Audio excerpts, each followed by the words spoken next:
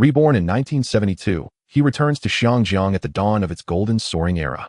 While others still struggle to fill their stomachs, he already holds in his hands the secret codes to decades of future wealth. He quietly lays out his advanced positions before the stock market erupts, seizing the choicest pieces of golden real estate.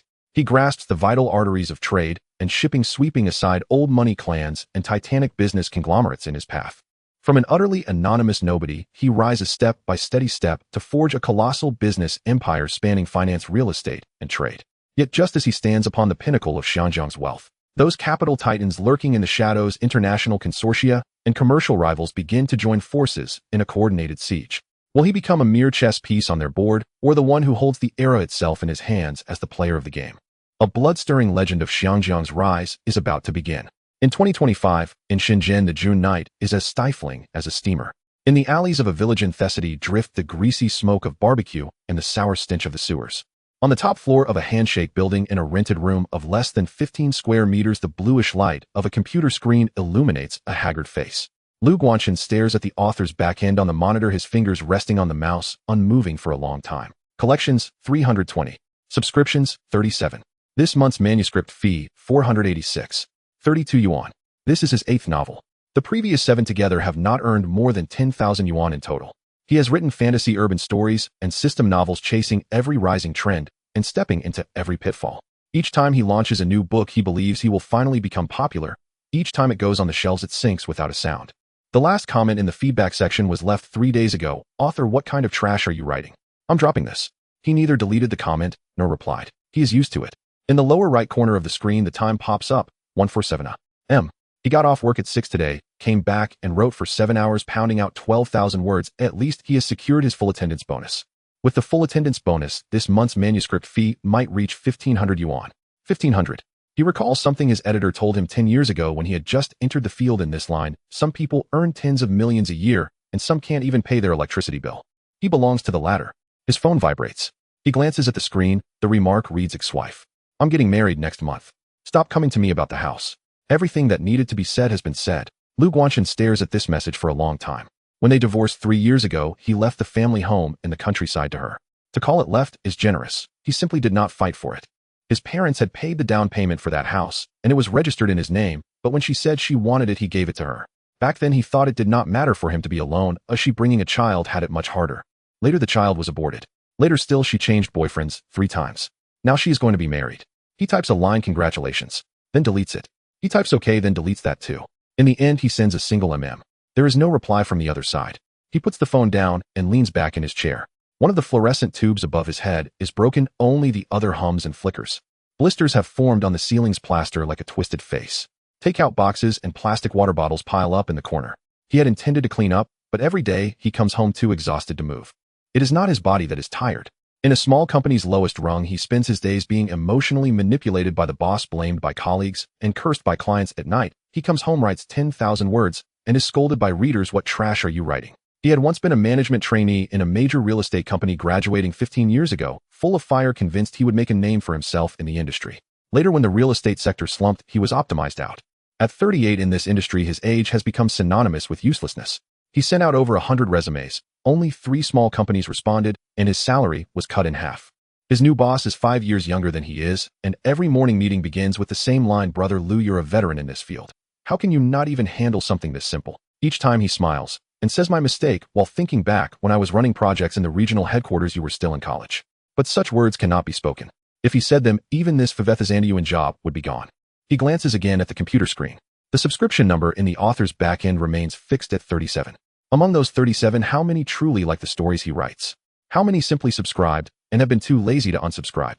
He recalls his youthful dream, to write a novel that someone would remember, even if it were only one. Later, that dream shrank into earning over 10,000 a month would be enough. Later still, it became as long as I can keep the full attendance bonus. Now all he wants is for someone to say to him, not bad. You wrote this well. His phone vibrates again. This time it is a voice message from his mother back home. He taps it open. The voice of a 60-year-old woman carries a careful, ingratiating tone. Aiken, have you been busy lately? Your father's back is acting up again. He went to the hospital and the doctor says he needs an operation. It will cost more than 30,000. See if you can. He turns it off before she finishes. 30,000 yuan. He has 24,000 in his account. Next month's rent is 1,500, utilities 200, food 1,000, transportation 200. Of the remaining 10,000, if he sends it home, he will still be short 20,000. He wipes a hand over his face, opens his banking app, and applies for a consumer loan. The limit is 20,000 approved in seconds. The interest is high, but there is no other way. He transfers 30,000 to his mother, noting in the memo surgery fee. If it's not enough, tell me. The reply arrives instantly, it's enough, it's enough.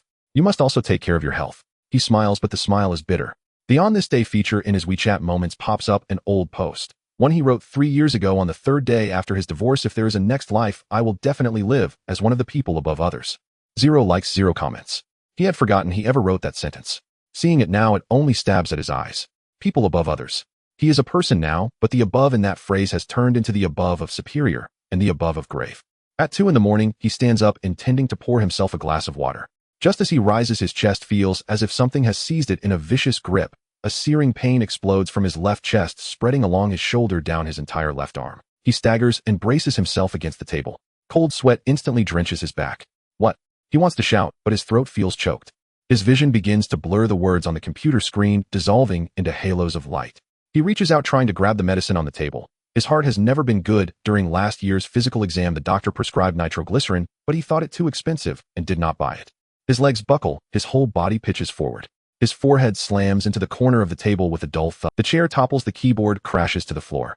The document on the screen is still lit, the last line of text only half finished. The protagonist stands at the edge of the cliff, gazing at the bottomless abyss, and leaps. He lies on his side on the floor, his cheek pressed against the cold tiles. His line of sight is fixed on the computer screen, where the time in the bottom right corner keeps ticking, 020317. His consciousness is slowly being pulled away. He hears the rasping sounds coming from his own mouth, like a broken bellows. He wants to cry for help, but at this hour in this building of overworked young tenants, who would hear him? Even if someone heard, who would care? The pain in his chest intensifies as if a hand has reached into his ribcage and is crushing his heart bit by bit. He thinks of his mother, of her cautious tone in that voice message just now. He thinks of his father's stooped back, remembers his last trip home, when his father squatted at the doorway repairing a 3-wheeled cart, the calluses on his hands thick like a shell. He thinks of his ex-wife, of the white dress she wore at their wedding, of the light in her eyes when she said, I do. Later that light went out, extinguished by rice oil and salt, by mortgage and car payments, by his endless wait, a little longer wait, until this book of mine becomes a hit. He thinks of himself at 18 when he got into university, and his father borrowed money to host a banquet. The whole village came to offer congratulations. Standing at the center of the crowd, he declared, full of youthful bravado, in the future, I will make big money and give my parents a good life. 20 years later, he cannot even produce 30,000 for a surgery. His vision grows darker and darker. The light from the computer screen shrinks like the exit at the end of a tunnel closing shut. He sees that last comment in the novel's feedback section slowly blurring at the center of his vision. Author, what kind of trash are you writing? I'm dropping this. He wants to laugh, but the corners of his mouth no longer obey him. Just before his consciousness plunges into darkness, he gathers the last of his strength and squeezes out a few words from his throat. I don't want to die. I haven't lived enough yet. The computer screen flickers. The cursor in the document freezes at the end of that line. The protagonist stands at the edge of the cliff, gazing at the bottomless abyss, and leaps. Then the screen goes dark. The rented room sinks into dead silence. Outside the window, the night in Shenzhen is still bright. In the distance, the lights of tall buildings blaze. No one knows that in some little rental room in some corner of this city, a 38-year-old man has died. When he died, there was not a single person by his side. When he died, the balance in his bank account was less than 30,000. When he died, his latest post in moments was still that 3-year-old line, if there is a next life. 0 likes, 0 comments. Truly 0 likes, 0 comments. Water. Water. His throat felt as if it had been scraped raw with sandpaper. Every swallow sent a sharp stab of pain surging through him. Lu Guanchen felt someone wiping his face. The towel was rough, yet the movements were light, infused with a cautious gentleness. A pungent medicinal odor surged into his nostrils, mingled with the damp, moldy stench of decaying wood. He forced his eyes open with great effort. The first thing that entered his gaze was the haggard face of a middle-aged woman. She looked just over 40, her hair casually pinned back with a clip, a few strands coming loose and sticking to her sweat-dampened forehead. Her eyes were swollen and red, clearly from prolonged crying, yet her lips were curved in a smile, the kind born of surviving disaster, of regaining what had once seemed lost. He's awake, Achen is awake. The woman cried out as she turned her head, her voice sharp and trembling. Several people surged in behind her. A taciturn middle-aged man dressed in work overalls, washed so often they had turned pale. His hands were covered in calluses and burned scars. He stood at the very back of the group, lips pressed into a tight line, yet his eyes were reddened. There was also a young man of about 20 with thick brows and large eyes, his skin darkened by the sun. Oil stains marked his work clothes. He did not seem to know where to put his hands, rubbing them together nervously. A girl of 18 or 19 stood there too, her hair braided into 2 plaits. She wore a plain blue blouse and held a well-worn textbook in her hand. Relief was written clearly across her face.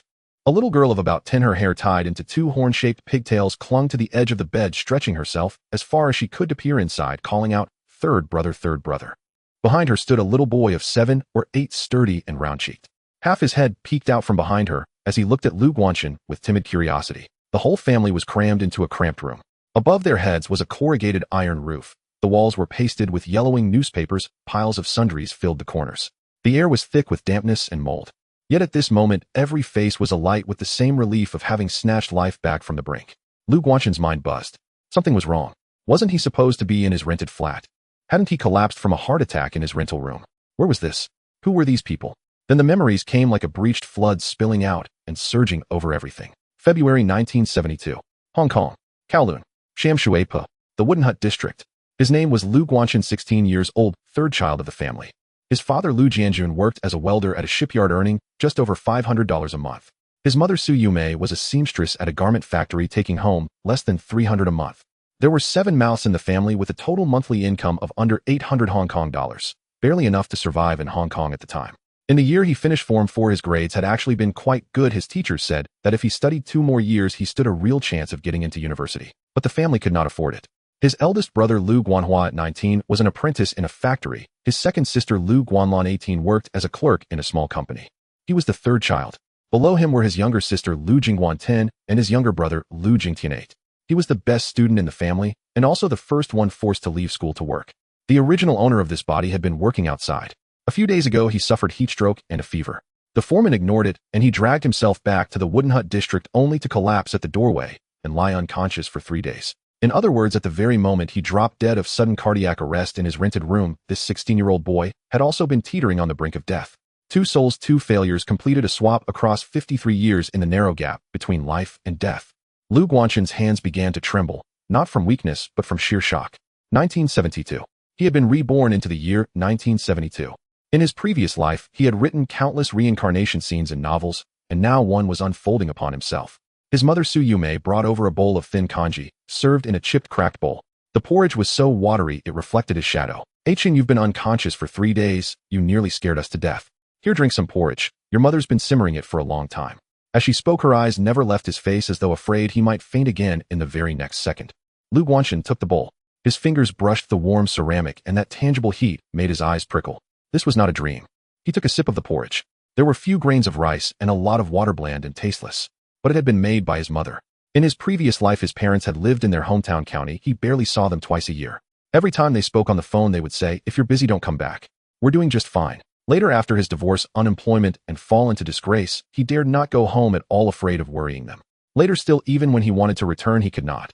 The fare was too expensive, leave too hard to get, excuses too many. When he finished the bowl of porridge, he set it down and lifted his head to look out the window. The Wooden Hut District sprawled along the slope of the hill, tin-roofed shacks and plank houses packed tightly together like a heap of hastily stacked matchboxes. Bricks and old tires weighed down the roofs to keep them from being torn off by typhoons. Electric wires like spiderwebs stretched from the poles to each and every shack. In the distance, factory chimneys spewed thick black smoke into the sky. Farther still lay Central. There stood skyscrapers and neon lights, the stock exchange, and countless fortunes and opportunities that people dreamed of night and day. 1972. In his mind, the pages of history began to flip of their own accord. In 1972, the Hang Seng Index stood at 323 points, on the verge of launching the most frenzied bull market in Hong Kong stock market history. In March 1973, the Hang Seng Index would surge to 1774 points, then collapse, plunging back to 150.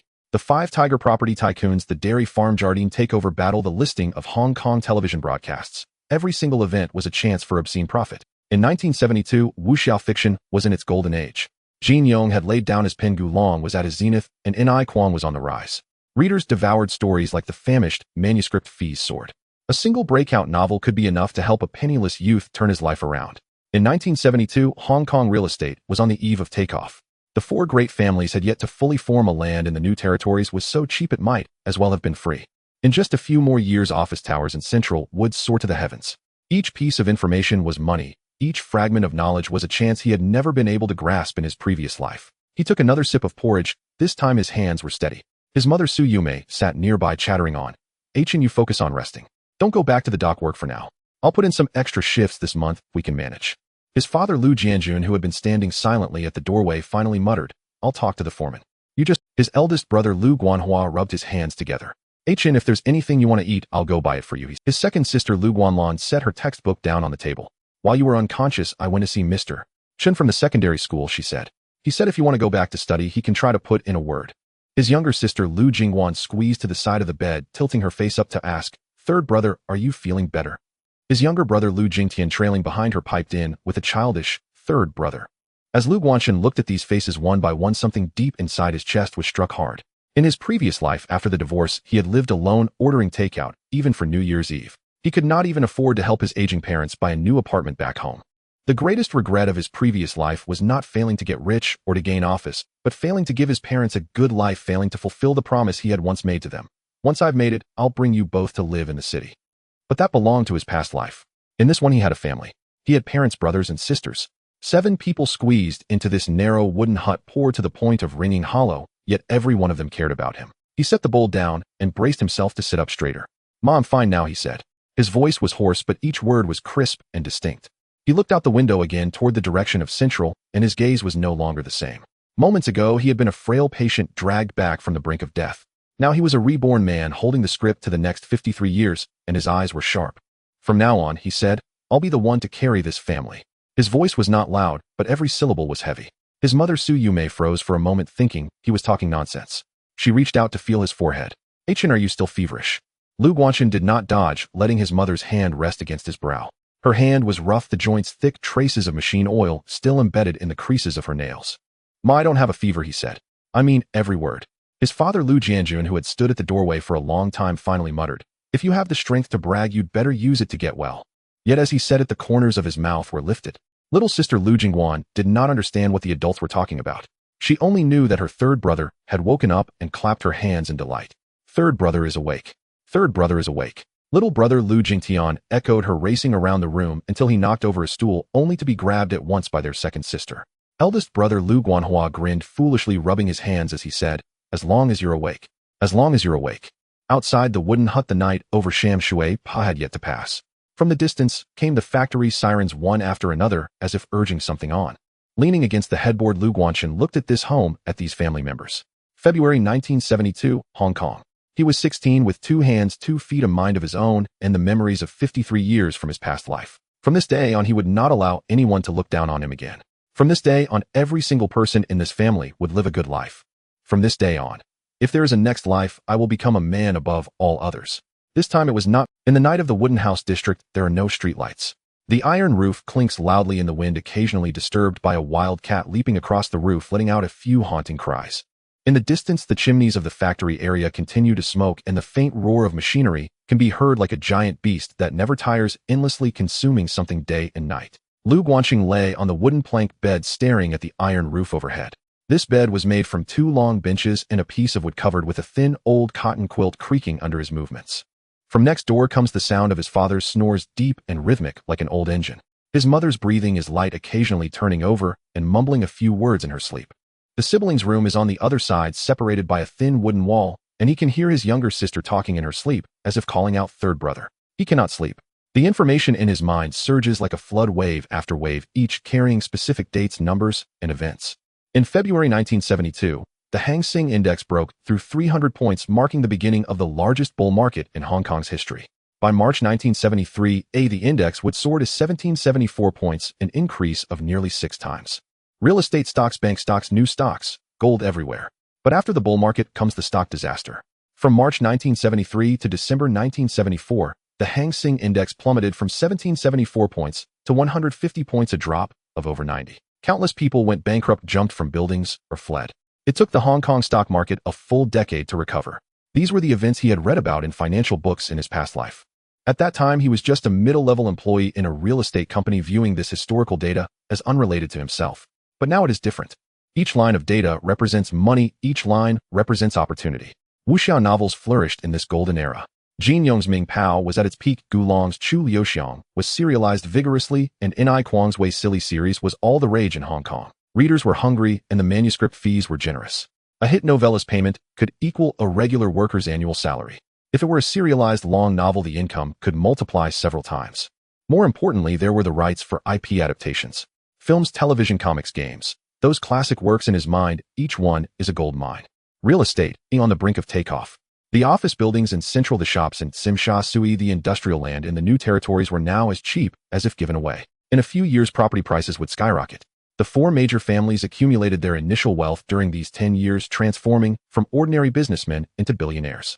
There were also finance, media, technology, and the internet. He remembers each wave's rise and fall, the timing of each critical juncture clearly.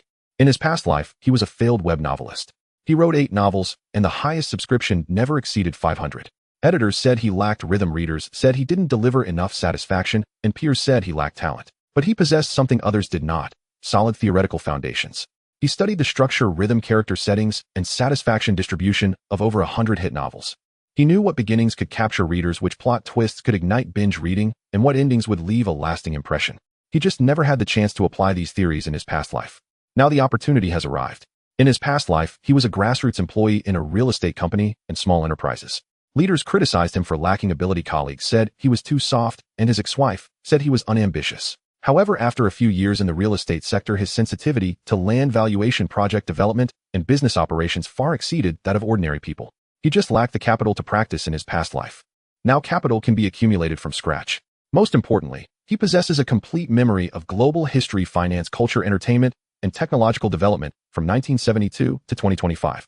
He is intimately familiar with the timing of every economic crisis, each industrial revolution's key points, and the starting points of every future giant. The golden finger is fully extended. A horn sounds outside, signaling the shift change at the night shift shipyard. The skyline towards Central faintly glows. The lights from neon signs and office buildings appear like the fires of another world in this dilapidated wooden house district. Lu Guanqing took a deep breath and slowly sat up. 2 paths must be walked simultaneously. The first path, writing novels. Using the classic works from his past life to strike from a lower dimension. He won't copy those works that are too advanced for readers to accept, but will instead replicate those that align with the taste of 1972 Hong Kong readers. Fast-paced, fresh settings, and potential hits. The first work must be short, quick, and explosive. A 1,000-word novella completed in 3 months to achieve fame in one battle. Earn the manuscript fees first, then leverage the fame to access larger resources. He will use the pen name Guanji. 2 characters derived from to marvel at something. Simple yet grand in style, with literary greats like Jin Yong Gulong and Din I Kwang. Wuxia can be written, police and criminal can be written, suspense can be written. Any genre can be tackled without limitations. The second path, entering the stock market. 1972-1973 was the craziest bull market in Hong Kong's history. The listings of Hang Seng Bank, the 5 real estate giants, the acquisition wars of dairy companies, and the Hong Kong telecom listing. Each was a lucrative opportunity. What he needs to do is seize these opportunities and amplify gains using leverage to the utmost, completing the initial accumulation before the stock disaster strikes. 2 paths support each other: writing novels to earn the first pot of gold, and using the stock market to grow the principal. The fame and status brought by novels can also feed back into the stock market, allowing him to connect with higher-level individuals and information. In his past life, he missed all the lucrative opportunities. In the internet bubble of 2000, he was in college knowing nothing. In the booming real estate market of 2005, he had just started working and couldn't even gather the down payment. During the mobile internet wave of 2010, he was still paying off his mortgage, too afraid to quit his job to start a business. In the stock market bull market of 2015, he invested $20,000, made $8,000 in profit, and sold only to watch it soar. Each time a lucrative opportunity arose, he was merely an observer. Each time he had a chance, he was always late to the game. Each time he told himself, next time for sure. Then next time came, and he still grasped nothing. This time is different.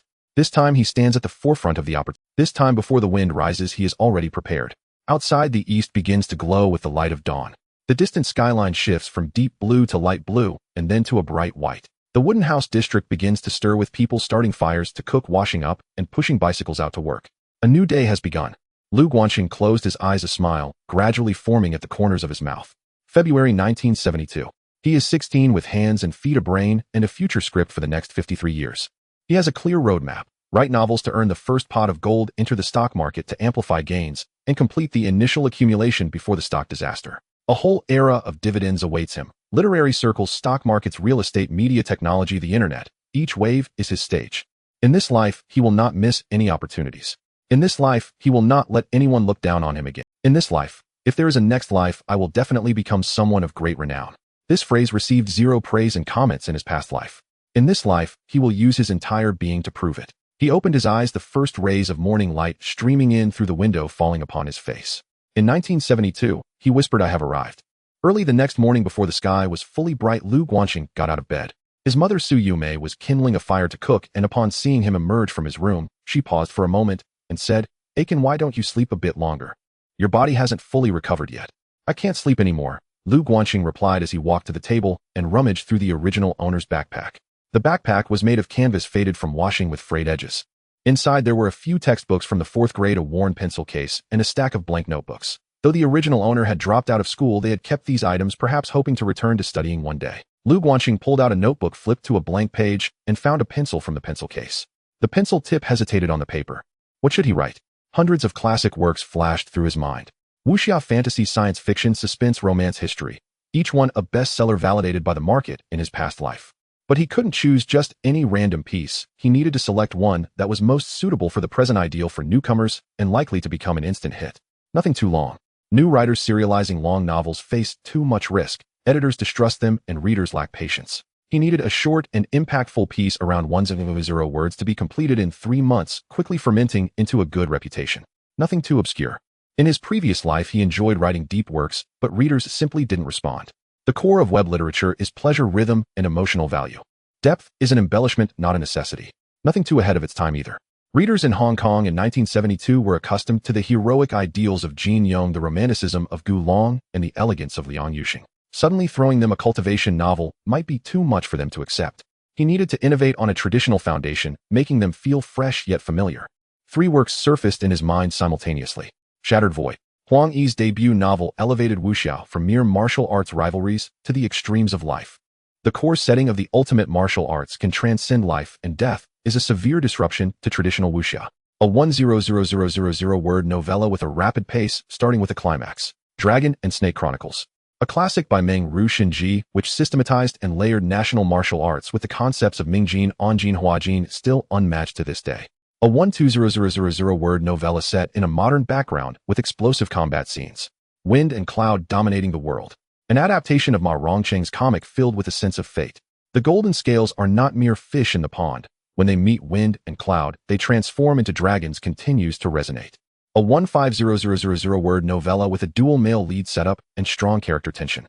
He chose Shattered Void. The reason was simple. It was the shortest, fastest paced, and most likely to become an instant hit among the 3. First create momentum, then solidify his position with Dragon and Snake Chronicles, and finally achieve greatness with Wind and Cloud. The trilogy must not falter at any step. He gripped the pencil tightly and began to write. In the world of martial arts, nothing is unbreakable, only speed is unassailable. But if speed reaches its ultimate form, can it break the barrier of life and death? Chuaning doesn't know. He only knows that the sword in his hand is faster than the wind, faster than light, faster than time itself.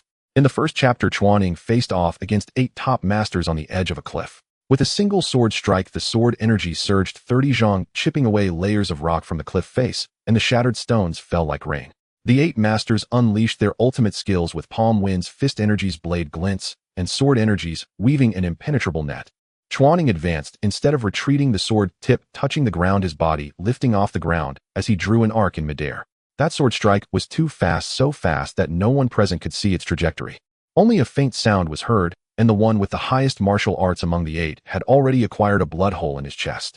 This sword, Chuaning landed, sword tipped down, blood sliding down the blade, is called Shattered Void. The first chapter was complete. Lu Guanxing set down the pencil, his wrist slightly sore, but his spirit was exhilarated. In his past life, it was normal for him to write 10,000 words a day. This level of intensity was nothing. The key was to maintain quality. Each chapter must have highlights, each segment must have tension, and every sentence must be meaningful. He summarized an ironclad rule from his past experience. Web literature is not literature, it is a product. Readers do not come to be educated, they come to seek pleasure. If you can provide them with pleasure, they will subscribe to you. If you preach to them, they will give you a bad review. Where is the pleasure in Shattered Void? First, the setting is pleasurable. The ultimate martial arts can transcend life and death. This concept is far ahead of its time. The highest realm of traditional wuxia is the great hero, serves the country and the people. Chuaning directly jumps out of this framework, pursuing the breakthrough of personal limits. For readers in 1972, this is an entirely new experience. Second, the rhythm is pleasurable. The beginning is already a climax with no wasted words and no build-up, diving straight into the fight. Readers do not need to endure dozens of chapters of the protagonist leveling up. Thirdly, the quotable lines are exhilarating. A sword's light cold enough to chill 19 continents, shattering the void, transcending life and death. Heaven and earth are indifferent, treating all beings as straw dogs. Each line carries a memorable impact, allowing readers to recall, discuss, and share after reading. He rubbed his wrist and continued to write. Mother Suyume entered with a bowl of porridge, pausing for a moment upon seeing him hunched over the table writing. "Achin, you've just woken up. Don't overexert yourself." Lu Guanxing did not raise his head, the pen tip swiftly gliding across the paper. Suyume placed the porridge on the table and leaned over to take a glance. She could not read, so she could not understand what her son was writing, but she understood the expression on his face, focused, immersed, glowing with vitality. She had never seen such an expression on her son's face before. The previous host was taciturn with dull eyes as if crushed by the weight of life. Now this Lu Guanxing, though still bearing the same face, had different eyes. There was something burning within those eyes. "What are you writing?" She couldn't help but ask. "A novel." Lu Guanxing looked up. "Mom, I want to submit it." Suyume was taken aback for a moment, then smiled. "All right, you write. Mom supports you." She didn't understand what it meant to submit or what a novel was, but since her son wanted to do something, she supported him. Lu Guanxing wrote until noon. His wrist ached so much he could hardly lift it, yet his spirit improved with each passing moment. In his previous life, he often experienced this state while writing online literature, entering a flow state, forgetting time, forgetting hunger, with the whole world reduced to just the screen and the keyboard. Now there was no screen or keyboard, just a notebook and a pencil, but the feeling was the same. In the afternoon, his older brother Lu Guanhua returned home from work. He was an apprentice in a factory working 10-hour shifts, each day his hands covered in scars. Today he brought back 2 steamed buns given to him by a co-worker, not having been able to bear eating them himself. "Achin, here you go." He handed over a bun. "Brother, you eat." Lu Guanxing did not take it. "I already ate." Lu Guanhua stuffed the bun into his hand, then noticed the notebook on the table and curiously leaned in. "What are you writing?" "A novel," Lu Guanxing replied. "Brother, I want to submit it." Lu Guanhua was taken aback for a moment, then smiled. "Sure, once you finish I'll help you with it." He did not ask, "What can you write?" He did not ask, "How much can you earn from submitting?" He did not ask, "Have you gone mad?" He simply said, "Sure, I'll help you with the submission." Lu Guanxing looked at his brother's honest smile, feeling a warmth surge in his heart. In his previous life, he had no siblings. An only child, he grew up alone, studied alone, worked alone, divorced alone, and died alone. He never knew what it felt like to have siblings. Now he understood. It means wanting to do something and having someone support you without asking for a reason. In the evening, his younger sister Lu Jingguan and younger brother Lu Jingtian gathered around, clamoring to hear a story. Lu Guanxing opened his notebook and read a segment about the battle of Chuan Ying against the 8 great masters. Chuan Ying thrust out his sword, the sword's aura like a rainbow piercing through the vast sky. The 8 great masters all stepped back in unison, but that sword was too fast enough that before they could even move, the sword's aura was already before them. His younger sister clapped her hands, exclaiming, "Third brother's story is even more exciting than the storyteller's." His younger brother echoed, "Third brother is amazing." The second sister Lu Guanlan said nothing, but the corners of her mouth were upturned. Father Lu Jianjun sat in the corner, silently smoking, not speaking, but listening intently, even the ash falling from his cigarette went unnoticed. Mother Suyume busied herself at the stove, occasionally glancing back at her son, a smile on her face. The family was squeezed into this cramped wooden house with a tin roof overhead and a concrete floor beneath. The newspaper on the walls yellowed and curling. Yet at this moment the house felt warm. Lu Guanxing looked at his family, silently vowing, "This life I will ensure you live well." Not the empty words of, "once I have money," but a real, assured, and immediately visible good life. A big house, nice clothes, endless meat, and countless books to read. Every promise he would fulfill. Outside the window, the night in the wooden house district had returned. But this time Lu Guanxing was not afraid of the dark. He knew what he had to do after dawn. Finish writing, shattering the void, submit it, earn the manuscript fee, open a stock account, and purchase his first stock. The first step begins with this oil lamp tonight. In the following days, Lu Guanxing locked himself in his room to write, making faster progress on Shattered Void than expected. In his past life, he had spent years writing online literature, and although he never gained fame, he honed his skills in blind typing and rapid brainstorming. Without a computer, he could only write by hand, which slowed him down considerably, yet his thoughts became clearer. There was no room for deletions or revisions. Every sentence had to be thoroughly considered before putting pen to paper. A 30,000-word draft along with a detailed outline and character settings. The outline and character settings were habits he developed from writing online literature in his previous life. Editors may not have time to read your entire manuscript, but they will definitely look at the outline. A good outline allows them to quickly assess the potential of the work. He carefully transcribed the 30,000-word draft and the outline. Though he couldn't say his handwriting was beautiful, it was definitely neat. A habit formed from writing reports in his past life, as his superiors preferred tidy presentations.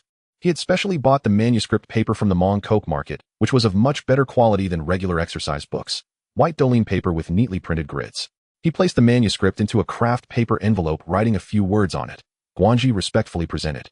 Over the past few days, he had visited all the nearby newsstands and bookstalls, familiarizing himself with the basic layout of Hong Kong's martial arts novel publications. The leading publication was undoubtedly the Ming Pao. The paper, founded in 1967, consistently ranks among the top 3 in Hong Kong in terms of circulation, with martial arts novels as its hallmark. Jin Yong's The Deer and the Cauldron was currently being serialized, enjoying immense popularity. However, because of this, the competition for the martial arts section of Ming Pao was extremely fierce, with a large number of submissions pouring in daily, overwhelming the editors. It was difficult for newcomers to stand out. The next tier included Wuxiao Spring and Autumn and Wuxiao World. Wuxiao Spring and Autumn was founded in 1970 and was in a rapid expansion phase, urgently seeking fresh authors. Wuxiao World was an established powerhouse, with the largest circulation covering Hong Kong, Macau, Taiwan, Southeast Asia, and the Chinese communities in Europe and America. The two were fierce rivals, competing intensely for authors, and were surprisingly more welcoming to newcomers than Ming Pao. Below them were comprehensive newspapers like Sing Tao Daily and Chung Pao, which also had martial arts sections, but with significantly less influence. His older brother Lu Guanhua had been working overtime at the factory recently, leaving early and returning late, so Lu Guanqing felt uneasy asking him to run errands. He decided to go himself, as some matters were better discussed in person. In the morning, he put on his cleanest outfit, a slightly faded shirt, a pair of relatively tidy pants, and a pair of black canvas shoes. After neatly combing his hair and tucking the envelope under his arm, he stepped out. From Sham Shui Pao to Wan Chai, he first had to walk 20 minutes to the pier, then take the 5-cent Star ferry across the sea. Standing on the ferry, Lu Guanqing felt the cool sea breeze blowing into his collar. Across the water, the towering skyscrapers of Central loomed, with HSBC Standard Chartered and the Hilton Hotel, each more impressive than the last. Having lived in Shenzhen for over a decade in his past life, he had seen true international metropolises, yet standing on Victoria Harbor in 1972, an indescribable emotion welled up within him. As the boat reached the shore, he turned into the streets of Wan Chai. The editorial office of Ming Pao was located in an old building in Wan Chai, with a sign hanging at the entrance. People hurried in and out, all clutching manuscripts or sample papers. Lu Guanqing pushed the door open. The receptionist was a middle-aged woman with glasses, not looking up as she asked, "Who are you looking for?" "To submit a manuscript," he replied. The woman pointed toward a door at the end of the corridor. "Martial arts section, look for Editor Zhang." The corridor was not long, but both sides were piled high with cardboard boxes filled with letters and manuscripts. As Lu Guanqing passed by, he glanced at the boxes, which were labeled Submissions Pending Review, Rejections Archive, and Awaiting Response. There were 3 boxes marked Pending Review, each stuffed to the brim. He knocked on the door. "Come in." There were 2. One was in his 40s, bald, wearing thick glasses, and was deeply engrossed in reading a manuscript with a furrowed brow. The other was younger, around 25 or 6, with a pile of letters in front of him, opening envelopes. Lu Guanqing approached the bald man. "Editor Zhang." "That's me." Editor Zhang looked up and saw a frail young man standing before him, wearing a faded shirt with a hint of barely perceptible impatience in his eyes. "Submission?" "Yes." Lu Guanqing handed over the manuscript. Martial arts novel, mid-length outline, plus 30,000 words of the draft. Editor Zhang did not take it, pointing to a corner of the room. "Just put it there. The review period is about a month. If accepted, we will notify you." A month.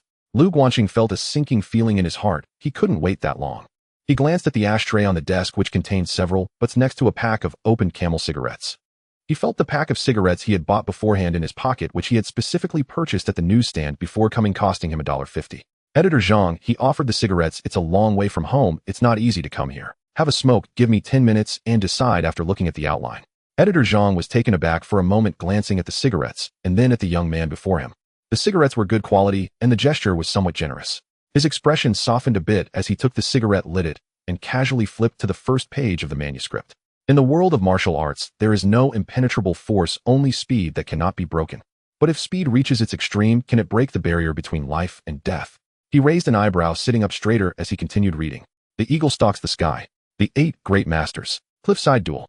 A sword pierces the void." 3 minutes later, he finished reading the first chapter. His fingers clutched the cigarette, the ash burning, long forgotten to be tapped away. He flipped through the outline again. Martial arts at its peak, transcending life and death, shattering the void, ascending. 10 minutes later, he removed his glasses and stared intently at Lu Guanqing. "Did you really write this?" Lu Guanqing maintained his composure and presented the explanation he had prepared. "I'm submitting on behalf of a senior who is unable to move well. He entrusted me to handle this." This explanation was meticulously crafted. If he said, "I wrote it," a 16-year-old boy producing such a work would either be seen as a genius or a fraud. The latter was far more likely. If he claimed submitting on behalf of a senior, the other party would take him seriously. Someone capable of producing such a work could not be a nameless individual. "Senior. What's his name?" He prefers to remain anonymous, Lu Guanqing replied calmly. He only said that if the manuscript is accepted, his pen name is Guanji. Editor Zhang, skeptical, stood up. Wait here. He took the manuscript and left. 10 minutes later, he returned followed by a well-groomed man in his 40s wearing gold-rimmed glasses and dressed smartly. This is Chief Editor Chen, Editor Zhang introduced. Chief Editor Chen sat down, laid the manuscript on the table, and glanced at Lu Guanqing. You say this is submitted on behalf of a senior? Yes. What does that senior do? An intellectual, Lu Guanqing said. He comes from a scholarly family and has unique insights into martial arts novels. He wouldn't say anything further. Chief Editor Chen pondered for a moment, flipping through the outline again. He was an expert and could immediately tell the 20 Hong Kong dollars per 1,000 words, he said.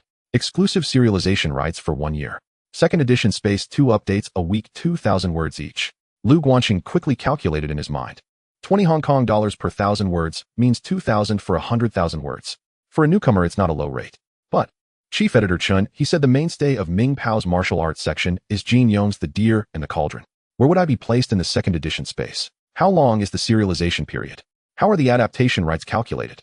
Chief Editor Chen frowned, clearly surprised that a mere errand boy would ask such detailed questions. The second edition is placed on the 3rd page, he replied. The serialization period depends on reader response and adaptation rights belong to the newspaper. Lu Guanqing stood up, putting the manuscript back in the envelope. Chief Editor Chen, thank you for your time. However, I cannot sign this contract on behalf of my senior. Why not? First, 20 Hong Kong dollars per 1,000 words is below market price. Mr. Gulong and Mr. Ni Kuang receive 80 to 100 Hong Kong dollars per 1,000 words in Ming Pao, and the going rate for newcomers is around 30 Hong Kong dollars.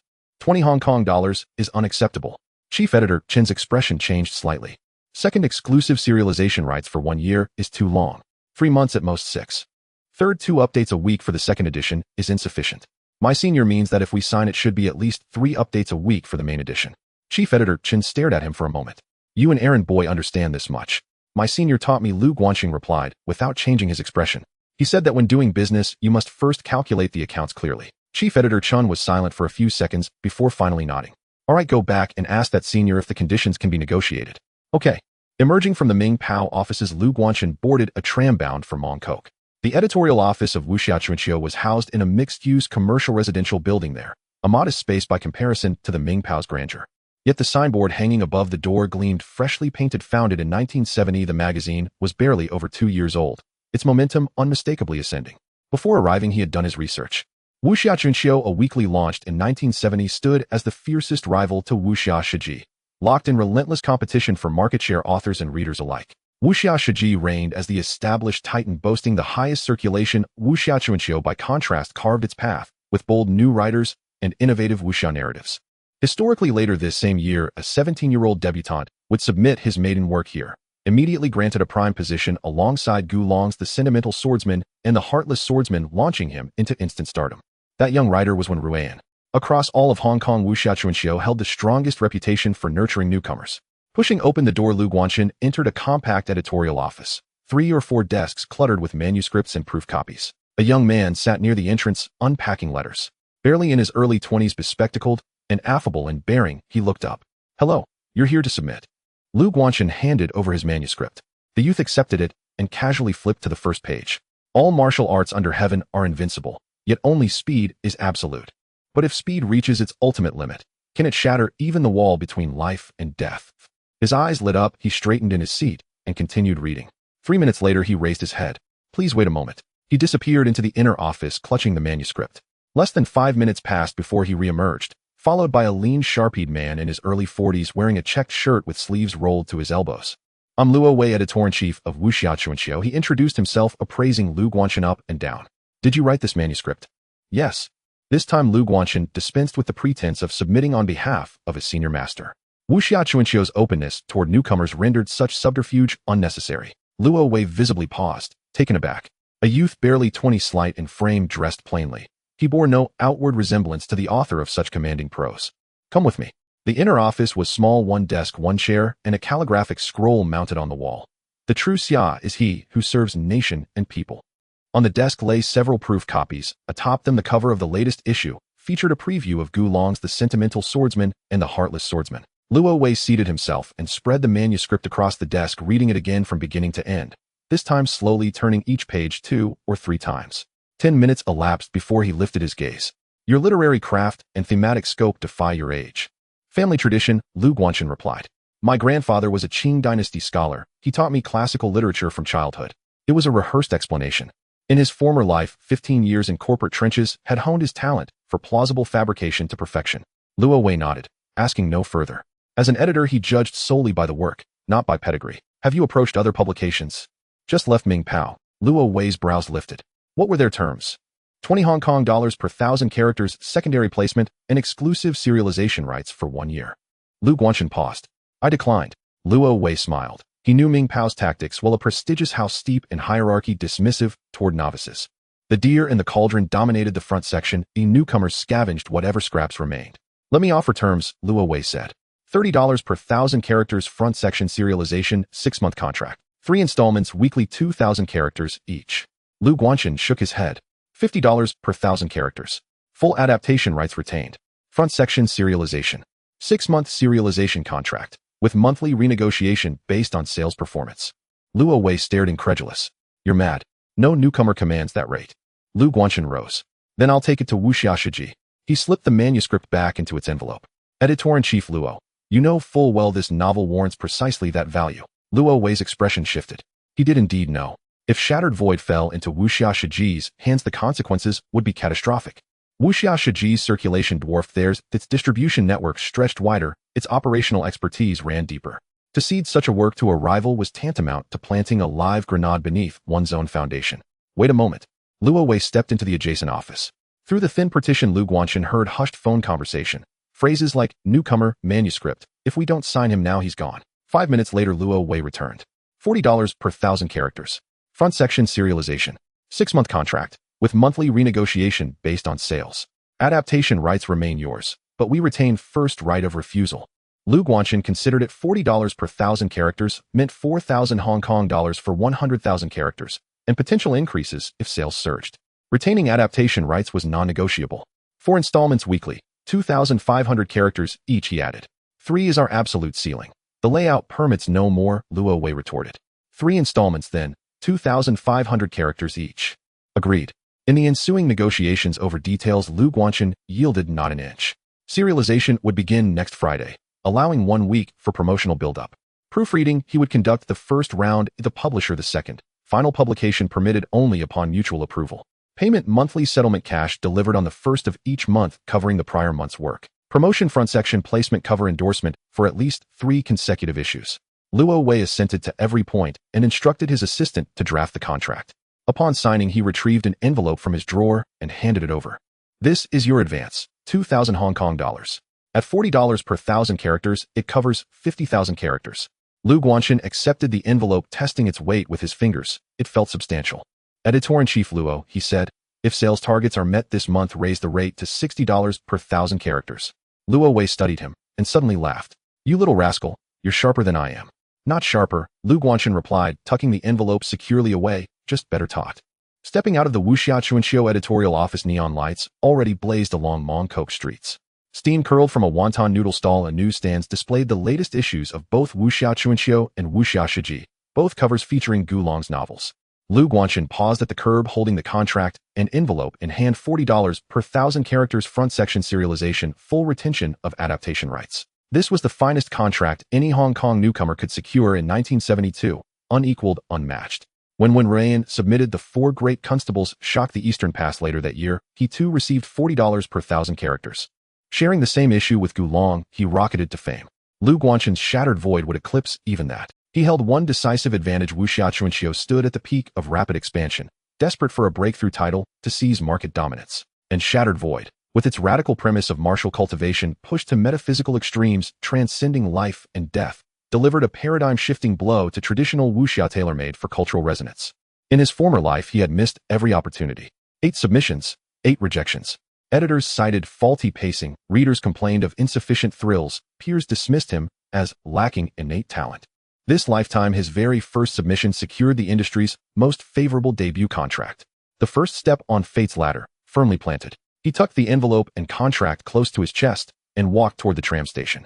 Passing a newsstand, he paused, glancing at the latest Wuxia Chuanxiu. Gulong's The Sentimental Swordsman and The Heartless Swordsman graced the cover. The words, Shaoli Flying Dagger, rendered in gleaming gold lettering, striking and unmistakable.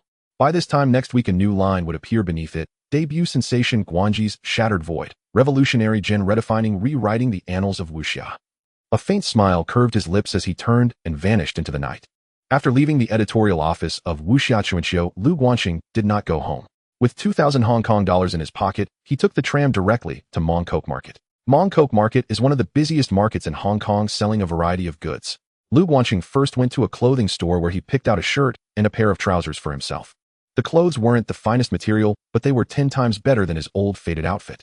He also chose a cotton outfit for his mother in simple colors and soft fabric. Having worked in a garment factory for half her life, she had never worn a good piece of clothing. The shop owner with a smile helped him wrap up the items. "Are you buying clothes for your mother, young man?"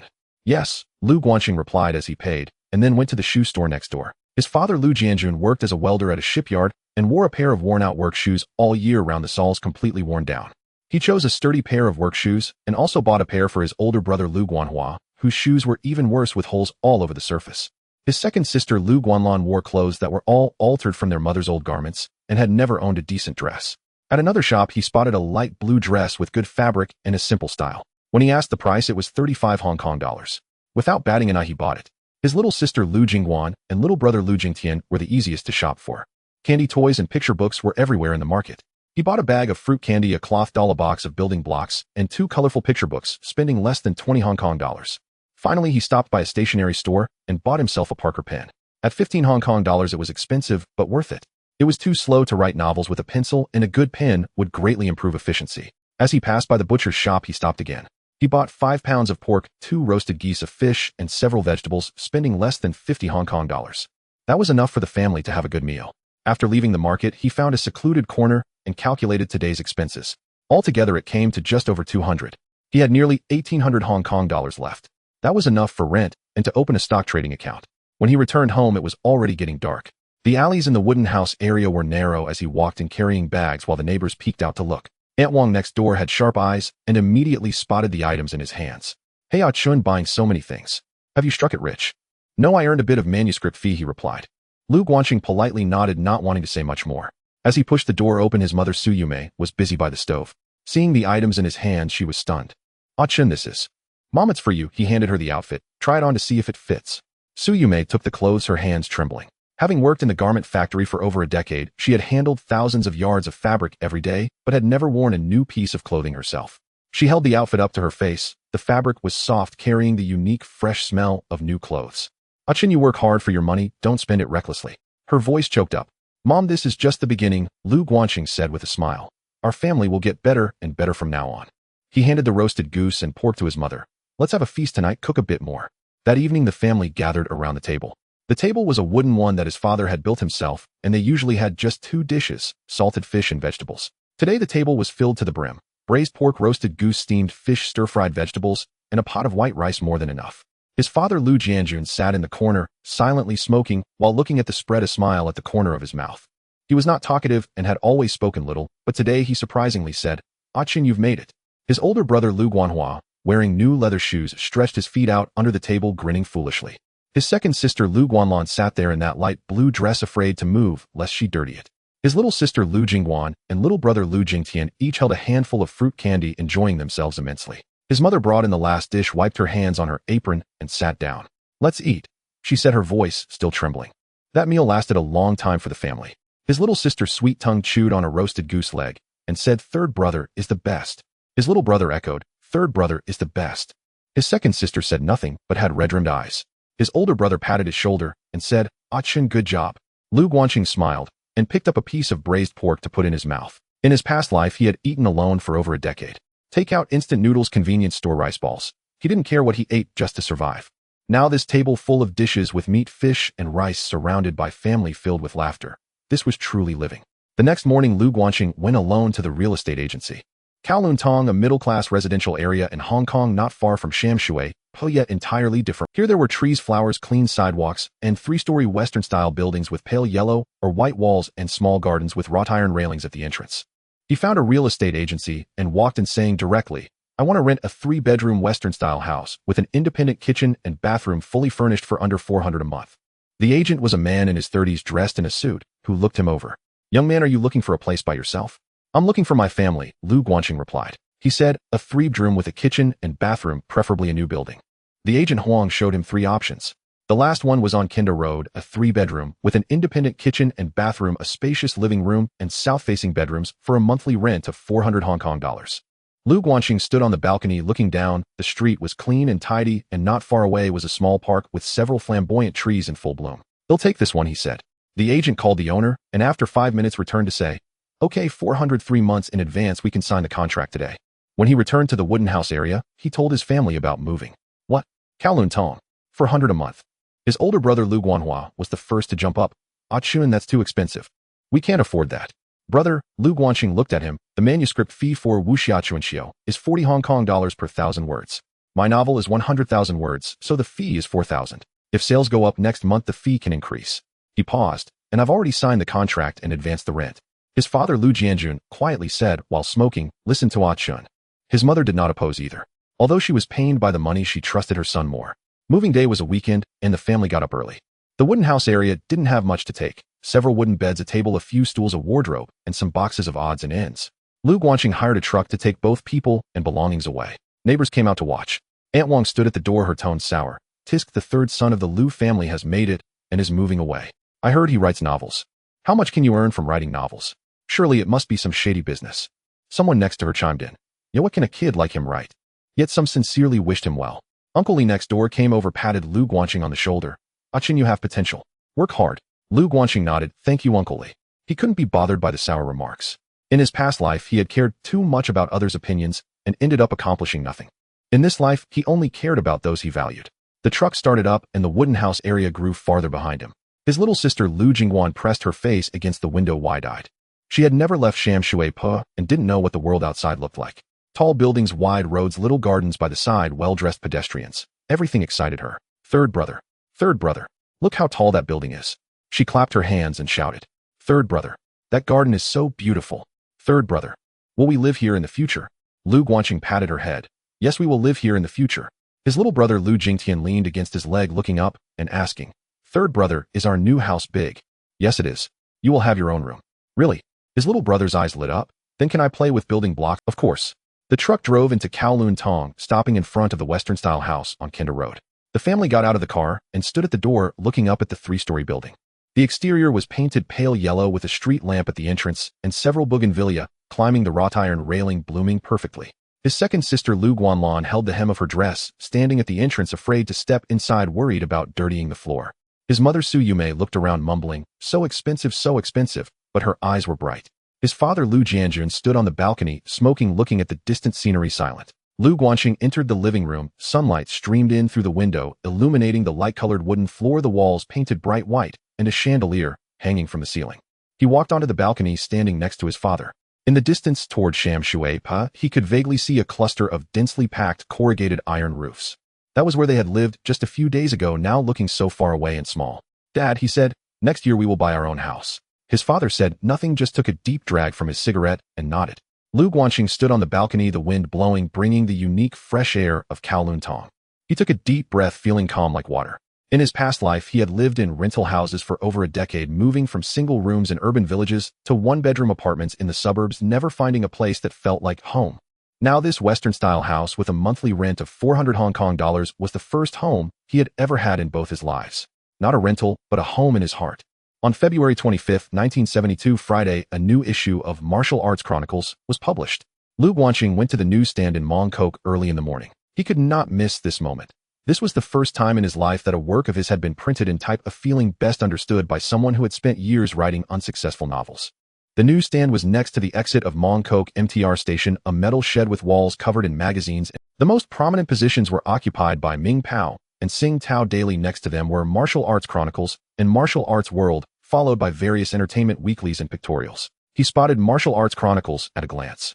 The cover featured Gu Long's The Sentimental Swordsman and the Heartless Sword, with the words Little Li Flying Dagger, embossed in gold, eye-catching and bold. However, in the lower right corner of the cover there was an additional line of small text. Newcomer Guanzi's shocking work shattering the void, establishing a new school, rewriting the history of martial arts. This sentence was personally added by the editor-in-chief Luo Wei. He was known in the industry for his boldness in using new talents and creating momentum, a newcomer's work being described as establishing a new school, was unprecedented in the Hong Kong literary scene. Lu Guanxing went to the newsstand early in the morning and bought a copy. Upon opening it, he found his Shattering the Void, placed third, with Gulong preceding it, and several established authors following. The layout was substantial, occupying a full 4 pages. The second segment directly plunges into the climax. The eagle stands atop the cliff, sword sheathed, while the 8 great masters opposite him are drenched in sweat. The wind rises, clouds surge, and the sword light pierces through the air like a silk ribbon. That sword strike was too swift, so fast that none present could discern its trajectory. Then came a soft sound, and the most skilled among the 8 had already suffered a blood hole in his chest. This sword technique is called Breaking the Void. He flipped through the pages, finding it identical to the original text he had written, neatly formatted. Luo Wei was meticulous in his work, even adjusting the font and line spacing, making it far more pleasant to read than the manuscript. News spread that afternoon about Martial Arts Chronicles. Sales had surged by 30% compared to the previous issue. Luo Wei called the printing house to inquire about the numbers, and the operator said, "Reprint, add 5,000 copies." The next day, letters from readers began to pour in. The mailbox of the editorial department of Martial Arts Chronicles was stuffed to the brim, and the girl responsible for opening the letters was exhausted. Most letters were addressed to Guanji. "Mr. Guanji, can the eagle really break the void? I can't wait for the next issue. May I ask how old you are, Mr. Guanji? Where are you from? What other works have you written? Breaking the Void is the most shocking martial arts novel I have ever read, without exception." On the third day, the newsstand owner began calling to urge for more supplies. "Editor Luo, add 500 copies. They sold out by noon." "Editor Luo, we are out of stock here in Mongkok. When will you replenish?" "It's the same in Kowloon. Our readers have come to inquire 3 times already." Luo Wei chuckled when he received the 7th call for supplies in the office. He said to his assistant, "Print another 10,000 copies." The assistant was taken aback. 10,000. "Editor Luo, we have never printed that many before." "Then starting today, we will." On the 4th day, a letter arrived at the editorial department from Macau. The stationery was exquisite, printed with patterns, and the handwriting was neat. "Dear Mr. Guanji, I bought your esteemed magazine at a newsstand in Macau, read the first issue of Breaking the Void, and was utterly amazed. The next day, I specifically took a boat to Hong Kong to purchase several copies of Martial Arts Chronicles to share with fellow enthusiasts. Your grand work opens a realm previously unseen in martial arts, and I eagerly await the continuation. Sincerely, Chen from Macau." When Luo Wei showed this letter to Lu Guanxing, he smiled and said, "Your reader came all the way from Macau by boat just to buy your magazine." Lu Guanxing took the letter and glanced at it, feeling an indescribable sensation in his heart. In his past life, after writing novels for several years, his most loyal reader was himself. After finishing each chapter, he would read it 3 times, revise it twice, and then send it out, only to receive comments like abandoned garbage and the author has no talent. Now someone specifically took a boat to buy his novel. The ferry from Macau to Hong Kong is not cheap. "Editor Luo," he said, "please help me respond to Mr. Chen, thanking him for his support." "You write back yourself." Luo Wei pushed the letter back. "Your readers, your responsibility." Discussions about Breaking the Void began to circulate in the streets. "Have you read this issue of Martial Arts Chronicles? Breaking the Void is stunning." "I did. That sword strike from the eagle. I could watch it 3 times and still not get enough." "Do you think the eagle can really break the void? What is the pinnacle of martial arts can transcend life and death mean?" "I don't know, but it sounds impressive." "Who exactly is this Guanji? Could it be a pen name for Jin Yong?" "Not likely. Jin Yong couldn't write in this style. Look at the deer and the cauldron and Breaking the Void. They are completely different." "Then it must be Gulong." "Even less likely. Gulong's sentences are short while Guanji's sentences vary in length and have a different rhythm. Who could it possibly be?" "I don't know, but it's definitely impressive." In tea restaurants, on trams, and during factory breaks, people were talking about Breaking the Void. Some bought Martial Arts Chronicles specifically to read the serialization, others cut the chapters from the magazine and pasted them into notebooks, while some transcribed the golden lines to recite to their friends. "A sword's light chills 19 continents." This phrase began to spread among the youth. Some said it was poetry, others claimed it was a sword technique, while some simply thought it was cool. Sales of Martial Arts Chronicles continued to rise. The 3rd issue was reprinted with 15,000 copies, and the 4th issue was reprinted with another 20,000 copies. Luo Wei was tallying the accounts in the office, and after finishing, he pushed the abacus away and said to his assistant, "This year's year-end bonus is secured." Even more surprising was that even Ming Pao was affected. A reader called the editorial department of Ming Pao to question, "Why isn't Ming Pao serializing Breaking the Void? Aren't you the #1 martial arts newspaper?" The editors exchanged glances, and someone whispered, "That manuscript seems to have come before, but was rejected." News of this reached Jin Yong's ears. Jin Yong was the founder of Ming Pao and a towering figure in Hong Kong's literary scene. He usually did not concern himself with the daily affairs of the editorial department, but this time, he personally inquired. He then summoned the editor Zhang, who had rejected the manuscript. Zhang stood in front of the desk, beads of sweat forming on his forehead. "You rejected Breaking the Void. Jin Yong asked in a calm tone revealing no emotion.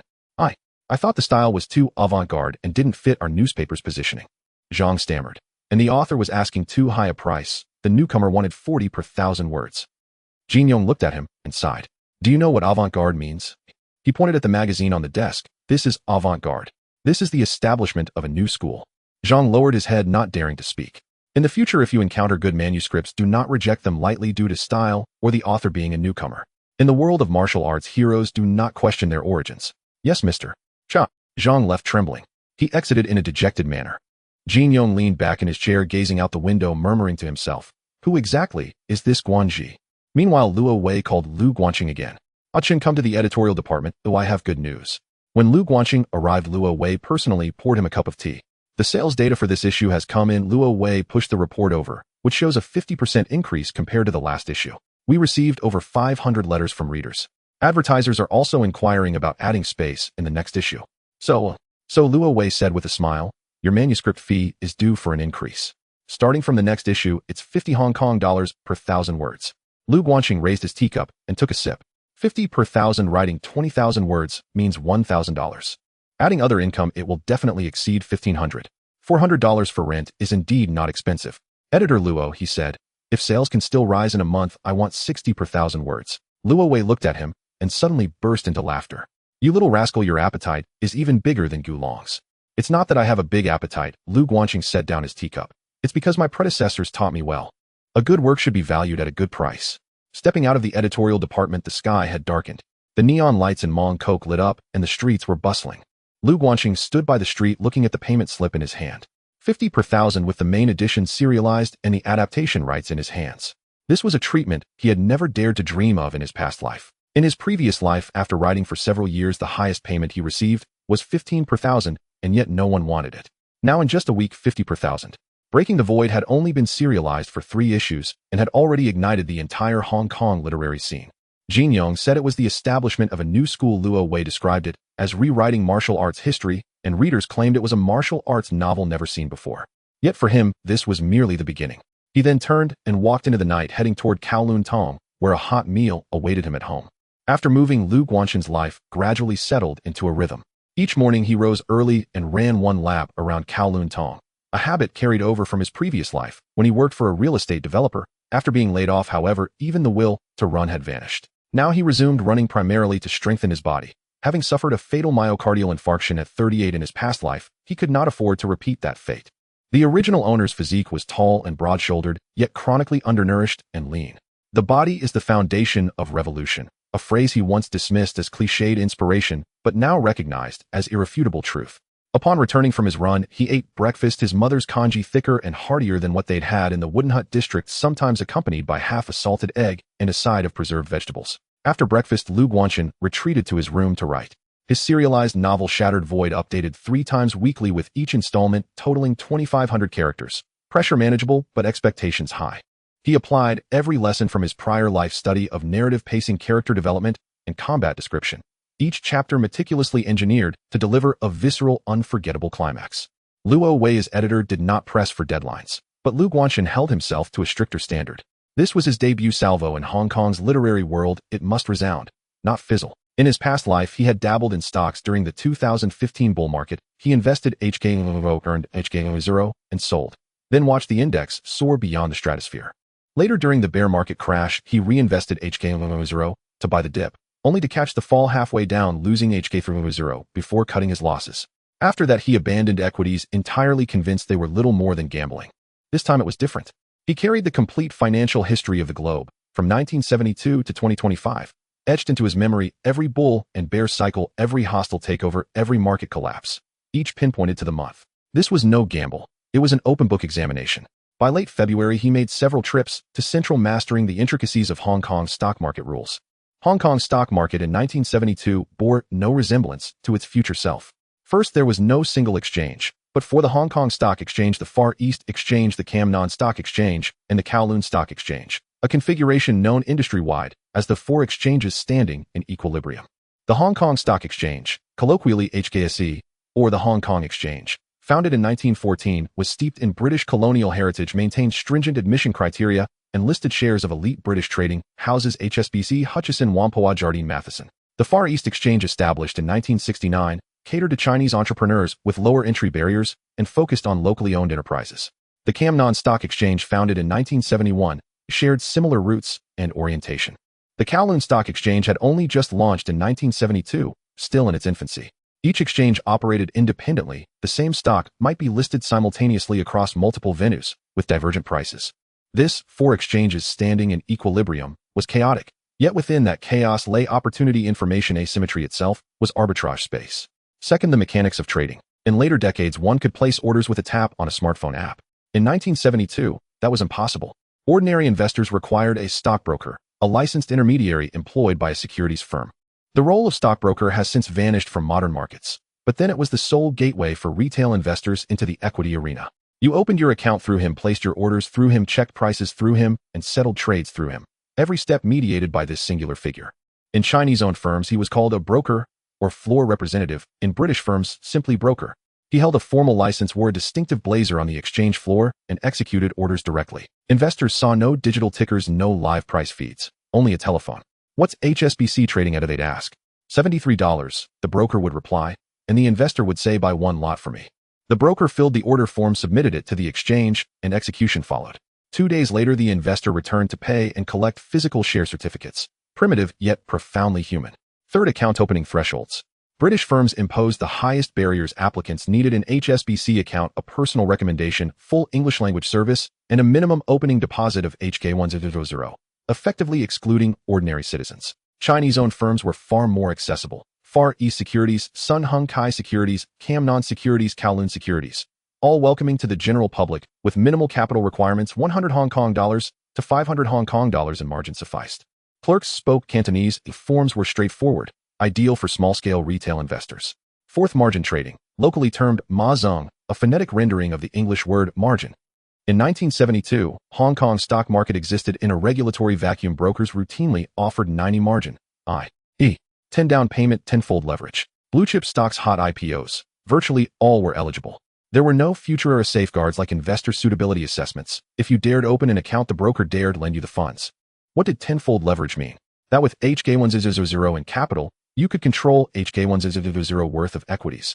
Gain 10A and your principal doubled. Lose 10A and you faced margin call, wiped out irretrievably.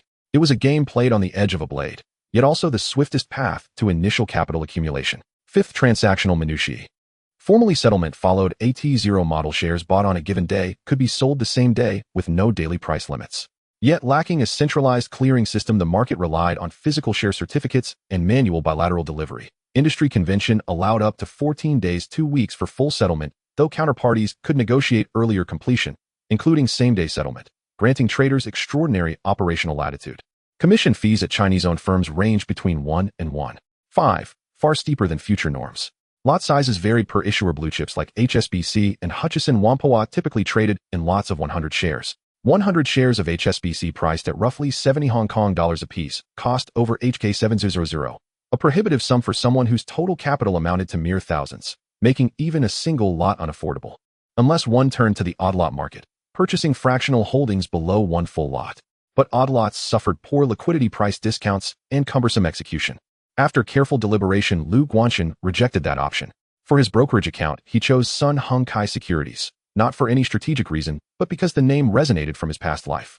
Founded in 1969 by Feng Qingyi, Sun Hung Kai Securities ranked among Hong Kong's largest Chinese-owned brokerage houses. Feng, alongside Li Chaoqi and Kwok Tak-sing, formed the legendary triumvirate, later founders of Sun Hung Kai Properties. The firm was exceptionally accommodating to retail investors and Chinese capital, the preferred choice for small-scale traders.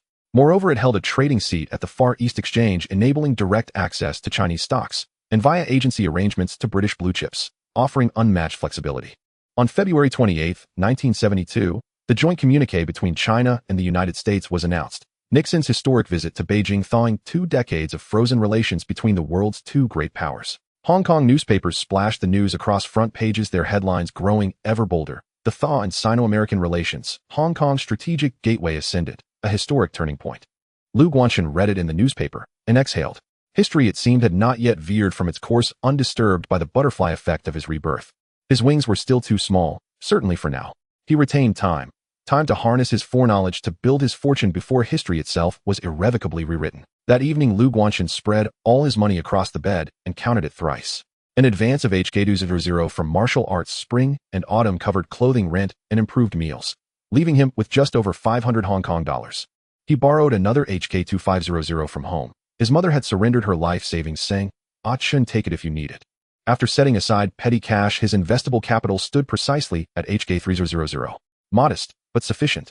With tenfold leverage, HK3000 translated into HK3000 of trading power. What could HK3000 buy? HSBC traded near 70 Hong Kong dollars per share. A one lot of 100 shares cost approximately HK7000. Hutchison Whampoa hovered around 60 Hong Kong dollars, HK600 per lot. Dairy Farm cheaper at 4,050 Hong Kong dollars per share, still demanded HK400 per lot. HK3000 would barely cover a few lots. Lu Guanxin uncapped his fountain pen and inscribed his trading plan in his notebook. Phase 1 March-May fully allocate capital into blue-chip stocks.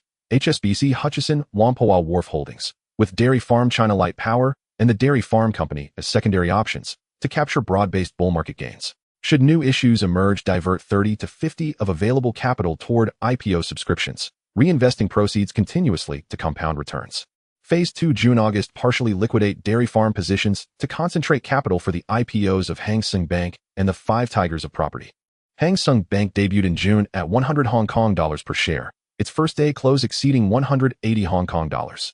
The 5 Tigers of Property, Hopewell Holdings, Sun Hung Kai Properties, Hang Lung Properties, Chung Kong Holdings, and New World Development, would launch collectively between August and November, each representing a golden opportunity for outsized returns. His task was to stand ready, fully armed, before their listings.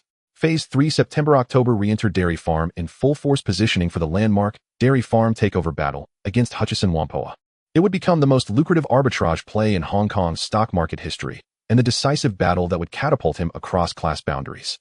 Upon writing the final character, he leaned back in his chair and released a long, slow breath. Starting with HK3000 amplified tenfold. How much might he amass in 3 months?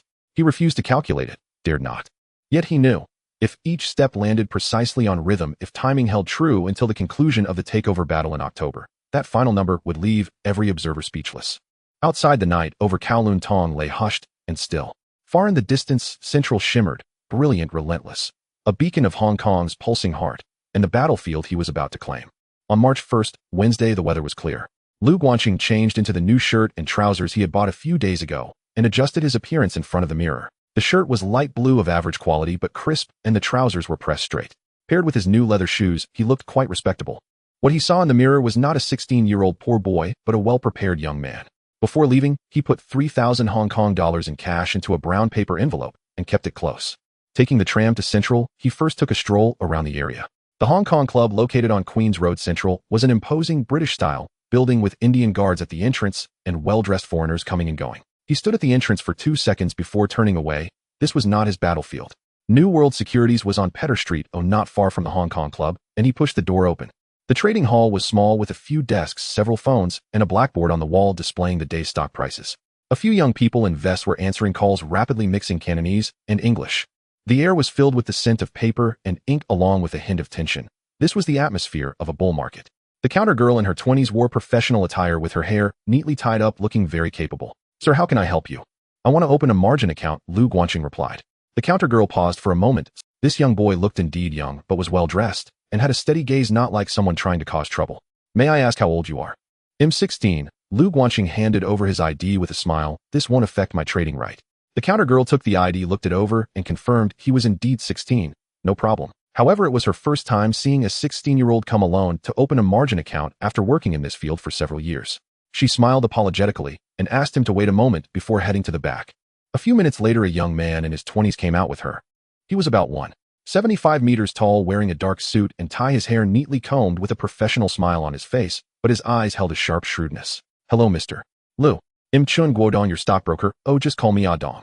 He extended his hand. "I heard you want to open a margin account." Lu Guanxin shook his hand. "Yes." Chun Guodong invited him into a small office inside and handed him a cup of tea. "You want to open a margin account?" "Yes." "What is the principal amount and how much leverage?" 3,000 Hong Kong dollars, 10 times. Chun Guodong leaned back in his chair, looking at the young boy in front of him. 16 years old, thin, but with an unusually steady gaze. "Mr. Lu, his tone was neither hurried nor slow, as if he were teaching a novice. Do you know what 10 times leverage means? With 3,000 as the principal after leverage, the trading capital is 30,000.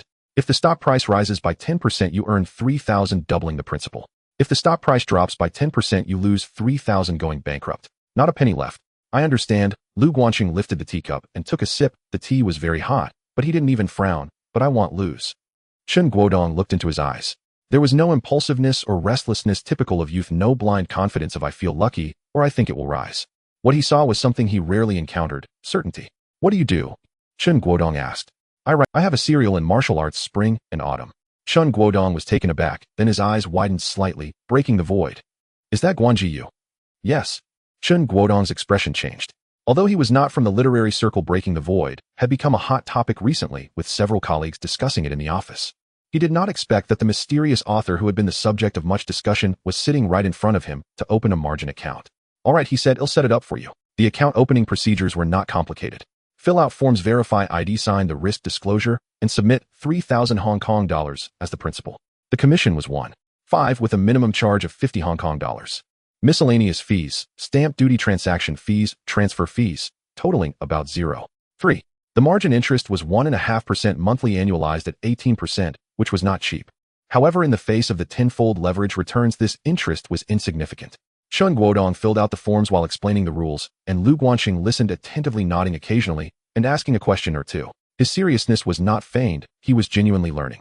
No matter how much financial knowledge he had from his past life, applying it to the specific operations of the Hong Kong stock market in 1972 still required attention to details. Mr. Lu, Chen Guodong pushed the contract over, confirming the tenfold margin. Confirmed. Chen Guodong signed and stamped the company's seal. The account opening was complete. With 3,000 Hong Kong dollars as the principal and 10 times leverage, the total trading capital was 30,000 Hong Kong dollars. Chen Guodong closed the folder and looked at Lu Guanqing. What do you want to buy now? Lu Guanqing took out a piece of paper from his pocket listing the stocks he wanted to buy and his budget. This was something he had calculated for 2 hours the previous night, adjusting it several times to find a balance. Chen, let me ask first, how many shares are there for HSBC, Cheung Kong, Kowloon Motor Bus, Hysan Development, and China Gas? What are their market prices? Chen Guodong picked up the phone, called the market representative at the exchange, and quickly spoke in Cantonese, then hung up and wrote down a few numbers.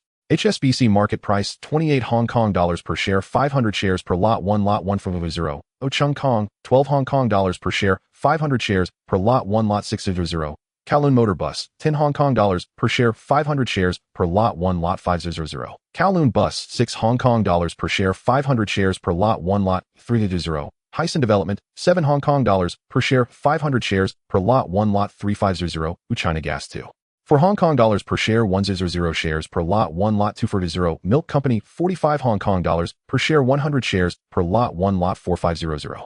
Lu Guanqing quickly calculated in his mind with a total of 30,000 Hong Kong dollars. Buy 1 lot of HSBC 500 shares. HSBC is the largest bank in Hong Kong, a British leader, and would not be absent in a bull market. That would be 14,000 gone. Buy 1 lot of Cheung Kong 500 shares. Cheung Kong is one of Hong Kong's largest property companies, a core asset of Jardine Matheson. Real estate is the main line of this bull market and cannot be missed. 6,000 gone. With the remaining money, Lu Guanqing thought for a moment. 1 lot of Kowloon Motor Bus and 2 lots of Hysan Development. Kowloon Motor Bus has stable cash flow, while Hysan Development is a British firm with potential for price increases in the future. Mr. Lu, Chen Guodong quickly wrote down several numbers on the order sheet, signed it, and called over a runner to take it to the exchange. He put down his pen. The order has been placed. It should be executed before the market closes today. Call me tomorrow, and he'll let you know the execution price. All right. Lu Guanqing stood up, took something out of his pocket, and placed it on the table. Brokerage, in a token of appreciation, please keep me informed of any news promptly. New stock listings, price fluctuations, major movements. Oh, anything will do. This was an unspoken rule in the industry at the time. Small investors give brokers a little appreciation, and brokers will provide more care, notifying them of any news first and thinking of them for good trading opportunities. Chen Guodong accepted the money, and his smile became a bit more sincere. Don't worry, he'll notify you immediately if there's any news. He walked out of the New World Securities door. On the streets of Central, the sun was just right. The tram clanged by, and the newsstand displayed the day's evening paper with the front page featuring the closing price of the Hang Seng Index. He took a deep breath, the air carrying the salty smell of the sea and the scent of paper ink combining to form the unique atmosphere of central Hong Kong in 1972. He glanced at the delivery slip in his hand, the densely packed numbers marking the starting point of this life. In his past life, he missed all the opportunities. The internet bubble, the soaring real estate market, the mobile internet wave, and the great bull market in stocks, always a bystander, always late to realize. In this life before the wind, even rose, he was already standing at the forefront. He walked along Davao Road Central toward the tram station, passing a newsstand where the financial front page caught his eye. Hang Seng Index stabilizes at 330 points, bull market pattern established. The newsstand owner was calling out selling that day's evening paper and the latest issue of Martial Arts Spring and Autumn. He glanced over. The cover of Martial Arts Spring and Autumn had the words Guanji already printed in the directory alongside the ancient dragon. The corners of his mouth slightly lifted, his steps became much lighter. At home in Kowloon, a hot meal was waiting for him. Tomorrow he would start writing the legend of dragons and snakes. After buying stocks, Lu Guancheng's life was sliced into two segments: writing and monitoring stock prices. Stockbroker Chen Guodong called every 2 days to inform him of the latest market trends. HSBC is rising, as is Chung Kong Holdings, Kowloon Motor Bus, and Hutchison Whampoa. The Hang Seng Index has stabilized above 350 points, and the market sentiment grows hotter by the day. The unrealized gains in his account increased daily, though not by much. The direction was correct. Lu Guancheng spent 3 full days writing the ending of Shattered Void. After the great battle at the Palace of the Scared Goose, Chuan Ying reached the pinnacle of martial arts, ultimately shattering the void before the eyes of many, disappearing between heaven and earth. This ending had been hailed as a classic by countless readers in his past life. Lu Guancheng made few changes, merely refining the details, making the battles more thrilling, the emotions deeper, and the silences more pronounced. After finishing the last chapter, he placed the manuscript in an envelope and let out a sigh of relief. 100,000 words, 3 months from the Wooden House area to Kowloon Tong, from a 2,000 Hong Kong dollar advance to $60 per 1,000 words. This work had fulfilled its mission, establishing his name, Guanji, firmly in the literary scene of Hong Kong. But he had no time to rest. He needed to quickly connect his second work. The momentum could not be lost. Lu Guancheng opened a new notebook and wrote 4 characters on the first page: Dragon and Snake Tail. In his past life, this was a classic work by Meng Ru Xinji, a milestone in the history of online literature. The core setting of bright force, dark force, transformative force, embracing Dan, shattering the void, and seeing the undying god, systematized and stratified national martial arts, influencing countless future works. The central philosophy is that national martial arts are killing techniques that only kill enemies, not for show, emphasizing the terrifying reality of life and death. This concept was ahead of its time and intensely engaging. The original setting was modern, but he intended to change it to the late Republic era, up to local Hong Kong. In 1972, Hong Kong readers were not so receptive to martial arts set in a modern background, but the late Republic era, a time neither too far nor too close, filled with national sentiment and legendary colors, would be much more acceptable. He spent a few days reworking the main storyline. The protagonist, Wang Chao, was originally a frail, yet highly principled high school student who, after an encounter with Tang Zichen, the leader of the Tang sect and a master of national martial arts, was introduced to the real world of martial arts. He took Tang Zichen as his teacher, and under his guidance underwent a cleansing of his body and practiced internal martial arts such as Xingyi Quan and Tai Chi. After 15 years of hard training, he participated in 107 matches and received guidance from 87 people. From a street thug to a martial arts master, he experienced the complexities of the martial world, underground matches and international fighting competitions, even clashing against modern firearms. Ultimately, he reached the supreme realm of shattering the void and seeing the undying god, achieving sanctification of the flesh, transcending the mundane and standing against modern weapons. With national sentiment at its peak and explosive fighting scenes, this was precisely what readers in 1972 Hong Kong loved. At its core was the scientifically deconstructed training system of national martial arts. Bright force, bones and muscles, thunderous, fierce, and violent like the 8 extremes, fists, Iron Mountain lean. A punch thrown causes the air to explode, shattering stones and breaking wood. This is the pinnacle of external martial arts. Dark force, exhaling, creates a blade, internal force penetrating the body, harming others invisibly. A seemingly light palm actually penetrates with force, causing no external harm, but injuring internal organs. Transformative force, the whole body becomes boneless, flexible as a whip, blending rigidity and softness. The force is controlled by the mind, with the fist embodying the Tao and the Tao embodying the fist. Embracing Dan, the unity of energy and blood condensing into an internal Dan, greatly extending lifespan. At this realm, one has surpassed the ordinary martial artist category, shattering the void and seeing the undying god, achieving sanctification of the flesh, transcending the mundane. In Legends, this supreme realm can stand against modern weapons. There are 5 levels, each progressively advancing with clear paths for cultivation and standards of combat power. Readers will experience a sense of leveling up and battling monsters. The protagonist progresses from early bright force to peak bright force, from bright force to dark force, with each step marked by iconic events and battles. He spent 3 days writing the first 3 chapters and a complete outline. In the third chapter, after 3 years of grueling practice, Wong Chaos Bright Force first took shape. The first time he used national martial arts to defeat an opponent, the feeling of bones thundering and blood boiling made him fall completely in love with this path. After finishing the first 3 chapters, he read them once and was very satisfied. The pace was quick, the highlights dense, and the characters well established. The character of Tang Zichen was particularly striking, mysterious, powerful, and aloof, yet with a unique concern for Wang Chao. Countless readers in his past life were enamored with her, and this life would be no exception. But the question arose, where to serialize it? Martial arts spring and autumn was certainly not an option. On Luo Wei's side, the layout was tight, with Gulong's sentimental swordsman Ruthless Sword occupying the best position, while his Shattered Void took the second best position, leaving the remaining space for other authors. To add another dragon and Snaketail, it wasn't that Luo Wei didn't want it, but simply that he couldn't let it go. Newspapers were a better choice. They had a broader readership, larger circulation, and generally higher pay than magazines.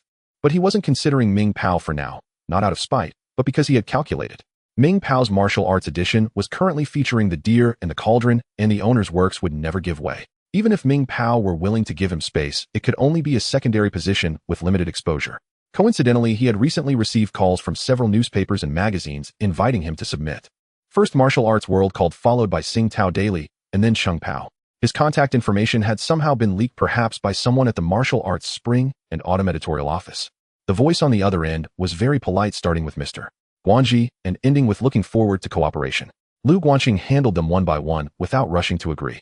On an afternoon in early March, Zhou Ming, the editor-in-chief of Martial Arts World, personally came to visit.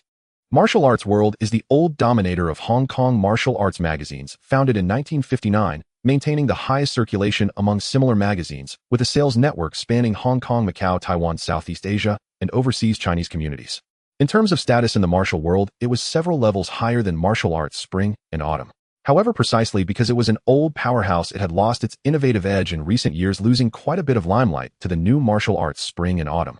Zhou Ming was in his 40s, slightly plump, wearing black-rimmed glasses, smiling like a Mithriya Buddha, but with sharp. As soon as he entered, he scanned the interior of the Kowloon Tong Villa, saying, not bad, yet his eyes betrayed a hint of surprise, clearly not expecting Guanji to live in such a place. Lu Guanqing welcomed him into the living room and poured tea. Zhou Ming got straight to the point. Mr. Guanji, I won't beat around the bush. I'm here to ask you to submit your next work to Martial Arts World. Lu Guanqing did not rush to answer and handed over the outline and the first few chapters of Dragon and Snake Tale. Please take a look first, Chief Editor Zhou. Zhou Ming took the manuscript, put on his glasses, and opened the first page. 5 minutes later, he took off his glasses, let out a long breath, and spoke with barely contained excitement. Mr. Guanji, I want this work. Lu Guanqing picked up his teacup and took a leisurely sip. Chief Editor Zhou, the current pay for Martial Arts Spring and Autumn is $60 per 1,000 words. Zhou Ming's smile froze for a moment. He certainly knew that price, and precisely because he knew he had come in person. $70 per 1,000. Lu Guanqing shook his head. $100 per 1,000. 6-month exclusive serialization, 10% royalties with a full-page recommendation in every issue, and a $2,000 advance. Zhou Ming's expression changed.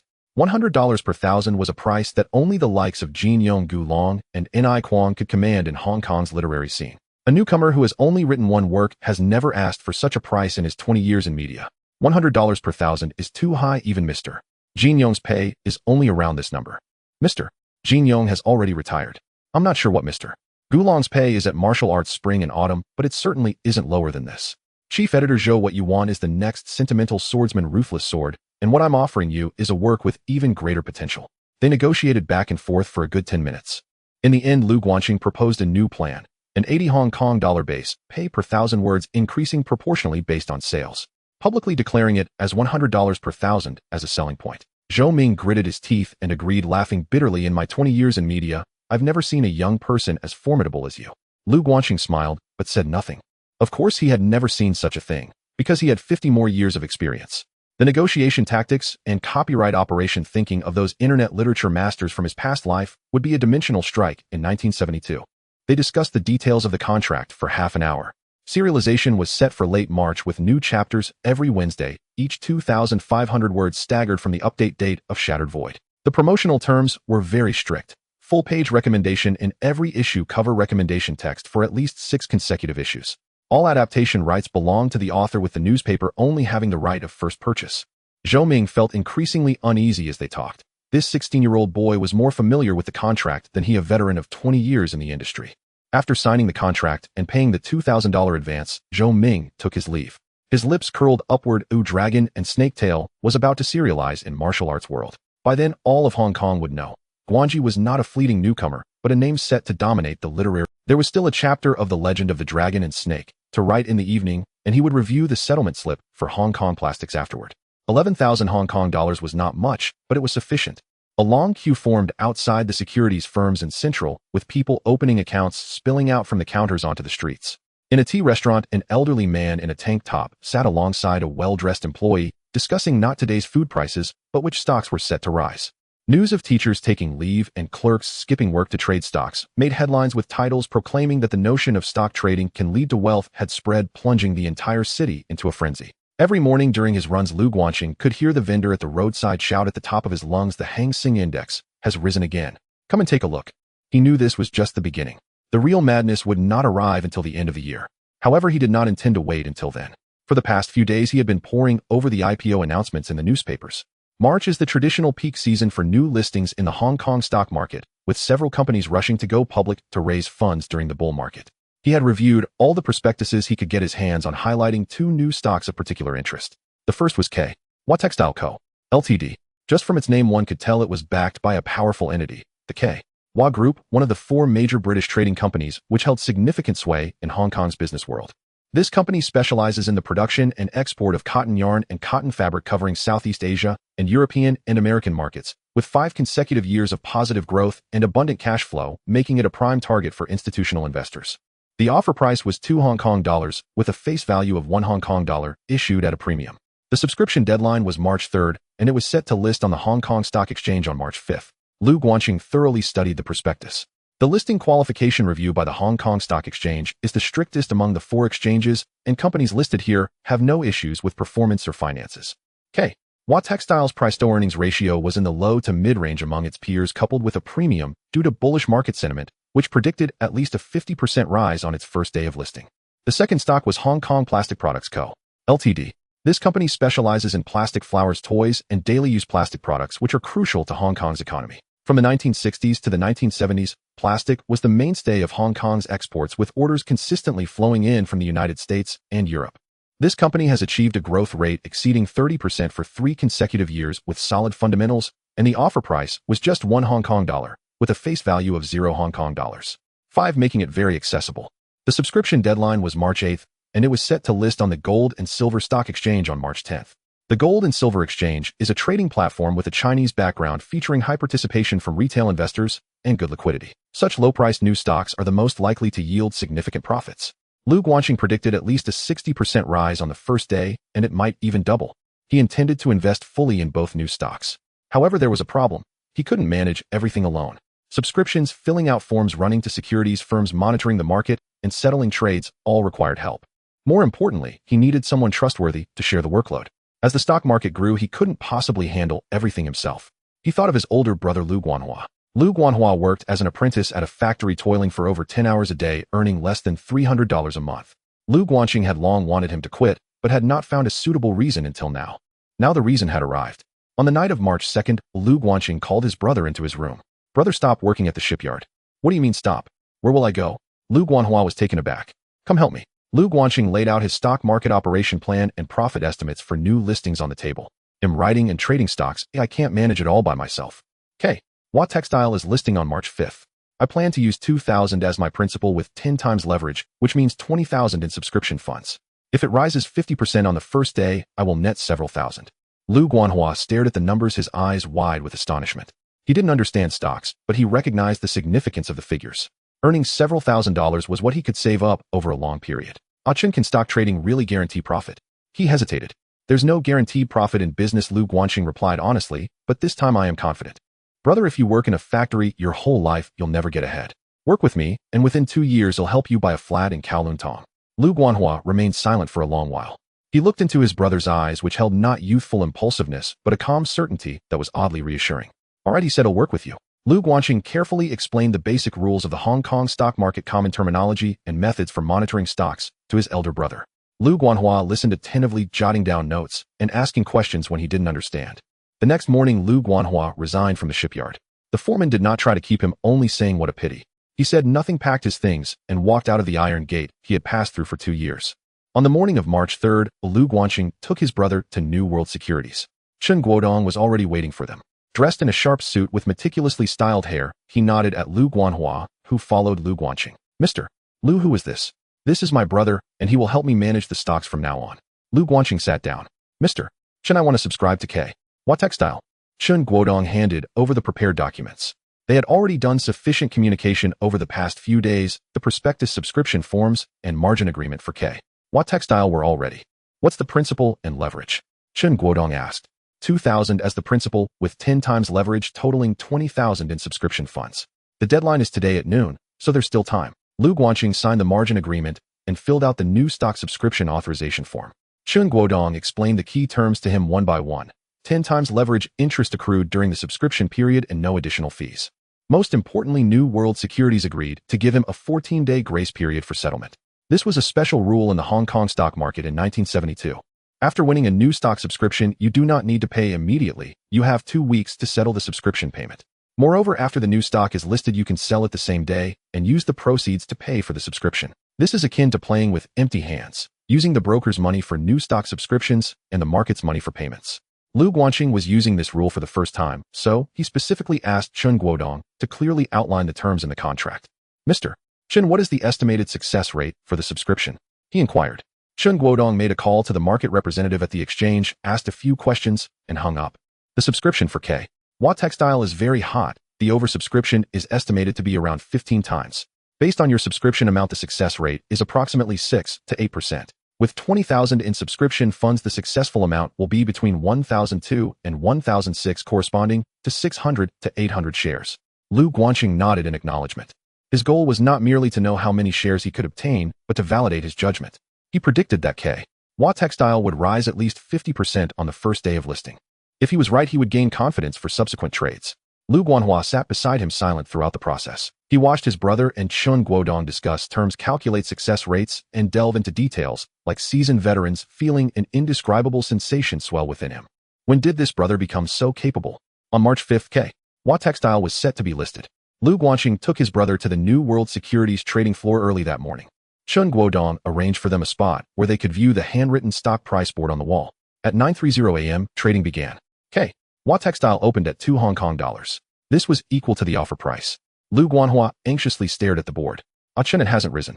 No need to rush, Lu Guanqing replied calmly, leaning back in his chair. At 10 o'clock, the stock price began to move. $2. 1 $2.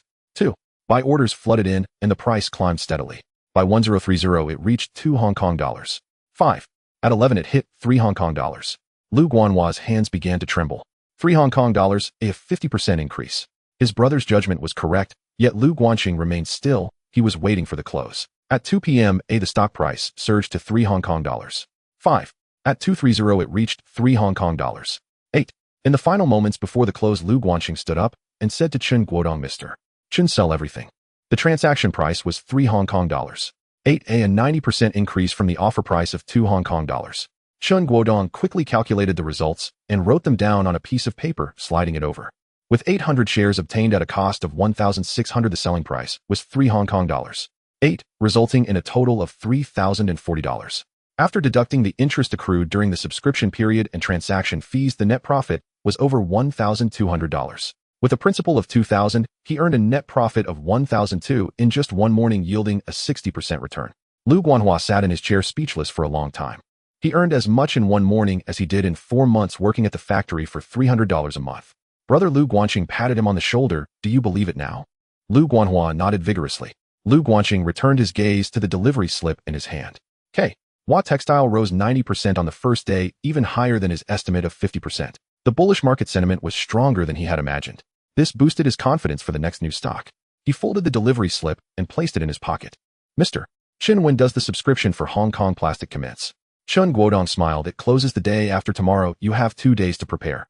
The victory of the new share issuance by Huaifeng Textile thoroughly convinced Lu Guanhua.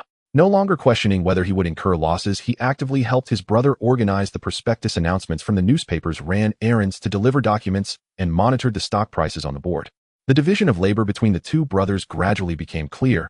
Lu Guanqing was responsible for judgment and decision-making, while Lu Guanhua handled execution and errands. On the morning of March 6th, Lu Guanxing brought his elder brother back to New Hongji Securities. This time the principal was significantly thicker than last time. The funds from Huaifeng Textile that had not been allocated were already unfrozen, combined with the 1,200 Hong Kong dollars earned from the new share issuance and the portion of blue-chip stocks he sold. HSBC and Cheung Kong had risen significantly in recent days. He did not want to let the funds lie idle. All the available cash combined amounted to about 6,000 Hong Kong dollars. He decided to stake it all. Mr. Chen, I want to fully invest in Hong Kong plastics. With a principal of 6,000 and 10 times leverage, the total subscription amount will be 60,000. Lu Chen Guodong picked up the calculator and pressed it for a while. Mr. Lu, the enthusiasm for Hong Kong plastics is even higher than that for Huaifeng Textile. I estimate the oversubscription to be at least 9 times. With 60,000 in subscription funds, the winning rate is approximately 11 to 12. The amount won is between 6,600 and 7,200, corresponding to 6,600 to 7,200 shares. That should be sufficient, Lu Guanxing said. The subscription price for Hong Kong plastics was 1 Hong Kong dollar, half of Huaifeng Textile's price, making it easier to rise. He anticipated at least a 60% increase on the first day of listing, and it might even double. After signing the margin agreement and filling out the subscription form, Lu Guanxing did something extra.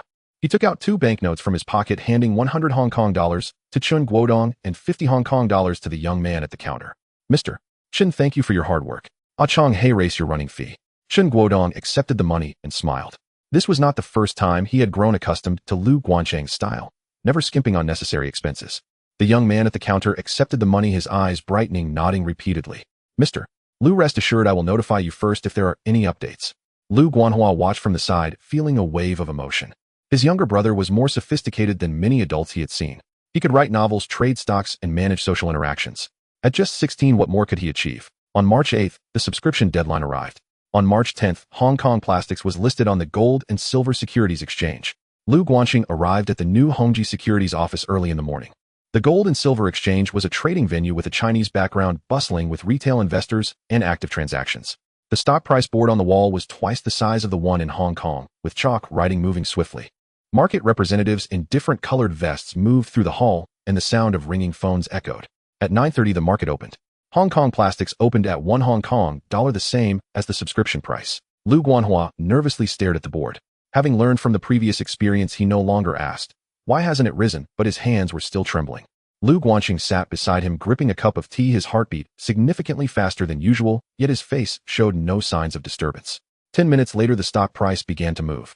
1.1 Hong Kong dollars, 1.2 Hong Kong dollars, 1.3 Hong Kong dollars. The buying pressure surged, and the stock price soared like a rocket. At 10 o'clock, it reached 1.5 Hong Kong dollars. At 10:30, it reached 1.8 Hong Kong dollars. At 11 o'clock, it hit 2 Hong Kong dollars. Lu Guanhua gasped. 2 Hong Kong dollars, an increase of 100%. He turned to look at his brother. Although Lu Guanxing's heart was racing, he remained still fixated on the board, his lips pressed into a line. Chen Guodong had been on the phone inquiring about the real-time transaction prices at the exchange, reporting every 10 minutes. His voice transitioned from calm at the beginning to excited later, and now nearly frenzied. At 11:30, the stock price surged to 2.1 Hong Kong dollars. At 11:45, it reached 2.2 Hong Kong dollars. Mr. Chen, I want to sell all of Hong Kong Plastics. Lu Guanxing decided it was time, standing up with a steady voice. Are you sure? Chen Guodong confirmed. Sure. The transaction price was 2.2 Hong Kong dollars with a growth rate of 120%, double his initial estimate of 60%. Chen Guodong calculated rapidly, jotting down the results on a piece of paper and sliding it over. 7,000 shares were won with a principal of 6,000 Hong Kong dollars. The selling price was 2.2 Hong Kong dollars, totaling 15,400 Hong Kong dollars. After deducting margin interests and trading commissions, the net profit was about 7,000 Hong Kong dollars. With a 6,000 principal in just one morning, he netted 7,000 Hong Kong dollars, yielding a return of nearly 117. Adding the 1,200 from Huaifeng Textile, the combined net profit from both new share issuances was 8,200 Hong Kong dollars. Lu Guanhua sat in his chair, utterly speechless. 8,200 Hong Kong dollars was enough for him to work at the shipyard for an entire year. His younger brother had earned it in just one morning. Chen Guodong handed over the settlement slip, unable to contain his admiration. Mr. Lu, you are the most impressive novice I have ever seen. No, you are not a novice, you are an expert. Lu Guanxing took the settlement slip without saying anything.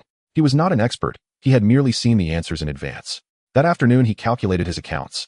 The net profit from the 2 new share issuances was 8,200 Hong Kong dollars, combined with the original principal and the funds from selling blue chip stocks, leaving about 13,000 Hong Kong dollars in cash available. He extracted 2,000 Hong Kong dollars for three things.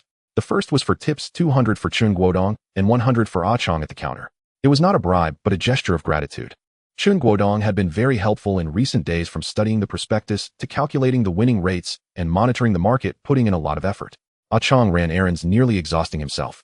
Spending 300 Hong Kong dollars bought him the genuine goodwill of both men. The second task was to rent another apartment. He had already found a two-bedroom flat in Kowloon Tong with a monthly rent of 300. It was not for himself, but for his elder brother, and to provide a space for writing and trading. With 7 people squeezed together at home, although it was much more spacious than the wooden house area, writing required quiet and trading needed space. The two-bedroom flat had one room as an office and the other as a studio, which was just right. He paid 3 months' rent totaling 900 Hong Kong dollars. The landlord was a retired agent dressed decently with slicked-back hair. He hesitated a bit upon seeing that Lu Guanqing was a 16-year-old youth, sizing him up several times. Lu Guanqing wasted no words, directly placing the 3 months' rent on the table, counting it out clearly. The landlord's eyes followed the cash as it circled around, and without a word, he signed the contract. The third task was to use the remaining few $100s for pocket money for himself and his brother to buy some clothes and watches as a facade. The new apartment needed a phone installed for convenience, all of which was essential. As for the remaining 11,000 Hong Kong dollars in the account, he invested all of it into Huaifeng Textile, HSBC Chung Kong Kowloon Bus, and Hutchison Whampoa stocks, increasing his holdings in each. The best strategy in a bull market is to hold. The money earned from new share issuances should be transformed into a foundation to enjoy the benefits of the rising market. After completing all transactions, he closed the ledger and leaned back in his chair. The sunlight outside was excellent. The streets of Kowloon Tong were clean and tidy, and the phoenix trees in the distance were starting to sprout new buds. This season in Hong Kong was neither cold nor hot, making it the best time. Elder brother Lu Guanhua was still studying the settlement slip, flipping it back and forth as if examining a rare treasure. His fingers slowly traced the numbers, mumbling to himself as if calculating how many years the money could sustain him. Brother Lu Guanqing said, "There will be new stocks in the middle to late part of this month. By then the principal will be larger and the profits will be greater." Lu Guanhua looked up, his gaze no longer filled with doubt, but with admiration. "Ah Chong," he said, "I believe everything you say." Lu Guanqing smiled, stood up, and walked to the window. In the direction of central skyscrapers loomed the financial center of Hong Kong, the place he was gradually approaching. He glanced down at the ledger in his hand. The cash, combined with the value of the stocks in the account, had already exceeded 10,000. From 3,000 to 10,000 it took less than 2 weeks. How long would it take to go from 10,000 to 100,000? He did not know, but he knew the path lay beneath his feet, and he would walk it step by step. Writing, exercising, studying market trends, and trading. Life was transforming into the rhythm he desired. Not too fast, not too slow, but each step was right on point. When Hang Seng Bank goes public, when the 5 kings of real estate make their appearance, when Chung Kong's milk acquisition war begins, by then these figures will become numbers he never dared to dream of in his past life. There was still a chapter of the legend of the dragon and snake to write in the evening, and he would review the settlement slip for Hong Kong Plastics afterward. 11,000 Hong Kong dollars was not much, but it was sufficient. In early March 1972, all the martial arts readers in Hong Kong were discussing a name, Guanji. The cause was the full-page recommendation of Dragon and Serpent in 2 consecutive issues of Martial Arts World, 100 Hong Kong dollars for 1,000 words. Hong Kong's highest-paid writer, Guanji's new work, Dragon and Serpent, made a shocking debut following Shattered Void. The advertisement was exaggerated, yet the effect was immediate. Readers were left in suspense, and the scene was spectacular. 100 for 1,000 words, this figure caused a stir in the literary circles of Hong Kong. Even Jin Yong, during his peak, only commanded this price. A newcomer, who had only written 1 work obtaining this rate, was either insane or truly talented. Readers were left in suspense, discussing everywhere. In tea restaurants, on the subway, and office buildings. Guanji has a new book out. Dragon and Serpent. I heard it's about national martial arts. 100 for 1,000 words. What gives him the right to charge this price? Just based on Shattered Void. You'll know what gives him the right if you read Shattered Void. The sword technique of Chuaning made me want to learn swordsmanship. What is Dragon and Serpent? Is it even better than Shattered Void? I don't know, but if Martial Arts World dares to set this price, it must be good. The newsstand owners were the most straightforward. Everyday readers came asking, when is Guanji's new book coming out? Has Martial Arts World arrived? Does this issue have Guanji? One newsstand owner sighed during a casual chat. I've sold magazines for over a decade and have never seen such a spectacle. A newcomer's second book is more lively than Jin Yong's retirement. Meanwhile, Shattered Void, in martial arts spring and autumn, had reached its most exciting part. Chuaning battling the 3 great masters of the Mongolian Yuan in the Jinyan Palace. This chapter was written by Lu Guanqing in exquisite detail. Chuaning fought 3 opponents alone, his sword breaking through the void, sword energy spanning 30 zhang, shattering cliffs, reversing river flows, and changing the colors of heaven and earth. Chuan Ying's sword techniques transitioned from solid to ethereal, from existence to non-existence. The final sword strike was not aimed at the enemy, but at the void. The pinnacle of martial arts can transcend life and death. As this chapter was released, the sales of martial arts Spring and Autumn hit new highs. The newsstand owner said many people bought Martial Arts Spring and Autumn, and then asked, is Guanji's new book available here? I heard it's not here. They would turn and go by Martial Arts World. On March 16th, Thursday, Dragon and Serpent National Martial Arts Edition officially serialized in Martial Arts World. All martial arts readers in Hong Kong were eagerly awaiting. Even those who doubted the price of 100 for 1,000 words couldn't resist buying a copy to see for themselves. Lu Guanxing went to the newsstand early in the morning. The owner recognized him, the young man who had recently been buying magazines, and smiled as he handed over a copy. Young man, you read Guanji too? This issue features his new book, and it's extremely popular. It has been reprinted twice. Lu Guanxing took the magazine and opened it. Dragon and Serpent was the first article fully recommended, with a line of small text beside the title, Pioneering the National Martial Arts. This was written by Zhou Mingjia, and Lu Guanxing nodded in satisfaction. He flipped the magazine too. Wang Chao curled up deep in the alley, blood trickling from the corner of his mouth, facing a group of thugs wielding iron pipes. The leader, with a cigarette dangling from his lips, stepped on his fingers, sneering, Wang Chao, are you meddling in affairs that don't concern you? Today I'll break one of your hands to teach you a lesson. The iron pipe was raised above his head, and Wang Chao closed his eyes. Then he heard a faint sound, not the impact of the iron pipe, but the sound of a bone snapping. But it wasn't his own. He opened his eyes and saw a figure standing at the mouth of the alley. The moonlight outlined a slender silhouette. It was a woman. She wore a moon-white training outfit, her hair tied in a ponytail, and her expression was as cold as frost. She stepped on the wrist of the thug, who screamed like a slaughtered pig. You? Wang Chao was stunned. The woman looked down at him, her gaze calm. Do you wish to take revenge? Yes. Then get up. Wang Chao gritted his teeth and crawled up unsteadily, finding his footing. The woman raised her hand, making an extremely slow motion, pushing her palm forward as if opening a door.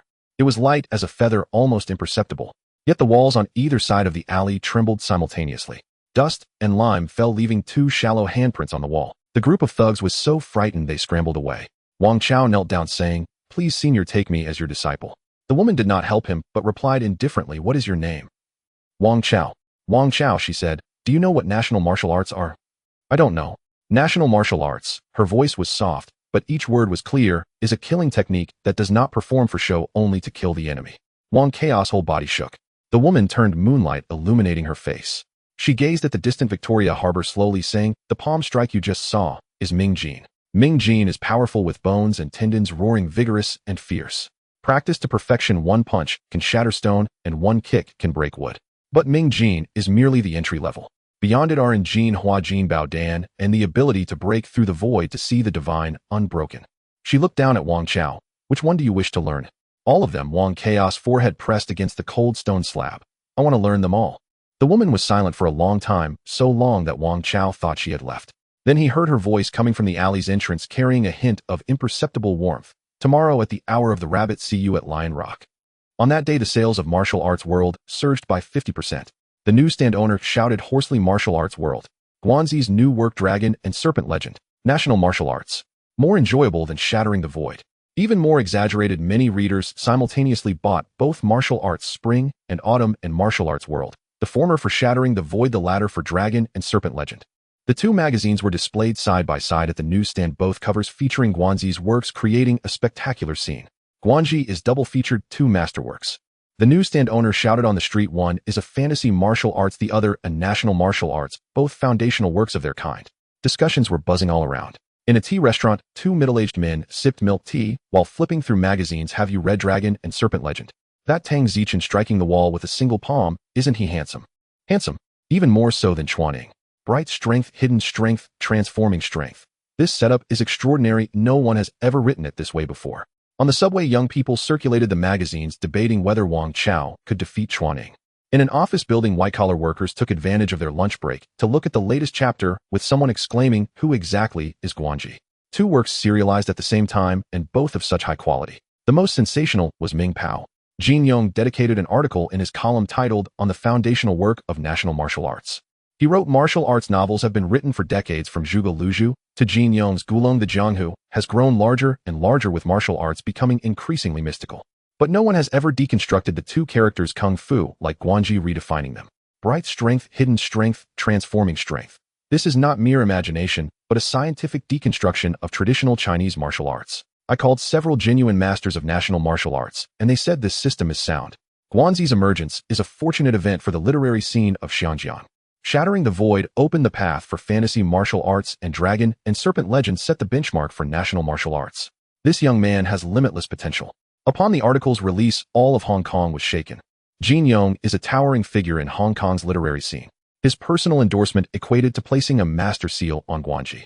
Doubts vanished, replaced by curiosity. Who exactly is Guanxi? A reporter rushed to the editorial offices of Martial Arts Spring and Autumn and Martial Arts World for inquiries, but both remained tight-lipped. Luo Wei said it's inconvenient to disclose, while Zhou Ming said the author prefers to keep his identity private. The more mysterious it became, the more it sparked speculation. Some said Guanxi was Jin Yong's new pen name, others claimed he was an old literary figure from Taiwan, and even more outrageous speculation suggested he was a disciple of some national martial arts master writing novels as a side job. Only Lu Guanxing knew he was just a 16-year-old boy sitting in a Western-style house in Kowloon Tong, writing story after story with a fountain pen. That night, he finished the first draft of Dragon and Serpent Legend Chapter 10 lying in bed, as another work floated through his mind, Storm and Cloud dominating the world. The golden scales are not mere creatures of the pool. When encountering storms and clouds, they transform into a dragon. Nie Feng Bu Jingyun Xiong Ba Wushuang City, Tianxia Hui. Every character, every line of dialogue was etched in his mind. Once Dragon and Serpent Legend concludes, he will write Storm and Cloud, and it must be 100 characters per 1,000 words. 3 works, 3 paths. Fantasy martial arts, national martial arts, and an upgraded version of traditional martial arts. He wants the name Guanxi to resonate throughout the literary scene of Xinjiang. Outside the window, the night in Kowloon Tong was tranquil. The distant neon lights blurred into a glow at the horizon, like the eye of a giant beast gazing over Victoria Harbor. Lu Guanxing closed his eyes, a slight smile lifting the corners of his mouth. On the afternoon of March 16th, in Kowloon Tong, Lu Guanxing and his elder brother Lu Guanhua sat around the desk with a pile of prospectuses and newspapers spread out before them. The sunlight outside was splendid, and the new leaves of the phoenix tree swayed gently in the breeze, yet the two brothers had no mind to admire the scenery. Lu Guanhua read the data from the prospectus, his finger moving line by line downwards. Nanyang Textiles, with an offering price of 1.2 yuan and a par value of 1 yuan. Lu Guanxing nodded. The textile industry is the foremost pillar of Hong Kong's industrialization, with the largest scale and most certain performance highly recognized by individual investors. Nanyang Textiles is an established leader with over 10 years of industry experience, no significant debts, and stable cash flow, making it an excellent candidate for new investments. He set aside the information on Nanyang Textiles and picked up another document. Ganghua Toys, with an offering price of 0.8 yuan and a par value of 0.5 yuan. Listed on the Jining Securities Exchange, its main business involves plastic and electronic toys, authorized as a factory for Disney, with all products sold exclusively in the United States. Lu Guanhua became increasingly excited as he read. This one is good with Disney's brand. The performance is bound to be stable. Lu Guanxing smiled. His elder brother had only been out of the shipyard for half a month and was already able to read the prospectus skillfully. People are forged by circumstances. Give him an opportunity, and he can grow. Brother, have you noticed that these two companies share a common trait? Lu Guanxing said. Lu Guanhua reviewed the material again and thought for a moment. They are all involved in real industries. They all have stable orders. Correct, and there's more. Lu Guanxing pulled out a piece of paper on which he had summarized his criteria for new investments over the past few days. I've established a few guidelines. Prioritize companies listed on the Hong Kong Stock Exchange or the Far East Exchange, as these two exchanges have strict reviews and are less prone to pitfalls. Prioritize those with more than 3 years of profit records. Companies that have experienced losses when going public are to be avoided. Their main business must be in Hong Kong's local manufacturing, import-export, trade, public utilities, or real estate. Industries that are tangible and visible. Lastly, we must resolutely avoid those concept stocks and shell companies that lack actual operations and profit commitments. What are concept stocks? They are companies that tell stories. The prospectus is filled with extravagant claims like immense future potential and broad industry prospects, yet they have no profit data from the past 3 years. Such stocks can soar in a bull market, but when a market crash occurs, they are the first to collapse. Lu Guanxing pushed the paper across the table. From now on, filter new investments according to these standards. If they do not meet the criteria, avoid them as much as possible. Lu Guanhua took the paper, looked it over carefully, and folded it neatly before putting it in his pocket. 5 new stocks will be listed in March. Kowloon Textile and Hong Kong Plastics have already been listed, and besides Nanyang Textiles and Ganghua Toys, there is one more. Lu Guanxing analyzed the situation and decided to heavily invest in Nanyang Textiles and Ganghua Toys. The other 3, though acceptable in qualifications, lack the certainty of textiles and toys. He planned to invest a few thousand in a light position to earn some pocket money and gain experience. Brother, there's one more thing. Lu Guanqing opened another notebook. Do you know why the individual investor's success rate in new stock subscriptions is low? Because they have little money. Not entirely. Lu Guanqing pointed at a diagram drawn in his notebook. The current subscription rules allocate based on the number of accounts. Each account at least has a chance to get one lot. No matter how much money you have, one account can only win that much. Conversely, if you have 10 accounts and put a bit of money in each, the success rate can increase 5 to 8 times. Lu Guanhua's eyes lit up. You mean open more accounts? Exactly. Use the identities of family members, relatives, and friends. I've already made a list. You meet dad, mom, and my second sister, that makes 5. We can borrow a few more ID cards from trusted relatives to reach 10 without any problem. Does everyone need to open an account at the brokerage? They'll take care of it. You just need to run errands and deliver the materials. Lu Guanqing handed him a copy of the list. Get the account set up in the next few days, or we need them before the subscription deadline for Nanyang Textiles. Lu Guanhua took the list and nodded vigorously. The phone rang. Lu Guanqing answered, and a familiar voice came through, cheerful yet tinged with an indescribable undertone. Guanji, congratulations. The Legend of Dragons and Snakes is serialized in martial arts world and sales have surged. That old rascal Zhou Ming is probably laughing in his dreams. It was Luo Wei. Lu Guanqing felt a stirring in his heart, but remained composed on the surface. Editor Luo, are you here to confront me? What crime could there be? Luo Wei chuckled a few times. I just wanted to ask, is Mr. Guanzi's next work going to Chongbao? This sounded like a joke, but Lu Guanqing detected the underlying meaning. Luo Wei was not there to argue, but was clearly uncomfortable. Shattering the Void had brought martial arts spring and autumn the highest single-issue sales increase since its inception, making Lu Guanqing a household name. And now his second work was going to the rival martial arts world. Oh, anyone would have their doubts. Lu Guanhua listened beside him, too nervous to speak. Editor Luo, as you know, martial arts spring and autumn has a tight layout with Mr. Gulong's The Sentimental Swordsman and the Heartless Sword occupying the best position, and my Shattering the Void taking the second best spot. We can't fit another work in. Lu Guanqing's tone was relaxed, as if discussing everyday matters. Moreover, I've always wanted to thank you. If you hadn't dared to use a newcomer back, then there would be no Guanji today. There was silence on the other end of the line for 2 seconds. And also, Lu Guanqing continued, martial arts world is a direct competitor to martial arts spring and autumn. Opening a new book over there would only benefit martial arts spring and autumn. Benefit. Luo Wei's tone changed, shifting from confrontation to I'd like to hear more. Shattering the Void is exclusively serialized in martial arts spring and autumn. Readers who wish to see my work must buy martial arts spring and autumn. And the Legend of Dragons and Snakes is exclusively serialized in martial arts world. Readers who want to read that must buy martial arts world. Just think, would a true reader stop buying martial arts spring and autumn just because I opened a new book in martial arts world? No, they would buy both. Not only would it not divert sales, but it would likely boost the sales of both magazines. Don't you think martial arts spring and autumn owes me a thank you? Luo Wei laughed on the other end of the phone. Your eloquence is even sharper than your pen. Furthermore, Lu Guanqing threw out his real bargaining chip. I'll give martial arts spring and autumn the priority publishing rights for the standalone version of Shattering the Void. This time Luo Wei was silent for even longer. The profit from publishing standalone versions is several times higher than that from serialized magazines. Priority publishing rights mean that as long as the publishing house under martial arts spring and autumn offers a price not lower than others, they can secure the publishing rights for the book. This is real monetary benefit, not mere polite words. Deal. Luo Wei's voice returned to a relaxed tone tinged with a hint of emotion. Then I thank you on behalf of martial arts spring and autumn. By the way, there's one more thing. Several newspapers have called our editorial department recently wanting to interview you. Ming Pao, Oriental Daily, and New Evening Post all want to do a special feature. You decide whether to accept it or not. Lu Guanqing's heart stirred. An interview would be a great opportunity to break out of a niche. Although he was currently popular, it was limited to the martial arts readership. The readers of martial arts magazines are fixed, amounting to only tens of thousands. However, newspapers like Ming Pao, Oriental Daily, and New Evening Post have a readership that spans all industries in Hong Kong. If he could appear in those newspapers, his recognition would transcend the literary circle and reach the general public. Moreover, increased fame would benefit him in writing stock reviews and making investments. A credible author saying, I am optimistic about Hong Kong stocks, is worth more than 100 ordinary individual investors. It might even attract the attention of real capital market players. Editor Luo, could you help me make the connection? Let's do a joint interview with all 3 newspapers. Tentatively set for the 18th.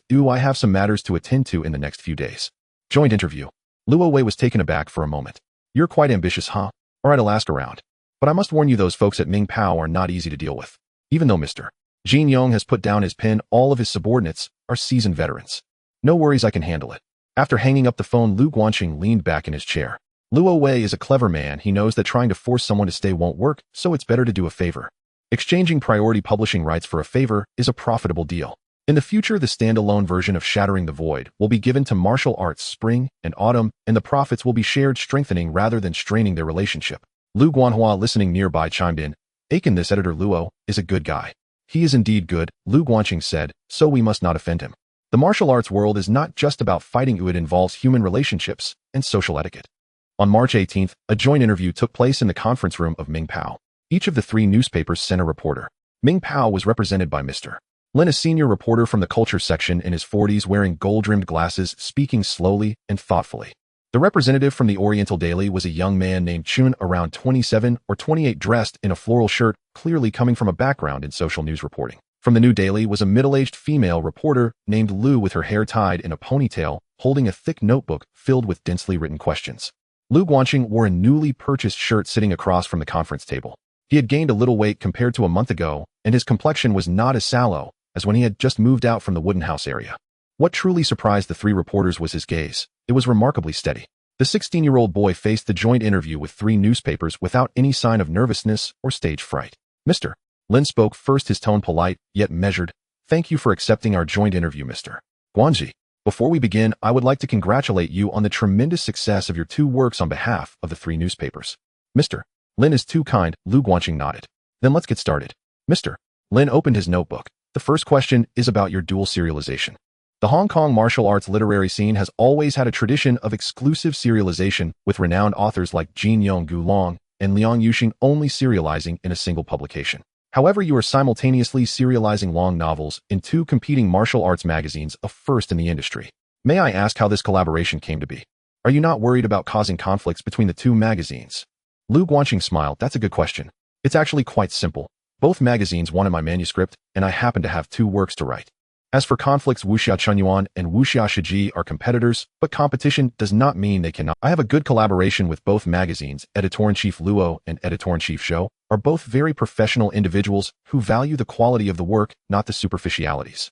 He did not mention the issue of priority for standalone publication rights, as that is a bargaining chip in the business realm and unnecessary to discuss in an interview. Reporter Chun continued. Your two works have only been serialized for a few months, yet they have set new sales records for both magazines since their founding. Discussions about them are rampant across Hong Kong, and even dozens of pirated editions have emerged, with martial arts schools and boxing gyms passionately debating the techniques in your books. Did you anticipate such unprecedented success? I expected part of it, Lu Guanqing replied. I knew when I was writing that these two works were different from traditional martial arts. Shattered Void breaks out of the framework of martial arts grievances to explore a person's pursuit of life's limits. Dragon and Snake Chronicles discards the superficial and focuses on true skill. Readers are tired of traditional martial arts. They need something fresh. I just happened to provide what they were looking for. Reporter Lu followed up. Mainstream martial arts novels often center on martial arts grievances, national sentiments, and sect conflicts, while your two works have completely pioneered a new direction. May I ask what your creative philosophy is? Lu Guanqing pondered for a moment. My creative philosophy is quite simple. Martial arts novels do not necessarily have to write about great heroes serving the country and the people. They can also focus on the ultimate breakthroughs of individual lives. What the eagle pursuer seeks is not to be the best in the world, but to shatter the void. Wang Chao practices boxing not to become the leader of the martial arts world, but to prove himself between life and death. I believe this is the essence of martial arts, a person facing their own limits and then surpassing them. Mr. Lin adjusted his glasses. This year, Mr. Jin Yong officially concluded The Deer and the Cauldron and announced his retirement, prompting many readers to lament the loss of a leading figure in the martial arts literary scene. Your emergence has been labeled by numerous readers and industry insiders as the new banner of martial arts after Jin Yong. How do you view this assessment? How do you evaluate Mr. Jin Yong, as well as the works of predecessors like Liang Yuxing and Gulong? The weight of this question was clear to all three reporters. Lu Guanqing's tone became serious. Mr. Jin Yong is the towering figure of the martial arts literary scene, and no one can replace that status. His works, whether The Legend of the Condor Heroes or Demigods and Semi-Devils, are timeless classics. To say I am the new banner of martial arts after Jin Yong is the reader's kind praise, who I do not dare to accept it. As for evaluating the works of predecessors, I do not dare to evaluate, only to learn. This answer was very appropriate, neither overly humble nor arrogantly proud. The three reporters exchanged glances and nodded in agreement. Reporter Chin shifted the topic to Bruce Lee. This year, Mr. Bruce Lee's The Way of the Dragon has been a box office hit, sparking a wave of interest in practical martial arts across Hong Kong. Your philosophy of discarding the superficial and prioritizing practical combat in Dragon and Snake Chronicles aligns closely with Mr.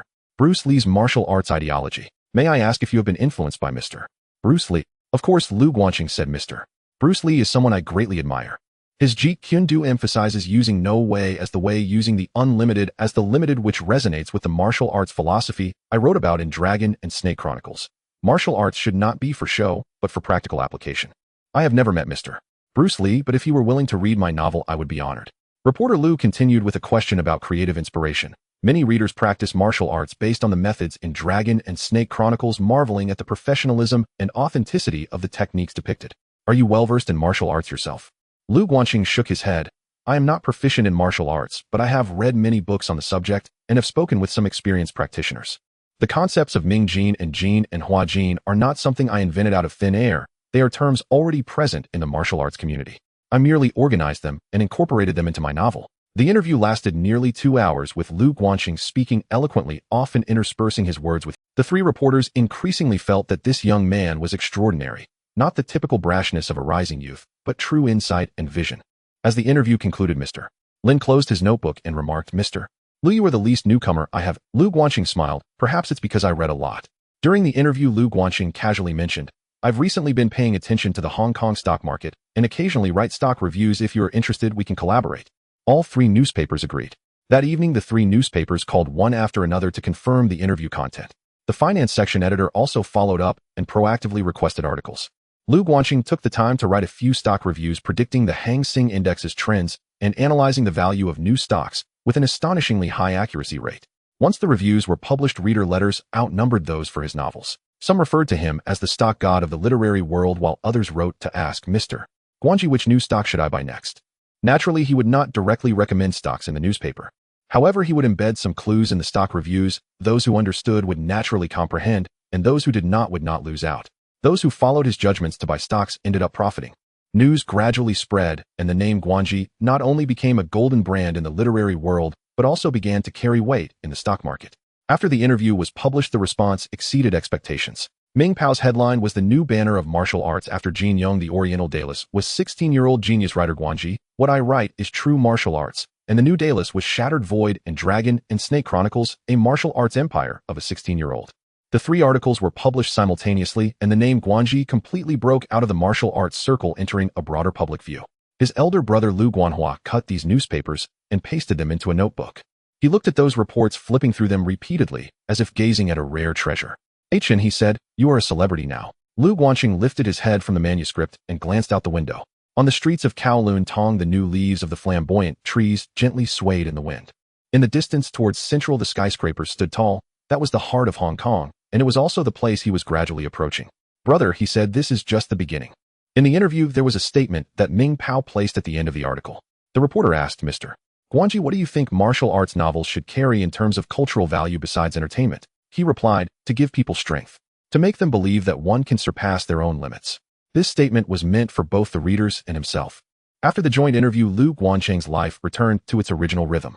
He jogged in the morning, wrote articles in the morning, monitored the stock market in the afternoon, and studied prospectuses in the evening. Life passed like a clock, wound up precise to every moment. The serialization of Shattering the Void and Dragon and Snake Legend was steadily progressing. The Eagle has already entered the Jingyan Palace, and Wang Chao was diligently practicing Mingjin, while the popularity of both works remained high. Luo Wei called to say that the sales of Martial Arts Chronicles had increased by another 10%. The situation was even more exaggerated for Martial Arts World, which, thanks to Dragon and Snake Legend, had reached a historical high in circulation. While the manuscript fees and royalties were rising, Lu Guanqing's mind was not on that. He was waiting for Nanyang Textile's IPO. The subscription for Nanyang Textile ended on March 18th, and Lu Guanqing had already completed all the necessary operations. This time he utilized 10 accounts. Each account had a principal of 1,000 with a 10-fold leverage totaling over 100,000 Hong Kong dollars in subscription funds. With Nanyang Textile's oversubscription rate of 7.5 times the retail investor winning rate was about 13.3. With 10 accounts, theoretically, he could win 1 or 2. The results came out. 3 out of 10 accounts won with a winning amount of over 14,000 Hong Kong dollars. The winning rate was 14%, which was close to the theoretical value. Lu Guanqing was not entirely satisfied with this result. Winning only 3 out of 10 accounts indicated that the effectiveness of the multi-account strategy was not as good as he had imagined. The reason was simple: Nanyang Textile was too popular, the subscription funds were too high, which diluted the probability of winning. Brother, he handed the winning results to Lu Guanhua. In the future, relying solely on multiple accounts for new shares is not enough. For popular new stocks, there are too many retail investors and too few shares. Lu Guanhua took the list and looked at it. What should we do? There are two paths. One is to increase the capital of individual accounts to strive for the large investor quota. The second is to team up with other retail investors to form a large subscription.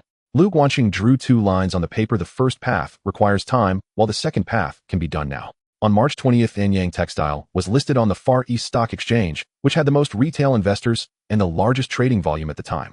On the day of the listing, the trading hall was crowded with people, and representatives in vests shouted prices at the top of their lungs, while the chalk writings on the blackboard were continuously erased and rewritten. Nanyang Textile's offering price was 1.2 Hong Kong dollars. The opening price was 1.416 after 10 minutes and 1.8 after half an hour. The buying pressure surged in as if it were free. Lu Guanqing did not rush to sell. He judged that the stock's fundamentals were solid and the first day increase would not be less than 80%. He was waiting. At 2 o'clock in the afternoon, the stock price surged to 2. At 2:30, it reached 2.3. Lu Guanqing placed a sell order at 2.31 and cleared all his positions. Winning over 14,000 Hong Kong dollars worth of stocks, he sold them for over 26,000.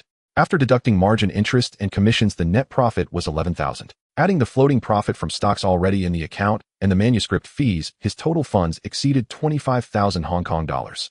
Lu Guanhua watched the whole process, taking meticulous notes in his notebook. Brother, did you learn? Lu Guanqing asked. I learned. Lu Guanhua nodded. To read prospectuses, calculate winning rates, monitor the market, and time to sell. But none of these are the most difficult. What is the most difficult? The hardest part is judging when to sell. Lu Guanhua honestly said you sold at 2.31, but it peaked at 2.4. You didn't sell at the highest point, but you also didn't miss out. This timing I can't be sure of. Lu Guanqing patted his shoulder. If you're unsure, practice more. Start with small amounts to test, and you'll gradually develop a feel for it. After Nanyang Textile, there was another new stock to be listed in March. Its qualifications were average, not considered high quality, but Lu Guanqing decided to play with a few thousand in a light position. Brother, you take charge of this one. He handed a copy of the prospectus to Lu Guanhua with a principal of 2,000 and tenfold leverage. You're responsible for monitoring the subscription, winning, listing, and selling. Any profits are yours, any losses are mine. Lu Guanhua took the prospectus, his hands trembling a little. This was his first time managing independently. Although the principal was not large, the responsibility was significant. Achan, I'm afraid of messing it up. Even if you mess it up, it's okay. With 2,000 as the principal, if it all goes away, it's just 2,000. When you resigned from the factory, your monthly salary was only 300. With 2,000, you can earn it back in half a year. Lu Guanqing looked into his eyes. Brother, if you don't take this step, you'll always be an apprentice. Lu Guanhua gritted his teeth and stuffed the prospectus into his pocket. The operation of this new stock had its ups and downs. The winning rate was decent, and it rose 40% upon listing, making an 800 profit. When Lu Guanhua handed the account book to Lu Guanqing, his hands were steady and his back was straight. Achan, I understand now, he said. As long as one is willing to put in the effort to study, the risks in stock trading are manageable. Lu Guanqing smiled. His elder brother finally got it. At the end of March, Chen Guodong brought some new news. Mr. Lu, the prospectus for Honghua Toys has come out. This new stock has excellent qualifications, but the subscription will surely be hot. Given your current capital, the winning rate won't be too high. Chen Guodong placed the prospectus on the table. However, I have a few old clients who also want to subscribe to this new stock. They asked me to see if you're willing to join the subscription. Join the subscription. Lu Guanqing straightened his body. Yes. Several retail investors pool their funds together to make a large subscription as big investors. When the exchange allocates new stocks, big investors have much higher priority than retail investors. After winning, the stocks are then divided according to the investment ratio. This is currently the most effective way for retail investors to increase their winning rates, Chen Guodong explained. If you go alone, the winning rate is capped at just over 10%. Pooling as a big investor can multiply the winning rate by 2 or 3 times. Lu Guanqing's eyes lit up. He had seen this operation in the materials from his past life, but he didn't expect Chen Guodong to propose it actively. It seemed the tip he gave earlier was not in vain. Chen Guodong was genuinely treating him as a big client. Who are the people? 3 old clients, all retail investors who have been with Exine Hongji for a few years. Their capital is similar to yours, each able to invest around 20,000 as principal. Together with your 20,000, it adds up to 80,000. With tenfold leverage, the total subscription funds would be 800,000. This amount of capital can easily qualify for the big investor quota. Do we sign a contract? Yes. The investment ratio, stock distribution, and risk assumption all need to be clearly stated. Chen Guodong took out a template contract from his briefcase. This is drafted by my company's legal department. Take a look. Lu Guanqing took the contract and read through each clause. The terms were written very clearly with no hidden traps. Mr. Chen, for this joint subscription, you've worked hard to facilitate it. He took out 500 Hong Kong dollars from his pocket and placed it on the table, a small token of appreciation for treating those old clients to tea. I'm counting on you for the subscription. Chen Guodong took the money with a smile. He had already gotten used to Lu Guanqing's way of doing things. He never hesitated to spend when it was necessary. Lu Guanqing studied the prospectus for Honghua Toys all night. The offering price was 0.8, with a par value of 0.5. It would be listed on the Gold and Silver Securities Exchange. The core business was the research, production, and export of plastic and electronic toys, serving as an authorized factory for Disney toys with products sold 100 to the American market. In the 1970s, Hong Kong's toy exports accounted for over 30% of the global market, representing the fastest-growing golden path. The company had official authorization from Disney, ensuring strong performance certainty, with growth rates exceeding 40% for 2 consecutive years. Lu Guanqing judged that this new stock would at least double on the first day. An offering price of 0.8 rising to 1.6 would be a 100% increase. If market sentiment was hot enough, reaching $2 was also possible. He wrote down his subscription plan in his notebook. Principal of 20,000 tenfold leverage and total subscription funds of 200,000. By teaming up with 3 other retail investors, they could qualify for the big investor quota with total subscription funds of 800,000. The expected winning rate was over 30, which was more than double that of individual retail subscriptions. The subscription deadline was March 26th. Before then, he needed to accomplish 3 things: gather the principal, sign the joint subscription contract, and confirm the distribution plan with the other 3 retail investors. Lu Guanhua was responsible for going to the bank to consolidate the funds from various accounts. 20,000 as principal was neither too much nor too little. Adding the previous profit of 10,000 from Nanyang Textile and the manuscript royalties from Shattering the Void and Dragon and Snake Legend, Lu Guanqing's total funds were already close to 30,000. He took out 20,000 to invest in Honghua Toys, leaving 10,000 as reserve funds. The joint subscription contract was signed on March 24th. The other 3 individual investors were middle-aged men, 2 in trade and 1 running a factory, all longtime clients of Xian Hongji. Upon hearing that Guanji would participate in the joint subscription, they readily agreed. Mr. Guanji, I've heard. The factory owner, surnamed Huang, in his 40s with a slightly protruding belly, spoke with vigor. My son watches your Dragon and Snake Legend every day and says Wang Chao is his idol. Lu Guanqing smiled. Please thank your son for me. The other 2 nodded in agreement. Though they did not read martial arts novels, the name Guanji had recently appeared in the newspapers daily. A special interview had just been published, and the whole of Hong Kong was discussing this 16-year-old genius writer. Being able to participate in a new issue with such a person was in itself a testament to trust. After signing the contract, the 4 each contributed 20,000 in principal, totaling 80,000. With a tenfold leverage, the total subscription funds were 800,000. According to the allocation rules for large investors, the expected winning rate was around 35. After winning, stocks would be divided according to the investment ratio, each person receiving a quarter. On the day of the subscription deadline, Chen Guodong completed all the procedures. Mr. Lu, the subscription has been submitted. It will be listed on March 28th, and I will notify you in advance. This time, the joint subscription should have a decent winning rate. 800,000 is considered a medium to high investment in Jianin Hui. Thank you, Chen. Lu Guanqing took out 500 Hong Kong dollars from his pocket, a small token of appreciation for the brothers, to enjoy some tea. Chen Guodong accepted the money, smiling and shaking his head. On March 28th, Ganghua Toys was listed on the Jianin Securities Exchange. Lu Guanqing arrived early at Xian Hongji Securities. This time, he did not go to the individual investor hall, but was invited by Chen Guodong into a small meeting room. All 4 participants of the joint subscription were present, including Boss Huang and the other 2 individual investors. They sat around a round table with steaming tea while the latest market data from Jianin Hui was displayed on the wall. At 9:30 in the morning, Jianin Hui opened for trading. The initial offering price for Ganghua Toys was 8 dimes, but it jumped directly to $1.10 at the opening. The buying momentum was strong, and the chalkboard for Ganghua Toys was being constantly updated with rising numbers. Chen Guodong announced the price every 10 minutes, his voice growing more excited. At 9:45, it reached $1.20. By 10 o'clock, it was $1.30. At 10:20, it hit $1.40. Boss Huang could no longer sit still, leaning forward with both hands on the table. Mr. Guanji, it's $1.40 now. Should we sell? No rush. Lu Guanqing picked up his teacup and leisurely sipped a mouthful. At 10:40, it reached $1.50. By 11 o'clock, it was $1.60. Lu Guanqing remained unperturbed. He was waiting for news from Chen Guodong and for his own judgment to bear fruit. He had studied the fundamentals of Ganghua Toys, an authorized Disney factory with performance growth exceeding 40% for 2 consecutive years and explosive demand in the European and American markets. For such a company, the first day increase should not be limited to 100%. At 11:15, the stock price soared to $1.73. Lu Guanxing set down his teacup and said to Lu Guanhua, brother, sell half. Lu Guanhua stood up, squeezed to the counter, and said to Chen Guodong, Mr. Chen, sell half. Chen Guodong glanced at Lu Guanxing, saw him nod, and picked up the phone to call the market representative. Minutes later, the trade report came back, 12,000 shares at a price of $1.73. At 11:30, the stock price surged to $1.80. Lu Guanxing gritted his teeth, sell another 20%. Another transaction was completed. He decided to wait until the afternoon for the remaining 30%. During the lunch break, the four of them had takeout in the small meeting room. Boss Huang was unable to eat, fiddling with his chopsticks while muttering $1.80, $1.80, will it pull back? Lu Guanxing picked up a piece of char siu, chewed it, and then said there will be another surge before 2:30 in the afternoon. How do you know? Look at the volume. Lu Guanxing pointed to the transaction data on the chalkboard. The morning volume was substantial, but the sell orders did not keep up. This indicates reluctance to sell, and there will be another upward surge in the afternoon. Boss Huang was half convinced, but did not ask further. At 2 o'clock, trading resumed. The stock price indeed pulled back, dropping to $1.70. Boss Li grew anxious. Mr. Guanji, it's dropping. It's a normal pullback, no need to panic. At 2:30, the stock price rose again. $1.75, $1.80, $1.85, $1.90. Lu Guanxing stood up and said to Lu Guanhua, sell everything. The final 30% was sold at $1.88. After the market closed, Chen Guodong calculated the accounts. The joint account totaled 350,000 shares with a cost of $280,000.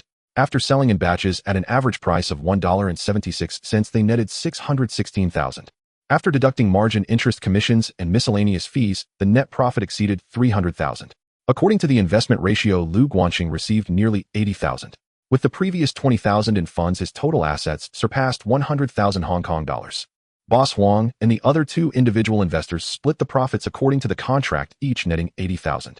Lu Guanhua and Boss Huang sat in the brokerage office staring at the figures on the settlement statement, unable to speak for a long time. Mr. Guanji, he stood up and extended his hand. Next time there is an opportunity like this, be sure to take me along. No, whatever you invest in, I will invest in. The other two also expressed their agreement, their tones increasingly sincere. Lu Guanxing shook hands with each of them. Certainly. That afternoon, Lu Guanxing went to Chen Guodong's office again. 100,000. A month ago, he was still living in a wooden house in Shamshui, with his family's monthly income being less than 1,000. A month later, he had 100,000 sitting in his account. But Lu Guanxing knew that this 100,000 was just a drop in the bucket in the stock market. The real money was yet to come. That afternoon, Lu Guanxing went to Xian Hongji Securities again. He walked into Chen Guodong's office and placed 1,000 Hong Kong dollars on the table. Mr. Chen, thank you for your hard work on this transaction. Chen Guodong accepted it without decline. He now regarded Lu Guanxing as one of his most important clients. Not because of his large capital, 100,000 was not significant among major investors, but because he consistently made profits, never missing a beat. Such clients are the dream of every stockbroker. Mr. Chen, how much capital do I have now? Chen Guodong flipped through the account book, including stock market value and cash, just over 100,000. So are you looking to enter the large investor room? Is it possible? Chen Guodong thought for a moment. Mr. Lu, your total capital has exceeded 100,000. The minimum standard for the large investor room is 100,000, so you just barely qualify. According to our company's regulations, you can apply to enter the large investor room. The commission drops from 1.5% to 1%, and you can participate in new stock allocations and large subscriptions. Additionally, the large investor room has its own phone and market board, so you won't have to squeeze in with individual investors. However, once you enter, the treatment you receive will not be on par with those million-level large investors. You can participate in new stock allocations, but in limited amounts. As for influencing stock price movements, that remains quite distant. All right, Lu Guanxing said, help me apply. Chen Guodong nodded and filled out an application form on the spot. Mr. Lu, there's one more thing. He put down his pen. Your operation in this joint subscription has already spread among individual investors. Several people have asked me if there will be another chance to join you in a new issue. Lu Guanxing thought for a moment. The joint subscription is indeed an effective means to improve the winning rate, but with too many people it becomes cumbersome to operate. However, if these people can be organized into a stable new issue alliance, it would be different. Mr. Chen, please arrange a meeting with Boss Huang and the others. Let's have a meal together in a few days. All right. In March, Hong Kong had already begun to feel the warmth of early summer, with sunshine pouring down, trams clattering by, and the latest issues of Martial Arts Spring and Autumn and Martial Arts World displayed at the newsstand, both featuring his name on the cover. He took a deep breath, a slight smile appearing at the corner of his mouth. 100,000 Hong Kong dollars, the threshold for the large investor room. Though he barely met the mark, taking this step forward would make the future road smoother. He strode toward the tram station. Back at home in Kowloon Tong, a pile of manuscripts awaited his writing. His elder brother Lu Guanhua was still in the studio researching the prospectus of the next new stock, and his mother should have started preparing dinner. Days passed, money was gradually earned, and the path was steadily walked. There was no rush, but progress continued. On the second day after Honghua Toys went public, cousin Zhao Lei arrived. He carried a torn canvas bag, standing at the entrance of the Kowloon Tong villa with a fresh scar on his face stretching from his brow to his cheekbone, not yet fully healed. His clothes were dusty, and the soles of his shoes were worn to the point of nearly revealing holes. He looked as though he had been wandering through the alleys of Temple Street for a long time, exhausted and disheveled, yet there was a flicker in his eyes that had not been extinguished, unwillingness. When Lu Guanqing opened the door, he was taken aback. It had been 2 months since he last saw Zhao Lei. The last time they met was the day they moved from the Wooden House district, where Zhao Lei helped them carry 2 boxes of odds and ends to the side of the truck, patting him on the shoulder and saying, "Ah Chung, make sure to do well," before turning back to Temple Street. "Ah Chung, I don't want to just muddle through anymore." Zhao Lei stood at the door, his voice hoarse. "There's no future in the gang. Ooh, I want to work with you." Lu Guanqing looked at him, not asking why. In a place like Temple Street, the 49ers at the bottom of the gang don't know if they'll survive tomorrow. For Zhao Lei to walk out alive is already a sign of good fortune. "Come and let's eat." His mother Su Yume saw the wound on Zhao Lei's face and couldn't help but fuss. "Oh dear Lei, sit down, I'll serve you some soup." Zhao Lei held the bowl, his hand trembling slightly.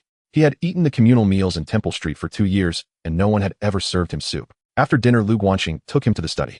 The table was covered with prospectuses, stock price lists, and accounting books, while a hand-drawn graph of the Hang Seng Index was pinned to the wall. His older brother Lu Guanhua and second sister Lu Guanlan were already seated inside. "Later you will learn stock trading from my brother. Start with running errands and queuing for subscriptions and learn gradually. These are the basics. You should start by looking at them." Lu Guanqing pointed at the materials on the table. Zhao Lei was taken aback. "Ah Chung, I didn't even graduate from middle school. Can I learn it?" "You can," Lu Guanqing said. "My brother also started from scratch, and now he has made over 10,000 in 10 days. You are younger than him and sharper, so you will definitely learn it." Lu Guanhua chuckled from the side. "Lei, don't listen to Ah Cheng's nonsense. I may not be smart, but I am willing to learn. You can do it too." Zhao Lei's eyes turned red. He had been mixed up in Temple Street for 2 years, had been caught, arrested, and betrayed, yet no one had ever told him, "You can do it." The leaders of the gang only said, "Go cut someone for me," or "Go collect debts for me." No one thought he could do anything else. "Ah Chung," his voice was a bit hoarse, "from now on my life is yours." Lu Guanqing patted his shoulder. "Don't say such things. Just follow me and work hard. It's 100 times better than being in Temple Street." Zhao Lei nodded vigorously. The success of Honghua Toys had completely transformed Lu Guanqing's standing in the family. Previously, he was the 3rd child in the family, making money by writing novels, and everyone thought it was luck. Now, in less than a month, he had rolled from 3,000 to 100,000, winning every stock subscription, and his manuscript fee was equivalent to his father's salary for a whole year. His mother Su Yume no longer said, "Don't spend money recklessly," and his father Lu Jianjun would initiate a few conversations with him while smoking. That night, Lu Guanqing gathered the whole family together for dinner. The location was the living room of the Kowloon Tong villa, where his mother had prepared a full table of dishes: white-cut chicken, steamed base, braised pork, stir-fried seasonal vegetables, and nourishing soup. This was something unimaginable just 2 months ago. Dadmom Lu Guanqing raised his teacup. "I have a few things I want." Everyone's gaze fell on him. "The first thing, Dad, don't work at the shipyard anymore. You're in your 40s, and after welding ships for over 20 years, your body is full of injuries. Now our family doesn't lack money. You should rest at home and take care of the younger siblings." Lu Jianjun was silent for a moment before nodding. He had worked at the shipyard for half his life, with burned scars on his hands layered upon each other, and he would feel pain on rainy days. He had long wanted to quit, but with 6 mouths to feed, he dared not stop. Now that his son said there's no need for money, he believed it. "The second thing, Mom, don't work at the garment factory either. Your hands are soaked in chemicals every day, or it pains me to see it. Cooking at home and taking care of the younger siblings is much better than anything else." Su Yumi's eyes turned red. She had worked at the garment factory for over 10 years, and her hands were already soaked and ruined, with thick knuckles and nails that were forever stained with oil. She had never imagined a day when she wouldn't have to go to the factory. "Ah Chung, I'll listen to you." "The third thing, second sister." Lu Guanqing turned to Lu Guanlan. "You work as a clerk for a few hundred a month. There's no future in it. I want you to resign and help me with stock trading." Lu Guanlan was taken aback. She worked as a clerk in a small company. The pay wasn't high, but it was stable. Lu Guanqing had always thought she was meticulous and steady, making her the best candidate for an accountant. "Ah Chung, I don't understand stocks." "You don't need to understand. Just help me manage the accounts, reconcile and review contracts," Lu Guanqing said. "I have more and more accounts now with increasing capital, and I can't manage it alone. My brother and Lei Gu will handle the errands and market watching while you handle the accounts and paperwork. Learn slowly, no rush." Lu Guanlan hesitated. She glanced at her mother, who nodded. She looked at her father, who was also nodding. Her mother had already resigned, and her father would resign too. With 6 adults in the family relying on her brother for income, she felt guilty. "Okay," she said, "I'll give it a try." Lu Guanqing smiled. His second sister was one of the most important pieces in his plan. After dinner, Lu Guanqing called his brother's second sister and Zhao Lei to the study. From today on, we are a family working together. His tone became serious, but we will keep our accounts clear. For every order, we will take 1 to 3 of the profits and distribute them based on contributions. Who runs errands, who watches the market, who manages the accounts, and who makes decisions will have different contributions and thus different distributions. The specific proportions will be determined after each account is settled. Lu Guanhua nodded. That's fair. Lu Guanlan also noted it down in her notebook. Zhao Lei opened his mouth to say something, but Lu Guanqing raised a hand to stop him. Lega, don't be in a hurry to decline. Once you learn and can operate independently, you will get your fair share of the profits. Working with me isn't for free. Zhao Lei swallowed the words he was about to say and nodded vigorously. There's one more thing. Lu Guanqing's expression turned serious. What we discuss in this study cannot be spoken of outside. Stock operations, capital size, profit figures. Do not mention them to anyone. If anyone asks, just say, I'm writing a novel and you are helping me with odds and ends. Understood. The three responded in unison. In the following days, Lu Guanqing began systematically training the three of them. Older brother Lu Guanhua had already grasped the basics, focusing on supplementing his knowledge of the subscription process and market-watching techniques. Second sister Lu Guanlan began learning from scratch how to read prospectuses, calculate the odds of winning, and verify delivery orders. Zhao Lei started with the most basic errands, queuing at the securities company, delivering subscription forms, collecting delivery orders, and running to the bank. Lu Guanqing compiled the financial knowledge he had learned from the future along with the characteristics of the current Hong Kong stock market into a handwritten training manual. It wasn't long, but it was all practical information. Brother, you are responsible for market watching. Every morning before the market opens, call Chun Guodong to ask for yesterday's closing price and today's opening price. During the trading day, ask once every hour. Ask again after the market closes. Write it down and create a trend chart. Second sister, you are responsible for the accounts. Every subscription, every sale, every interest and commission must be recorded clearly. At the end of the month, summarize to calculate net profits and contribution distributions. Lega, you are responsible for errands. Before the subscription deadline, deliver the subscription forms to the securities company. On the day of listing, go to the trading department and keep an eye on the blackboard. If there's anything unusual, call back immediately. Usually visit several securities companies to ask if they have any new stocks coming up or any allocation quotas available. The three of them each took on their responsibilities and the small team began to operate. Lu Guanqing turned his attention to the next new stock, Kowloon Construction Engineering Limited. In early April, the plots of Shattered Void and Dragon and Snake Legend both reached their climaxes. The spiritual reincarnation battle between Chuan Ying and Ba Shi Ba on a solitary cliff is the most thrilling chapter of Shattered Void. The two strongest individuals of the age do not settle their differences through physical combat, but engage in a transcendent duel on a spiritual level, crossing the boundaries of life and death. Ba Shi Ba infiltrates Chuan Ying's consciousness using secret methods of the esoteric Buddhism, and the two experience 9 cycles of reincarnation in a dreamlike realm. Each life a different existence, yet each life poses the same question: what is the ultimate goal of martial arts? When Lu Guanqing wrote this chapter, he drew upon all his philosophical foundations from his past life. With concise and powerful language, he integrates abstract concepts of reincarnation, causality, and transcendence into the fight, leaving readers exhilarated yet yearning for more. Meanwhile, in Dragon and Snake Legend, Wang Chao also reaches his moment of brilliance. Starting from the most basic stance, he progresses step by step. Ming Jin and Jin Hua Jin, achieving significant breakthroughs at every level. In the end, facing a foreign boxing champion on the arena, he utilizes a move called half-step burst punch to send his opponent flying, bringing glory to his country. At the newsstand, Martial Arts Chronicles and Martial Arts World are displayed together, featuring covers of Chuan Ying and Wang Chao. Readers purchase both magazines, leading to record sales for both. The newsstand owner shouts on the street, new chapter of Guanji. Wang Chao knocks out the foreign champion with one punch. Readers flock to the stand, and the magazines are in short supply. The owner of the small shop in Kowloon Tong reserves a copy for Lu Guanqing, smiling as he says, Mr.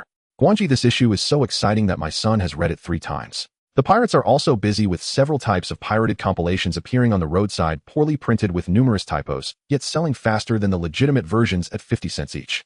Lu Guanqing feels helpless against these pirated versions. Copyright protection in Hong Kong is weak and lawsuits are futile. He might as well consider it free publicity. However, what truly surprises Lu Guanqing is not only the enthusiasm of the readers, but also the calls from newspapers seeking to poach him. First came Ming Pao, offering 100 Hong Kong dollars per 1,000 words plus 15% royalties. They spoke sincerely, Mr. Guanji. After Mr. Jin Yong's retirement, the martial arts section of Ming Pao needs a new pillar. You are the most suitable candidate. Next was Chinese Times. Their offer was even more generous. 120 Hong Kong dollars per 1,000 words, 15% royalties, main edition serialization, plus a full-page character interview. Then came Singtao Daily. Their terms were similar, 120 Hong Kong dollars per 1,000 words, 15% royalties, but they added a promise, sending a standalone edition of Guanxi's novels with the paper in Southeast Asia, with copyright fees calculated separately. The last call was from Eastern Daily. The editor-in-chief Chun said cheerfully over the phone, "Mr. Guanxi, our boss has stated that it is 150 Hong Kong dollars per 1,000 words, 15% royalties, and in addition, we will provide you with an office unit in Central 500 square feet. You just need to sign a 3-year exclusive serialization contract, and this office unit will be yours. 150 per 1,000 words, plus an office in Central." Lu Guanxing held the phone, pausing for a few seconds. "Editor Chen, the terms are tempting, but I truly lack the time to start a new book right now. Dragon and Snake Legend is still ongoing, and I need to write every day. I'm stretched too thin." Editor Chen wouldn't give up. "What about your next work?" "We can wait. We'll talk about the next one later," Lu Guanxing replied, "but if you're interested, I could write stock reviews. Financial section, 1 article per week." Chen was taken aback. "Stock reviews? You understand stocks?" A little. Lu Guanxing smiled. "I've been dabbling lately." "All right. He'll report back to the boss." After hanging up, Lu Guanxing leaned back in his chair, looking at the 4 offers on the table. 150 Hong Kong dollars per 1,000 words, plus an office in Central. To be honest, he was tempted. But reason told him that now was not the time to start a new book. His plan for this year was clear. After Dragon and Snake Legend concludes, he would begin a new work titled The Hero of the Storm to fully establish his fame. Then he intended to temporarily put down his pen. In his previous life, after 8 years of writing online literature, he suffered from cervical spondylosis, lumbar spondylosis, nearsightedness, and hair loss. None were absent. In the end, how much did he earn? Over 400 a month. In this life, he didn't want to be a code farmer anymore. Writing novels was just a source of initial income, not the entirety of life. His main battlefield was the stock market, capital, and industry. After finishing The Storm, he planned to shift all his energy to the stock market and commercial layout. As for writing articles, if it could be outsourced, he would outsource it. If it could be authorized, he would authorize it. And he would never do it himself again. Lu Guanxing politely declined the invitations from the other newspapers one by one. The reason was the same. Too busy with writing to start a new book for now. But he left a way out. He could write stock reviews, and the next work could be discussed later. He finally dialed the number for the financial section of Eastern Daily. "Hello, this is Guanxi. I would like to discuss the stock review column with you." Lu Guanxing's new target, Kowloon Construction Engineering Company, plans to list on the Far East Stock Exchange on April 6th. The offering price is 1.5 Hong Kong dollars with a par value of 1 Hong Kong dollar. The core business includes public works construction, commercial building construction, and residential development, being one of the first contractors for Hong Kong subway project, undertaking multiple municipal projects for the Hong Kong government. In 1972, the Hong Kong government officially announced the construction of the subway, and with urbanization accelerating, the construction industry exploded, making construction stocks the core hotspot of the entire Hong Kong market. The company has the backing of government projects, securing orders that guarantee performance for the next 3 years, with growth rates exceeding 28 for 2 consecutive years and no operational risks. Lu Guanxing assessed that the stock would rise at least 60 on its first day. He decided to invest 8,000 as principal, using 10 times leverage, totaling 8,000 for subscription. With his current capital and position in the large account room, he no longer needed to join a joint subscription. One person is equivalent to a team. The subscription deadline is April 3rd, and Lu Guanxing completed all procedures 2 days in advance. He calculated the odds of winning the lottery. Large account subscriptions were oversubscribed by 8 times. With 8,000 in subscription funds, the odds of winning were about 26, equating to approximately 208,000 in winning amounts. On April 4th, Lu Guanxing's first stock review was published in the financial section of Eastern Daily. The title was April Hong Kong Stock Outlook: The Infrastructure Sector is About to Explode.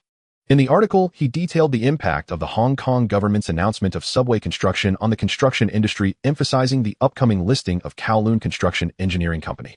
He did not directly say buy, but the implication was clear to those with keen eyes. On the day the stock review was published, stockbroker Chun Guodong called. "Mr. Lu, your stock review has received a significant market response. Several clients have called about Kowloon Construction." "That's good. The higher the heat, the greater the stock price increase on the first day of listing," Lu Guanxing said. With everything ready, he awaited the listing on April 6th. But Lu Guanxing did not wait idly. During these few days, he undertook a more important task: networking.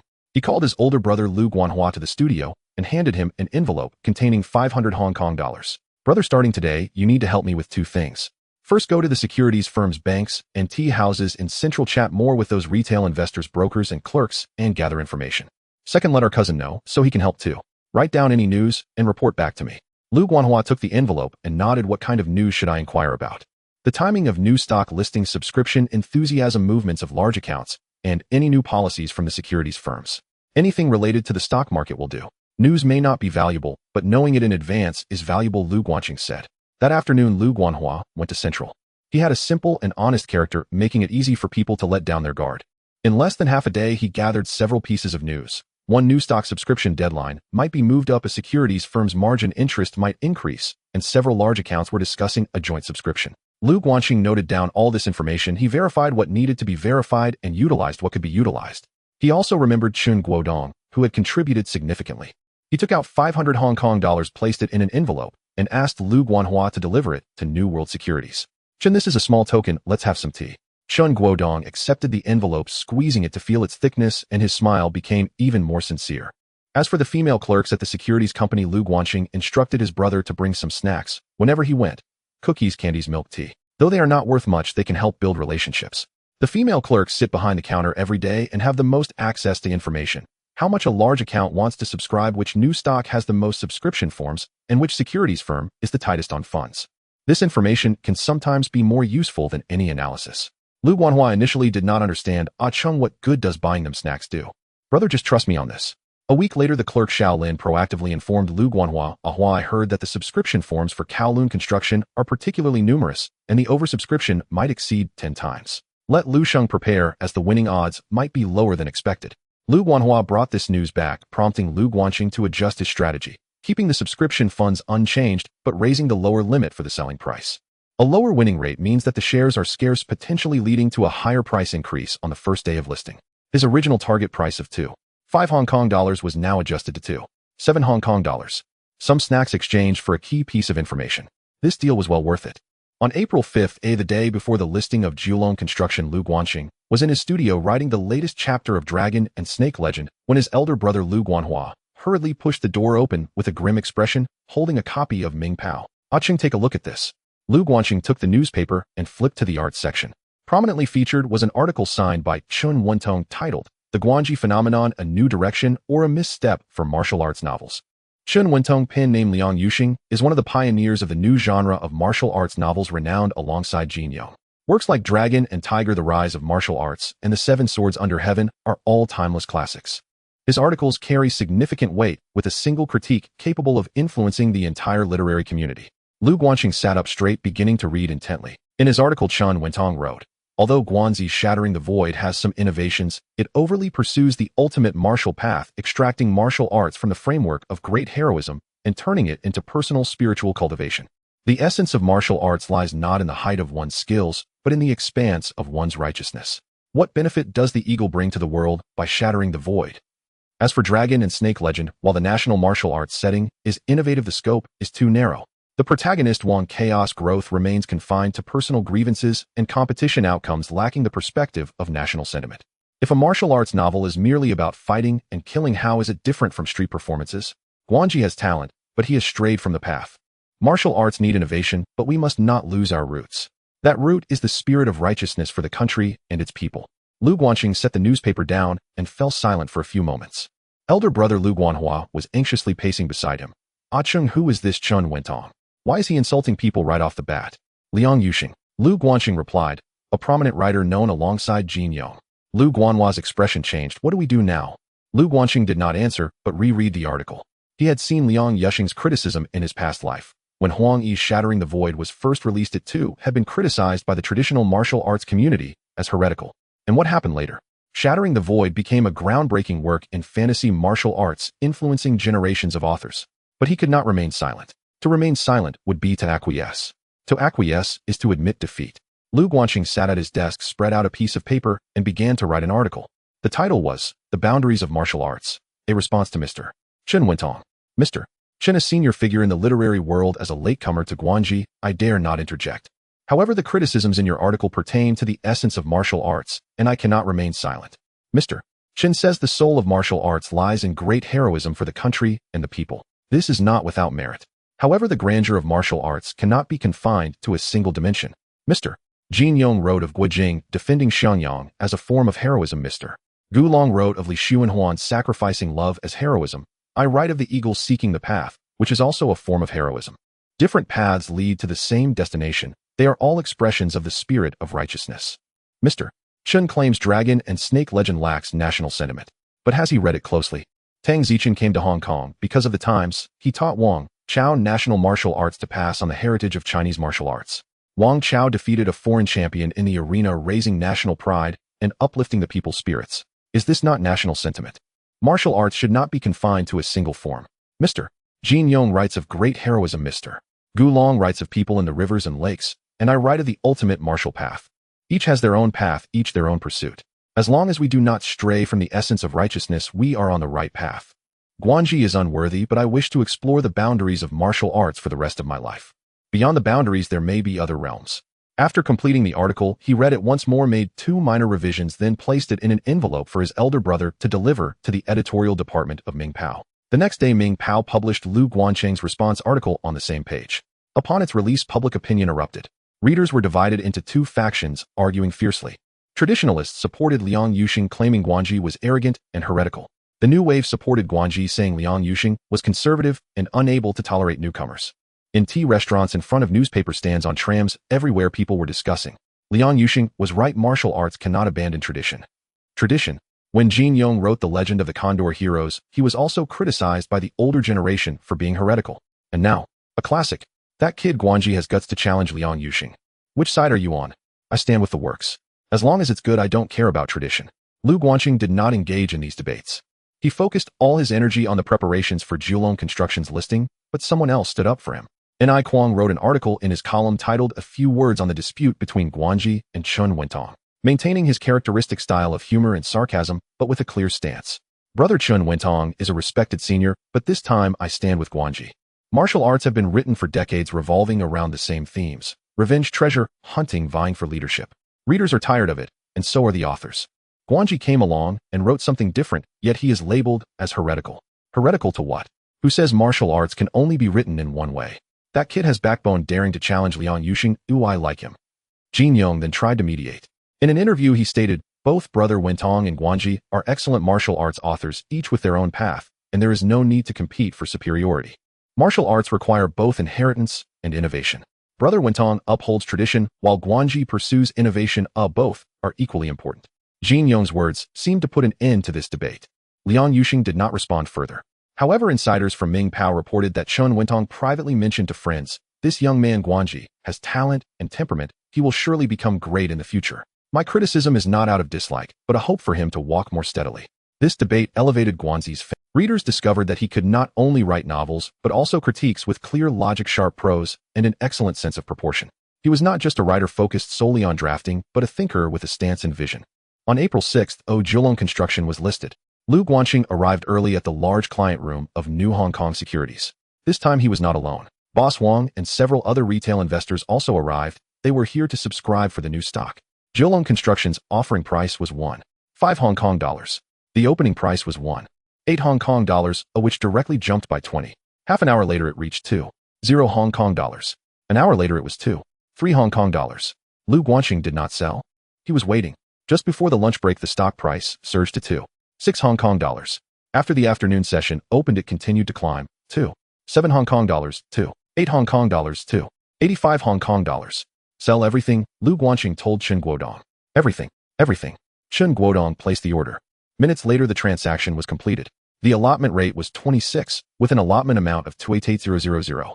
The selling price was 2.85 Hong Kong dollars, netting 82000. After deducting the 800 principal interest on margin and commissions, the net profit was 200. Along with the existing stock gains in the account, Lu Guancheng's total funds surpassed 300. Boss Huang, sitting beside him, was wide-eyed. Mr. Guanji, your earnings surpass what I make in a year running. Lu Guancheng smiled, saying, just good luck. After calculating his accounts that afternoon, he did something. He withdrew part of his funds. He gave his elder brother Lu Guanhua 300 HKD, 100 HKD each to his second sister, and cousin 100 HKD to Chen Guodong, and 200 Hong Kong dollars each to Xiao Lin and a Chong at the counter. With the remaining money, he planned to do a few things. The first was to buy himself a suit. At a custom suit shop in Central, he tailored a black suit, 3 white shirts, and 2 ties, spending over 200. The tailor was an experienced master, skillfully measuring while muttering, young men stand straight, they look good. The second was to buy a new watch. He walked into the Rolex store in Central, where the watches sparkled under the lights. He had heard of the fame of the Green Submariner in his past life and wanted to purchase one. Sir, how may I assist you? The clerk was a man in his 40s, dressed in uniform with a respectful attitude. Do you have the green submariner? The clerk paused for a moment. The green submariner. You mean the submariner series with the green bezel? Yes. The clerk shook his head with a smile. Sir, Rolex does not have a green submariner. We only have the black bezel submariner model ref. 5513, priced at 2200 HKD. Lu Guanxing was taken aback and cursed himself silently. The jokes he had seen online in his previous life about the green submariner and black submariner were all later developments. In 1972, Rolex had none of those flashy variants. He scanned the counter and finally chose a date-just ref. 1601 with a stainless steel case, silver dial, and dogtooth bezel, a classic business model. The price was 2733 HKD. On the way home, he passed by a jewelry store and bought his mother Su Yume a gold necklace, his second sister Lu Guanlan a pair of earrings, his little sister Lu Jingwan a silver bracelet, and his little brother Lu Jingtian a pair of new leather shoes. When the family gathered to unwrap gifts, his mother Su Yume touched the gold necklace, her eyes reddening. Ah Chung, you earned this money with difficulty, but don't spend it recklessly. Mom, it's not expensive, Lu Guanxing replied. There will be better things in the future. Outside, the night in Kowloon Tong was very quiet. The distant neon lights blurred into a glow along the horizon reminiscent of dawn before the day breaks. He glanced at the Rolex on his wrist, the hands pointing to 10 o'clock. Tomorrow there were still many things to do. Research the next new stock, write stock reviews, and keep the manuscript for Dragon and Snake Legend going. The road is still long, but as long as the direction is correct, there is no fear of distance. In early April at Zhulongtang, Lu Guanxing called his elder brother, second sister, and cousin Zhao Lei to the study. On the table lay several forms obtained from the company registry and a copy of the company ordinance. We are going to register a company, he stated directly. The three exchanged glances. Second sister Lu Guanlan was the first to react. Ah Chung, are you saying we will start our own company? Yes, Huanyu Securities Investment Company. Lu Guanxing pushed a piece of paper forward on which the company name and business scope were written. A private limited company with independent legal status can better conduct business and reasonably avoid taxes. It will also be easier for new stock subscriptions and commercial cooperation. In the future, stock trading, investment, and acquisitions will all be done under the company's name. Personal account funds are limited, but the company account can handle larger transactions. He took out a piece of paper detailing the Hong Kong company registration process he had researched for several days. In 1972, Hong Kong's company ordinance was still based on the 1962 version, and the registration threshold for private limited companies was not high. First, shareholders and directors. I will be the sole shareholder and chairman, as I am a Hong Kong resident and meet the requirements. Second, a company secretary. Second sister, you will take this role. You must be a Hong Kong resident and you qualify. Me. Lu Guanlan felt a bit nervous. Ah Chung, I don't understand company law. You don't need to understand, it's just a name. I will handle the specific matters, Lu Guanxing smiled. But you need to learn financial management. I have already contacted several financial professionals for you to learn from. Start with basic bookkeeping and tax reporting and gradually get the hang of it. I hope to entrust the company's finances to you in the future. Lu Guanlan bit her lip and nodded vigorously. She had previously worked as a clerk in a company, was meticulous in her work, and had learned quite a bit about finance from her brother during this time. Third, I will lead the company registration, and second sister, and Lei Gu will assist. I plan to set the registered capital at 100,000 Hong Kong dollars on a subscription basis, no need for actual payment. Lu Guanxing continued, the registration fee, business registration certificate, and stamp duty add up to less than 1,000 Hong Kong dollars. He then looked at his elder brother. Brother, there are a few things we need to do first. First, find an office address for the registered company. It should be affordable and not too far from Central. 2 rooms will suffice, one for the trading room and one for the office. It should have a phone with multiple lines available, Lu Guanhua nodded. Okay, I'll go look tomorrow. Second, rent a place on the island in the next couple of days. A 3-bedroom apartment with a phone closer to Central. We currently live in Zhulongtang, and crossing over to Central requires taking the tram, which wastes time. Renting a place on the island will make it convenient for brother and cousin to conduct business. Third, get driver's licenses. Lu Guanxing looked at his elder brother and Zhao Lei. You two should go get your licenses. In Hong Kong, you can't take the test until you're 18, and I am only 16 and have to wait 2 years. You should go first. Once you have your licenses, we can buy a car. It will be more convenient for running to the exchange and meeting clients. Lu Guanhua and Zhao Lei exchanged glances and nodded in agreement. Finally, he looked at his cousin Zhao Lei. Zhao Lei, who was 20, was Lu Guanxing's aunt's son. Quick-witted and nimble, Lu Guanxing had sought him out for help after moving out of the wooden house area. Lei Gu, you will be responsible for errands. Company registration, bank account setup, and various procedures. You will handle them together with second sister. Zhao Lei grinned. Sure, leave the errands to me. The next morning, Lu Guanhua went out to look for a place. He spent the whole day visiting 7 or 8 locations and finally settled on one in Mongkok. On the 4th floor of an old office building on Nathan Road, 2 rooms totaling less than 300 square feet. The monthly rent was $350 including utilities. The tram station was right downstairs, taking 20 minutes to get to Central. Lu Guanxing took a look. Although it was old, it was clean. The window faced south, providing good light. "This will do," he said. "Let's rent it for a year, and when we have money later we can move to Central." That afternoon, Lu Guanlan went to the company registry to check the name. Huanyu Securities Investment Company had no duplicates. She filled out the form, paid the name search fee, and received the name approval notice the next day. In the following days, the whole family became busy. Lu Guanlan was responsible for preparing the registration document. She filled out and verified the Articles of Association, Articles of Incorporation, Shareholder and Director List, Proof of Address, and the Incorporation Form one by one. Her English was not very good, and the Articles of Association were in English, so Lu Guanqing translated them for her line by line, and she copied them down. Zhao Lei was responsible for running errands. The company registry was in Admiralty, and he made 2 trips a day, submitting materials, collecting receipts, and following up on progress. He also ran to open the bank account at HSBC Standard Chartered and Hang Seng, asking at each one. Lu Guanqing required a company account that would have a checkbook, could receive remittances, and issue letters of credit. Most banks raised high barriers when they heard it was a newly registered company. Ultimately, through connections with New World Securities, they opened an account at Hang Seng Bank. Lu Guanhua was responsible for renovating the office. He bought 2 desks, several chairs, a filing cabinet, and a telephone exchange. A map of Hong Kong and a chart of the Hang Seng Index were hung on the wall. Blinds were installed on the windows, and a cheap carpet was laid on the floor. In total, they spent less than $1,000. On April 15th, the company registration certificate arrived. When Lu Guanlan brought it back, her hands were shaking. With a white background and black lettering, it featured the Chinese and English names of Huanyu Securities Investment Company, as well as the company number and establishment date. "Ah Chung," her voice quivered slightly. "We have our own company now." Lu Guanqing took the certificate, glanced at it, and placed it on the table. "This is just the beginning." That evening, Lu Guanqing called everyone to the office for the first work meeting. The conference table was a rectangular one that Lu Guanhua had found in a second-hand market, capable of seating 6 people. Several cups of tea and a plate of peanuts were laid out on the table. Lu Guanqing sat at the head with his elder brother on his left, second sister on his right, and Zhao lay across from him. "From today on, we are a team." His voice was not loud, but each word was clear. "I will be responsible for investment decisions and research analysis. Brother will handle information and trade execution. Second sister will oversee finance and administration, and Lei Gu will manage outreach and logistics." He drew a simple organizational chart on paper and pushed it across. "Salary scheme: brother and second sister will receive a base salary plus commission. The base salary will be 1,000 each, with commission calculated at 1% of the company's profits. Lei Gu's base salary will be 500 with commission at 0.5%. We will determine the salary for finance and brokerage after hiring more people." Lu Guanhua opened his mouth. 1,000. Isn't that too much? Lu Guanlan said nothing, but her hand holding the pen trembled slightly. Zhao Lei grinned. "Brother Qing him with you." Afterwards, Lu Guanqing and second sister contacted a law firm to sign a long-term cooperation agreement, mainly to review commercial contracts. At the same time, they arranged for elder brother and Zhao Lei to take their driving tests.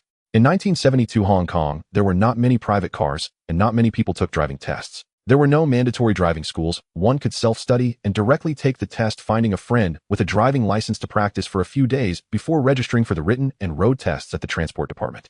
Lu Guanhua found a friend and borrowed a car to practice for 2 days. Zhao Lei was even more straightforward. He had driven a delivery van while mingling with the gang, and his skills were more proficient than elder brother's. Both passed the written test, and the road test was also passed on the first attempt. They received their official private car licenses on the same day, valid for life with no annual inspection or renewal required. "Ah Chung, we passed." Lu Guanhua called, his voice filled with excitement. "Great. Let's go look at cars tomorrow." The next day, Lu Guanqing took elder brother and Zhao Lei to a car dealership in Mong Kok. In Hong Kong in 1972, most of the cars on the road were British brands such as Ford, Vauxhall, and Land Rover. Japanese cars had just begun entering the Hong Kong market, being cheap and fuel-efficient, ideal for Hong Kong's narrow roads. Lu Guanqing had his eye on a Honda N600. It was a Japanese original with a displacement of 600 cubic centimeters, a top speed of 115 km/h, and a fuel consumption of 5 liters per 100 kilometers. The car wasn't large, just enough to seat 4 people. The price was 8,960 Hong Kong dollars. "This car is good, fuel-efficient, and cheap to maintain," said the middle-aged salesman, patting the roof of the car. "Young man, is this for running your business?" "This car is perfect for that." Lu Guanqing did the math and decided to buy it. It would be tax deductible since it was under the company's name. Lu Guanhua walked around the car, touching the engine cover. "Ah Chung, do we really have a car now?" Zhao Lei was more direct, opening the door and sitting in the driver's seat, gripping the steering wheel and grinning. "This car will definitely be fun to drive." They paid the money and signed the contract. The dealership handled the license plate and insurance, and they would pick up the car in 3 days. After leaving the dealership, Lu Guanhua and Zhao Lei excitedly discussed the color and performance of the car. Lu Guanqing walked behind them, the Rolex on his wrist glinting in the sunlight. "The company is registered, the office is rented, and the car is ordered, but there aren't enough people. Lu Guanxing made a recruitment list. One position for a clerk and cashier to assist his second sister with accounting and administrative management. The requirements are not high, honest and reliable, attentive, and not troublesome. Appearance does not matter. Being too beautiful could be a hassle. No need for someone too handsome, as it would simply be an eyesore and overshadow him. These were his exact words written in his notebook, which made Zhao Lei laugh for a long time. One stockbroker responsible for placing orders and research to collaborate with his elder brother on trade execution. Requirements familiar with the market, experienced and trustworthy. He could ask Chen Guodong for a referral. He didn't want to hire too many people. He preferred a lean operation with one person doing the work of two. The clerk and cashier should be honest, reliable, attentive, and not troublesome. The stockbroker should be knowledgeable, reliable, and experienced, and he could seek a referral from Chen Guodong. Second sister learned from me about finance. I found you a teacher. Lu Guanxing handed her a business card of an old accountant he met through Chen Guodong. Mr. Zhou, who had worked in the industry for over 20 years, retired and was willing to teach part-time. Lu Guolan took the card and nodded. She had started reading introductory finance books these days. Although it was challenging, she was very serious about it. She knew this was her brother giving her an opportunity and that she couldn't mess it up. The advertisement for hiring a clerk and cashier was posted at the door, and after recommending it to acquaintances, 3 people came to apply within half a day. The first was a middle-aged man in a wrinkled suit, whose resume stated he had worked as an accountant for 5 years at a trading company. Lu Guanxing asked a few basic questions, but he stammered in his answers, unable to clearly explain even the double-entry bookkeeping method. He politely sent him away. The second was a young woman in her early 20s, dressed fashionably, speaking in a coy tone. Upon entering, she immediately asked, "What is the salary? Is there a 2-day weekend? Can I avoid overtime?" Lu Guanxing let her go on the spot. The third was a woman in her 30s, surnamed He Shufan. She had her hair tied back in a ponytail, wore a plain checkered shirt, and sported thick glasses.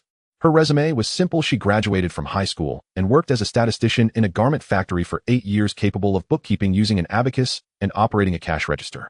She did not have an accounting certificate, but was meticulous in her work. Lu Guanxing asked a few questions. "Why did you leave the garment factory?" "The factory relocated, and I didn't want to work in the new territories. My child is still young, and it's inconvenient to be too far from home." "What salary do you require?" 350, but it's fine if it's a bit less." Lu Guanxing looked at her resume and then at her eyes. Honest, straightforward, not competitive.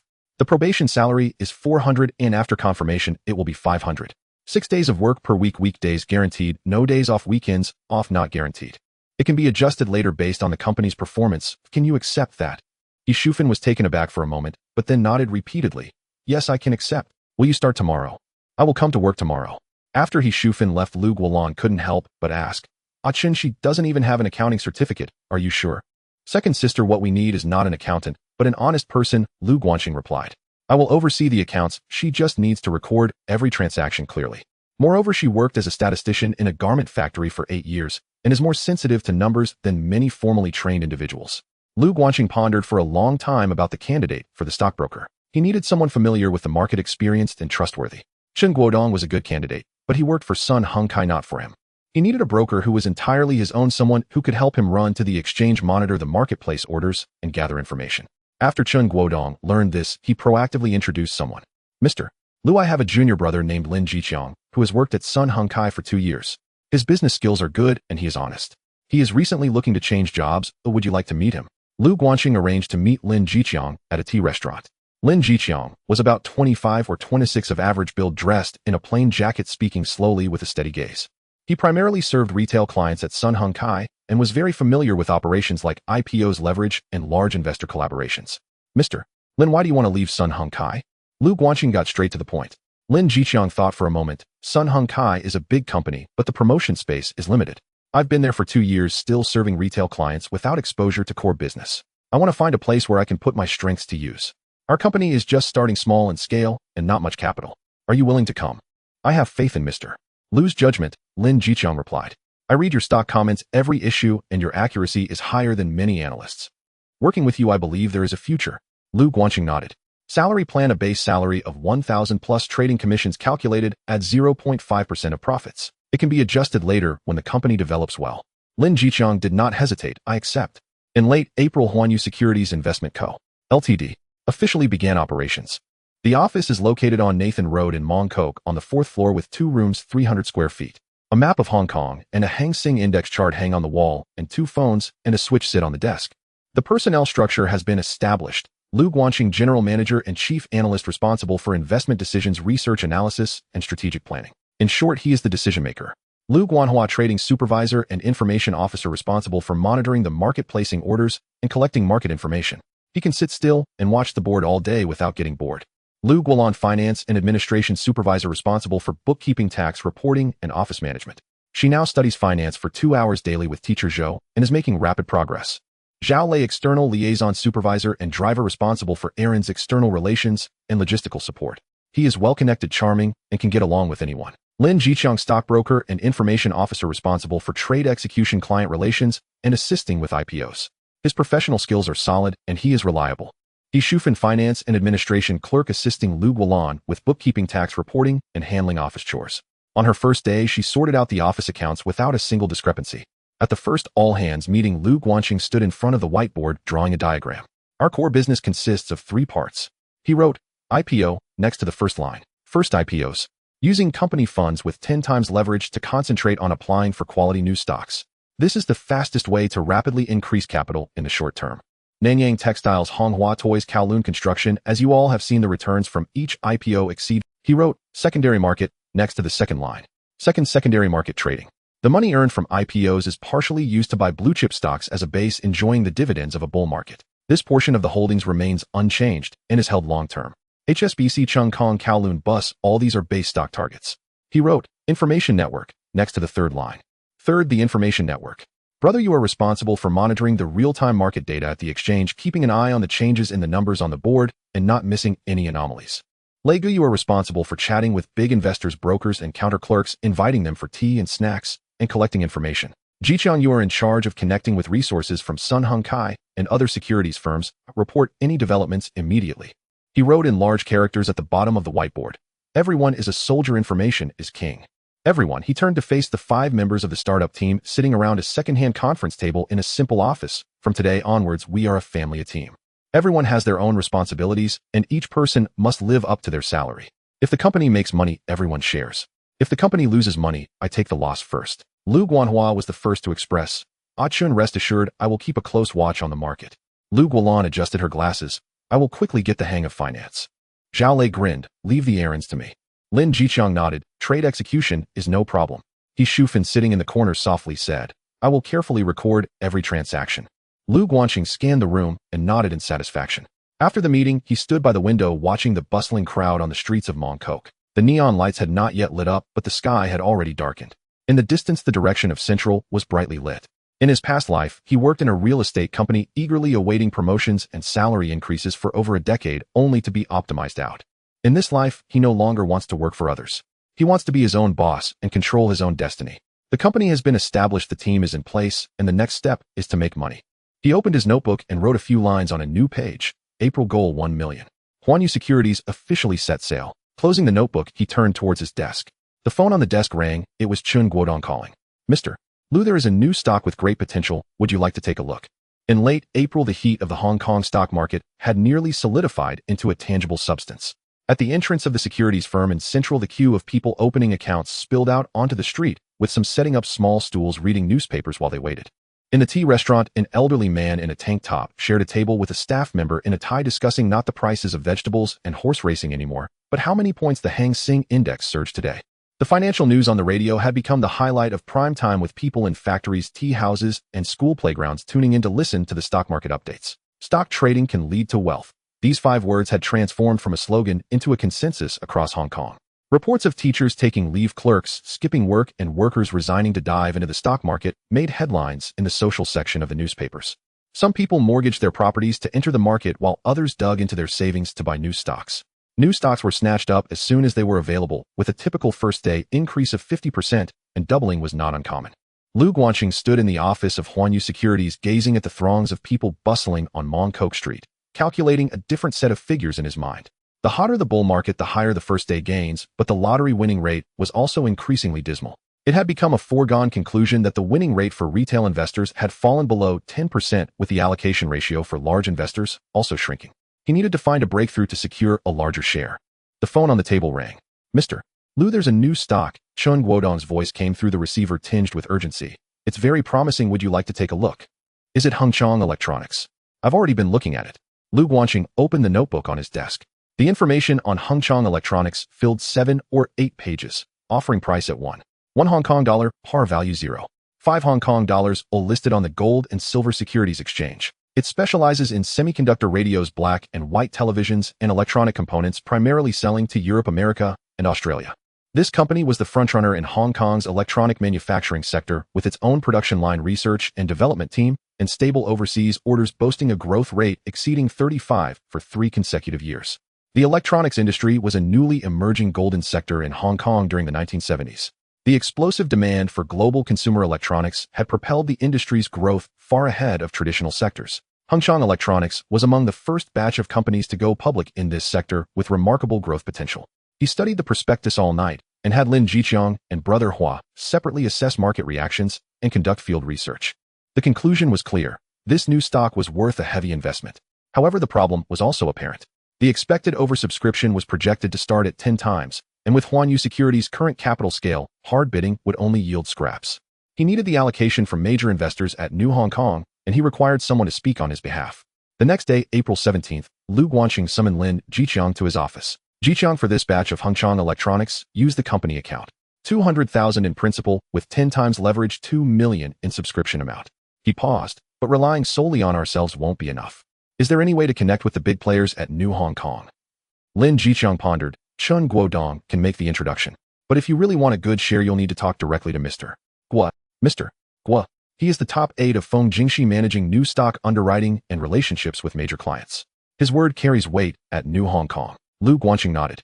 He had long since understood the high-level structure at New Hong Kong. Feng Jingxi was the founder with a Western-style approach, valuing efficiency and connections. Mr. Guo was his right-hand man, overseeing specific business operations. Securing this person would solve the issue of obtaining shares in Hung Chang Electronics. Help me set up a meeting with Mr. Guo. Just say, this junior wishes to seek advice on new stock experiences. Lin Jiqiang was extremely efficient. In the morning, he rushed to New Hong Kong to submit the subscription order, and by the afternoon, he relayed through Chun Guodong that Mr. Guo had agreed to meet at 7 that evening at the Central Tsuan restaurant in a private room. With the meeting arranged, the next step was to prepare gifts. Lu Guangqing had spent years in the real estate industry and was all too familiar with these customs. Gift-giving wasn't about money, it was about face respect and showing, I understand the rules. If it's too light, people might think you lack understanding. If too heavy, they might feel hesitant to accept. If inappropriate, the money spent would be wasted. He personally went to Central to select 4 items. The main gifts were 2 bottles of Hennessy VSOP costing 2,200 HKD and an Ingenuity mechanical men's watch costing 1,800. Hennessy is a hard currency in the Hong Kong business circle, understated but widely recognized. The Ingenuity watch is perfectly suited for business occasions, not too expensive to be burdensome, yet not cheap enough to lose face. The accompanying gift was a wild fish maw gift box costing 500 HKD. It was decent, nourishing, and suitable for middle-aged individuals. Lastly, there was the secretary's tea money, 500 in cash, placed in an envelope with tea fee written on it. This was the key to smoothing connections. A secretary's word could grant you entry or deny you access. At 6:30 that evening, Lu Guangqing arrived early at Tsuyuan. He wore a newly tailored black suit, a white shirt, and a deep blue tie meticulously tied. On his wrist was a Rolex date, just understated, yet substantial. Zhao Lei waited in the car. He first found Mr. Guo's secretary, Sister Zhang. In her 30s, dressed in a professional outfit, she was sharp and efficient. Sister Zhang, thank you for your hard work. He handed her the envelope, his tone as natural as if he were offering a cigarette. Just a little tea money, not much respect. Sister Zhang accepted it, glancing at the envelope without showing any particular expression, but she did not return it. Mr. Guo will be here shortly. Please take a seat. At 7 o'clock sharp, Mr. Guo arrived on time. In his 40s, he had meticulously styled slicked back hair and wore a deep gray suit, maintaining a well-kept physique. Clearly someone disciplined who engaged in social gatherings. He spoke slowly, each word seeming to be filtered through his mind, a typical, listen more, speak less, type of individual. Lu Guangqing stood up to greet him, presenting his business card with both hands. Mr. Guo, it's a pleasure to meet you. I am Lu Guangqing from Huanyu Securities. Mr. Guo took the card, glanced down at it, and when he looked up, there was a hint of amusement in his gaze. Mr. Guangqi, I have heard much about you. I have read your stock commentaries, they are quite good. Thank you for the praise, Mr. Guo. I am still learning. The two of them took their seats.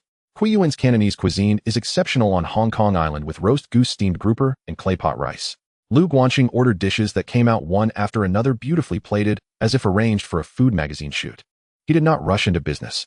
They began by discussing the general trends of the Hong Kong stock market, the movement of the Hang Seng Index, foreign capital trends, and the bubble of retail investor sentiment. Mr. Guo, what do you think of this year's Hong Kong stock market? Mr. Guo picked up a piece of roast goose and chewed it slowly before speaking. The bull market is not over yet. It shouldn't be a problem for the Hang Seng Index to surge by 1,000 points before the end of the year. However, there are too many retail investors now and sentiment is too heated. It's hard to say when there will be a correction. I share this view as well, Lu Guanqing responded, which is why I primarily focus on new stock subscriptions and only hold blue-chip positions in the secondary market. I clear my new stock positions on the first day, not holding overnight. It's a controllable risk. Mr. Gu glanced at him. A 16-year-old youth with such risk awareness, not greedy, not anxious, is indeed rare. The dinner lasted more than an hour discussing market trends, business opportunities, and overseas markets. Lu Guanqing never mentioned the two words, allocation, only expressing a desire to learn from the respected elder about new stock strategies. Mr. Guo was well aware of the underlying intentions, but chose not to address them directly. After dinner, Lu Guanqing accompanied Mr. Guo to the parking lot. He let Zhao Lei get in the car first, then walked over to Mr. Guo's car alone, presenting the gift bag. Mr. Guo, just a small token, not much respect. Thank you for your company tonight. I look forward to future business endeavors relying on your support. Mr. Guo accepted the gift bag, his gaze sweeping over the Hennessy and ingenuity inside, nodding slightly. I will speak to my team regarding Hengchang Electronics. Have Lin Jiqiang come to find me tomorrow. Thank you, Mr. Guo. Lu Guanqing watched Mr. Guo's car drive out of the parking lot before turning back to his own car. Zhao Lei started the engine and looked at him through the rearview mirror. Did it work? It worked. The car drove onto Queens Road Central with the neon lights of Central stretching out like a river of light outside the window. Lu Guanqing leaned back in the seat, closing his eyes. His mind began to simulate the first-day performance of Hengchang Electronics, opening price, selling pressure points, and the rhythm of staggered selling. On April 21st, the subscription for Hengchang Electronics closed. Lu Guanqing made another strategic move. He reached out to Lin Xingji, the editor-in-chief of the finance section of Ming Pao, future founder of the XIN Bao, a titan in Hong Kong's financial journalism. Having chatted about the stock market over several phone calls, Lin Xingji held a favorable view of his insights. Editor Lin, I would like your assistance with an article on Hengchang Electronics. Lin Xingji readily agreed. After the article was published, the sentiment of retail investors following the trend further ignited, causing the market heat for Hengchang Electronics to soar even higher. On April 24th, Hengchang Electronics was listed on the Gold and Silver Securities Exchange. On April 24th, at 6 in the morning, Lu Guanqing was already awake. He had risen half an hour earlier than usual. After washing up and changing clothes, he donned a newly tailored black suit, a white shirt, and a deep blue tie with a Rolex watch on his wrist. The youth in the mirror had a slender build but broad shoulders, and his gaze was as deep as a still pond. Today was not an ordinary day. Hengchang Electronics was going public. He had wagered 200,000 as the principal with a subscription amount of 2 million. This was the largest new stock subscription since Huanyu Securities opened. Zhao Lei was driving. Lu Guanhua sat in the passenger seat, while Lu Guanqing occupied the back seat. The car departed from the rented apartment on Hong Kong Island, heading towards Central along Queens Road Central. On the way, Lu Guanhua glanced back at his brother. Qing, you seem different today. Different in what way? I can't quite put it into words. After a moment, Lu Guanhua continued, you seem more steady. It's as if you've transformed into a different person. Lu Guanqing smiled and remained silent. It wasn't that he was steadier, it was that he was more confident. 3 months ago, he had walked into XIN Hongji Securities with only $3,000, unable to afford even a single lot of HSBC shares. Now he was sitting in the car of his own company, heading to the exchange to trade 2 million. This transformation felt unreal even to him. At 8:30 in the large trading room of XIN Hongji Securities. The trading room was located on the top floor of the office building, furnished with leather sofas and hardwood coffee tables, and a large stock price board hung on the wall. The pantry was always stocked with coffee, tea, and snacks. To trade here, one needed a capital threshold starting from 100,000. Chen Guodong was already waiting. He handed over a form, a smile pressed onto his face. Mr. Lu, Hengchang Electronics was oversubscribed by 12 times. The success rate for retail investors is less than 10%. Wait a moment, he paused. Your 2 million subscription received special consideration from XIN Hongji. Your success rate is 20% with a winning amount of 400,000. Lu Guanqing accepted the form and glanced at it. With a principal of 200,000 and a tenfold margin, a 20% success rate meant 400,000 in goods. The 2 bottles of Hennessy and that ingenuity from the dinner a few days ago were starting to pay off. He nodded, handing the form to Lin Jiqiang for archiving, his expression remaining neutral. At 9:30, the Gold and Silver Securities Exchange rang the opening bell. Hengchang Electronics set its offering price at 1 Hong Kong dollars. The opening price gapped up to 1.6, a rise of 45. The buy orders surged in like a tide, and the stock price line formed a steep incline. 1.7, 1.8, 1.9, 2.0. Chen Guodong reported the price every 10 minutes, his voice rising each time. A few familiar brokers in the large trading room gathered around. Someone whistled. Mr. Guanqi, how much did you bet? Not much. Lu Guanqing smiled, avoiding the question. At 10:30, the stock price soared to 2. At 11 o'clock, it reached 2.25. Lu Guanxing began to sell in batches. He sold one batch at 2, another at 2.25, and the last batch at 2.3, with an average price of 2.27. Chun Guodong's calculator clicked rapidly, his pen pausing on the paper. With a winning amount of 400,000 and an average selling price of 2.27, the total amount credited was 980,000. After deducting the margin interest and commission, the net profit was just over 400,000. With a principal of 200,000, a morning's work netted 400,000, yielding a 200 return. The large trading room fell silent for 3 full seconds before erupting in excitement. 400,000. In just one morning. Mr. Guanji, that's incredible. Next time you do a new stock, you must take me along. Lu Guanxing folded the delivery slip and put it in his pocket. He didn't show too much excitement. This outcome was already scripted in his mind countless times. He had calculated the fundamentals of Hongchang electronics market sentiment and the premium space for new stocks meticulously. The only variable was the success rate, and the consideration from XI and Hongji had locked this variable down as well. After the market closed, Lu Guanxing called his team back to the Huanyu Securities office for a review. Lu Guanhua was responsible for recording data. Lin Jiqiang analyzed trade execution, Zhao Lei summarized market information, Lu Guanlon handled finances, and He Shufan organized the accounts. Lu Guanxing stood in front of the whiteboard and picked up a marker. This operation with Hongchang Electronics yielded a net profit of 400,000. He wrote a number on the whiteboard, adding the 300,000 previously in the account, from profits of Nanyang Textiles, Ganghua Toys, and Kowloon Construction, not counting blue-chip floating profits. The total funds exceed 700,000. The office fell silent with only the sounds of cars from the bustling streets of Mongkok outside. Lu Guanhua gasped. 700,000. Less than 2 months ago, their entire family was crammed into a wooden house, making barely 800 a month. Now his brother's account held 700,000. Ah Chung, his voice a bit dry. You didn't miscalculate, did you? No miscalculations. Lu Guanxing pushed the ledger forward. You calculate it yourself. Lu Guanhua picked up the pen, adding line by line. After finishing, he fell silent. Lu Guanlon adjusted her glasses, her eyes reddening. She knew her brother was making money, but she hadn't expected it to happen so quickly. 700,000. Enough to buy 2 decent apartments in Kowloon Tong. Zhao Lei grinned widely, slapping his thigh with enthusiasm. Brother Chung, I'll follow you. I'll never lose in this lifetime. Lin Jiqiang remained silent, but the way he looked at Lu Guanxing had changed. Previously it was this client's judgment is quite good, but now it was this boss is worth following for a lifetime. He Shufan sat in the corner, the tip of her pen trembling slightly. She had checked the numbers in the ledger 3 times, each time causing her heart to race. Lu Guanxing took a glance around at everyone's reactions and set down the marker. 700,000 is not the end. He opened his notebook, flipped to a new page, and let the pen drop. Hong Kong Department Store Limited. This was his next target that he had been eyeing for a long time. A local retail leader with stores spread across Hong Kong and Kowloon, its performance was as stable as a ballast stone, and its cash flow was abundant to an astonishing degree. The offering price was not high, and the expected first-day increase was stable. More importantly, the participation rate of retail investors in department stocks was very high, with good liquidity suitable for quick cashing out.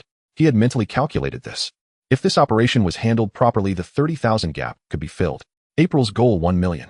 Huanyu Securities was officially setting sail. Closing his notebook, he turned to look out the window. That evening, Lu Guanxing booked a table at Yongji Restaurant. Roast goose, steamed grouper, claypot rice.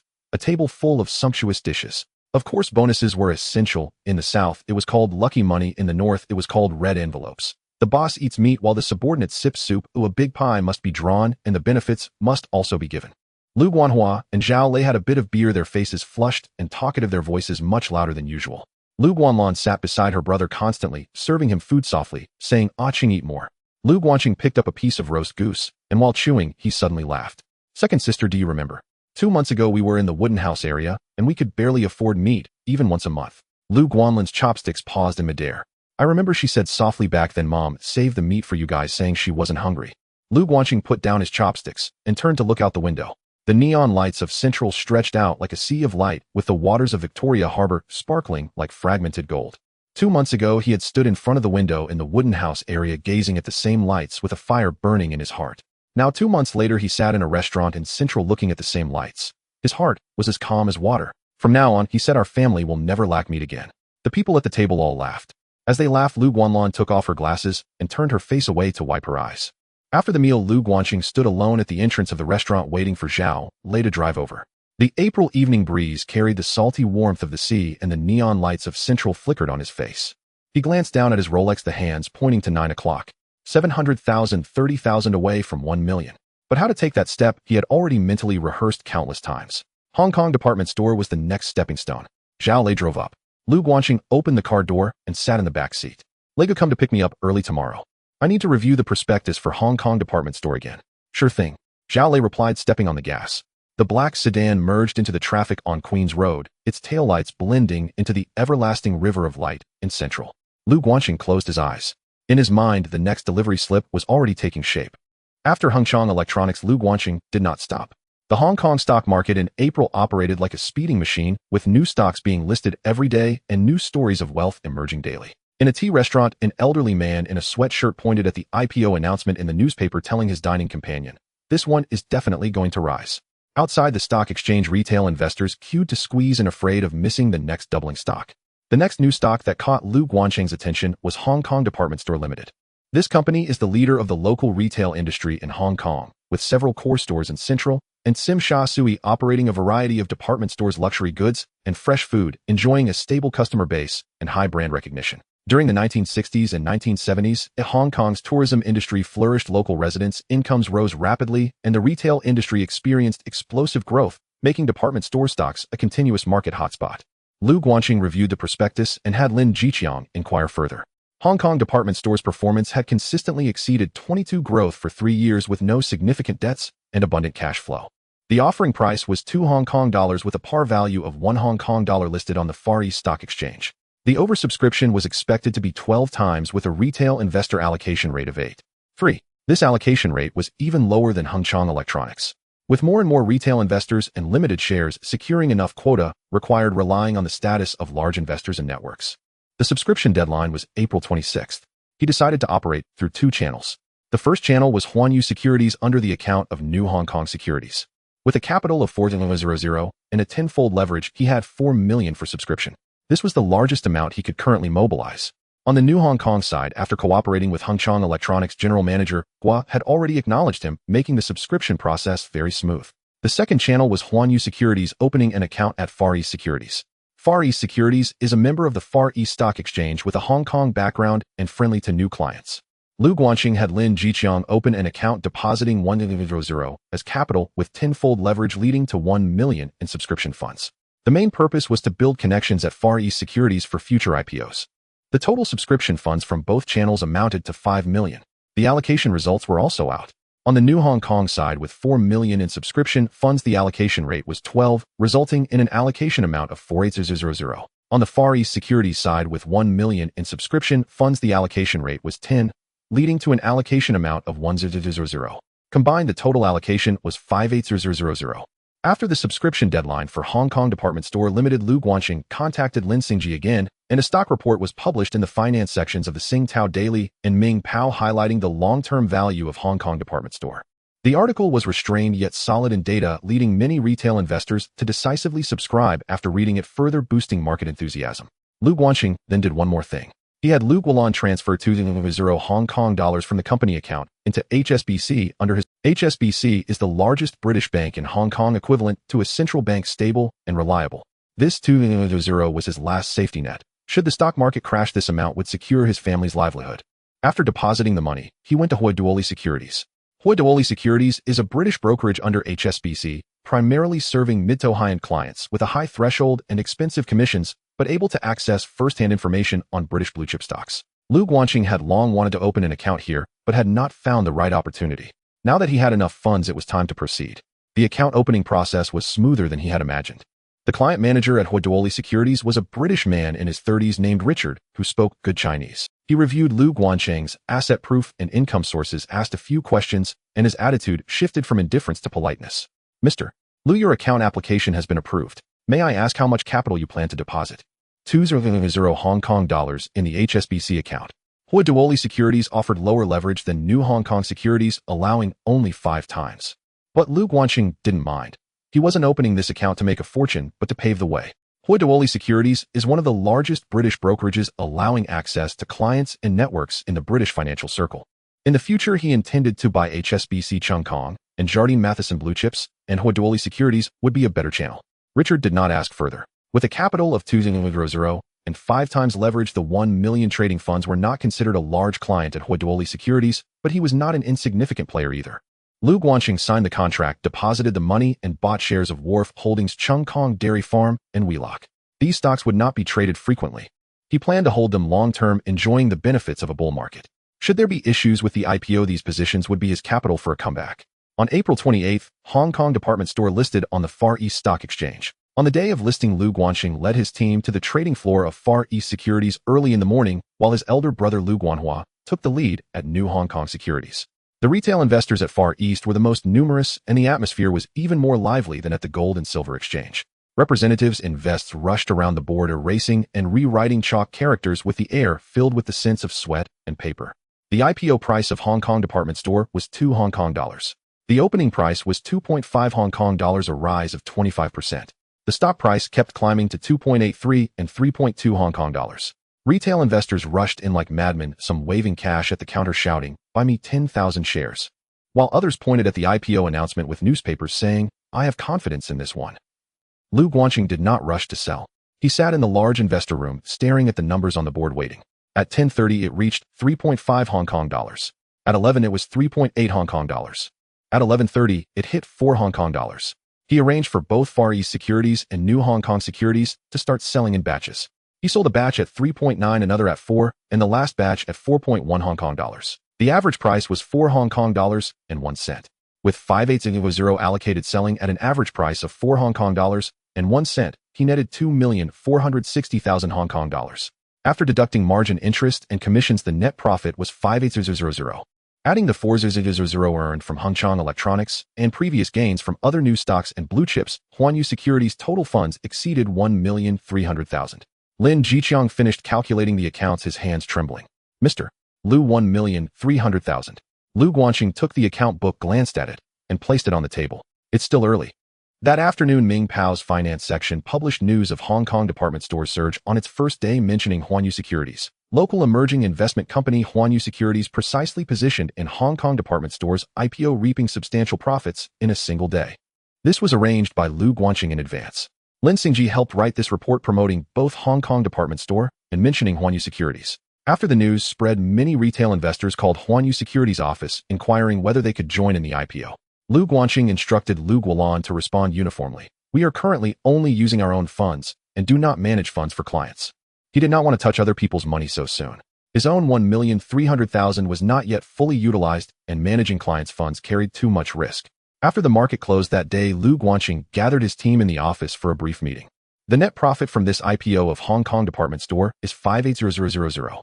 Adding the 4,000 from Hengchang Electronics, we have made nearly 1 million from 2 IPOs.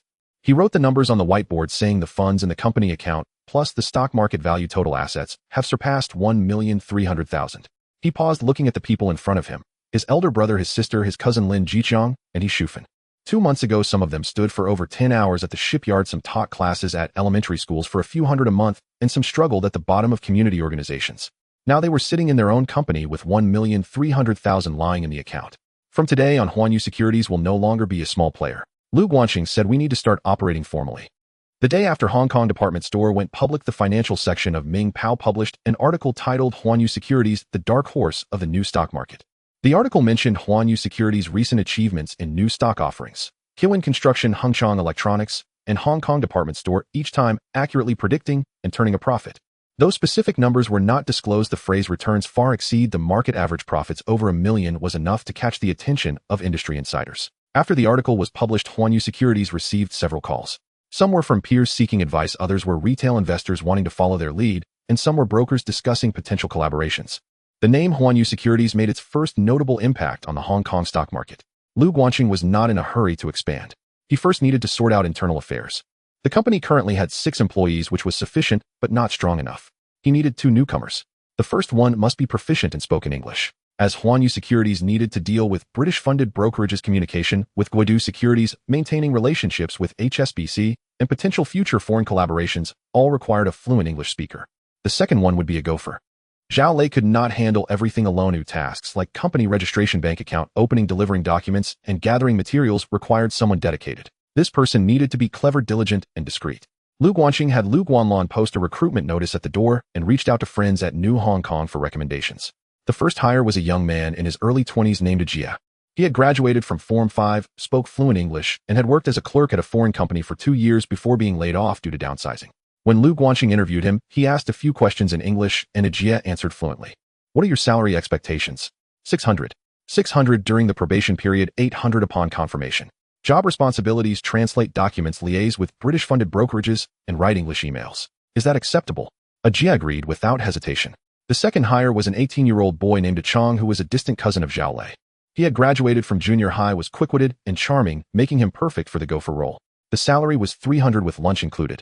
His father Lu Jianjun was getting restless at home. Previously, Lu Guanxing had told him to resign and rest at home, saying, "I'll support you, son."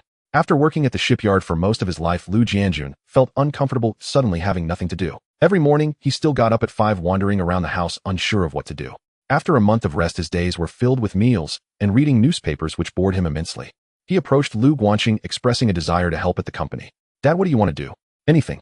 Guarding the door, sweeping the floor, serving tea, all of it." Lu Guanxing thought for a moment and arranged for his father to work as a security guard. Although it was called security, it essentially meant sitting at the office door observing who came in and registering visitors. The job was not heavy, there was work to do, and he wouldn't get bored. His mother Su Yu may laugh nearby. "Your dad just can't sit still. Let him go." "Dad, the salary is 500. Lu Jianjun shot him a glare. "I don't need a salary. It's company policy that everyone receives a salary." Lu Guanxing chuckled. "If you don't take it, others will feel awkward taking theirs." Lu Jianjun did not refuse any further, but when he started work the next day, he wore an old suit, sat at the door, sat up straight, and wore a serious expression, looking more presentable than the security guards at the foreign company. With the team complete, Lu Guanxing began distributing bonuses. He gathered everyone in the office where a stack of envelopes lay on the table. For this deal with Hong Kong department store, the net profit is 600,000. According to the previous commission plan, Gu Erjia and Lei Gu each received 0.5, totaling 3,000. Jiqiang also received 0.5, 3,000. Sister, he received 800 in bonuses. Jia and Chong, being new hires, also received bonuses. Everyone. Lu Guanxing stood in front of the whiteboard. Huanyu Securities has been established for less than a month, and total assets have grown from 0 to 1,300,000. This achievement is not mine alone. It is the result of everyone's efforts. He scanned the room, his tone serious, but I must remind everyone a bull market will not last forever. The money we earn now is from a favorable wind. When the wind stops, the pigs will fall. Therefore, we must always leave a way out. The 200,000 at HSBC is our safety net. Unless the company is on the verge of bankruptcy, that money will not be touched. Everyone nodded in agreement. After distributing the bonuses, Lu Guanxing did one more thing: visit the senior management at New Hong Kong. He had Chun Guodong help arrange a meeting with Mr. Gua, and then set up a meeting with Feng Jingxi through Mr. Gua. Feng Jingxi was one of the founders of New Hong Kong Securities, a prominent figure in the Hong Kong stock market, and a representative of Chinese-funded securities. Being able to have a meal with him was a significant honor for New Hong Kong's clients. The dinner was set in a private room at Young Key Restaurant in Central. Feng Jingxi was in his 50s, thin, sharp-eyed, and spoke quickly. He was from Guangdong, fluent in Mandarin Cantonese and English, a typical first-generation entrepreneur from Hong Kong. Lu Guanxing arrived early, standing at the door waiting. When Feng Jingxi entered, he approached with both hands extended, offering his business card. "Mr. Feng, a pleasure to meet you. I am Lu Guanxing from Huanyu Securities." Feng Jingxi took the business card, glanced at it, then looked at him and smiled. "Mr. Guanji, I've heard much about you. I've read your stock reviews, they are well written. I've also read your novel, The Legend of Dragons and Snakes. My son is following it. You flatter me, Mr. Feng." After taking their seats, Feng Jingxi got straight to the point, asking, "What are your thoughts on this year's Hong Kong stocks?" Lu Guanxing knew this was a test. Feng Jingxi wouldn't casually dine with a 16-year-old. He wanted to gauge how substantial this young man really was. "The bull market is not over yet. I believe the Hang Seng Index will rise above 1,000 points by the end of the year, which shouldn't be a problem. However, the market sentiment has become overheated with a surge in retail account openings and increasing multiples of new stock oversubscription, which are signals worth noting." Feng Jingxi nodded, not expressing his opinion. "When do you think the bull market will end?" Lu Guanxing paused for a moment. He couldn't be too specific. He could not say in March next year the Hang Seng Index will soar to 1,700 points and then crash. That was a secret, something he could not disclose. "I don't know," he said, "but I won't wait until the last moment. My strategy is to gradually reduce my holdings once the Hang Seng Index exceeds 1,500 points. I want to try to capture the last penny." Feng Jingxi looked at him, a hint of approval in his eyes. "Not trying to capture the last penny," he repeated. "Many who have traded stocks for a lifetime fail to do this. You figured this out at 16? That's not easy." "It's not that I figured it out," Lu Guanxing replied. "I've just read a lot of books." Feng Jingxi burst into laughter. The dinner lasted nearly 2 hours. They talked about the stock market, real estate, and the future of Hong Kong. Feng Jingxi had a very good impression of Lu Guanxing. Neither servile nor arrogant, insightful, not boastful nor pretentious. As they parted, Feng Jingxi patted him on the shoulder. "Achin, if you need anything in the future, just come to me directly." Lu Guanxing nodded. "Thank you, Mr. Feng." Stepping out of Yongqi restaurant, the night breeze brushed by, carrying the warmth of late April. The neon lights of Central shone brightly, and the surface of Victoria Harbor sparkled. Zhao Lei drove over, and Lu Guanxing got into the car, leaning back against the seat. How did it go? Zhao Lei asked. It was all right. Lu Guanxing closed his eyes. Feng Jingxi is someone worth befriending. He opened his eyes, gazing at the night scenery outside. The neon lights rushed past the car window, resembling colorful flowing lines. 2 months ago, he stood by the window of the wooden house, gazing at the lights of Central, igniting a flame in his heart. 2 months later, he sat in his company's car, having just dined with a big shot in Hong Kong's securities industry, with over $1 million in his account. This road was becoming wider as he walked on. He glanced at the Rolex on his wrist. The hands pointed to 9 o'clock. Tomorrow there would be a pile of tasks to tackle. The next new stock to research, the ending of the Legend of Dragons and Snakes manuscript to finalize, and training for the newly hired.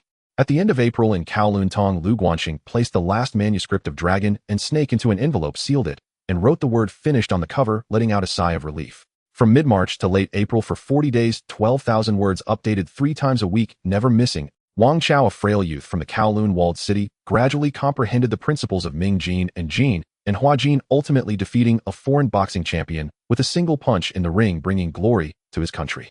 In the final chapter, he established a school at the National Martial Arts Institute, accepting disciples and passing on the art, igniting the flame of Chinese martial arts. This story has come to an end, but the name Guanji is only just beginning to gain popularity. Shattering the Void is nearing its conclusion, while the Dragon and Snake serialization is about 1/3 complete, steadily rising in popularity, with reader letters piling up at the editorial office of Martial Arts World. 2 works, 2 paths have made Guanji the hottest name in the literary scene of Hong Kong. Yet Lu Guanxing has already begun to conceive his 3rd work. He opened a new notebook and wrote on the first page a title, Wind and Cloud Dominance Over the World. In his previous life, this was a classic comic by Ma Rongqing, serialized for over 20 years, impacting an entire generation. He intends to adapt this work into a novel, aiming for a medium-length piece of 150,000 to 200,000 words, retaining all core elements. Niefeng Bu Jingyun Xiong Ba, Wushuang City, Tianxia Society, The Extraordinary, Sword, The Snowy Blade, The Qilin Arm, The Devil's Path, and the 3 parts returning to Yuan Qi. The sense of destiny is heightened, the divine weapon system is clear, and the cast of characters is vivid. The core, quote, golden scales are not mere creatures in the pond. When they encounter wind and cloud, they transform into dragons. He had memorized this line countless times in his previous life. In this life, he wants all readers in Hong Kong to remember it. He spent 5 days writing the outline and the first 5 chapters. In the 5th chapter, Bu Jingyun infiltrates the Tianxia Society to avenge his family's massacre, only to be discovered by Xiong Ba, who decides to keep him. The cloud-splitting palm technique is ferocious and domineering, and the name No Crying Death God begins to spread. After finishing the 5 chapters, Lu Guanxing read through them and felt very satisfied. The pacing is fast, the thrills are dense, and the characters are well established. Wind and Cloud is completely different from Shattering the Void and Dragon and Snake. It has the traditional martial arts world's vendettas, the fantasy, divine weapon system, and a strong visual cast reminiscent of Japanese manga. Once this work is released, readers will see a completely different Guanji. The current question is, where will it be serialized? Lu Guanxing is no longer in need of manuscript fees. The funds from Huanyu Securities have already surpassed 1 million, and the profits from the stock market far exceed those from writing novels. What he seeks now is not money, but fame, influence, and status in the martial arts world. A weekly publication won't do. Both Martial Arts Spring and Autumn and Martial Arts World have circulation numbers around 20 to 30,000, making the circle too small and breaking out difficult. He needs a daily newspaper, specifically the one with the largest circulation and the broadest coverage.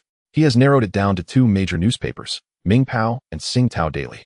Ming Pao has a daily circulation exceeding 200,000, peaking at 300,000, and covers the entire population of Hong Kong, including the cultural, business, and political sectors. Ming Pao, founded by Jin Yong, is the birthplace and highest sanctuary of the new school of martial arts. To land the headline of the martial arts supplement of Ming Pao is the ultimate recognition of one's position in the industry. More crucial is the timing. Jin Yong's The Deer and the Cauldron is nearing its serialization and expected to conclude in September.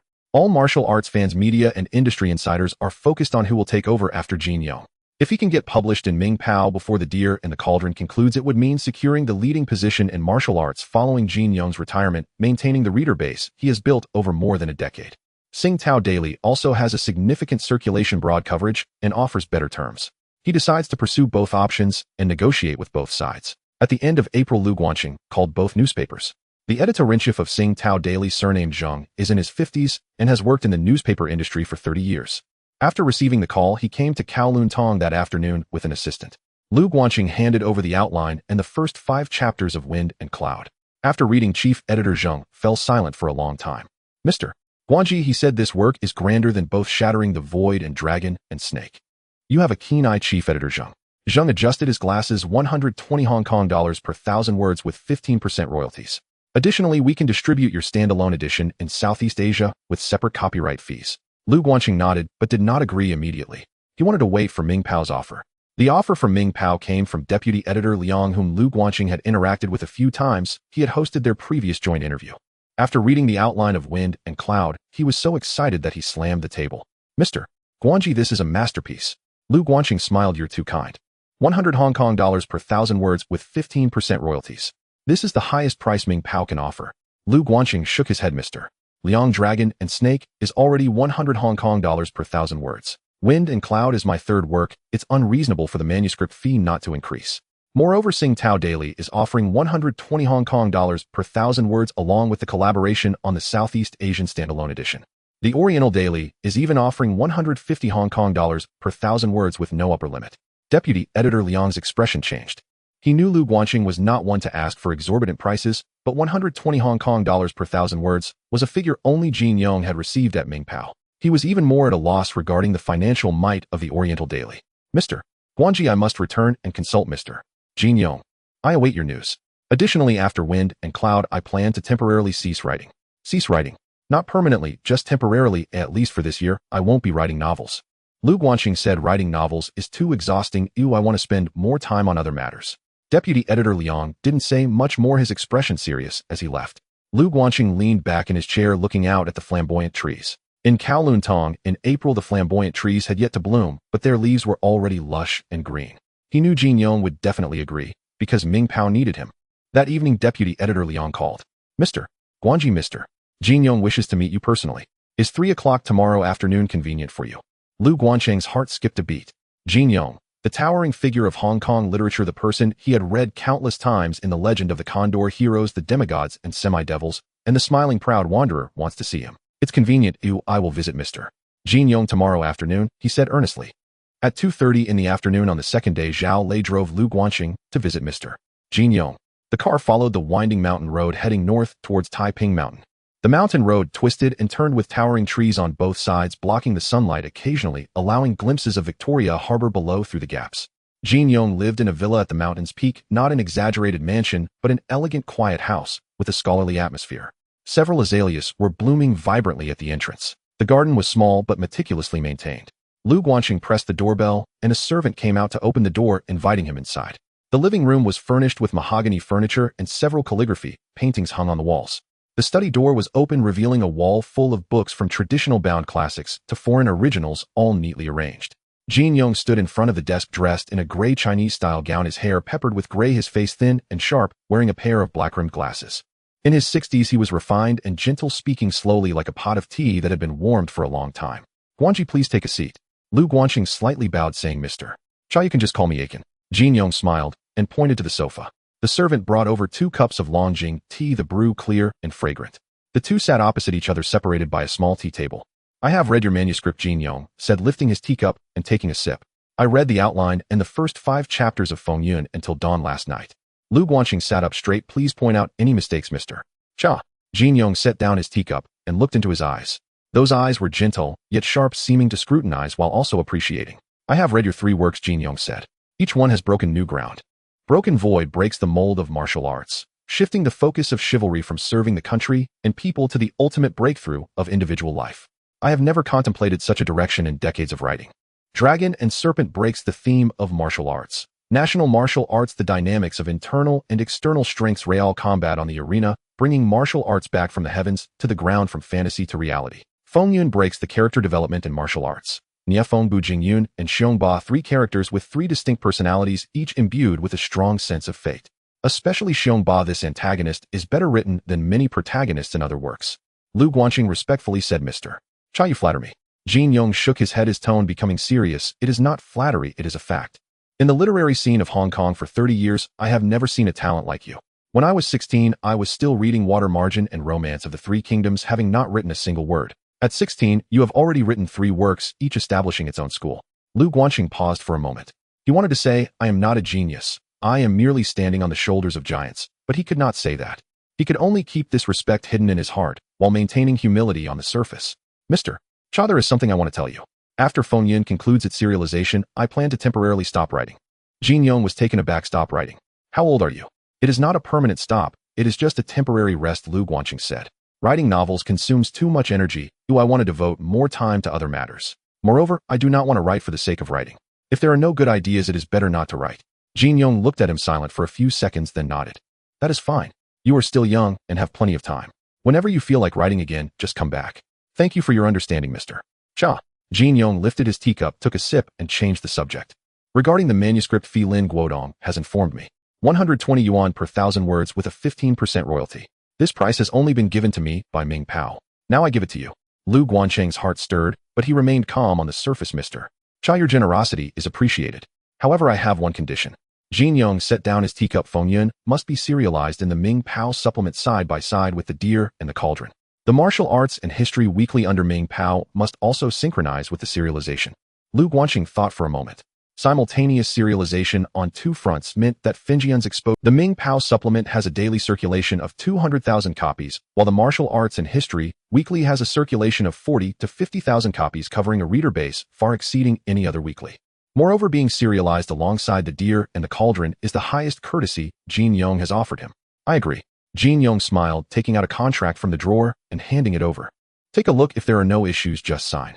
Lu Guanqing took the contract and read through it line by line. The terms were well defined, with the manuscript fee, royalties, serialization period, and adaptation rights all consistent with what had been discussed earlier. He picked up a pen and signed his name. Jin Yong tucked the contract away, stood up, and walked to the window. Outside was the entirety of Victoria Harbor, the sunlight dancing on the water like scattered gold. In the distance, the Kowloon Peninsula, Lion Rock, and the runway of Kai Tak Airport were all visible. Little Lu. Jin Yong suddenly spoke. Do you know why I offered you this price? Lu Guanqing stood up and walked to his side. Because you think it is worth it. Jin Yong smiled, his laughter not loud, but very refreshing. Not entirely. He gazed at the sea view outside, his tone becoming somewhat emotional. I am 51 this year, and The Deer and the Cauldron is my final work. After finishing it, I will no longer write martial arts novels. But the martial arts literary world cannot be without successors. Gulong has his own path, Liang Yuxing has his own path, and they do not need my concern. But you are different. You are treading a path that no one has walked before. You need someone to watch over you to ensure you do not stray. Lu Guanqing's heart trembled. Jin Yong's words were not just recognition, they were a trust. Mr. Cha, he bowed deeply. I will remember this. Jin Yong patted his shoulder and did not continue. The two chatted for a while longer, discussing the subsequent plot of Feng Yun, the literary scene in Hong Kong, and Jin Yong's experiences running Ming Pao when he was younger. Jin Yong reminisced about the time when The Book and the Sword was serialized in New Evening News, his tone tinged with. Lu Guanqing listened attentively, occasionally interjecting a word or two. Jin Yong discovered that this young man not only understood martial arts, but also had a grasp of history, economics, and business, able to engage in any topic. Unknowingly, the sky darkened. The lights of Victoria Harbor gradually lit up, resembling strings of pearls scattered across the sea. Jin Yong glanced outside, smiling. We have chatted for so long, without realizing it. Lu Guanqing also smiled. I have greatly benefited from this conversation. Jin Yong walked him to the door. The driver had already brought the car to the garden entrance, the headlights illuminating the azaleas in front of the door. Little Lu. Jin Yong stood at the door, the night wind fluttering his clothes. If you ever need anything, feel free to come to me. Lu Guanqing turned around and bowed deeply. It was not a ceremonial bow, but one filled with heartfelt respect. In his past life, he had read countless Jin Yong novels, from The Legend of the Condor Heroes to The Deer and the Cauldron, each one dog-eared from reading. He had never imagined that one day he would sit down with Jin Yong to drink tea and chat, nor that Jin Yong would say to him, if you ever need anything, feel free to come to me. This bow was for the self of his past life. The car drove down the mountain road. Lu Guanqing leaned back in his seat, closing his eyes. The neon lights outside the window sped by, resembling colorful streaks. He touched the contract in his pocket, a slight smile appearing on his lips. 120 yuan per 1,000 words, 15% royalties, simultaneous serialization in the Ming Pao supplement, and the Martial Arts and History Weekly side by side with The Deer and the Cauldron. This was the highest treatment a newcomer could receive in the Hong Kong literary scene, bar none. From this moment on, the name Guanji would no longer be just a new author, but Jin Yong's recognized successor of the martial arts literary world. The car headed towards Kowloon Tong. Lu Guanqing opened his eyes, looking at the night view outside. The neon lights sped by outside the car window, and a scene flashed in his mind. Months later, Feng Yun would be serialized in the Ming Pao supplement side by side with The Deer and the Cauldron. Jin Yong would retire, and Guanji would take over. All readers in Hong Kong would know that the torch of the martial arts literary world had passed to him from this day forward. But he knew this was just the beginning. After Fingyun, I will temporarily stop writing, putting all my energy into the stock market and company management. It is not that I do not want to write, but one cannot only be a coder for a lifetime. Writing novels is a stepping stone, not the destination. He looked down at his Rolex on his wrist, the hands pointed to 5 o'clock. Today he is going to start writing Fingyuns. In early May, the excitement in the Hong Kong stock market reached new heights. The Hang Seng Index confidently stood above 400 points with long lines forming outside securities firms and central for account openings from morning till night. In the tea restaurant, the volume of the radio broadcasting financial news was louder than the midday drama. It was no longer news when new stocks doubled on their first day, it was the ones that didn't double that made headlines. On the streets, everyone was discussing stocks. Which new stocks were about to be listed, which companies were being acquired, and which big players were making purchases. Even the fishmonger in the market knew that buying stocks is better than buying property. Lu Guangqing sat in the office of Huanyu Securities surrounded by a pile of documents. These were not prospectuses, but the application materials for membership in the exchange. He had recently been researching one matter: how to become a member of the exchange. In 1972, Hong Kong did not have a unified securities regulatory body or a licensing system. The qualification to operate a brokerage was equivalent to membership in the exchange. Only by becoming a member could one engage in trading and conduct brokerage business. Non-members could only trade through member agents, incurring higher commissions and receiving information at a slower pace. He did not want to remain a proxy client forever. He needed to enter the market himself. Hong Kong had 4 exchanges: Hong Kong Club, Far East Exchange, Gold and Silver Exchange, and Kowloon Club. Membership qualifications were not interchangeable and needed to be applied for individually. Lu Guangqing spent several days thoroughly understanding the rules. The Kowloon Club had the lowest entry barrier. Established in January 1972, it was the smallest and least restricted among the 4. The membership fee ranged from 30 to 60,000 Hong Kong dollars, requiring only 1 to 2 existing members for recommendation, with almost no professional experience requirement. The Kowloon Club, eager to expand in its early days, had almost no approval barriers as long as funds and foundational recommenders were in place. The Far East Exchange had a moderate entry barrier. Founded in 1969 by Li Fuzhou, it was the first Chinese-led exchange in Hong Kong, surpassing the Hong Kong Club in transaction volume by 1970 and reaching its peak in 1972. The membership fee had risen to 100 to 200,000 Hong Kong dollars, requiring 2 members who had been registered for 2 years to recommend. However, the Far East Exchange was friendly towards Chinese applicants. As long as one had financial strength and connections, the process was not difficult. The Gold and Silver Exchange had a higher entry barrier. Initiated by Huan Hui in 1971, the membership fee was 200 to 300,000, requiring 2 members from the Gold and Silver Trade Association and 1 from the Gold and Silver Exchange to recommend. This was higher than the Far East Exchange, but not completely unattainable. The most difficult was the Hong Kong Club. Established in 1891, it was monopolized by British capital. The membership fee ranged from 500,000 to 1 million, requiring 3 senior members who had been registered for 5 years to recommend, with an approval period of 6 to 12 months and background checks on family lineage. For Chinese applicants, gaining entry was as difficult as climbing to the heavens. Lu Guangqing sketched a diagram in his notebook: Kowloon Club, Far East Exchange, Gold and Silver Exchange, Hong Kong Club. Start with the easier ones and progress steadily. The Kowloon Club's qualifications would serve as endorsements for future applications while accumulating networking capital through members of both the Far East and Gold and Silver Exchanges, ultimately targeting the Hong Kong Club. Perhaps after the stock market crash in 1973, he personally visited Mr. Guo from Sun Hung Kai Securities with Lin Jiqiang. They did not discuss business extensively, but expressed their determination to establish a foothold in the securities industry and develop long-term. Mr. Guo had a good impression of him and agreed to help. Sun Hung Kai was one of the founding members of the Kowloon Club, and both Mr. Guo and Mr. Feng had connections within the board. They were willing to recommend, which meant the job was already half done. The application was submitted and the approval process went smoothly. The Kowloon Club had only been established for 4 months and was in urgent need of expanding its membership. Huanyu Securities had ample funds, had recommenders, and had no negative records, leaving no reason to refuse. Meanwhile, the new stock battle in May had already begun.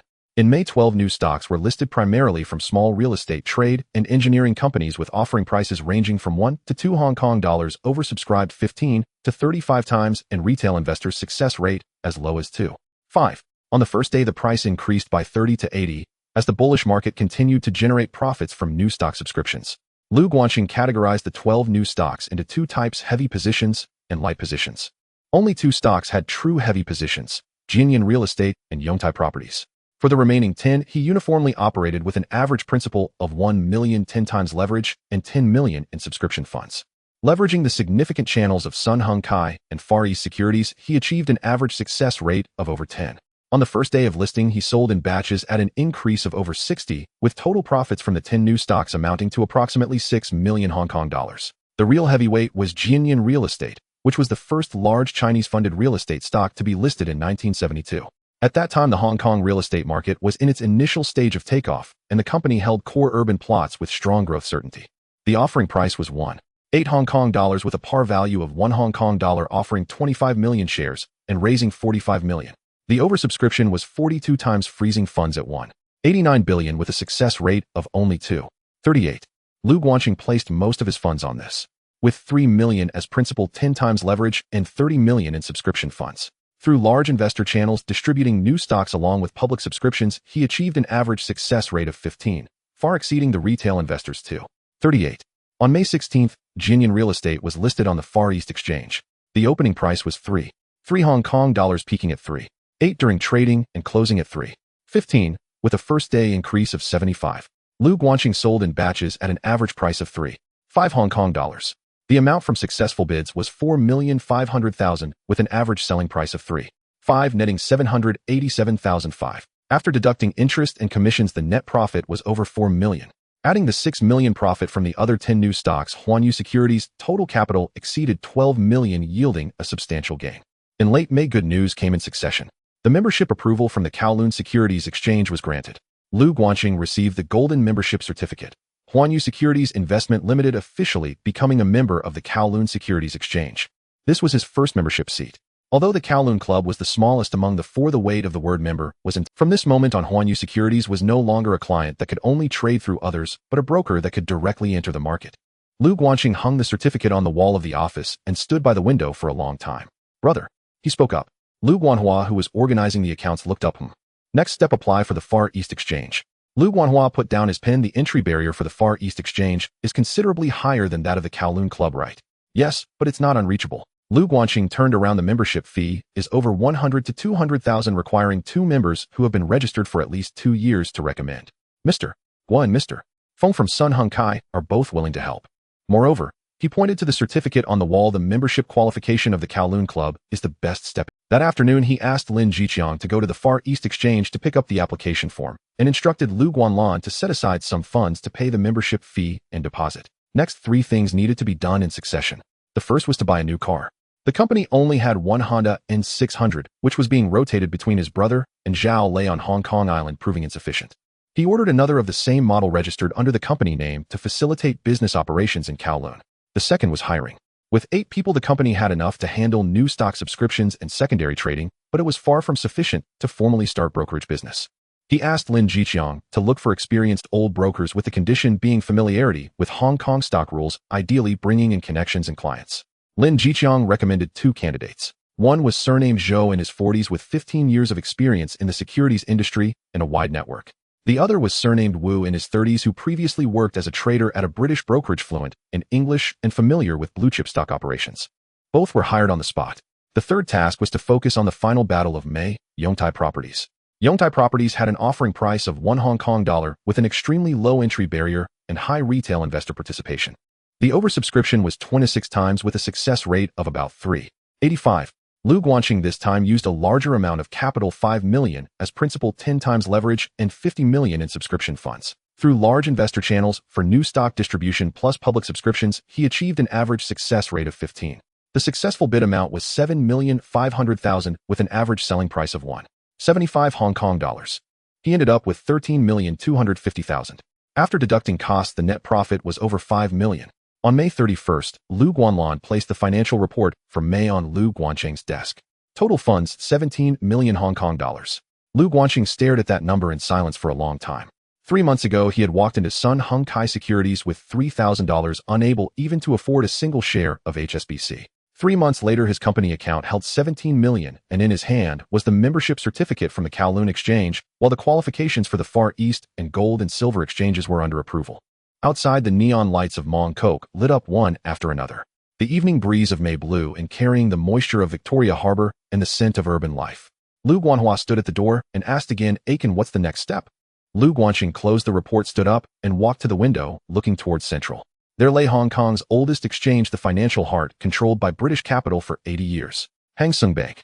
When he uttered those words, his voice was soft as if speaking only to himself. Lu Guanhua frowned. Bank stocks. Not buying stocks.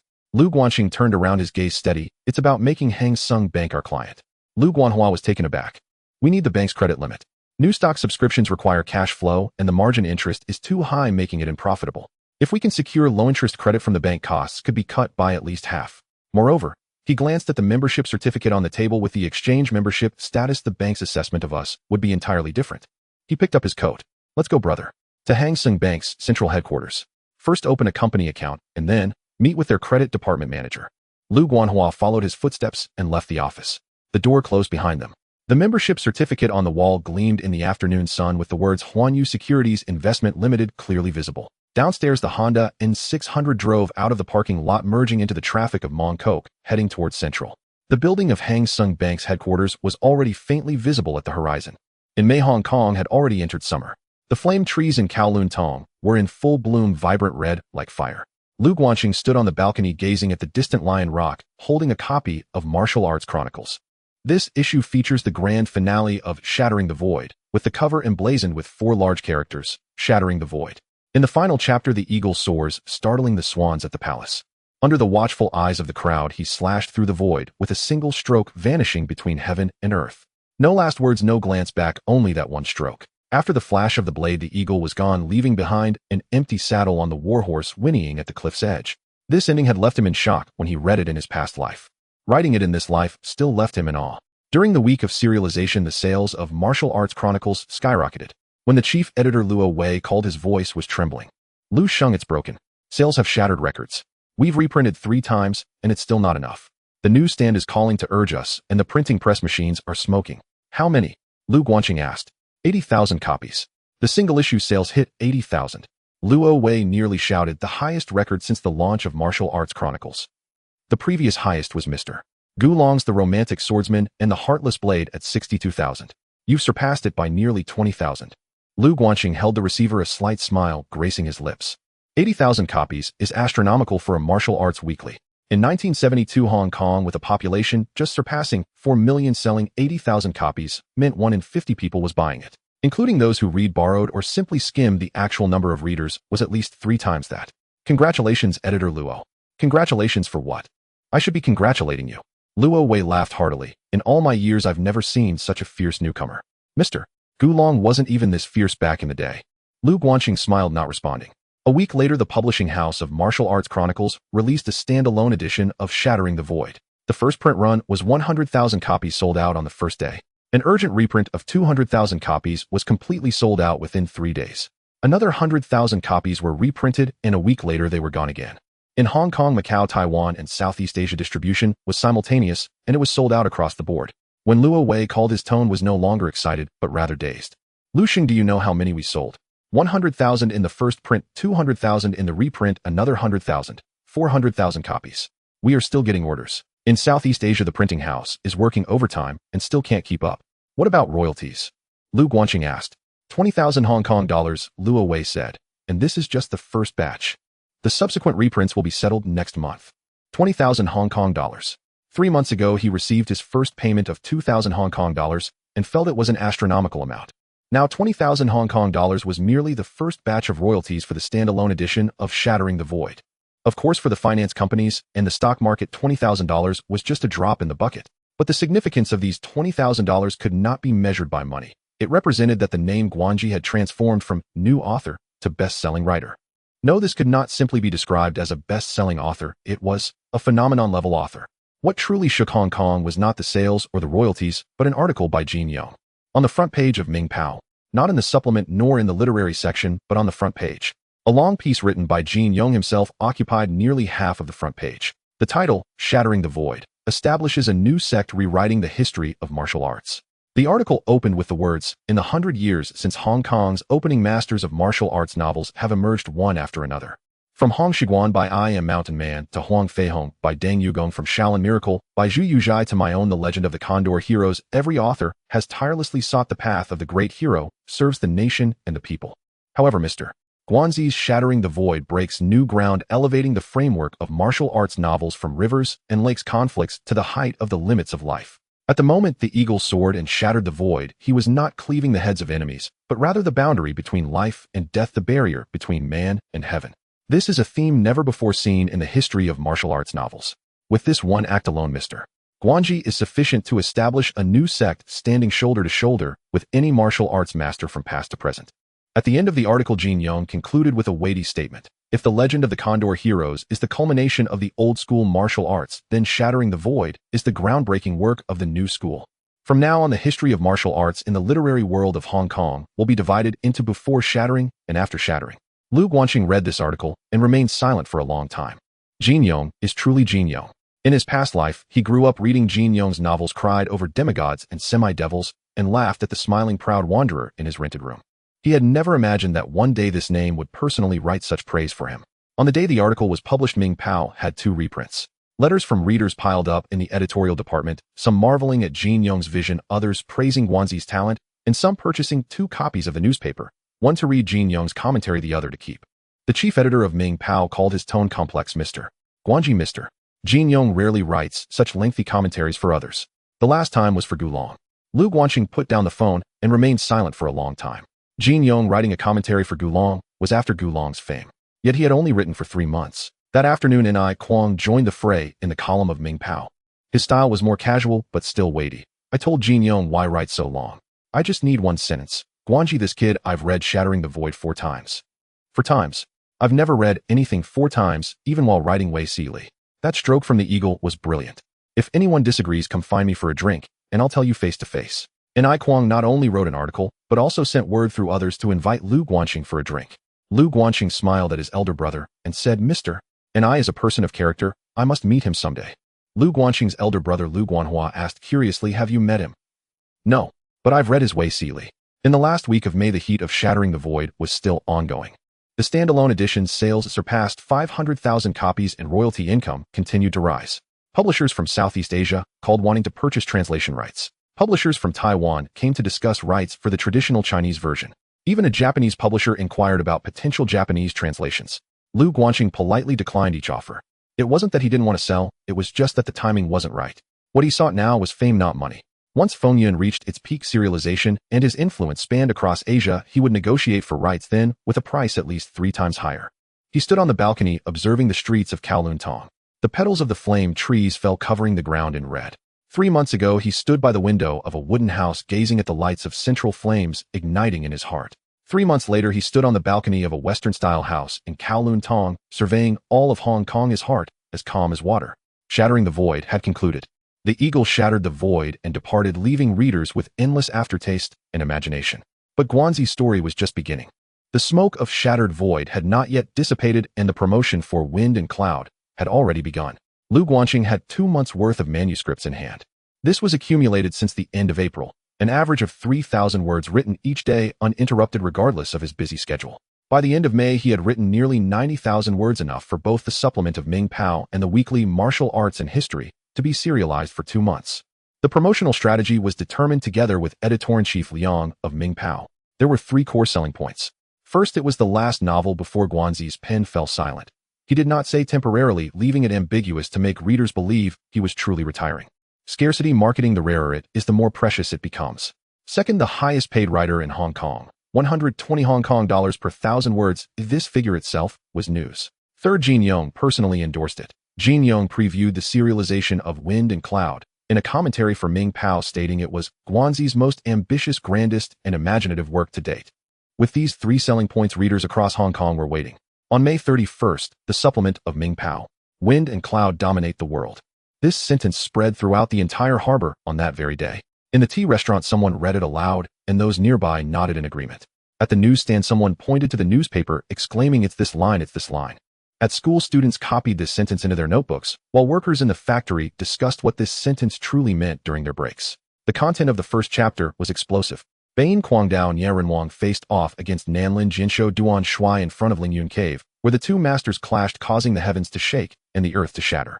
Xiongba appeared laughing maniacally as he took Nia Feng and Duan Lang away. Divine weapons, fate, and heroes. All elements were delivered to the readers in one fell swoop. That day, the sales of Ming Daily broke records. When editor-in-chief Liang called, his voice was trembling. Lu Shang, today, the newspaper sold 8,000 more copies. 8,000 copies. All because of Feng Yun. Lu Guanxing held the phone chuckling.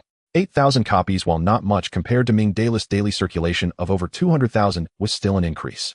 And this was just the first day? Ming Daily serialized Feng Yun on the 6th day, and Wuxia and History Weekly also began its serialization of Feng Yun.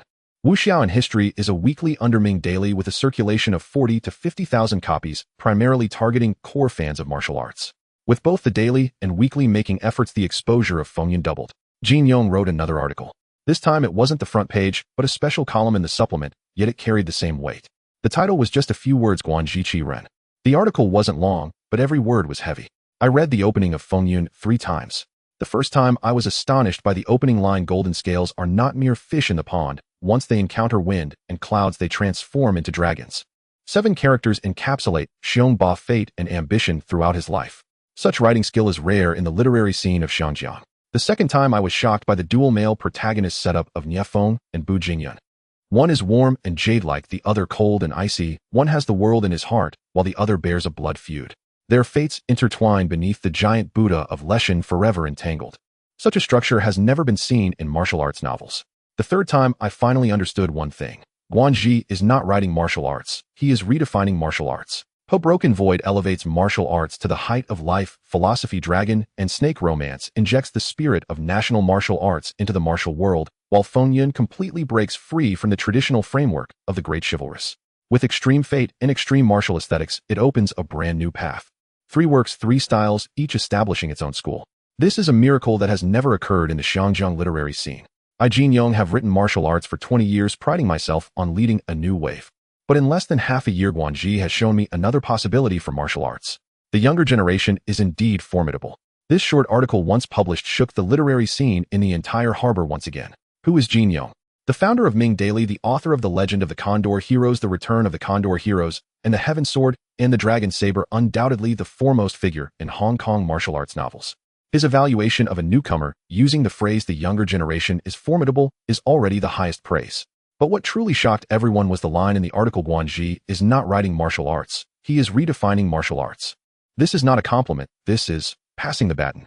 Once Jin Yong's article came out, I Kwong could know. The next day, I Kwong published his thoughts in his own column. The title was very I Kwong. Why I am jealous of Guanji. I Kwong am known for writing novels quickly. The Wesley series from Diamond Flower to Blue Blood Man, I can write 20,000 words in a single day. Jin Yong often says I am the fastest gunman in the Hong Kong literary scene. But this young man Guanji not only writes fast, but also writes well. Po Broken Void, 100,000 words completed in 3 months. Establishing his own school. Dragon and Snake Romance, 120,000 words, continuing serialization. Paving a new path. Feng Yun right from the start throws out lines like golden scales are not mere fish in the pond. Once they encounter wind and clouds, they transform into dragons. I Kwong have written for 20 years and cannot produce such lines. So I am jealous of him. But jealousy aside, praise must be given where it is due. The dual male protagonist setup of Feng Yun Nie Feng and Bu Jingyun, 1 white, 1 black, 1 soft, 1 hard, 1 Buddha, 1 demon. Their fates intertwine beneath the giant Buddha of Leshan, forever entangled. Such a sense of destiny and such character tension has never been seen in martial arts novels. I dare say that after Feng Yun is serialized, the martial arts landscape of the Xiangjiang literary scene will be thoroughly rewritten. The name Guanji will be inscribed into the history of Hong Kong literature.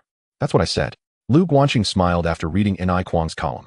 N.I. Kwong is a person who is frank, straightforward, and carefree, and he is more enthusiastic about drinking than writing. In his past life, he had read N.I. Kwong's Wesley series, feeling a natural affinity for this man. He picked up the phone and called Editor-in-Chief Liang of Ming Daily. Lin Sheng, please help me arrange a dinner with Mr. N.I. Kwong. I would like to treat him to a meal. Mr. N.I. He's been busy with his manuscript lately and may not have time. Tell him I want to invite him for drinks.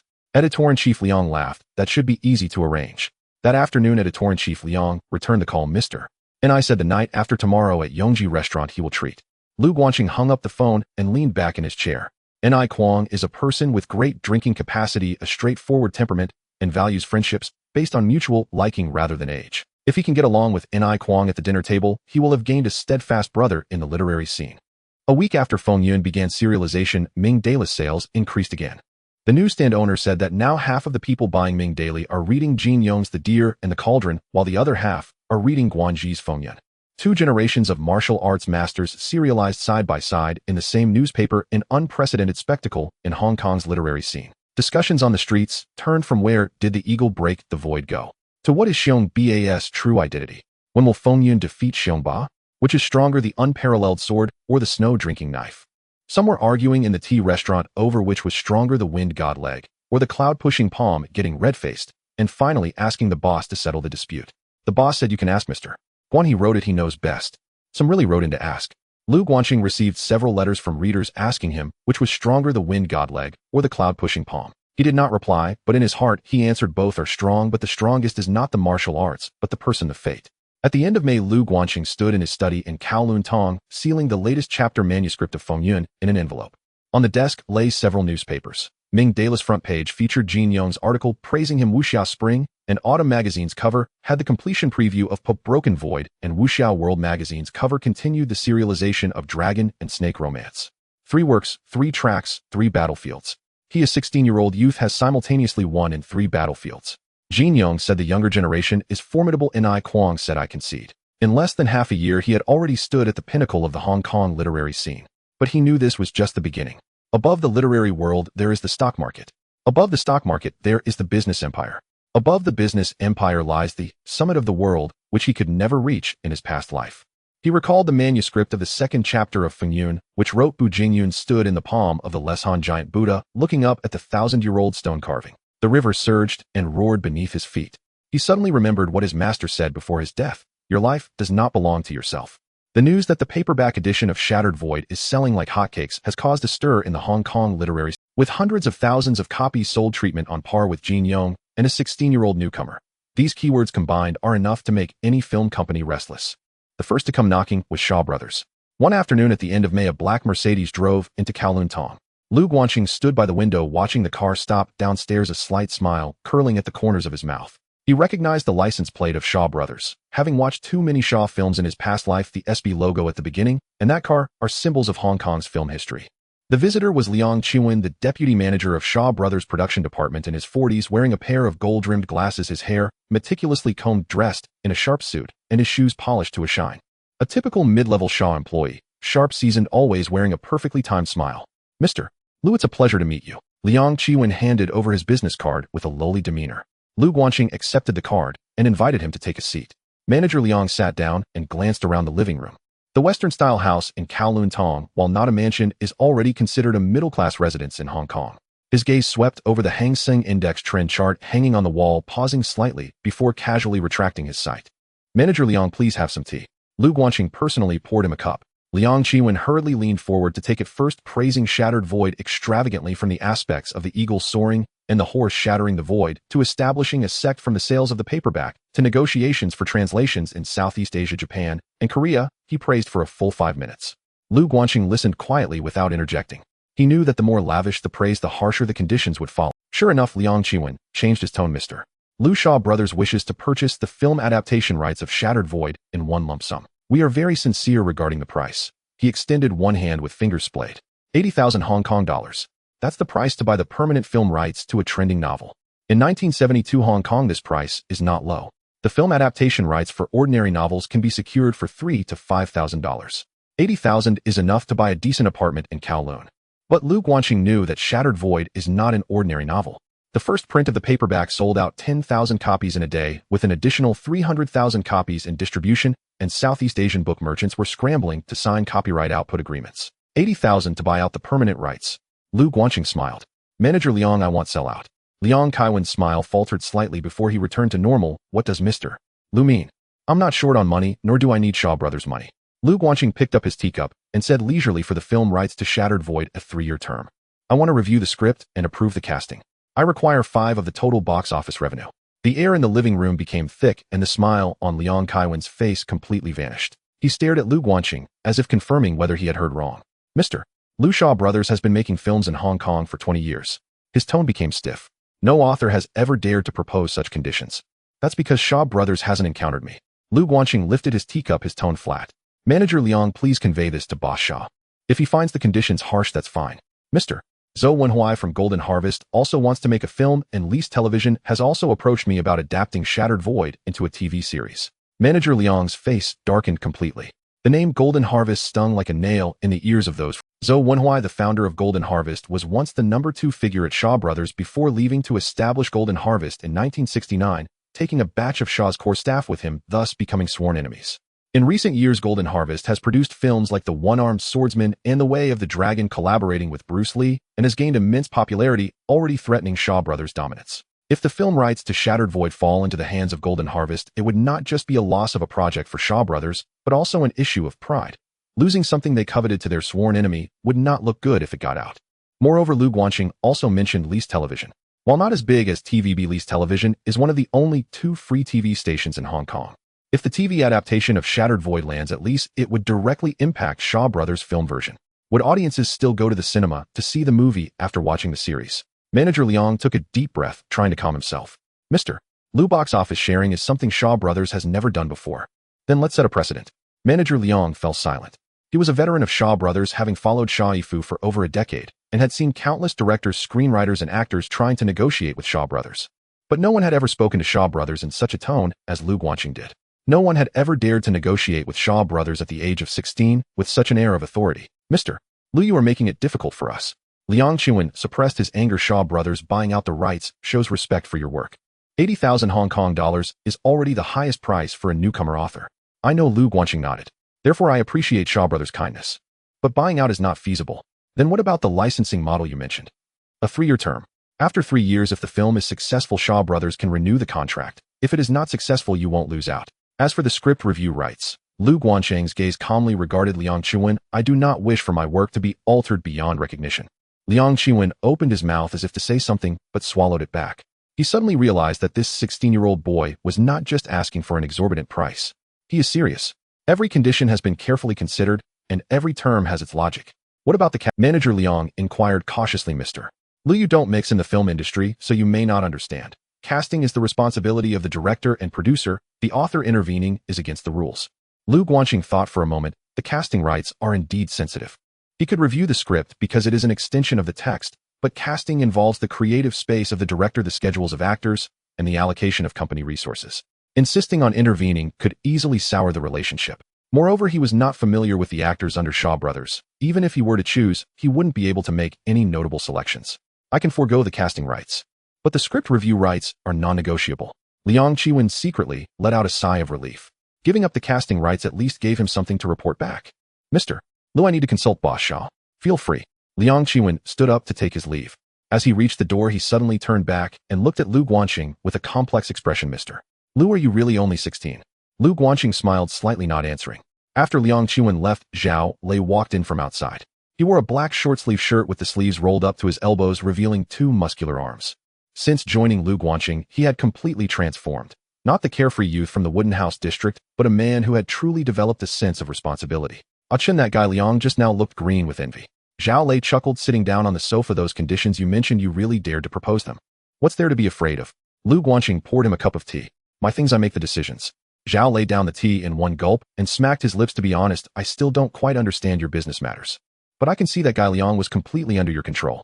Lu Guanxing glanced at him. Zhao Lei had been working hard lately. Although he didn't understand stocks writing or negotiations, he managed every task Lu Guanxing assigned him perfectly. Collecting newspaper information, running errands, driving for pickups, personal protection.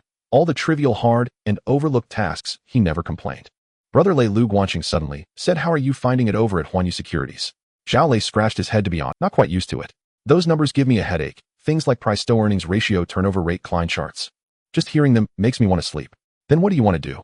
Zhao Lei pondered for a moment, looking earnestly at Lu Guanxing. Chen, I've thought it through. I'm not cut out for finance.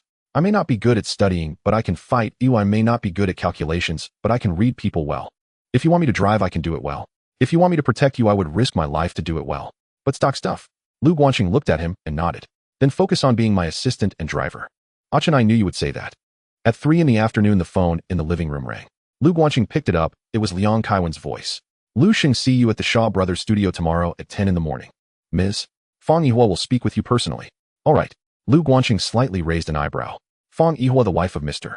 Shaw Yifu, the actual operator of Shaw Studios, is one of the true power holders in Hong Kong's film industry. Her personal involvement shows just how much Shaw values Broken Void, far exceeding his expectations. After hanging up, Lu Guanxing leaned back on the sofa, a faint smile slowly appearing at the corner of his mouth. Shaw Studios has compromised. If he guessed correctly, Liang Chuan would have relayed his conditions back to Fang Yihua. Fang Yihua's initial anger is understandable. How dare a 16-year-old challenge Shaw Studios? But once she calmed down, she would certainly weigh the pros and cons. Broken Void is extremely popular. The first edition has gone through an additional print of 300,000 copies, and the buzz isn't just in Hong Kong, but also in Southeast Asia. Book merchants in Singapore, Malaysia, Thailand, and the Philippines are clamoring for the rights. If the movie gets made, just the distribution revenue from Southeast Asia would be enough to cover the production costs. More critically, both Lease Television and Golden Harvest are keeping an eye on this novel. If Shaw Studios doesn't pick it up, Golden Harvest surely will. Zhou Wenhui, that traitor from Shaw, is lamenting the lack of a good script to challenge his old employer. And if Golden Harvest makes the movie while Lease produces a television series, Shaw Studios would be handing over a phenomenal IP for free. Fang Yihua wouldn't make such a mistake. Thus, she compromised. The next morning at 9:30, Zhao Lei drove Lu Guanqing to Shaw Studios. The studio, located in Clearwater Bay, covers over 1 million square feet, making it Asia's largest private film production base. As the car drove through the gates, Lu Guanqing looked through the window and saw row upon row of filming studios, outdoor streets, and ancient-style cityscapes. This was his first time seeing Shaw Studios in person. In his past life, he had only seen this place in film history materials. Chu Yuan shot The Butterfly Sword here, Zhang Che filmed The One-Armed Swordsman here, and Li Hanxiang made Beauty and the Beast here. This is the heart of Hong Kong cinema, a symbol of the Eastern Hollywood.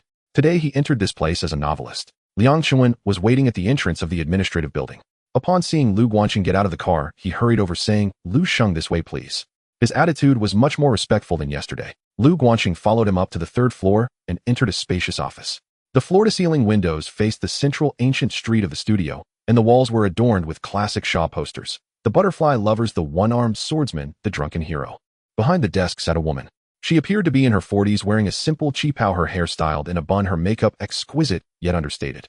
She exuded a gentle yet sharp aura, like a knife concealed in a velvet sheath. Fang Yihua. She raised her head, her gaze landing on Lu Guanqing, appraising him from head to toe.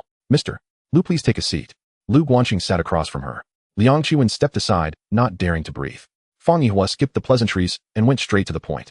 She picked up the single edition of Broken Void on the desk, opened the title page, which bore Lu Guanqing's handwritten signature, something Liang Chuan had requested before leaving yesterday. "Lu Sheng, I read your book." Her voice was neutral, betraying no emotion. "It's well written. Thank you for the compliment, Miss Fang," Lu Guanqing replied. "But your conditions," she set the book down and looked directly at Lu Guanqing, "are excessive." The atmosphere in the office suddenly became tense, and Liang Kaiwan's forehead glistened with fine beads of sweat. Lu Guanqing did not avoid her gaze.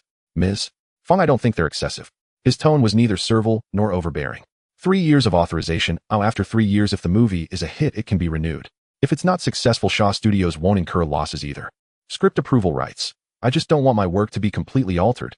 As for the 5 box office share, that's the most basic condition in Hollywood. Fang Yihua's eyes narrowed slightly. She didn't expect this 16-year-old boy to cite Hollywood as an example. The Hong Kong film industry and Hollywood are completely different worlds. One is a factory for commercial films, while the other balances art and capital as a global industry. Using Hollywood standards to compare to Hong Kong is a crushing disparity in terms of scope. Hollywood is Hollywood and Hong Kong is Hong Kong, Fang Yihua said lightly. But the logic of commerce is the same. Lu Guanqing stood his ground. My work has created a phenomenal reader base. With an additional print of 300,000 copies, it reaches millions of Chinese readers in Southeast Asia. These readers form the foundation for the film. When Shaw buys my rights, they are not just buying a novel, they are acquiring millions of potential viewers. Ms. Fang, you understand better than I do what this means. Fang Yihua fell silent. She knew Lu Guanqing was right. Shaw Studios' greatest headache in filmmaking is box office revenue. No matter how good the director or how popular the actors, there's no guarantee every film will turn a profit. But Broken Void is different. It has a huge reader base, phenomenal topicality, and natural appeal in the Southeast Asian market, making it would almost guarantee a profit. Moreover, Lu Guanqing continued, I don't necessarily have to sell it to Shaw. This statement was like a knife directly stabbing at Fang Yihua's most sensitive spot. Mr. Zhou Wenhui from Golden Harvest sent someone to discuss last week. Lu Guanqing's tone was calm, as if he were talking about an inconsequential matter. Their offer isn't lower than Shaw's. Lease Television also approached me wanting to adapt Broken Void into a television series, starting with 10 episodes. He finished speaking, picked up his teacup, and leisurely took a sip. Fang Yihua's expression remained unchanged, but her fingers lightly tapped the table twice. This was her habitual gesture when thinking. She knew Lu Guanqing was telling the truth. Broken Void's popularity is being monitored by both Golden Harvest and Lease. This is no secret. If Shaw Studios doesn't sign Zhou Wenhui, that old rival will certainly sign. And if Golden Harvest makes the film while Lease produces a television series, Shaw Studios would lose entirely in the IP competition. Losing to Golden Harvest, she couldn't swallow this. The silence lasted about a minute before Fang Yihua finally spoke. Shaw Studios has agreed. Liang Qiwen visibly let out a sigh of relief beside her. 3 years of single film authorization, a script approval rights belong to you. Fang Yihua's tone remained calm, but one could hear the concession in her words. Box office share 3.5 is impossible as Shaw's directors and leads do not receive box office shares. Lu Guanxing did not dwell on this figure. A 3 box office share is already an unprecedented deal for an author. What he truly wanted was the script approval rights. This meant he would have actual control over the IP rather than selling the rights and letting others butcher it. As for the share ratio, there will be plenty of opportunities to negotiate later. Deal. The contract was drafted. Liang Jiashu took the standard contract from the file cabinet, and Fang Yihua personally modified the terms on it. 3 years of single film authorization script approval rights belong to the author, box office share of 3. Every clause was written clearly without any ambiguous space. Lu Guanxing read through each one and, confirming there were no issues, signed his name. After the contract was signed, Fang Yihua suddenly asked, Mr. Lu, what do you plan to do with the film rights to Dragon and Snake Legend and Wind and Cloud? Lu Guanxing set down the pen and smiled. Let's talk about it after Broken Void is released. He stood up, slightly bowed. Also, please convey my regards to Mr. Shao. Fang Yihua looked at him deeply. I will. As he walked out of the administrative building, Liang Qiwen accompanied Lu Guanxing to the parking lot. The afternoon sun scorched the land of Clearwater Bay, and the distant sounds of filming echoed from the studios. Liang Qiwen walked beside him, his steps much lighter than before. Now that the contract was signed, his task was complete. Lu Sheng. Just before getting in the car, Liang Qiwen suddenly lowered his voice to call out to him. Lu Guanxing turned around. Liang Qiwen's expression was somewhat complex, as if he were hesitating whether to say this. Finally he spoke. You are the first person to make Shaw yield. Lu Guanxing looked at him, remaining silent. I've been at Shaw for over 10 years. Liang Qiwen's voice dropped even lower. I've never seen Shaw and Fang compromise with any author. Jin Yong's The Legend of the Condor Heroes was bought outright for the film. You are the first to obtain an authorization contract and script approval rights.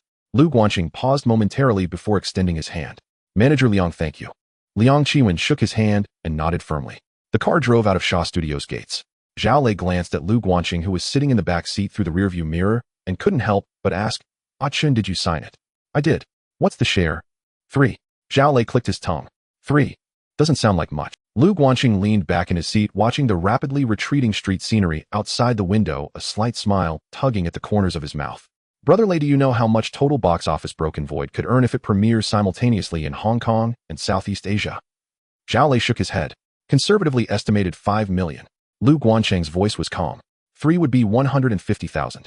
And that's just the box office share. Subsequent overseas distribution, television broadcasts, and derivative product development will each have their shares. And my cost is 0. Zhao Lei paused for a moment before slapping the steering wheel. 150,000. Achin, you earn more from the movie than from writing a book where your royalties are only 20,000. That's the value of IP.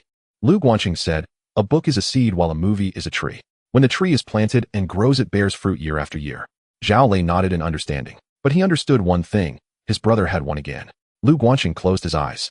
Shaw Studios had compromised, but this was not the end. He knew the true drama was just beginning. The car drove out of Qingshui Bay along the coastal road heading west. Zhao Lei grasped the steering wheel and, what are you laughing about? What will she report? That you didn't give her face. Zhao Lei imitated Fang Yihua's tone, pinching his voice, saying, Boss Xiao, that Lu Guanxing is too arrogant. Lu Guanxing was amused by him. Brother Lei, you underestimate Xiao Yifu. He built Xiao's from scratch to become the largest film company in Asia, relying not on face, but on business. He paused. Fang Yihua is the same.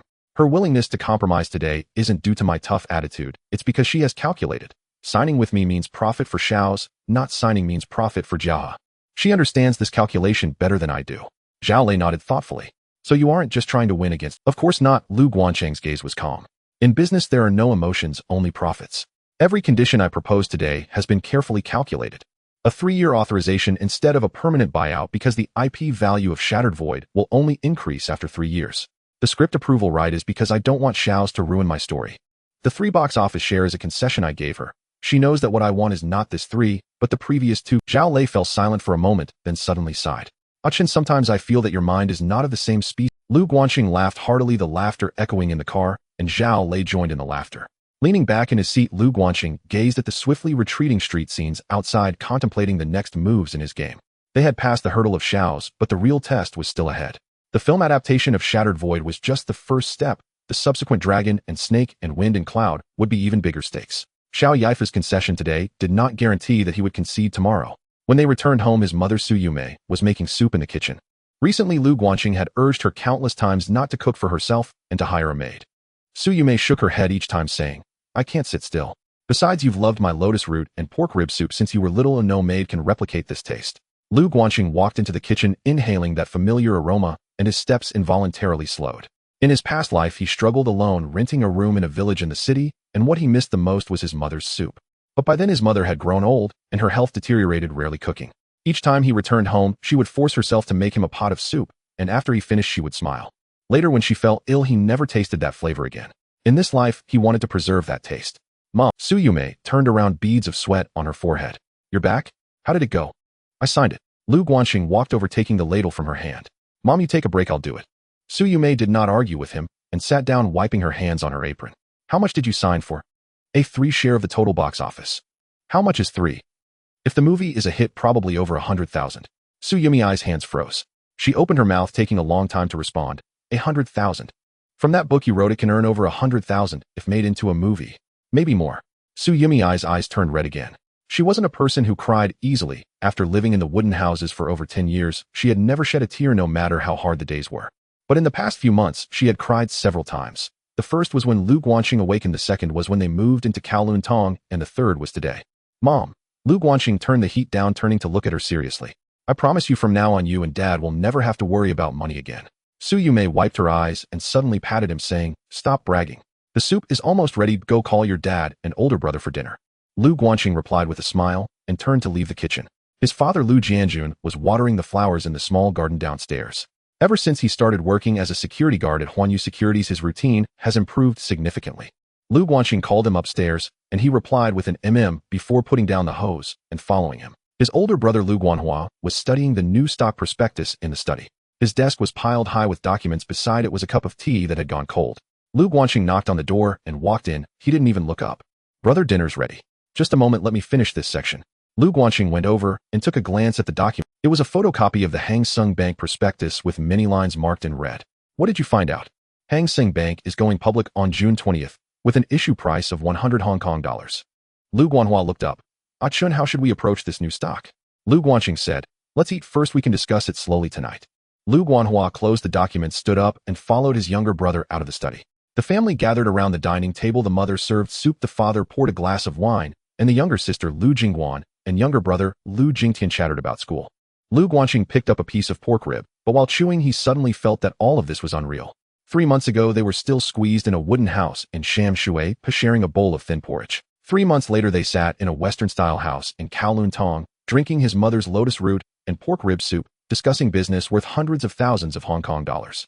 This change was as fast as a dream, but he knew it wasn't a dream. The calluses on his hands were gone, the bank savings had increased, and the stocks in his account were rising daily. The next afternoon, Lu Guanxing received a call from An Kwang.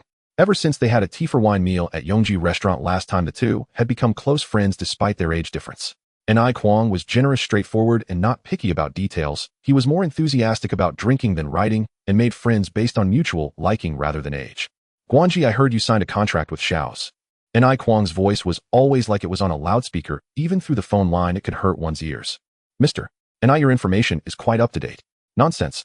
How can you hide things in the film industry from me? An Kwang chuckled. Let me tell you, Xiao Yifu is notoriously stingy. Getting a 3 share from him is harder than pulling a gold tooth from his mouth. Tell me, how did you manage it? Lu Guanxing briefly explained the negotiation process. On the other end of the line, An Kwang fell silent for several seconds after hearing it. Then he burst into laughter. Good, good, good. An Kwang repeated the word good 3 times, using Jiahe and Li's television as leverage to force Xiao's to concede.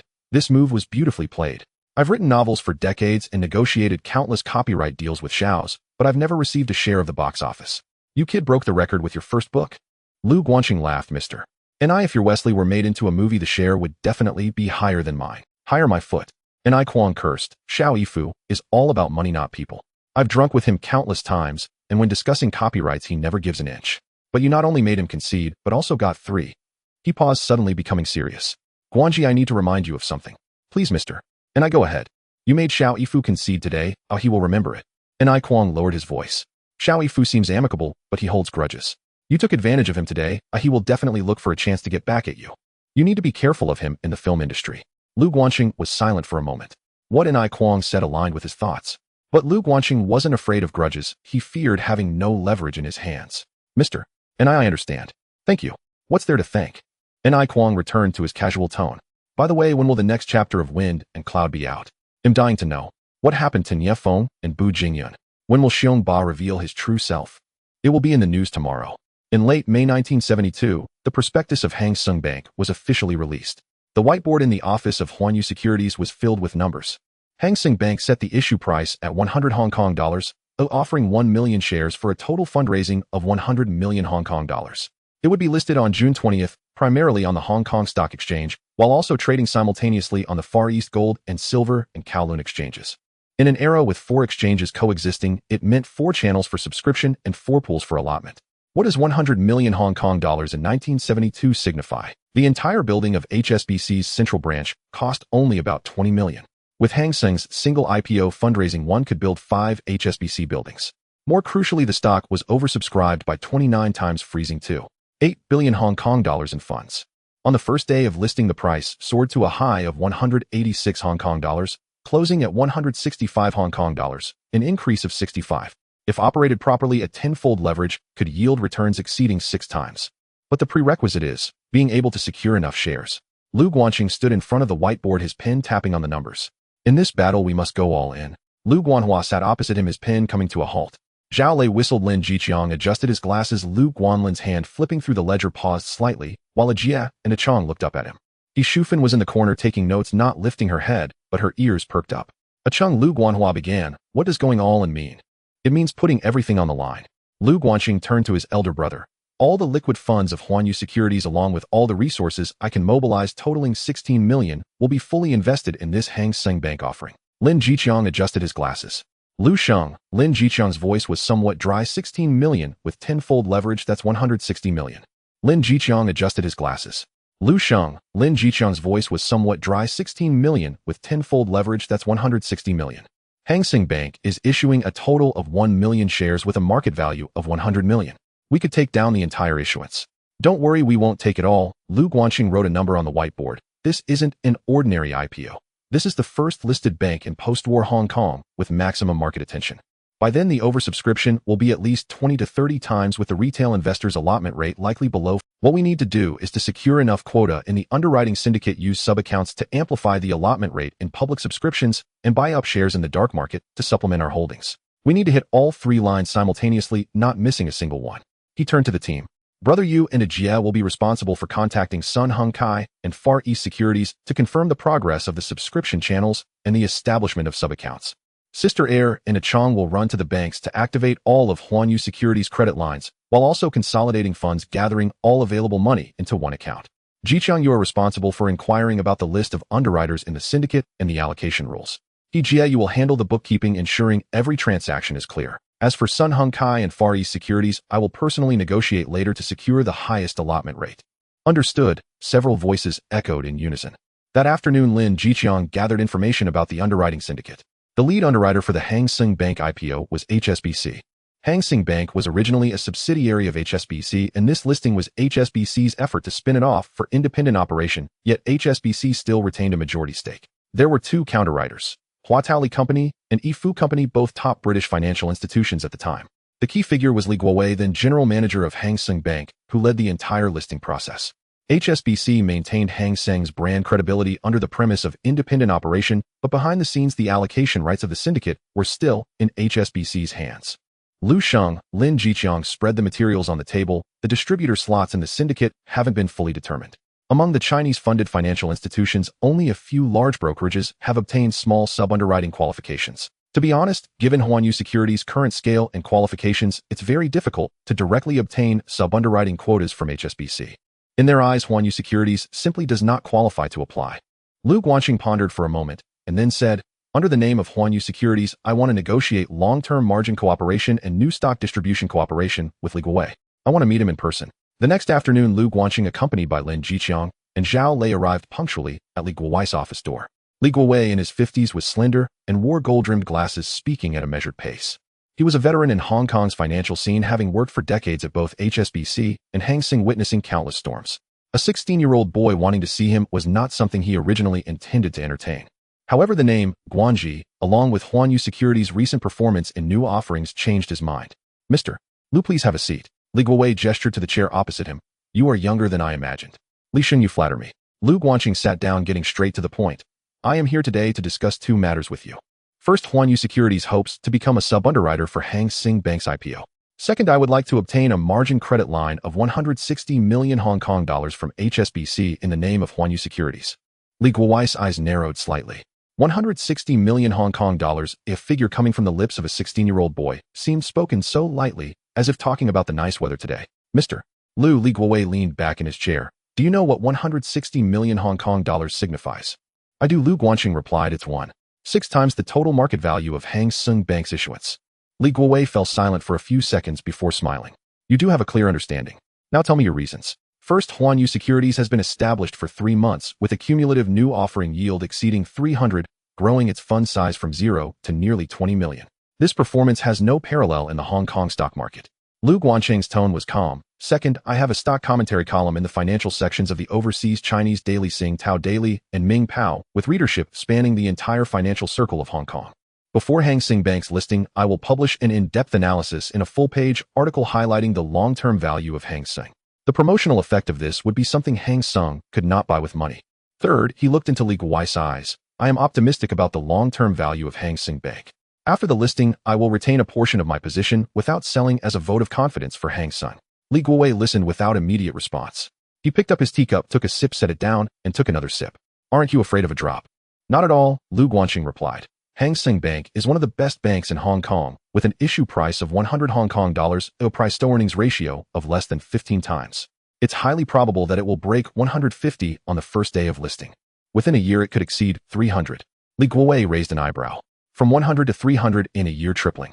He couldn't dare to say such a prediction, but deep down he knew it was not impossible. All right, Li Guowei set down his teacup. I will reserve a portion of the underwriter's quota for you. As for the margin credit, I will have Hang Seng approve it. 160 million with 10-fold leverage. But I have one condition. Please speak, Li Sheng. After the listing, the article you write in the newspaper must use the name Guanji. Lu Guanqing smiled. Deal. Mr. Lu, welcome to be a partner with Hang Seng. Exiting Li Guowei's office, Zhao Lei couldn't help but ask, Chung, what's the interest on a 160 million loan? It's 12 annualized, Lu Guanqing replied, much lower than the margin interest from Sun Hung Kai. Li Guowei gave a discount. Zhao Lei gasped. That means the monthly interest is 1.6 million. Over 50,000 a day. Chung, if this goes south, we won't be able to repay it. It won't lose. Lu Guanqing's tone was calm. This Hang Seng offering is a guaranteed score. In the following days, Lu Guanqing visited the upper management of HSBC and Hua Tally Company. The same negotiation logic, the same leverage, financial strength, media influence, confidence, and long-term holding. Both HSBC and Hua Tally relented, granting Huanyu Securities sub-underwriting quotas. 3 days later, Huanyu Securities formally signed a cooperation agreement with HSBC. Huanyu Securities became the Chinese-funded sub-underwriter for Hang Seng Bank's IPO, securing an underwriting quota of 200 shares. Simultaneously, Lu Guanqing signed a margin loan agreement with Hang Seng in the name of Huanyu Securities, obtaining a credit line with 10-fold leverage. With an additional locked-in 500 shares from targeted placement, Huanyu Securities' total underwriting quota for the Hang Seng IPO reached 250 shares, corresponding to a market value of 2 million Hong Kong dollars. As the news spread, the entire Hong Kong securities industry was shaken. A Chinese-funded brokerage established for less than 3 months had actually obtained sub-underwriting qualifications for Hang Seng's IPO from HSBC. This had never happened in Hong Kong financial history. However, Lu Guanqing knew this was just the beginning. The underwriting quota was secured at 250 shares, but the rest had to rely on public subscriptions. What he wanted was far more than this. In early June 1972, the IPO of Hang Seng Bank officially entered the subscription period. Lu Guanqing gathered the core team in the office of Huanyu Securities. A giant blackboard hung on the wall, densely filled with various parameters of the Hang Seng IPO. Lin Jiqiang stood in front of the blackboard with a pointer, speaking rapidly. Hang Seng is publicly offering 1 million shares at an issue price of 100 Hong Kong dollars. Currently, the market has been oversubscribed by more than 20 times, with approximately 2 billion Hong Kong dollars of frozen subscription funds, corresponding to a total subscription of 20 million shares. 20 times. Zhao Lei gasped. Is it really that exaggerated?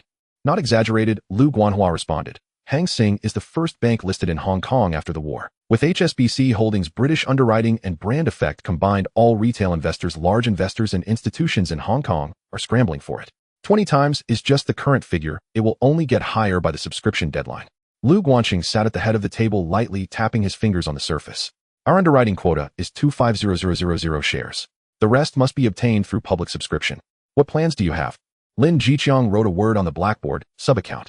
Lu Sheng in 1972, there was no strict real name account system and single account subscription limit for Hong Kong stocks. Large investors in the market generally adopt a sub-account strategy, splitting large funds into several smaller accounts to subscribe separately, thereby increasing the number of lottery numbers. How exactly do we operate?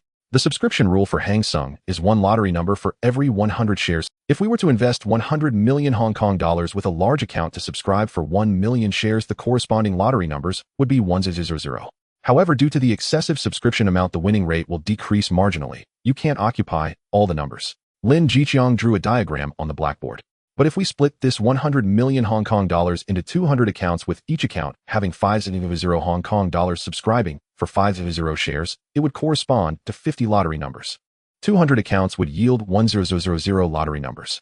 Each account's subscription amount is moderate and won't trigger the diminishing return mechanism, thus the overall winning rate would actually be higher. Lu Guanqing nodded.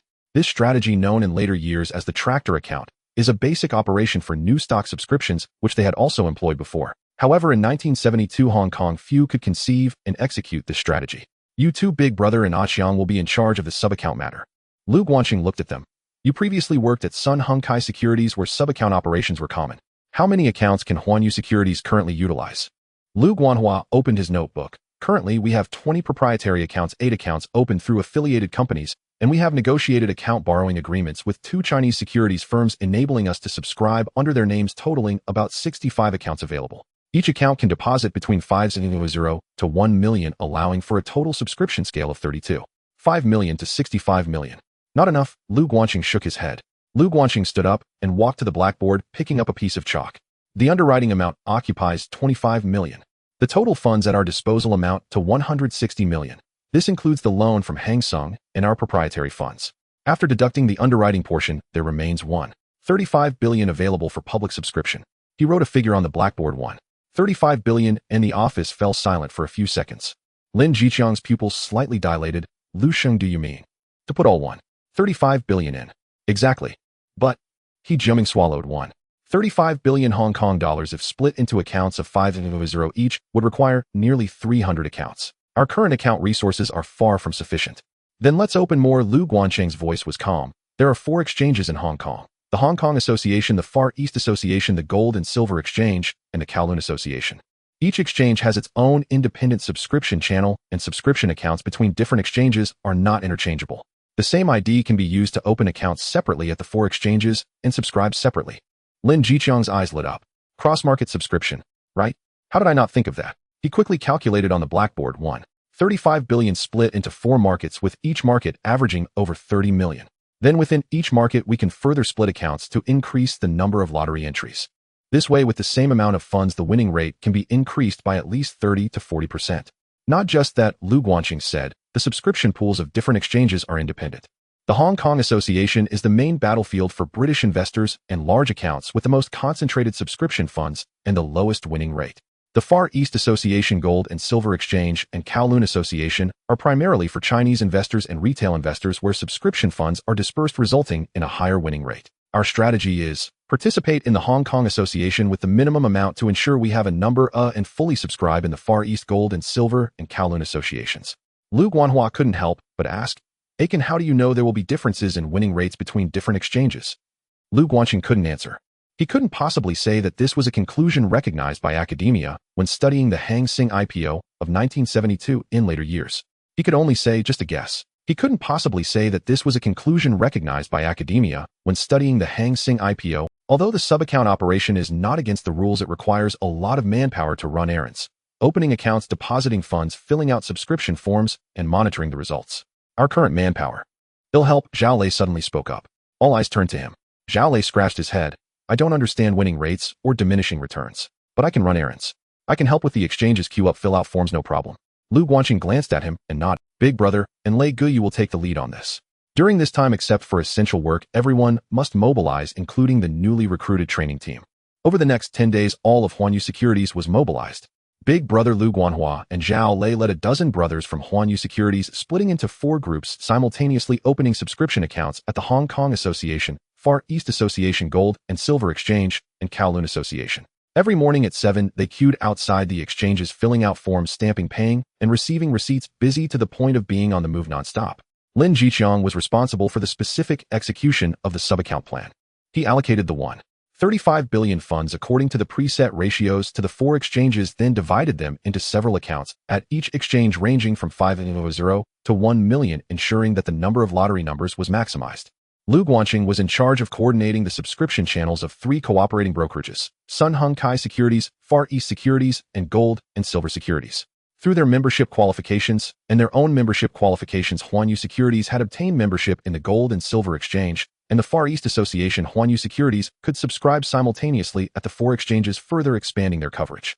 Meanwhile, Lu Guanqing remained at the center, reviewing the subscription progress daily and adjusting the fund allocation. On June 17th, the day before the subscription deadline, Lin Jiqiang walked into the study holding a summary report, his face full of barely contained excitement. Lu Sheng, the sub-account plan has been fully executed. For the public subscription portion, the total investment was 1.35 billion Hong Kong dollars, split into 287 accounts distributed across the 4 exchanges. Based on each account having a level of 500 and a subscription volume of 500 shares, we have locked in a total subscription volume of 143.5 million shares, corresponding to 14350 lottery numbers. What is the estimated winning rate?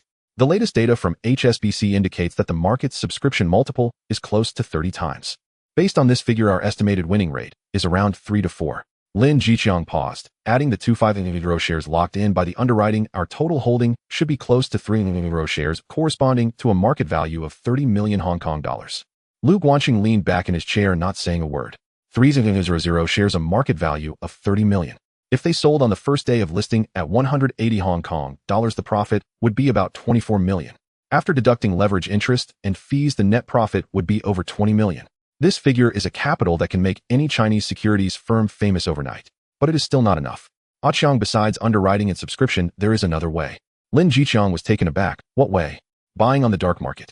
On June 18, 1972, the subscription deadline for the Hang Seng Bank IPO arrived.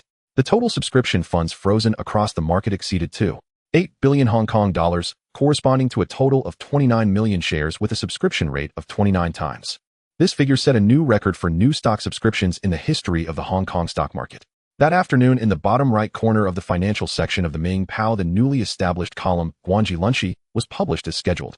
The title consisted of 8 large characters: Hang Seng Bank, the stabilizing force of Hong Kong finance.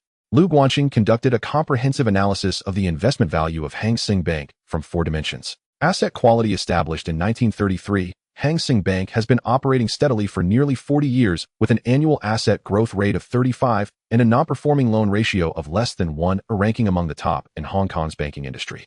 Loan-to deposit structure. The deposit base is solid, the loan-to-deposit ratio is healthy, and liquidity is abundant. Against the backdrop of Hong Kong's economic boom, there is enormous room for growth in Hang Seng's lending business. Management background. General Manager Li Guowei has led Hang Seng for many years with a stable management team and a business style that is both prudent and enterprising. HSBC, as the controlling shareholder, has pledged to maintain Hang Seng's independent operations, ensuring the integrity of its brand. Industry position. Hang Seng is the largest Chinese-funded bank in Hong Kong, possessing the broadest retail branch network and the deepest customer base. Under the major trend of Hong Kong's financial golden age, Hang Seng's leading industry position is unshakable. At the end of the article, he boldly wrote a statement that excited all investors in Hong Kong. The listing of Hang Seng is not the end, but the beginning of Hong Kong's financial golden era. The issue price is 100 Hong Kong dollars, and it is bound to exceed 150 on the first day. Within a year, it will surely break 300. On the day the newspaper was published, there was an uproar across Hong Kong. Long lines formed in front of newsstands, and the single-day sales of Ming Pao once again set a record, surpassing 200 copies. Some readers finished the column at the newsstand and immediately decided to increase their subscriptions. Others cut out the statement, "It will exceed 150 on the first day and 300 within a year," and posted it on the bulletin board of the stock exchange. N.I. Kwong called, and the first thing he said was, "Guangji, are you crazy? Saying it will exceed 150 on the first day and 300 within a year. How dare you say that publicly? Why not? What if it doesn't reach it? What if it falls? Do you still want your reputation?" "And I never gamble." Lu Guanqing's voice was calm. "I only do what is certain." There was silence for a few seconds on the other end of the line. Then N.I. Kwong sighed. "All right, you have guts. They'll also buy a few shares the day after tomorrow. Let's go crazy together." On June 18th, Huanyu Securities officially opened for business. Huanyu Securities headquarters was located in a Class B office building on Davao Road Central, renting an entire floor. The facade was not luxurious, but it was in a prime location within walking distance of the three major exchanges: Hong Kong Stock Exchange, Far East Exchange, and Gold and Silver Exchange. The branch also rented an office in the original Kowloon area, mainly responsible for Kowloon club business. On the opening day, Lu Guanqing stood at the company entrance and personally removed the red silk from the sign. Huanyu Securities in 4 golden characters shone brilliantly in the afternoon sun. Elder brother Lu Guanhua Lin Jiqiang, second sister Lu Guanlan Zhao Lei, and many old employees along with more than 20 newly recruited staff stood neatly at the company door witnessing this historic moment. Lu Guanqing turned around to face everyone. Huanyu Securities officially opens today. Our goal is simple: to become one of the top 3 Chinese-funded brokers in Hong Kong within 3 years. No one spoke, but in everyone's eyes there was a spark of determination. That morning, Huanyu Securities released a public statement in the newspaper. Huanyu Securities will, starting today, openly acquire shares from retail investors who are allocated shares in the Hang Seng Bank IPO at a price of 120,150 Hong Kong dollars. No matter how many shares one holds, as long as they are willing to sell, Huanyu Securities will take them all. The acquisition price offers a premium of 20.50 over the issue price, with specific prices to be negotiated based on the number of shares held and transaction time. Once the statement was released, the securities industry in Hong Kong was shaken again. The new stock hadn't even been listed, yet it was publicly acquired at a premium. Such an operation had never occurred in the history of Hong Kong stocks. Some mocked Lu Guanqing, saying, a 16-year-old kid leveraging Hang Seng's loans to act big, waiting for Hang Seng's listing to drop below the issue price. Let's see how he ends up. Others sensed a different smell. This Guanji has never been wrong in the stock market. He said Hang Seng would exceed 150, and now he is acquiring at a premium. He must have seen something that we cannot. More retail investors cast their votes with their actions. From June 18th to June 19th, Huanyu Securities Trading Hall saw large numbers of allocated retail investors coming to sell their shares. Elder brother Lu Guanhua led the subscription team, checking the allocation notices one by one and signing the transfer agreements sheet by sheet.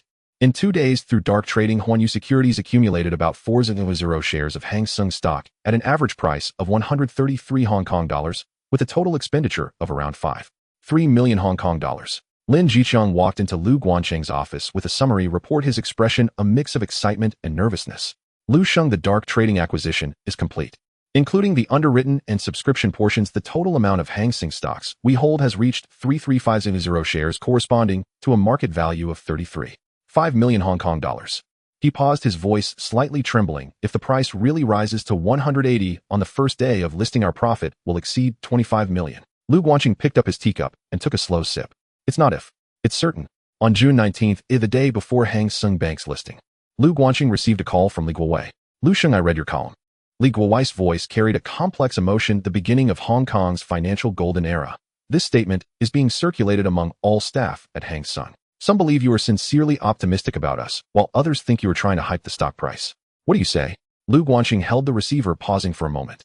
Li Zong, I wrote that article not to hype the stock price. It is because I sincerely believe that Hang Seng Bank is... On the other end of the line, Li Guowei remained silent. I grew up in a wooden house district. Lu Guanqing continued. When I was young, my family was poor and my mother worked in a garment factory for $320 a month. She never entered a bank because she thought banks were for the wealthy. Later, when I made money writing novels, I took her to open an account at Hang Seng for the first time, and she stood at the bank's entrance afraid to go in. I told her, Mom, this is a bank for us Hong Kong people. Only then would she agree to enter. Li Guowei's voice showed some emotion. Li Zong, Hang Seng is not just Hang Seng. It is the banner of Chinese-funded finance in Hong Kong. When I say it will exceed 300 within a year, it is not flattery, it is conviction. Lu Guanqing's tone was calm and resolute. Tomorrow's listing, I will use real money to fulfill this conviction. There was a long silence on the other end of the line. Finally, Li Guowei said, Lu Sheng, see you tomorrow. On June 20th, 1972, Tuesday, Hang Seng Bank was officially listed. In the trading hall of the Hong Kong Stock Exchange, it was packed with people. The numbers on the quote board had not yet moved, but everyone's eyes were fixed on the price that was about to appear. Lu Guanqing sat in Huanyu Securities' trading room, facing 4 dedicated phones directly connected to 4 exchanges. Elder brother Lu Guanhua and Lin Jiqiang each held a phone ready to execute instructions. Zhao Lei stood at the door, nervously sweating. At 9:30, the quote board of the Hong Kong Club was the first to move.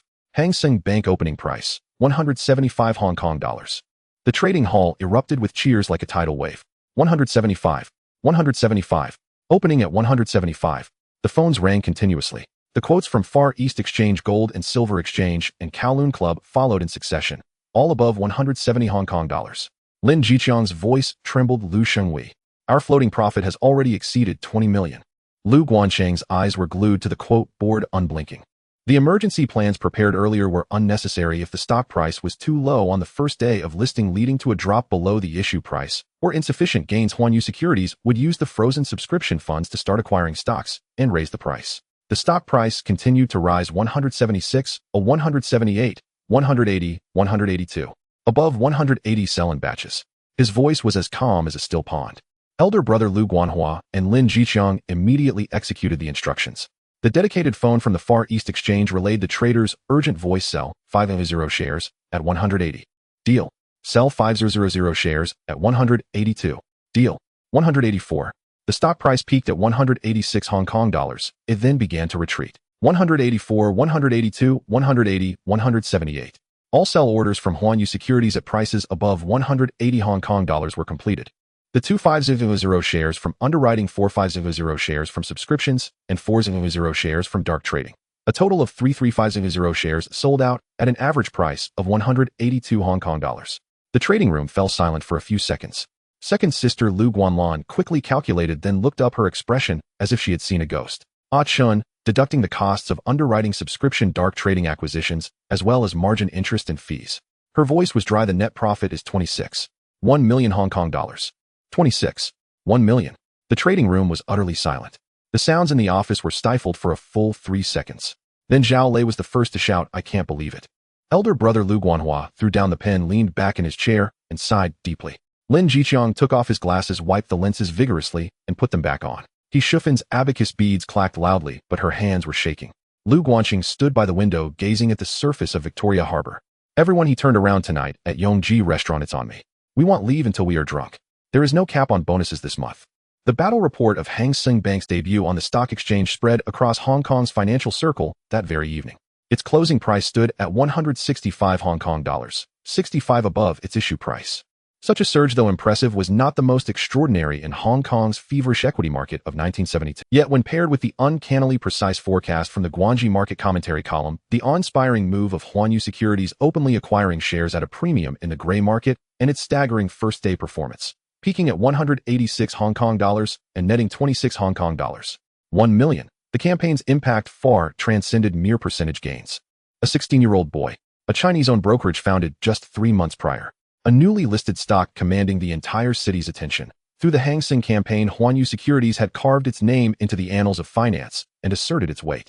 The next morning, crowds surged before newspaper kiosks across Central Hong Kong's major dailies. The Ming Pao Sing Tao Daily, Waqiu Yat Pa Hong Kong Commercial Daily, and Kung Sheng Daily News all led their business sections with front-page headlines on Hang Seng Bank and Huanyu Securities. Vendors shouted over one another as copies vanished off the stands. The Ming Pao's headline was stark and direct: the Guangxi stock god from squatter settlement to Central, a 16-year-old's wealth legend. A subheading read in fine print: netting 26 million in the Hang Seng campaign, Huanyu Securities has shaken the fragrant harbor. The Hong Kong Commercial Daily approached the matter professionally: Huanyu Securities' handling of the Hang Seng IPO, from securing underwriting quotas and deploying tiered subscription strategies to cross-market allocation and gray market premium acquisitions culminating in high-price liquidation on listing day, demonstrated a level of expertise far surpassing its peers. Most notably, its gray market acquisition maneuver, bulk purchasing allocated shares from retail investors at a premium ahead of listing, had inaugurated an entirely new paradigm for Hong Kong new issue investing. This Chinese-owned brokerage, barely 3 months old, had ascended to legend in a single stroke. The Singtao Daily's headline was even more dramatic: a 16-year-old stock god is born. Beneath it ran a blurred side-profile photograph of him captured after a 3-hour stakeout by a Waqiu Yat Per reporter outside Huanyu Securities' office. The image showed the youth emerging through a side entrance, slim yet upright, stepping into a black Mercedes-Benz W111, the same model favored by Li Ka-shing of Chung Kong Holdings. Its caption read simply: his name is Lu Guanqian, they call him Guangxi the stock god. Lu Guanqian sat in his office reading each paper in turn, then set them down expressionless. Zhao Lei entered with a cup of coffee, glanced at the headlines, and broke into a broad grin. Ah Chin, you're now a household name across Hong Kong. A household name. Lu Guanqian lifted the cup.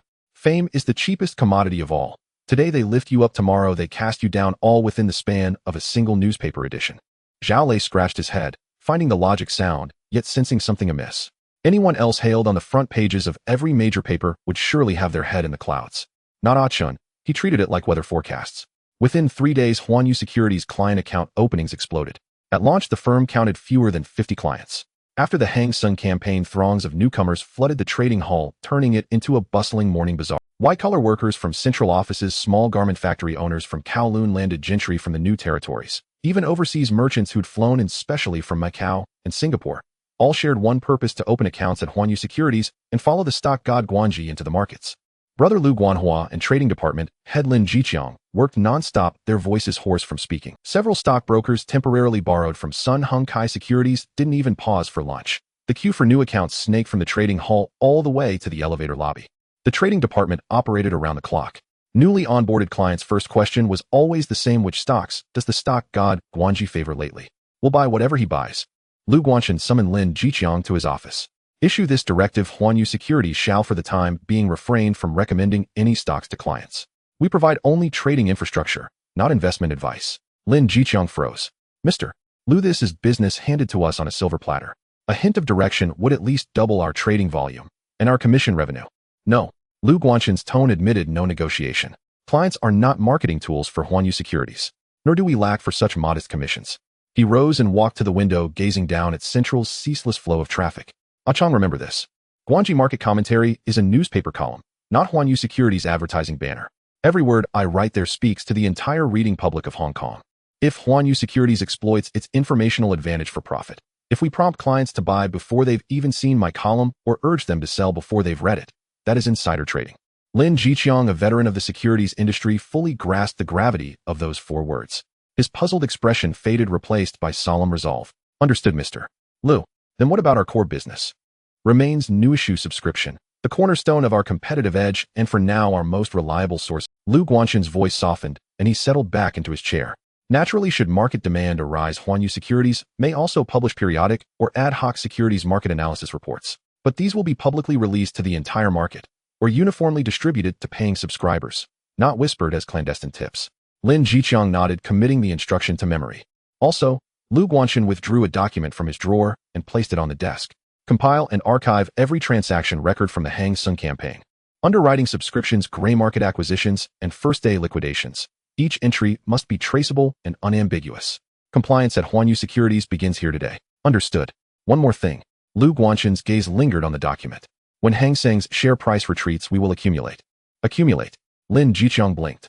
I wrote in my column that it will certainly surpass 300 Hong Kong dollars within a year, and I pledged to Hang Seng Bank that I would hold its shares for no less than 3 months. Lu Guanchen's voice remained low, yet each word rang with crystalline clarity. Having spoken it, I shall fulfill it. Should the share price dip below 150 Hong Kong dollars in the second half of the year, Huanyu Securities will begin phased purchases, not solely for profit, but to honor that commitment. Lin Jiqiang paused, then nodded firmly. By evening, the office had finally fallen quiet. Lu Guanchen stood at the window, gazing at Central skyline.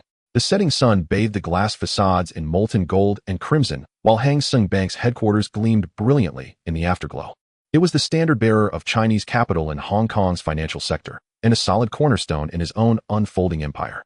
With the Hang Seng campaign concluded, Huanyu Securities' asset base neared 50 million Hong Kong dollars. In Hong Kong of 1972, that figure already surpassed the total assets of most Chinese-owned brokers. Though still dwarfed by British giants like HSBC and Jardine Matheson, Huanyu Securities had become an entity no rival could afford to ignore. More importantly, its reputation had been forged. All of Hong Kong now knew a Chinese brokerage in Central, founded just 3 months ago, had delivered the highest new-issue returns in the entire market. At its helm stood a 16-year-old boy named Lu Guanchen, pen name Guanji. His novels sold out upon release, his stock picks had never faltered. The telephone rang. Lu Guanchen answered. It was Li Guowei, his voice brimming with undisguised elation. Mr. Lu, congratulations. You've struck gold with Hang Seng. Mr. Li, I owe you much for your assistance, Lu Guanchen replied with a smile. Dinner's on me. Choose the place. Dinner can wait. Li Guowei's voice dropped slightly. I have news for you. HSBC has taken note of your recent maneuvers and expressed strong interest in Huanyu Securities. They wish to speak with you to explore potential collaboration. Lu Guanchen held the receiver, his pupils contracting faintly. HSBC, the true sovereign of Hong Kong's financial realm. Issuer of Hong Kong dollars. Controlling shareholder of Hang Seng Bank. An omnipresent force behind over 80% of the territory's major financial transactions. At last, HSBC's upper echelons had turned their gaze toward him. Please arrange the meeting, Mr. Li. Lu Guanchen said, his voice steady as ever. Very well, I'll be in touch. After hanging up, he turned and fixed his gaze on a whiteboard mounted on the wall. In bold black marker, it bore 5 names: Hopewell Holdings, Sun Hung Kai Properties, Henderson Land, Chung Kong Holdings, and New World Development. The 5 tigers of Hong Kong real estate, slated for concentrated listings between August and November. Each new issuance promised doubling opportunities. Each campaign demanded meticulous advance preparation. 50 million Hong Kong dollars was insufficient. What he sought was 500 million Hong Kong dollars and beyond. Outside, dusk deepened. Victoria Harbour's lights flickered awake one by one. Lu Guanxin picked up his marker and added another line beneath the 5 tigers. Hong Kong land. Dairy farm. The acquisition battle in November would be this year's true climax. The smoke of the battle with Hang Seng Bank had yet to clear, but Lu Guanxin was already strategizing his next move. In late June in Central, the office of Huanyu Securities was laid out with 3 partnership agreements before Lu Guanxin. The first was a strategic cooperation agreement with Hang Seng Bank, comprehensive collaboration in areas such as fund borrowing, new stock underwriting, and client referrals. Hang Seng Bank had just gone public and needed quality securities partners to expand its business territory. Huanyu Securities required low-cost funds and banking channels. The two parties hit it off immediately. The second was a framework agreement with HSBC. As a dominant force in Hong Kong's financial sector, HSBC would not typically regard a newly established Chinese-funded brokerage with only 3 months of history. However, the results from the battle with Hang Seng were too dazzling. 26 million in net profit, a 500 monthly return, and extensive coverage by all Hong Kong financial media. The senior manager responsible for Chinese client business at HSBC personally met with Lu Guanxin, discussing for an entire afternoon. Ultimately, it was finalized HSBC would provide a credit line of 50 million Hong Kong dollars to Huanyu Securities at a favorable interest rate. Huanyu Securities would prioritize depositing client funds at HSBC and Hang Seng Bank. The third was a strategic cooperation memorandum with Guodu Securities, New Hong Kong Securities, Far East Securities, and Gold Silver Securities. These brokerages had previously collaborated with Huanyu Securities during the Hang Seng IPO and were deeply impressed by Lu Guanxin's professional capabilities. The core content of the memorandum was to establish a long-term cooperation mechanism among the 4 parties in areas such as new stock subscriptions, bulk transactions, and sharing client resources, avoiding vicious competition, and jointly expanding the market. After signing the 3 agreements, Lu Guanxin leaned back in his chair, letting out a sigh. Watching Lu Guanhua flip through the agreements beside him. If we sign these, does it mean Huanyu Securities is stable? Stabilized halfway, Lu Guanxin replied. The other half depends on ourselves. On June 23rd, Huanyu Securities held an all-staff meeting. The conference room in Central was packed. Front office, middle office, back office, totaling more than 20 people. Lu Guanxin sat in the center, pulling out a form from his folder and placing it on the table. The sheet was densely populated with over 20 names, each followed by a number. He scanned the room. Among the faces were veterans brought over from New Hong Kong and Far East, newcomers fresh out of school, and brothers like Zhao Lei who had followed him from the Wooden House district. Everyone had contributed to the battle with Hang Seng. In the Hang Seng IPO, Huanyu Securities achieved a net profit of 26.1 million. After deducting the company's retained development funds and risk reserves, the total amount for employee rewards was, he paused, 1 million HKD. A gasp echoed in the conference room. 1 million. In 1972 Hong Kong, the monthly salary of an ordinary stockbroker was just over 1,000. 1 million HKD was equivalent to the monthly salary of 1,000 brokers. With over 20 people in the company sharing 1 million, each could average 40,000, nearly 3 years' worth of salary. The specific distribution plan will be assessed based on each person's contributions to the Hang Seng project. Lu Guanxin handed the form to Lin Jiqiang. Read it out. Lin Jiqiang received the form, his gaze sweeping over the numbers, his pupils slightly narrowing. He cleared his throat and began reading from the top. Lin Jiqiang, head of the trading department responsible for executing high-position liquidation trades on the first day, bonus of 12000. Lin Jiqiang stared at that number, his hand trembling. 120, a sum he couldn't earn in 2 years at New Hong Kong. Lu Sheng, this is too much. Not, Lu Guanxin said. In the Hang Seng battle you worked 3 all-nighters, made hundreds of calls, even handled the dark market stock purchases yourself. 12000 is what you deserve. Lu Guanhua, responsible for information coordination and warehouse subscription bonus of 12000. Lu Guanhua did not decline. Having followed his brother from the Wooden House district, rising from 3,000 to tens of millions, he understood his brother's temperament. What was due would not be a cent less. Zhao Lei, responsible for external relations and fund allocation bonus of 6,000. Zhao Lei whistled. Brother Ching, working with you, I won't lose a dime in this life. Lu Guanlan, responsible for financial accounting and fund collection bonus of 8,000. Lu Guanlan's eyes turned red. She said nothing, simply folded the bonus distribution sheet and placed it in her pocket. He Shufan, responsible for account organization and logistical support bonus of 5,000. He Shufan, sitting in the corner, softly said, Thank you, Lu Sheng, then lowered her head to continue bookkeeping. The names continued to be read. Traders, brokers, logistics, front office, each with a number.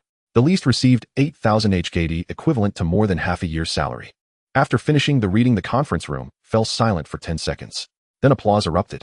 It was not the perfunctory clapping, but a heartfelt applause filled with excitement and gratitude. Some had red eyes, some clapped the table vigorously, and some stood up and bowed deeply to Lu Guanqing. Zhao Lei sat in the corner watching this scene, suddenly recalling what Ah Cheng had said to him months ago in the Wooden House district. "Brother Lei, work with me, I won't let you down." At that time he thought it was just a polite remark between brothers. Now he understood that Lu Guanqing never spoke empty words. "The bonuses will be credited tomorrow." Lu Guanqing waited for the applause to subside before continuing, "But I have something to say up front. Huanyu Securities does not support idlers. Being able to receive so much today is because we performed well in the Hang Seng battle. In every battle that follows, this will be the rule. More work, more rewards, bigger contributions will earn the larger shares, while those who do not work will be shown the door." His gaze swept across everyone's faces. "Is that understood?" "Understood." The voices of more than 20 people nearly lifted the roof of the conference room. The next day, the news of Huanyu Securities distributing a $1 million bonus hit the financial section of the Hong Kong Commercial Daily. The headline was straightforward: Huanyu Securities awards $1 million bonuses after the Hang Seng battle employees' average 2-year salary. The report detailed Huanyu Securities' bonus distribution logic. Assessed by contribution, the highest individual bonus was 1.0, the lowest 8.0, covering all employees. The journalist concluded this Chinese-funded brokerage, established only 3 months ago, not only excelled in new stock performance, but also set a precedent in employee incentives within the industry. It is reported that no brokerage in Hong Kong's securities industry had ever distributed such high project bonuses to all employees in new stock underwriting projects. Huanyu Securities' move may rewrite industry rules. Some say this is hype, others say it's a genuine incentive, and some claim Lu Guanqing is the boss who understands people best. Regardless of others' opinions, the morale of Huanyu Securities employees reached its peak. Lin Jiqiang was the first to arrive at the company every day and the last to leave. Lu Guanhua moved his desk from the corner to the center of the trading room for easier monitoring. Zhao Lei's speed in running errands doubled. Even the newly hired driver followed him at a brisk pace. Lu Guanqing observed all of this, secretly nodding in approval. In his past life, he had worked in real estate for over a decade, witnessing countless companies making grand promises, shouting slogans, and discussing ideals, but the most effective and genuine incentive method was always just one: money. A bonus is more enticing than any grand promise. This principle took decades for later internet companies to understand. He did not need to take the long route again. On the day the newspaper was published, the phone in Lu Guanqing's office rang off the hook. The first caller was General Manager Gua from New Hong Kong Securities. "Lu Xing, I saw your report about the bonuses. What a grand gesture. $1 million just like that. I go admire you. But with this move, several brokers under me are asking when New Hong Kong will also learn from Huanyu to distribute project bonuses. You're giving me a tough problem." Lu Guanqing laughed. "General Gua, talent is the most important asset of a securities company. If you win a battle but don't share the profits, who will fight for you next time?" General Gua fell silent for a few seconds on the other end of the line before sighing. "You're right. I've learned something." The second caller was Chairman Li Fuzhao from the Far East Exchange. "Lu Xing, where did you learn this bonus system?" "The project bonus model of British and American investment banks." "Chairman Li, you have a keen eye," Lu Guanqing said. "The large investment banks on Wall Street have always distributed bonuses based on projects. Teams that excel in underwriting earn bonuses several times higher than their base salary. Hong Kong will inevitably follow this path." Li Fuzhao pondered for a moment. "That makes sense. Let's meet at Far East sometime for a detailed discussion." After hanging up, Lu Guanqing leaned back in his chair. He knew that the true effect of the $1 million bonus was not just to make 37 employees happy, but to show all the elites in Hong Kong's securities industry one thing: Huanyu Securities is willing to spend money. In this industry, the willingness to spend money is more effective than any recruitment advertisement. The smoke of Hang Seng Bank has yet to settle, and the trading department of Huanyu Securities is already bustling again. The newly listed stock market in Hong Kong in June resembles a pot of boiling water, with steam rising vigorously. The listing of Hang Seng ignited the enthusiasm of retail investors for new shares. Prior to this, the oversubscription multiples for new stocks typically remained below 10 times. After Hang Seng, this figure skyrocketed to over 20 times. The game of new share subscriptions transformed from a pursuit for a few professional investors into a nationwide carnival for all citizens of Hong Kong. In the last 10 days of June, 3 new stocks were set to be listed in rapid succession. All are local companies with small to medium market capitalization. One engaged in trade, another in real estate, and the last in light industrial manufacturing. With average qualifications and smaller market caps, they cannot compare to the scale and heat of Hang Seng Bank, but driven by the bullish market sentiment, the expected first day gains range from 30 to 60%. Lu Guanqing spread out 3 prospectuses on the table, reading through them page by page, arriving at a conclusion. He needed to subscribe to all 3, but the strategy had to change. Hang Seng employed a heavy investment model, underwriting quotas, dark market acquisitions, and a strong push on the first day. This was because Hang Seng's scale was sufficient, with a circulation volume exceeding 100 million, capable of absorbing Huanyu Securities' tens of millions of holdings. However, these three new stocks had smaller market caps with a combined circulating value of less than 100 million. If he were to replicate Hang Seng's strategy, he risked becoming the largest shareholder himself. At that point, selling would be impossible, effectively transforming a short-term endeavor into a controlling stake. He picked up a pen and wrote down a new three-step strategy in his notebook. Step 1. Utilize Huanyu Securities qualification as a large brokerage to directly obtain new share allocation quotas from the underwriting syndicate. This step relies on the reputation and resources accumulated by Hang Seng after their battle. The underwriters of the three new stocks, upon seeing the name Huanyu Securities, did not refuse. After all, this was the formidable player that netted 26 million from the Hang Seng battle. Step 2. Publicly subdivide the share subscriptions. Huanyu Securities opens new share application channels to its clients, pooling client funds alongside its own for the applications and distributing shares to clients proportionally after successful allocations. This not only serves the clients, but also amplifies the subscription fund, killing two birds with one stone. Step 3. Actively raise the stock price on the first day of listing. The proprietary accounts by actively post-opening, creating the illusion of a lively buying atmosphere to attract retail investors to follow suit, and then sell in batches once the stock price surges. This operation is referred to as the market maker mechanism in later years, and in the Hong Kong stock market of 1972, it falls into a gray area, but is not illegal. Lin Jiqiang reviewed the strategy and remained silent for a while. Lu, I understand the first two steps. The third step. Won't raising the price too actively draw too much attention? Too much attention. Lu Guanxing chuckled. Ah Chong, after our battle with Hang Seng, we netted 26 million, and the newspapers in all of Hong Kong gave us the front page headlines. Do you think we can still keep a low profile? Lin Jiqiang was left speechless. Since we can't keep a low profile, let's make the most of our reputation. For the three new stocks, Huanyu Securities invested 5 million in principal, leveraging it 10 times with a total subscription fund of 50 million. With the new share allocations and client-divided subscriptions, the success rates for all three new stocks exceeded 15%, far surpassing the average of 3 to 5% for retail investors. On June 26th, the first trading new stock was listed. The opening price rose 40% compared to the issue price. Huanyu Securities began to sell in batches after the stock surged over 50%, netting 380,000 that day. On June 28th, the real estate new stock was listed. The excitement was even higher with an opening increase of 50%. Huanyu Securities completely offloaded its holdings when the price reached a 60% gain, netting 420,000. On June 30th, the light industrial manufacturing new stock made its grand debut.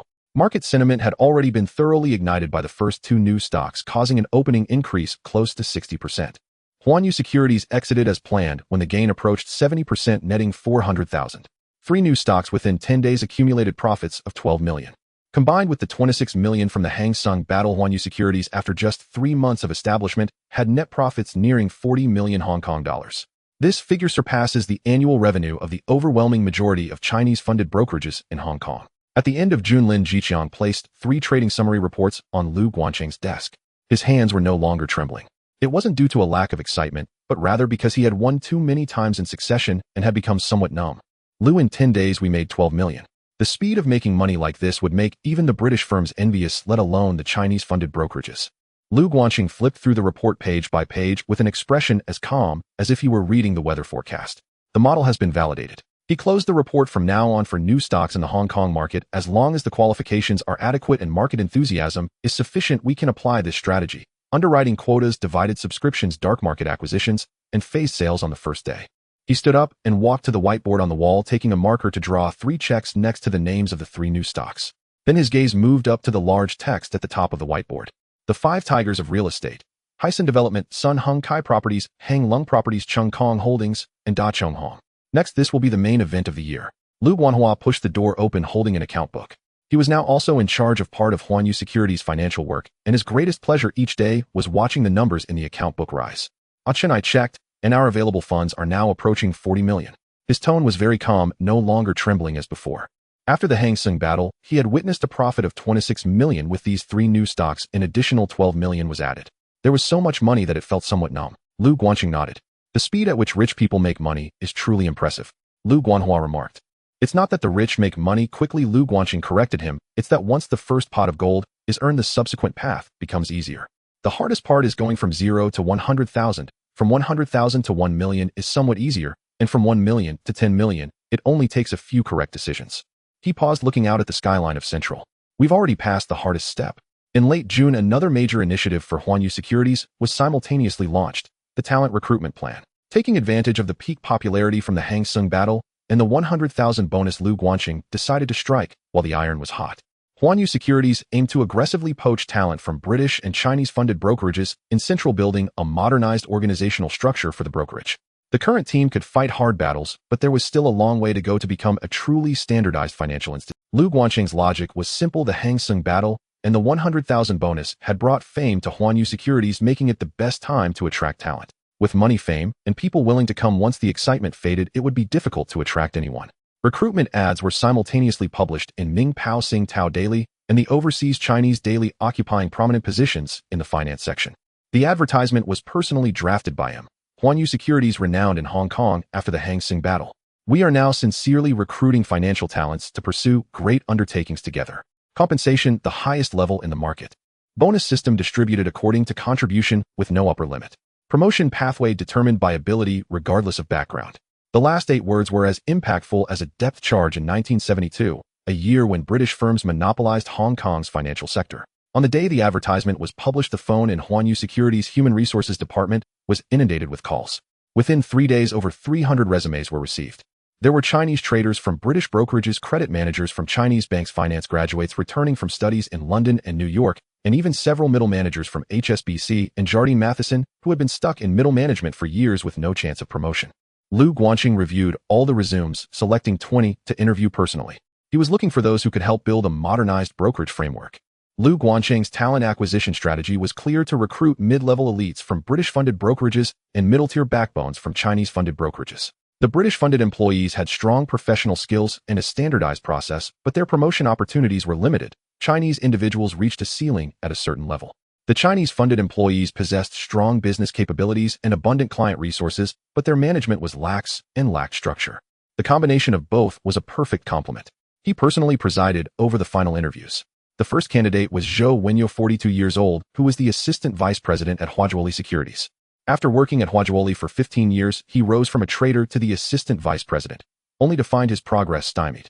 It wasn't that he wasn't good enough. The position above assistant vice president was reserved for the British. Lu Guanqing asked only one question: why do you want to join Huanyu?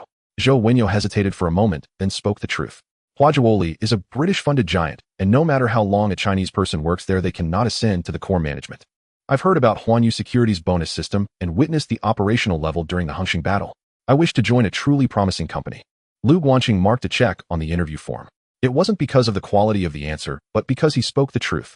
A 42-year-old man who could still speak honestly when asked such a question showed that he had not been ground down. That's exactly the type of person he wanted.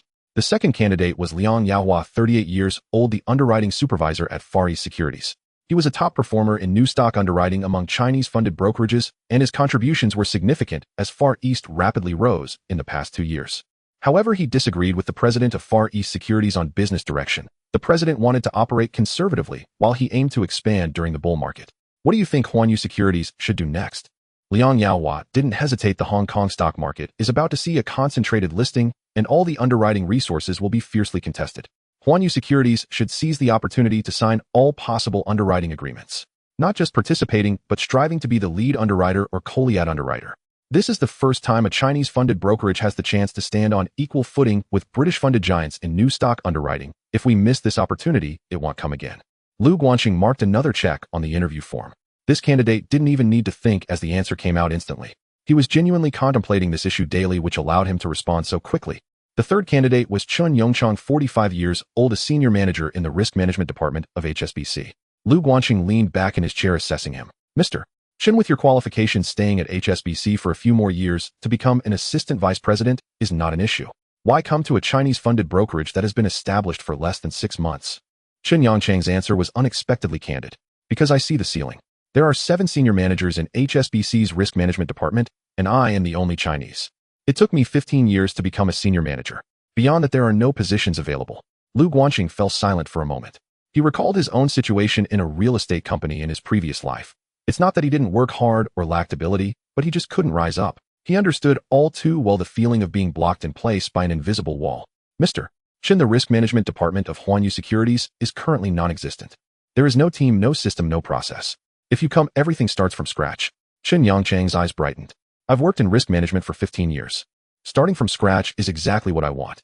After the 3 candidates were in place, Lu Guanqing went on to recruit a dozen more individuals, thoroughly perfecting Huanyu Securities' organizational structure. He gathered everyone in the conference room and hung a large organizational chart on the wall.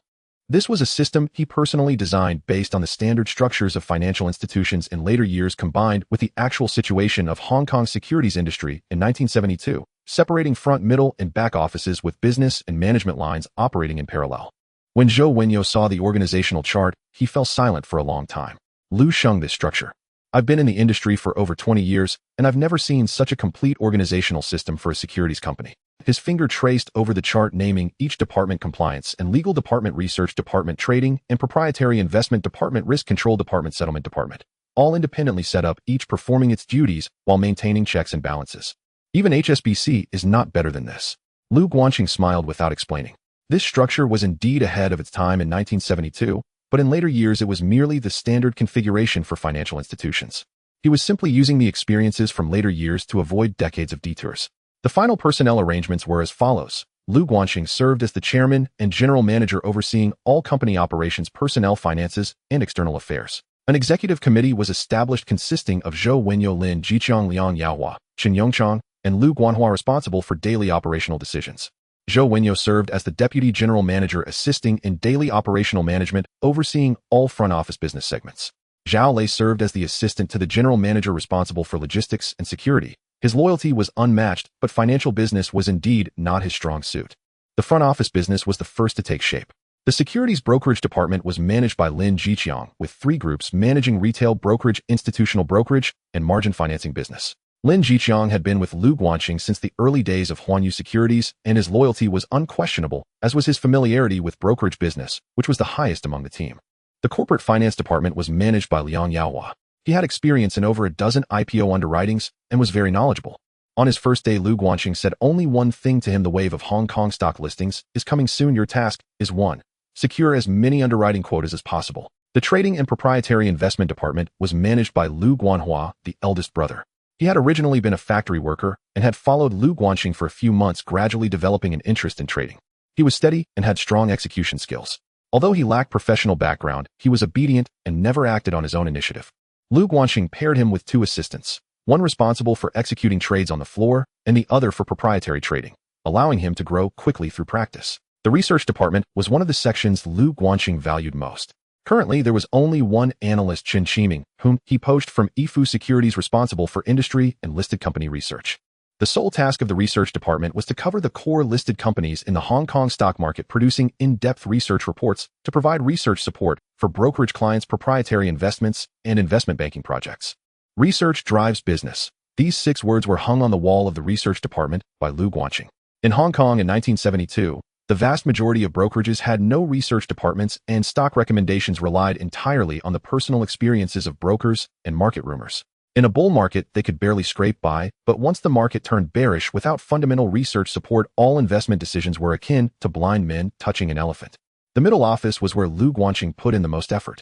The risk management department was headed by Chen Yongchang. The first thing he did upon joining was to establish a complete risk management system. Position limits for proprietary investments, collateral ratios for margin financing, and stop-loss lines for extreme market conditions, with every detail clearly documented. The compliance and legal department currently had only one person, a young lawyer, Wu Yongchang, whom he recruited from HSBC's legal department. His task was to set up Huanyu Securities' internal compliance system in the shortest time possible, ensuring that all operations complied with the trading rules of the 4 major exchanges and Hong Kong company law.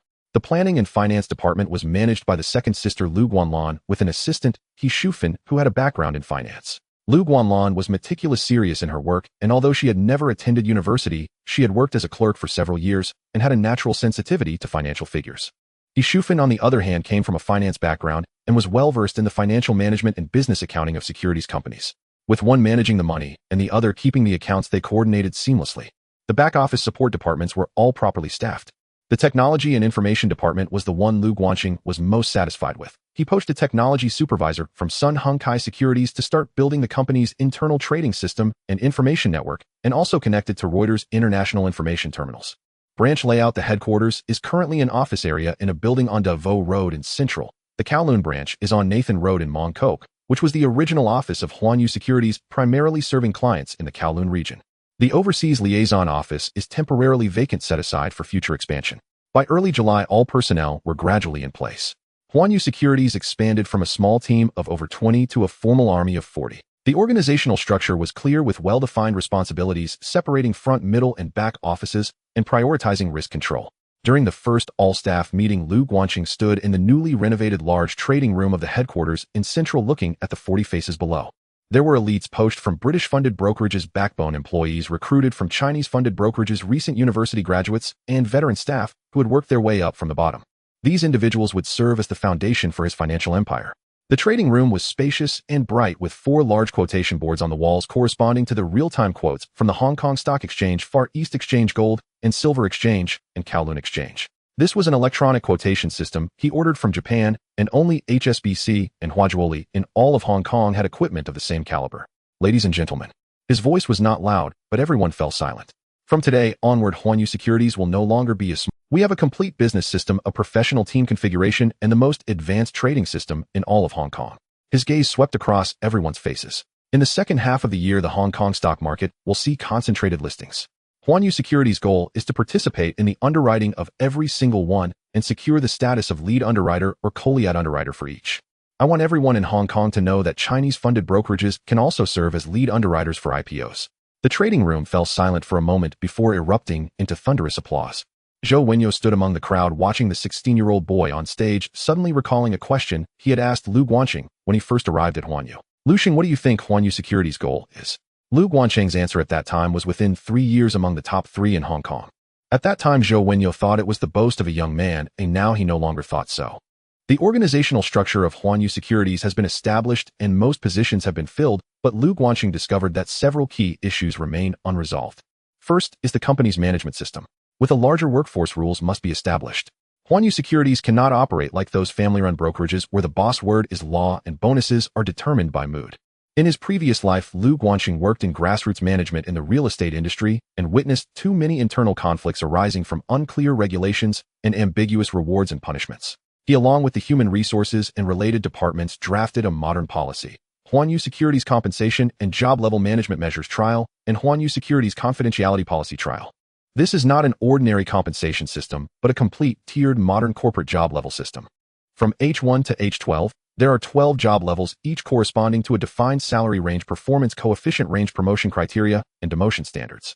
H1 to H3 are grassroots employees, H4 to H6 are professional backbones and grassroots management, H7 to H9 are middle management and senior experts, and H10 and above are executive levels. Job levels are not tied to years of service or educational background, but solely to capability and contribution. A job level review occurs every 6 months. Those meeting the standards are promoted, while those who do not are demoted, and automatic resignation follows after 2 consecutive demotions.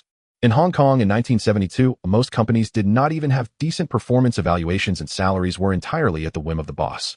British banks like HSBC had a strict hierarchical job level system, but it was based on years of service and background. Chinese individuals hit a ceiling at certain levels not due to lack of ability, but because of their lineage. Lu Guanqing's system removed all considerations of background, years of service, and lineage, leaving only one standard: capability and contribution. The confidentiality policy was also established. All employees must sign a confidentiality agreement upon employment, prohibiting the disclosure of client information, transaction data, and the company's financial status. Violators will be dismissed and held legally accountable. Huanyu Securities retains the right to inform all future employers of any breaches. In the small financial circle of Hong Kong in 1972, if Huanyu Securities reported an individual's breach of confidentiality to the entire industry, that person would no longer have a place in the financial world. Lu Guanhua reviewed the draft of the system and expressed some concern. Won't this be too strict? Many people aren't accustomed to these things. If they're not accustomed, they shouldn't come. Lu Guanqing replied, Huanyu Securities aims to be a century-old establishment, not a makeshift troop. Establishing rules in advance is far better than remedying the situation after problems arise. After finalizing the policies, Lu Guanqing had the Human Resources Department arrange onboarding training. New employees would undergo 3 days of training, company policies, compliance requirements, and business processes before being allowed to start work. This approach was unprecedented in the Hong Kong securities industry, yet no one complained. After all, Huanyu Securities' salaries and bonuses were also among the best in Hong Kong. Next came the hiring of drivers and bodyguards. Whenever Lu Guanqing went out, he was mostly driven by Zhao Lei or took a taxi. Zhao Lei was now in charge of logistics and security, and with increasing responsibilities, he couldn't always be the driver. Moreover, as Huanyu Security's reputation grew, and Lu Guansheng's wealth increased, security issues could not be overlooked. While he didn't want to flaunt his status, basic security was still necessary. The Human Resources Department posted job advertisements, and many candidates came for interviews. Lu Guansheng personally vetted the candidates, setting strict conditions. First, the background check must be clean with no criminal record. Second, the candidate must have family in Hong Kong and not be alone. A third, loyalty and reliability were essential with strict confidentiality. Ultimately, 2 candidates were selected. One, named Chun Guoqiang, 28 years old, a veteran who had served in the British Army, physically fit and skilled at driving. His parents lived in Hong Kong, his father worked at the docks, and his mother worked at a tea restaurant. The other candidate was Li Jikuan, 24 years old, a delivery driver who was well acquainted with the roads in Hong Kong, had a calm demeanor, and did not smoke or drink. He had a wife and children and lived in Kowloon. Zhao Lei was responsible for participating in the interviews and background checks and was very satisfied with both candidates. Aiken, these 2 are good, their backgrounds are clean, and they seem honest. A Chong can fight and a Kuan can drive, they complement each other. Lu Guansheng nodded, then let's finalize it. The probation period will be 3 months with a temporary salary set at H3 level plus a travel allowance. Zhao Lei acknowledged and turned to make arrangements. The last matter, which was also of utmost concern to Lu Guansheng, hiring a secretary. As the company grew larger, he found himself overwhelmed. Answering calls, arranging schedules, organizing documents, coordinating between departments, and also writing novels and stock commentary. These miscellaneous tasks required a dedicated secretary to manage. Moreover, he admitted, he had a bit of a personal motive. After working in the real estate industry for over a decade, he had seen many young, capable, and attractive female secretaries. At that time, he was just a low-level employee who could only admire them from afar. Now that he was a boss in this life, he wanted to experience it too. When there's work, the secretary handles it. When there's none, he quickly suppressed this thought. The Human Resources Department screened through dozens of resumes, and Lu Guansheng personally interviewed 5 candidates. The first was 25 years old, a graduate from a teacher training college, fluent in English with an attractive appearance, but spoke too slowly and seemed to lack efficiency in tasks. Lu Guansheng politely chatted for 10 minutes before sending her off. The second candidate was 22, a pre-college graduate, average-looking, and stumbled over professional knowledge, unable to even articulate basic phone etiquette. Lu Guansheng shook his head in disappointment. The third candidate was 24, a pre-college graduate, had interned for a year at the Overseas Chinese Daily and worked for 2 years in administration at a trading company. She was quick in her tasks, spoke decisively, had above average looks, a curvy figure, and was divorced. Lu Guansheng asked her several situational questions, and she answered well. He circled her name on the resume. The fourth candidate was 23, returned from studying in the UK, fluent in both English and Cantonese, with a delicate appearance and well-mannered attire. However, she unconsciously raised her chin while speaking, exuding a sense of superiority. When Lu Guansheng asked why she wanted to join Huanyu Security, she replied, because your company is developing rapidly, and I want to find a challenging job. What do you find challenging about the secretary's job? Handling complex affairs and coordinating relationships requires high emotional intelligence and strong execution. Lu Guansheng asked her several more questions and found she indeed had capability, but her sense of superiority made him uncomfortable. He marked her resume with a triangle, pending decision. The fifth candidate was 19, freshly graduated from pre-college. Her father had passed away early and her mother worked in a garment factory. She had a delicate face, but an average figure. She wasn't stunning, but had a pleasant demeanor. When she spoke, her eyes met his directly without flinching or showing nervousness. You don't have much work experience. Why do you think you can handle this position? Because I learned quickly, she answered succinctly, and for the secretary position, the most important qualities are responsibility and attention to detail. I'm very meticulous and responsible in my work. Lu Guansheng looked at her and suddenly smiled. He remembered how he had said the same during his first interview in his past. At that time, the interviewer had rejected him for lacking experience. In this life, he didn't want to be the interviewer who turned away newcomers. 2 candidates each had their strengths. One was mature and capable, while the other had potential and drive. Lu Guansheng pondered and made a decision. He would hire both. Adults don't play the choice game. A 3-month probation period would determine who was more suitable. If both proved suitable, then both would stay. After all, the company's business was expanding, and one secretary might not be enough. The human resources manager was taken aback by this decision, but then smiled. Mr. Lu, that's a clever move. Clever? What's clever? Lu Guansheng shot him a glare. Go handle the paperwork. Both secretaries started on the same day. The more experienced one, named Su Manqing, occupied a desk outside and was responsible for answering calls, arranging schedules, and coordinating between departments. The younger one, named He Wani, sat at a small desk outside Lu Guansheng's office, tasked with organizing documents, taking meeting notes, and handling miscellaneous affairs. The two had clear divisions of labor and cooperated well. Zhao Lei, seeing the 2 new female secretaries, stealthily approached Lu Guansheng and chuckled softly. On a late evening in late June, in a cozy corner on the second floor of the Lu Ut house in I Kwong had set a lavish table. A platter of marinated delicacies, steamed grouper crispy roast pork, and steamed spare ribs filled most of the table. 6 bottles of beer had been opened with for placed in front of him. Jin Yong sat opposite him, leisurely sipping tea. By the time Lu Guanqing arrived, in I Kwong had already consumed 1.5 bottles. Good lad. You finally made it. In I Kwong exclaimed, clapping his hand on Lu Guanqing's shoulder with such force that it made his shoulder sink. I finished reading your piece, Breaking the Void, in one breath. The tale of soaring eagles and galloping horses is beautifully written. Far better than those old relics serialized in Lao Cha's Ming Pao. Jin Yong beside him couldn't help but chuckle. In I Kwong, who do you mean by old relics? Talking about you. In I Kwong laughed heartily, raising his glass. Come Guanji, I toast you a drink. It has been years since the Hong Kong literary scene has seen someone like you.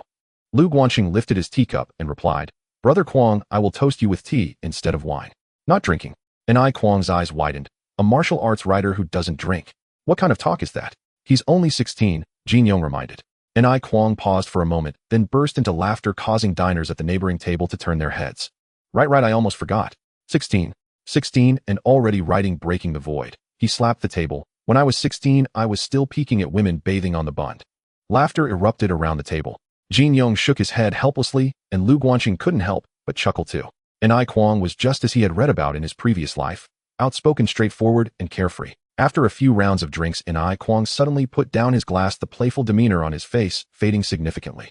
Guanji, your martial arts writing is good, but I want to be honest with you. He extended a finger. In the Hong Kong literary scene, martial arts is just a minor path. If you really want to make a name for yourself, you need to write something else. Science fiction, like the works of Wei Xili. In I Kwong thumped his chest, not caring that the beer foam splashed onto his hand. Look at how well my Wei Xili sells. Even if there are many readers of martial arts, they are still the common folk. Science fiction is the true high art, the only way to truly step into the grand halls. Lu Guanqing did not refute, only nodding with a smile. But he knew deep down that he did not want the path of high art. He desired works that could be appreciated by both the refined and the common, appealing to all ages. Of course, he would write science fiction, but not now. His foundation was in martial arts and the stock market, in those battlegrounds where he could quickly accumulate capital and fame. Let me tell you. In I Kwong suddenly raised his voice loud enough for those downstairs to hear. I read Guanzi's column on Hang Seng Bank from start to finish without missing a word. But I didn't buy any shares, and now I regret it so much. Jin Yong laughed, shaking his head. Didn't you say you bought a few shares last time? Actually, I did buy. But I bought too few. What's the difference from not buying at all? In I Kwong slammed the table. I only bought 100 shares and made $8,000. Guanji made 26 million. 26 million. I and I Kwong have written novels for 20 years, and I haven't earned that much combined. Lu Guanqing lifted his teacup, a hint of a smile at the corner of his mouth. And I Kwong was getting more and more worked up, slamming his glass down on the table. The problem is not that I made $8,000. The problem is, Guanji made 26 million. 26 million. I and I Kwong have written novels for 20 years, including Wei Xili, Yuan Jinxiao, and The Eagle of Asia, and I haven't made that much combined. Jin Yong finally couldn't hold back and burst into laughter. What are you laughing at? And I Kwong glared at him. You're the Legend of the Condor heroes sells better than mine, yet you also haven't made 26 million. I surrender. Jin Yong raised both hands in defeat. All right, I haven't made it. Lu Guanqing lifted his teacup seriously, saying, Brother Kwong, I toast you with tea instead of wine. Not drinking. You don't drink, so what are you toasting for? And I Kwong scolded jokingly, but he swiftly lifted his glass and downed it in one gulp. After putting down the glass, he suddenly became serious, his gaze turning earnest. Guanji, there is something I want to ask. Please go ahead, Brother Kwong. In your column you said that Hang Seng will definitely break 300 within a year. The stock price has now dropped back to 160. He tapped his finger on the table. Do you really think it can break 300? Jin Yong also set down his chopsticks, quietly watching Lu Guanqing. The atmosphere in the cozy corner fell silent. Outside the window, the neon lights of Central began to illuminate, casting red and green reflections on the glass, making half of In I Kwong's face flicker in and out of light. Lu Guanqing did not answer immediately.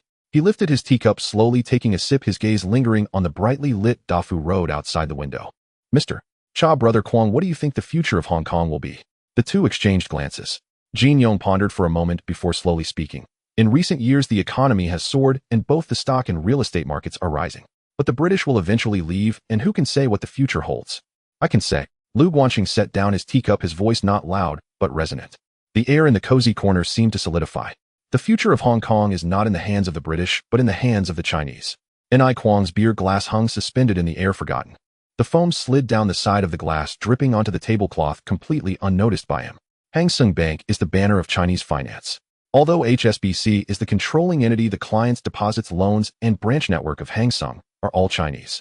Lu Guancheng's gaze was calm, yet his tone bore an undeniable strength. The economic lifeline of Hong Kong will eventually shift from British hands to Chinese hands. This is not a prophecy, it is a trend. The stock price of Hang Seng is not artificially inflated. It is the natural result of Hong Kong's economic surge. When I say it will break 300 within a year, it is not a prediction, it is a judgment. And Ai Kwang listened, intently silent for a long time. Jin Yong, after a brief silence, raised his teacup. Guanji, this statement, his voice mellow and his expression unusually serious, is even better than what you wrote in your column. The three of them clinked their cups together. The sound of teacup meeting beer glass rang out crisply. Outside, the night over Victoria Harbor was deepening, with countless lights reflecting on the water like a sea of gold.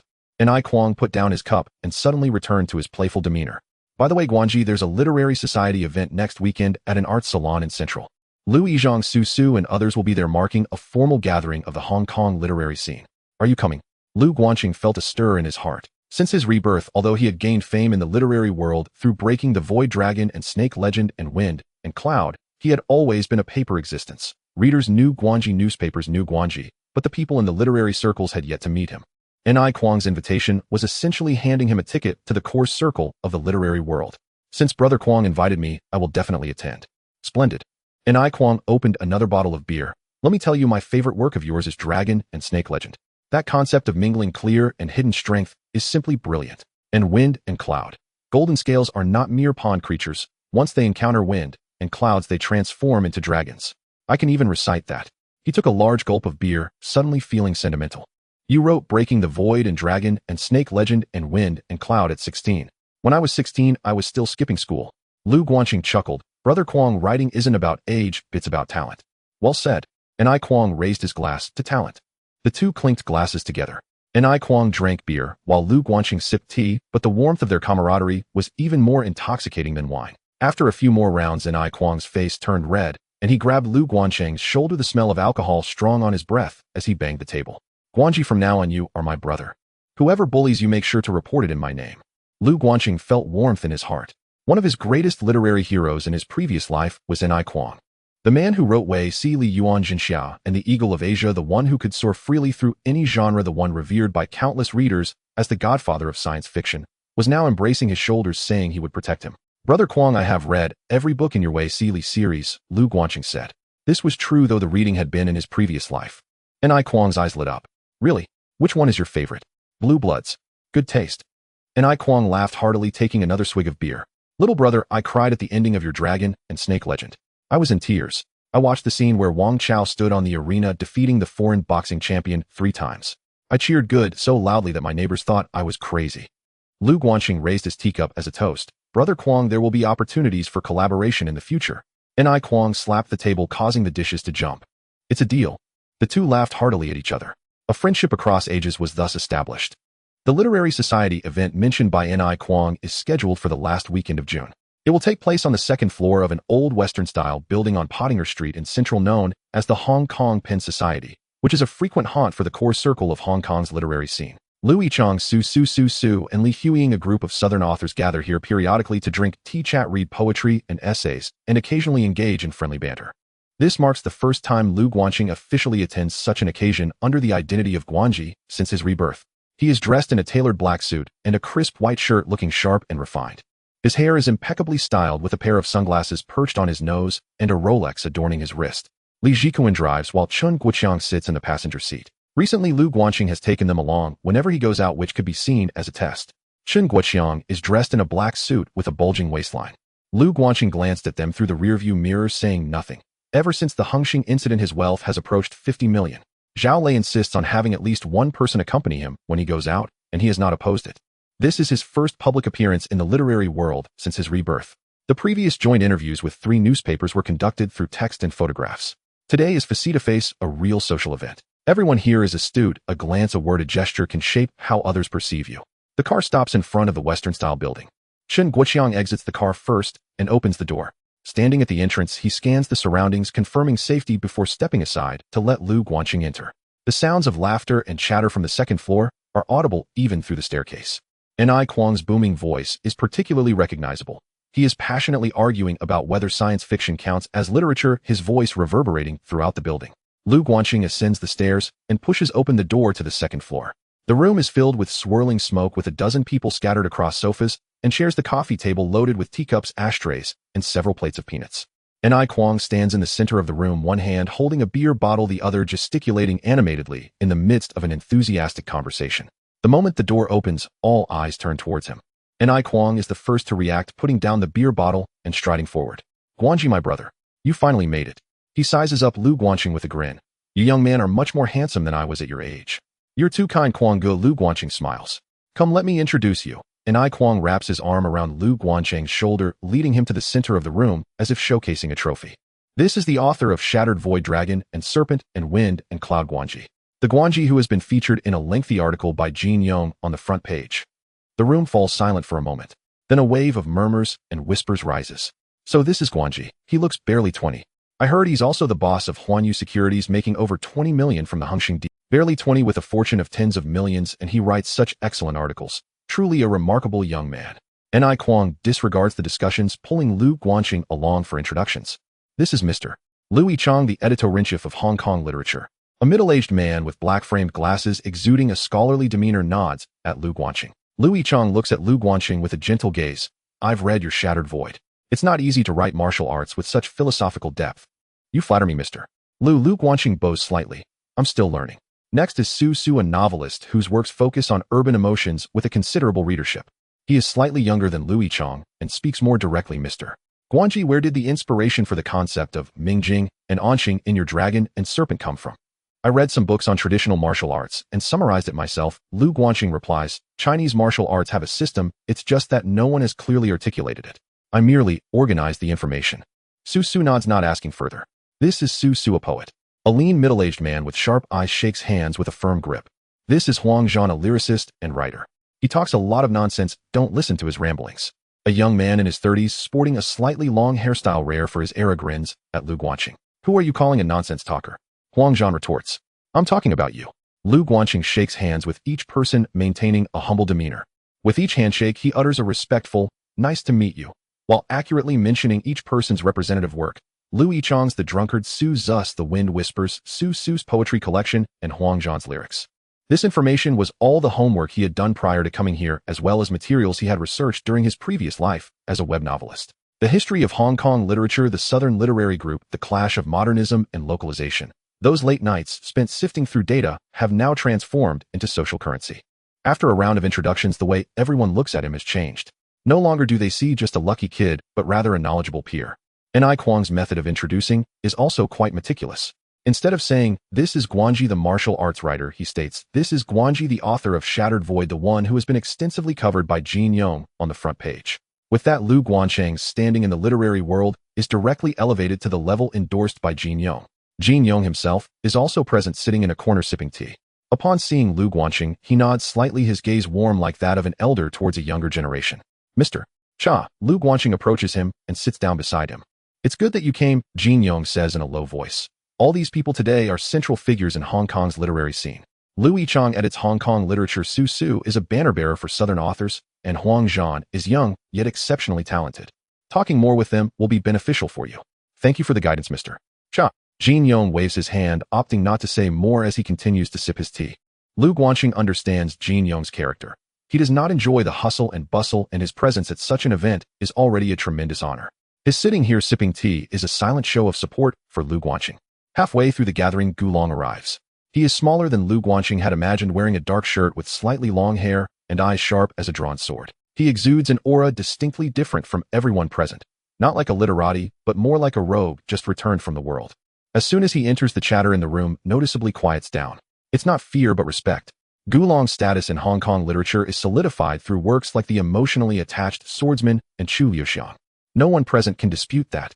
Gulong scans the room, his gaze finally landing on Lu Guanxing. He raises his wine glass and strides directly over. Guanji, it's a pleasure to meet you. He sits down opposite Lu Guanxing, his tone neither warm nor cold. I have read your Shattered Void Dragon and Serpent and Wind and Cloud. The part about the eagle leaping and breaking through the void was excellently written. Mr. Gu, you flatter me. Lu Guanxing straightens his posture. I grew up reading The Emotionally Attached Swordsman. This statement is not mere flattery. In his previous life, he had worn out 3 copies of The Emotionally Attached Swordsman in his rental apartment. The loneliness of Li Xuanhuan, the sharpness of a Fei, the poison of Lin Xianer. Those characters and plots are etched into his very bones. Gulong smiles slightly, then shifts the topic. What are your upcoming writing plans? Lu Guanqing thinks for a moment and replies honestly, none at the moment. What a pity, Gulong sighs, genuine regret evident in his voice. You have talent and shouldn't waste it. Lu Guanqing falls silent for a moment before suddenly asking, Mr. Gu, if I wanted to write a novel in your style, would you be willing to offer guidance? Gulong's eyes light up. What story? A tale of friendship and betrayal. Two best friends, one a swordsman, the other a gambler, both fall for the same woman. He briefly outlines the core plot of the border town rogue. Of course, he does not mention the names Yi Kai and After listening to him, Gulong falls silent for a moment. Then he says something that surprises Lu Guanqing. This story is excellent, but you should write it yourself. Why?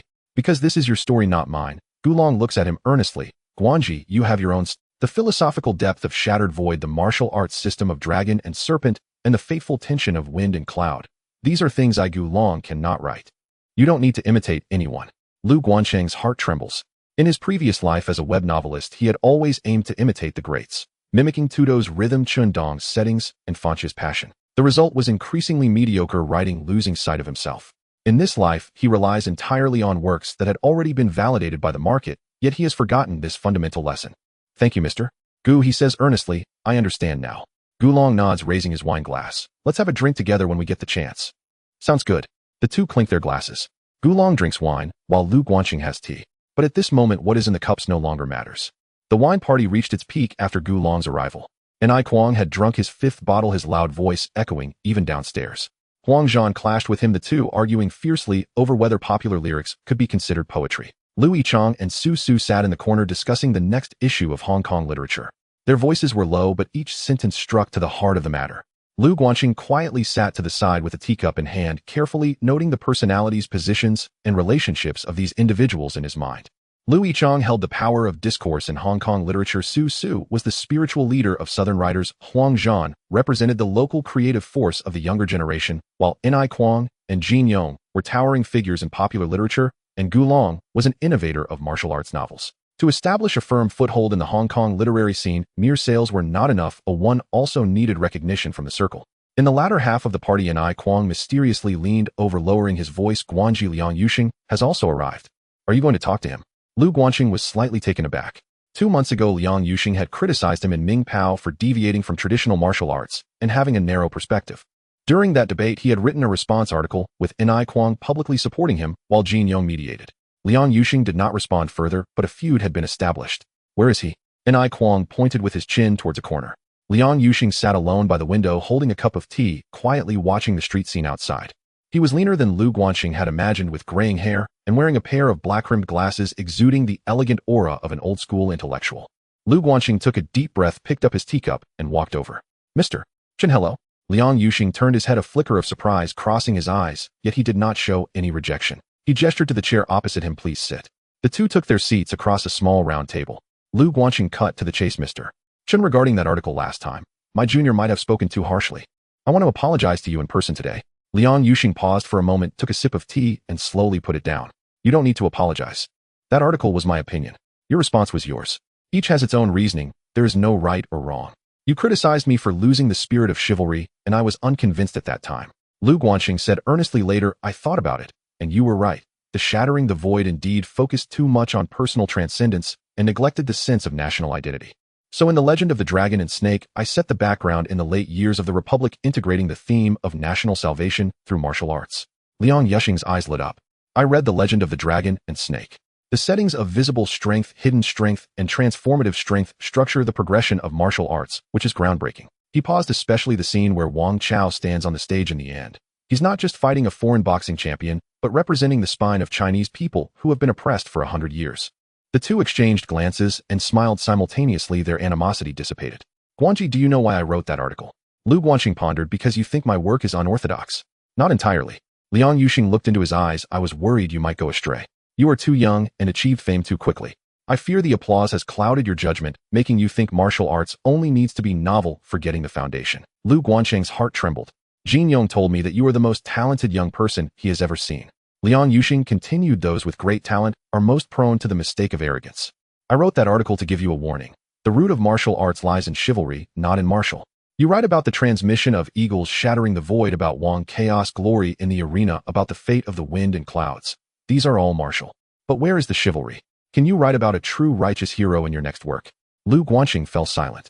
In his past life, he had cried while reading Liang Yuxing's Seven Swords Down from Mount Heaven when Ling Weifeng ventured into the prison to save someone. The chivalry in Liang Yuxing's writing is that kind of tragic heroism, knowing the impossibility, yet still taking action.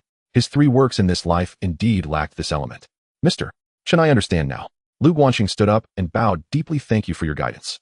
Liang Yuxing waved his hand, his tone softening. Sit down, no need to bow so frequently. The future of martial arts ultimately belongs to you young people. Lu Guanxing resettled in his chair, raising his teacup. Mr. Chen, I toast you with tea instead of wine. Liang Yuxing also raised his teacup. Guanji, the future of Hong Kong martial arts is yours. The 2 teacups clinked together, producing a crisp sound. After 3 rounds of tea following the customary practice of the literary gathering, they entered the poetry reading session. Lu Yichang suggested that everyone share a good poem they had recently read or their own new work. Su Su recited a short poem he had written, dense in imagery, making several poets nod frequently. Su Su read a 14-line poem about Victoria Harbor with neat rhymes, and Huang Zhan unexpectedly did not argue. When it was Lu Guanxing's turn, all eyes fell upon him. Some were expectant, some curious, and others, like a tall, lean young man in the corner, were openly jealous. Guanji, you write martial arts. Do you have any involvement with modern poetry? The tall young man spoke, his tone polite, but his smile tinged with sarcasm. N.I. Kuang frowned, about to scold him, but Lu Guanxing raised his hand to stop him. Not really. He put down his teacup, picked up a pen from the table, wrote a few words on a piece of note paper, and held it up for everyone to see. The paper had only 3 words, Life Net. N.I. Kuang leaned over to take a glance, stunned. What does it mean? The poem is titled Life. The content is net. Is that it? Huang Zhan was the first to react. That's it. Silence lasted for about 5 seconds. Suddenly Lu Yichang slapped his thigh. Good. What a great net. He was the editor of Hong Kong literature, unmatched in his study of modern poetry among those present. He stood up, his tone brimming with uncontrollable excitement. The shortest poem, the greatest imagery. A single word, net, captures the living state of modern people. Caught, bound, unable to break free. Su Su also nodded. One word poetry has been written before, but the imagery of net is too precise. Life is a web and everyone is trapped within it. Huang Zhan slammed the table. Directly, Guanji. I want this poem. I'll use this imagery for my next lyrics. The tall young man in the corner turned pale, lifted his teacup, gulped down a mouthful, and said nothing more. Lu Guanxing smiled, not explaining. This poem was not written by him. It was a work of the later poet Bei Dao. He merely published it in advance in this era. After the poetry reading session, Lu Yichang pulled Lu Guanxing aside. Guanji, I want to publish your poem Life in the next issue of Hong Kong literature. He adjusted his glasses. One word, one page. This is a landmark event in Hong Kong modern poetry. Mr. Lu, you flatter me. You can decide. Lu Yichang nodded in satisfaction, turning to find Su Su to discuss the layout. Lu Guanxing leaned against the window, watching this group of people who held the power of Hong Kong's cultural discourse. They chatted, debated, clinked glasses, and casually determined the topic for the next magazine issue, the next book recommendation, and the next newcomer accepted by the literary world. The throats of public opinion were firmly held by these individuals. If he were merely Guanji, just one among them, then his voice would forever be constrained by this circle. Lu Yichang could publish his poetry or choose not to. Su Su could praise him as the new generation's banner or criticize him for losing the spirit of chivalry. His reputation and influence ultimately depended on others, unless he seized the power of discourse himself, owning his own newspaper, his own magazine, his own publishing house. By then he would no longer be an accepted newcomer in the circle, but a rule maker. He suddenly recalled a line he had read in his past life: if you do not occupy the territory of public opinion, others will. The Hong Kong Writers Association, that name surfaced in his mind. Not a loose salon like the literary gathering, but a formal, registered, organized industry association with regulations. Who becomes the president? Who becomes the director? Who handles publishing? Who handles external relations? All must be clearly written in the regulations. Now all he needed to do was wait. Wait for his capital to become substantial enough, wait for his position in the literary world to stabilize, and wait for these big shots to become accustomed to his presence and recognize his weight. Then everything would fall into place. Guanji, what are you thinking? You look serious. And Kuang had no idea when he had come over reeking of alcohol. Lu Guanxing withdrew his gaze and smiled. Nothing. I was thinking about what to write for my next novel. Really? And Kuang's eyes brightened. What genre? Not sure yet. Then take your time thinking. Let me know the first thing when you decide. And Kuang patted his shoulder. By the way, that word net you wrote is absolutely brilliant. One word is more effective than me writing 10,000 words. How did you come up with that? Lu Guanxing raised his teacup, hiding the smile at the corner of his mouth. Just wrote it casually. Outside, the night over Victoria Harbor was deepening. The neon lights of Central in the distance merged into a single expanse resembling an open shimmering net. Today he had officially stepped into the door of Hong Kong's literary world, but the rules within that door would sooner or later be determined by him. In the last week of June, the stock price of Hang Seng Bank began to decline after experiencing fluctuations during its initial listing. The numbers on the quote board jumped like an electrocardiogram, ultimately hovering between 145 and 165 Hong Kong dollars. There are significant divergences in the market. The financial section of the Economic Daily published analysis articles for 3 consecutive days, with analysts openly stating that Hang Seng's valuation is too high for a bank stock, with an issue price of 100, which surged to 186 on its first trading day, and is now around 160. The bubble will inevitably burst. Yet some institutions are optimistic about its long-term value. HSBC, as the controlling party, has given a buy rating, but privately no British bank dares to increase its stake at this price. Lu Guangqing reviewed several financial sections of newspapers and then issued an instruction by Hang Seng Bank stock in batches below 150 Hong Kong dollars. Zhou Wenyao and Lin Jiqiang exchanged glances when they received the instruction. After hesitating for a while, the two of them knocked on the general manager's office door together. Lu Sheng Zhou Wenyao carefully chose his words. There are really significant divergences in the market regarding Hang Seng. Some analysts say the valuation is too high and it may drop back to 130. If we buy now, won't it be too early? Lin Jiqiang added, moreover, we already cleared our holdings of Hang Seng at a high point. If we buy back now, will the outside world think we are buying high and selling low? Lu Guangqing completed his sentence. Lin Jiqiang did not dare to nod, but his expression already spoke volumes. Lu Guangqing leaned back in his chair, his gaze fixed on the quote board on the wall. The stock price of Hang Seng Bank just jumped to 148 Hong Kong dollars, with the green number flickering slightly on the electronic screen. Hang Seng Bank is the first listed Chinese bank after the war, backed by HSBC, with asset quality, loan deposit structure, and management background, all being top-notch in every dimension. His voice was not loud, but every word was clear. Based on the current bull market trend, its stock price will rise. The current divergences in the market are not about Hang Seng's fundamentals, but rather about how long the bull market can last. He paused and shifted his gaze from the quote board back to the two faces in front of him. We promised to hold Hang Seng stock for no less than 3 months. Since we said it, we must do it. The holdings of Huanyu Securities are my commitment to the market. What we seek is both profit and reputation. Reputation is something that cannot be bought with any amount of money, but once attained, it can help you earn far more. Lin Jiqiang hesitated, ultimately swallowing his words and nodding. From the last week of June to the first week of July, Huanyu Securities consistently bought Hang Seng shares every time the stock price dipped. They bought 5,000 shares at 148, another 5,000 at 152, added 8,000 at a dip to 146, and then another 10,000 near 150, averaging their purchase price around 150 Hong Kong dollars. The total holdings exceeded 100,000 shares, with 10 times leverage, amounting to approximately 15 million Hong Kong dollars. This money came from part of the profits from the previous Hang Seng battle. Lu Guangqing did not transfer all the profits away. He did not buy a larger villa on the hillside, nor did he buy a new car or indulge in extravagance. Out of 26 million in profits, he kept most at Huanyu Securities as ammunition for long-term investment. News spread quickly. In Hong Kong's financial circle, it was neither too big nor too small. Huanyu Securities' ongoing purchases of Hang Seng stock could not be hidden from its peers. First, someone from Far East Securities noticed the trading data, then brokers from Guajuali started to inquire, and eventually even reporters from the Hong Kong Commercial Daily caught wind of the news. The stock god is fulfilling his promise with his own money. This phrase began to circulate in the market. No one knew who said it first, but everyone remembered. Investors who were originally skeptical about Hang Seng's stock price began to regain confidence as they saw Huanyu Securities genuinely committing funds below 150. No one was willing to publicly admit they were persuaded by a 16-year-old's judgment, but trading data doesn't lie. The stock price of Hang Seng stabilized in July. Although it did not rise sharply immediately, it never fell below 150 Hong Kong dollars again. The line at 150 acted like an invisible dam, blocking all selling pressure. After mid-July, as the sentiment of the bull market continued to heat up, Hang Seng's stock price gradually rose. 155, 158, 162, slowly but steadily. Li Guowai's call came one evening in July. Lu Xing, thank you. He only said this one sentence. His voice was not loud, but the weight in his tone could be felt through the phone line. Lu Guangqing smiled as he held the receiver. Li Sheng, I will definitely do what I promised. I know. From now on, the cooperation between Huanyu Securities and Hang Seng will come with benefits regarding interest rates, limits, and settlement cycles. Let your people discuss the specifics. Thank you, Li Sheng. No need to thank me. Li Guowai's voice carried a hint of emotion. You earned it yourself. After hanging up, Lu Guangqing leaned back in his chair, watching the gradually darkening Victoria Harbor outside the window. The sign of Hang Seng Bank lit up across the water, resembling a lighthouse from afar. Reputation is something that cannot be bought with any amount of money, but once attained, it is worth much more than money. While Huanyu Securities advanced steadily, Zhao Lei grew increasingly troubled. He grew up in the Wooden House area, skilled in fighting but ignorant of studies.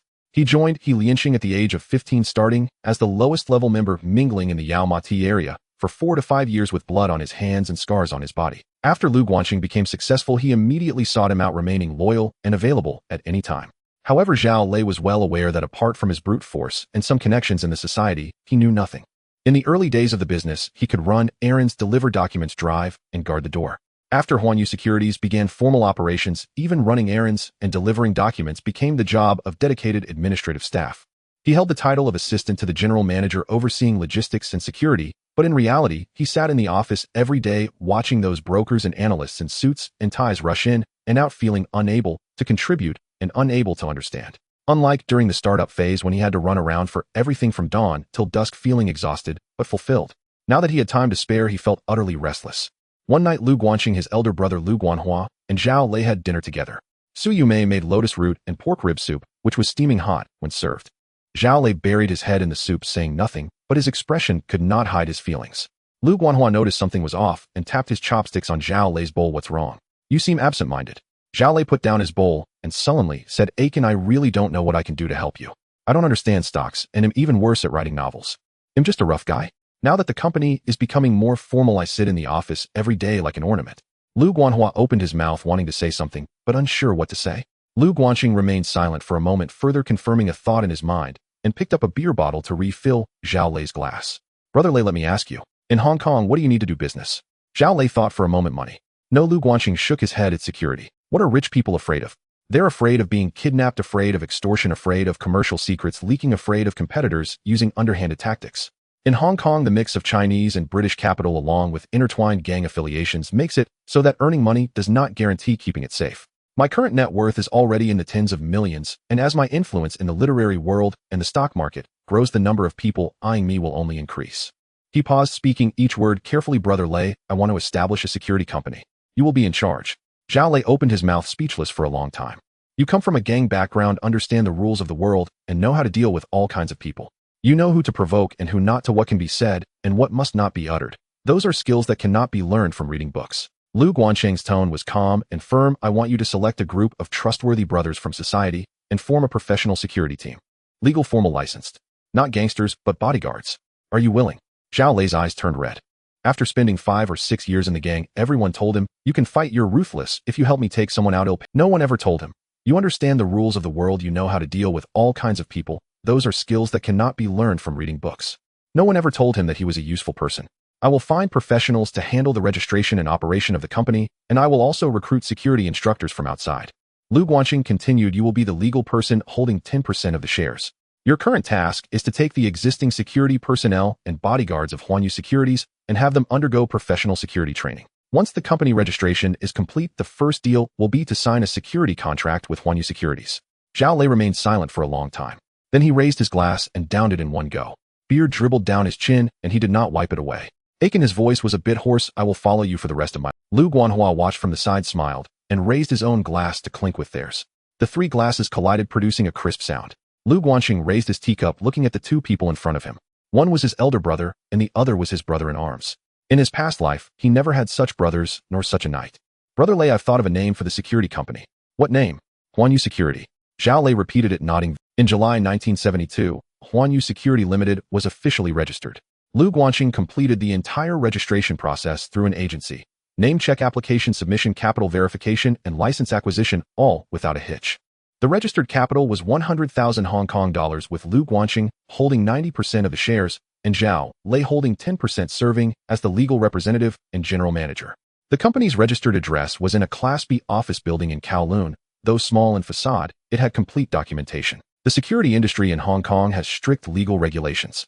Security companies themselves cannot directly obtain licenses. They must apply to the police department on behalf of the company. The police have the authority to issue 2 types of key licenses: personal firearm licenses for security personnel and company firearms control licenses, which allow companies to store, use, and distribute firearms to designated employees. The prerequisite for application is to prove reasonable need. Cash transport, escorting valuable items, and high-risk personnel protection all fall within the realm of reasonable need. Background checks are extremely strict. Firearms must be securely stored and managed by designated personnel, with ammunition and firearms strictly registered and stored in designated locations limited to defensive and deterrent use and cannot be used for proactive attacks. After thoroughly studying the relevant regulations, Liu Guanqing reached a conclusion in 1972: Hong Kong armed security was a standard business, not a privilege.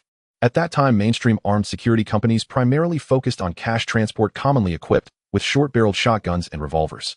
Armed security at banks, jewelry stores, large construction sites, and securities firms was quite common. With the influx of Chinese-funded real estate and the wave of group listings, the demand for the transport of valuable goods and cash surged, revealing a significant market gap for armed security. Ordinary bodyguards and general property security usually do not carry firearms, but Huanyu Security's positioning was never ordinary. Liu Guanqing personally arranged for someone to write the application materials.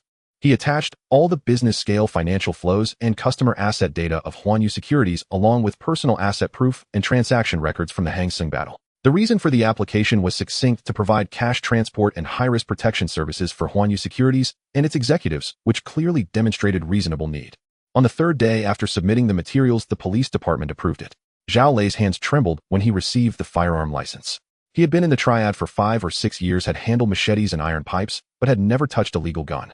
Now he was the legal representative of a licensed security company, able to apply for firearms and distribute them to vetted security personnel according to regulations. "Don't shake," Liu Guanqing said. "It's legal."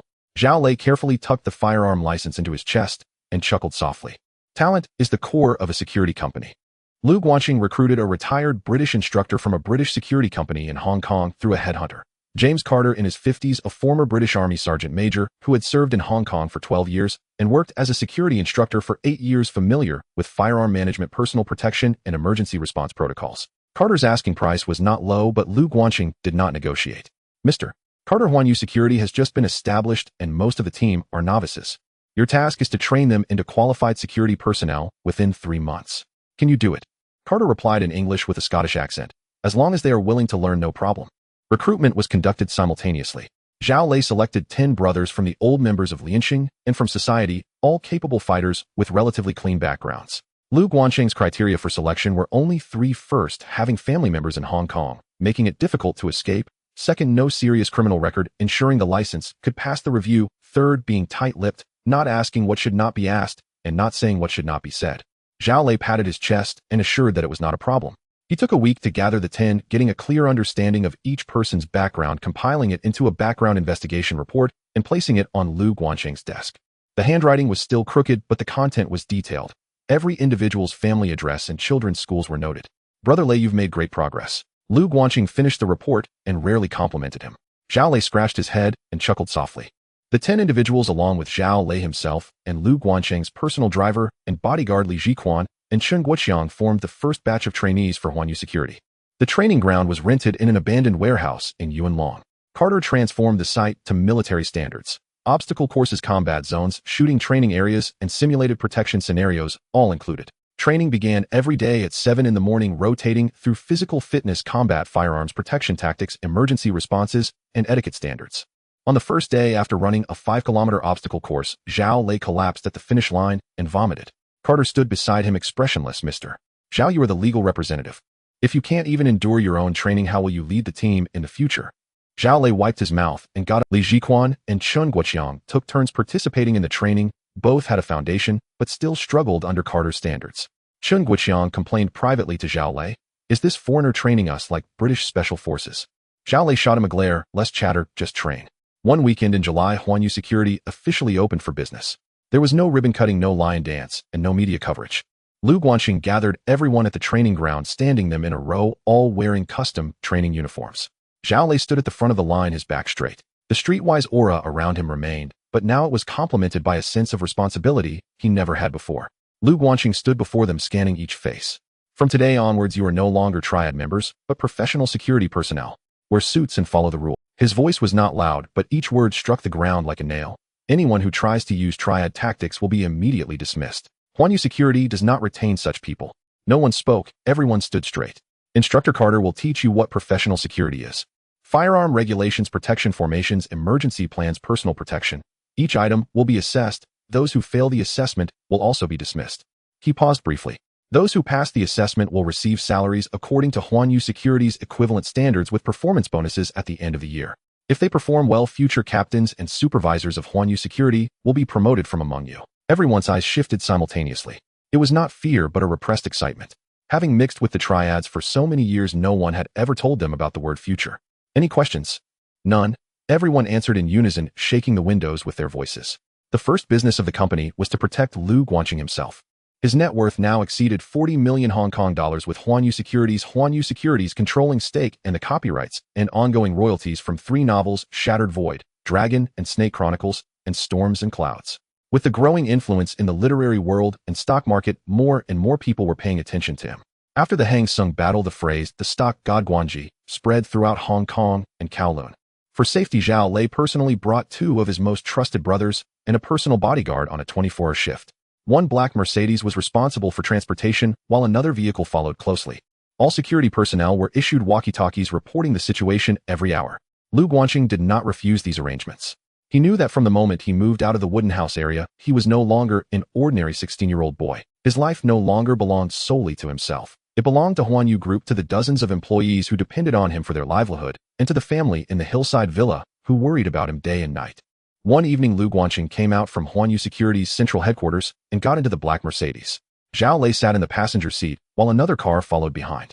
The mini convoy of 2 cars slowly drove along Devoe Road, merging into the evening traffic.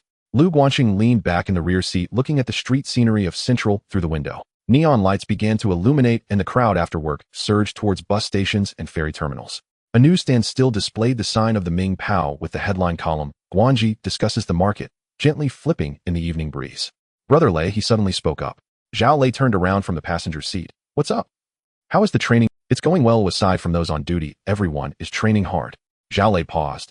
"Achin, do you really think someone will come after us?" Lu Guanqing looked out the window, his voice calm. "I don't think so. But security is never something to prepare for only after an incident occurs." Zhao Lei remained silent for a moment, then nodded solemnly. "Understood." The convoy continued forward, passing through the bustle of Central and heading towards the lights of the hillside. Victoria Harbor transformed into a deep blue in the twilight, resembling a vast piece of velvet supporting the entire night of Hong Kong. Lu Guanqing leaned back in his seat and closed his eyes. Huanyu Securities had already gotten on track, and Huanyu Security was just beginning. Meanwhile, the listing wave of the 5 tigers in real estate awaited him at the threshold. A new battlefield was about to commence. After the stock price of Hang Seng Bank stabilized at 150 Hong Kong dollars in early July, Lu Guanqing's gaze had already shifted to the next battlefield. In the first week of July, the whiteboard in the Huanyu Securities conference room was filled with summaries of prospectuses. Zhou Wenyao, accompanied by research department analyst Chen Qiming, reviewed all 12 new stocks scheduled for listing in July. Over 80% were real estate and related industries, with the Far East set to become the main battleground for this wave of new listings. The debut of Huazi Real Estate was officially underway. These 10 companies are relatively small, with an estimated first-day increase of 40 to 60. Zhou Wenyao pointed at the whiteboard with a pointer. The strategy follows the previous model, with each company allocated 10 million in capital, employing 10 times leverage for a total subscription scale of 100 million. 4 exchanges will distribute the positions with a success rate estimated at 10 to 15, and we will gradually liquidate during the first-day surge. Lu Guanqing nodded. This strategy had been repeatedly verified as mature as an assembly line. Small-cap new stocks were not lacking in the profit effect, but what truly caught his attention were the 2 companies listed separately on the far right of the whiteboard, Sim Sha Sui Properties and Tsingtao News Corporation. These 2 are different. Lu Guanqing stood up, walked to the whiteboard, and circled the names of the 2 companies with a pen. Sim Sha Sui Properties is the flagship platform for Huang Tingfang's entry into Hong Kong from Orchard Road in Singapore, holding valuable land in the core area of Sim Sha Sui. With a price-to-earnings ratio of 8 times and a price-to-book ratio of less than 1, while the average price-to-earnings ratio for real estate stocks at the same time was 15 times and the price-to-book ratio over 2 times. This valuation, it's not a discount, it's a significant markdown. Tsingtao News Corporation is controlled by the Hu family. Its publications, including the Tsingtao Daily, Tsingtao Evening News, and English Tiger News, are the dual leaders in circulation and advertising revenue in Hong Kong's Chinese media market. As the first listed Chinese newspaper in Hong Kong, it enjoys stable profits and ample cash flow. The offer price is 6 Hong Kong dollars per share with a price-to-earnings ratio of 12 times, while the market average exceeds 20 times. The conference room fell silent for a few seconds. Zhou Wenyao stared at those 2 numbers for a long time. The real estate leader with an 8 times price-to-earnings ratio and the media monopoly with a 12 times price-to-earnings ratio. Such valuations in a market where the average price-to-earnings ratio of Hong Kong stocks exceeded 20 times in 1972 are akin to selling gold as if it were copper. The underwriting resources for these 2 new stocks have likely been completely divided up by the major securities firms already. So we need to establish connections in advance. Lu Guanqing set down the marker and turned to look at the few people in the conference room. The lead underwriters for Tsingtao News Corporation are Yifu Securities and Huaduoli Finance. Although Huanyu Securities cannot obtain the Kowloon underwriting qualification given the results from the Hang Seng battle, requesting a priority allocation is not unreasonable. He flipped open the prospectus for Tsingtao News Corporation.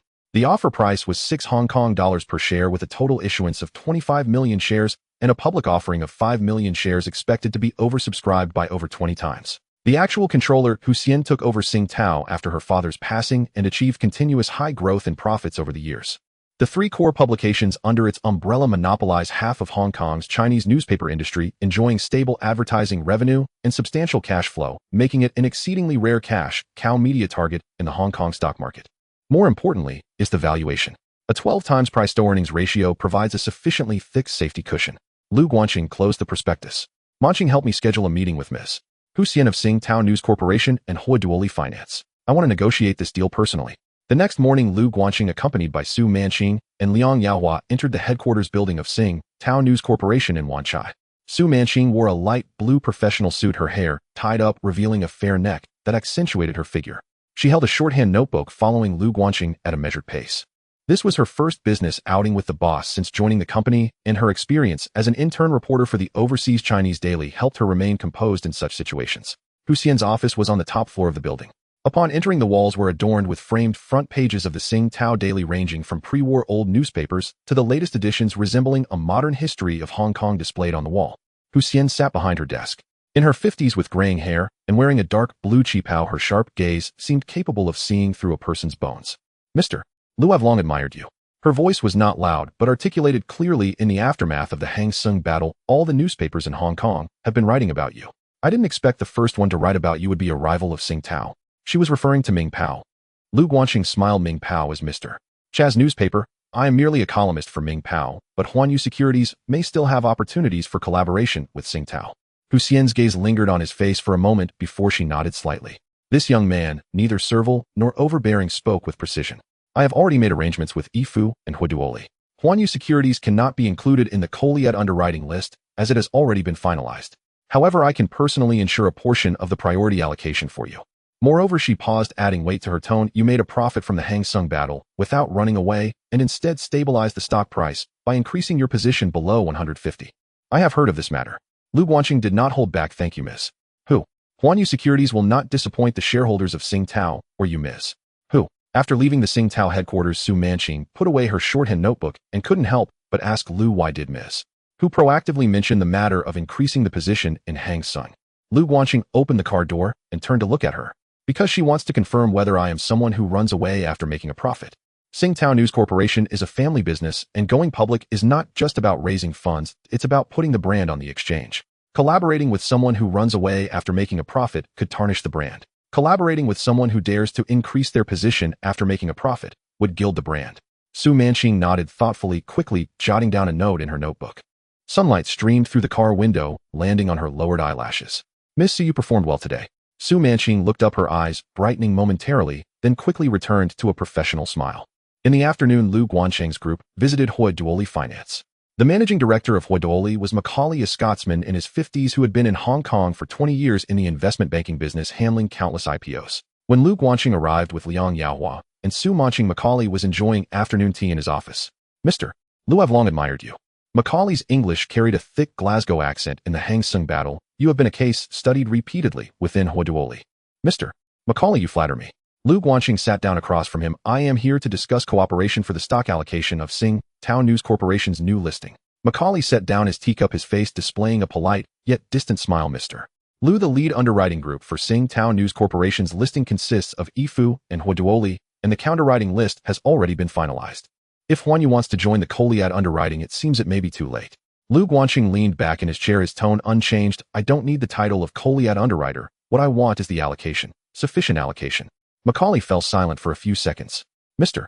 Lu, the expected oversubscription ratio for Tsingtao News Corporation is likely to be very high. Although Ms. Hu has made arrangements, every firm is competing for the allocation. I understand. Lu Guanqing took a document from Su Manqing and placed it on the coffee table. This is Huanyu's underwriting performance for new stocks in the first half of the year. The cumulative underwriting scale exceeded 300 million Hong Kong dollars, all achieving excess returns. Mr. Macaulay should have heard of Huanyu's client's allocation capabilities. Macaulay picked up the document and flipped through it, his expression subtly changing. For a Chinese brokerage firm established for less than half a year to present such a performance report, it's beyond what can be described as impressive. Additionally, Lu Guanqing added slowly, the next topic of the Guangji Luansure column in Ming Pao is Sing Tao Nu. The office fell silent for a few seconds before Macaulay suddenly smiled. Mr. Lu Huaduoli will provide Huanyu Securities with the utmost consideration. As for the specific allocation, I will have my people coordinate with Manager Liang. After leaving Huaduoli, Liang Yaohua couldn't help but ask Lu why did Macaulay suddenly relent. Because he calculated it out.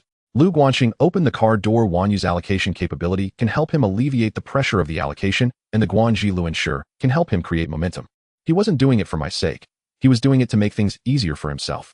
Su Manqing sat in the passenger seat, glancing at Lu Guanqing in the back seat through the rearview mirror. He leaned back in his seat, eyes closed, his face devoid of expression. On July 12th, Xingdao Media officially listed on the Far East Stock Exchange. However, for the 10 days prior, Huanyu Securities operated like a finely tuned machine running at full speed. Huanyu Securities replicated the trading model used during the Hang Seng battle and adjusted it according to the characteristics of Xingdao Media. The first step involved locking in the allocation quota. With the support of Huadali and Huanyu's own client distribution capabilities, Liang Yaohua secured an allocation of 1 million shares from the lead underwriting syndicate. This ratio far exceeded the share of ordinary brokerages. Hu Xian and Macaulay claimed to provide support, which was no empty talk. The second step was to maximize the margin leverage. Lu Guanqing personally called Hang Seng Bank and HSBC. With Hang Seng's preferential interest rates and HSBC's credit limits, Huanyu allocated 20 million in capital, utilizing a 10-fold leverage, resulting in total subscription funds of 200 million.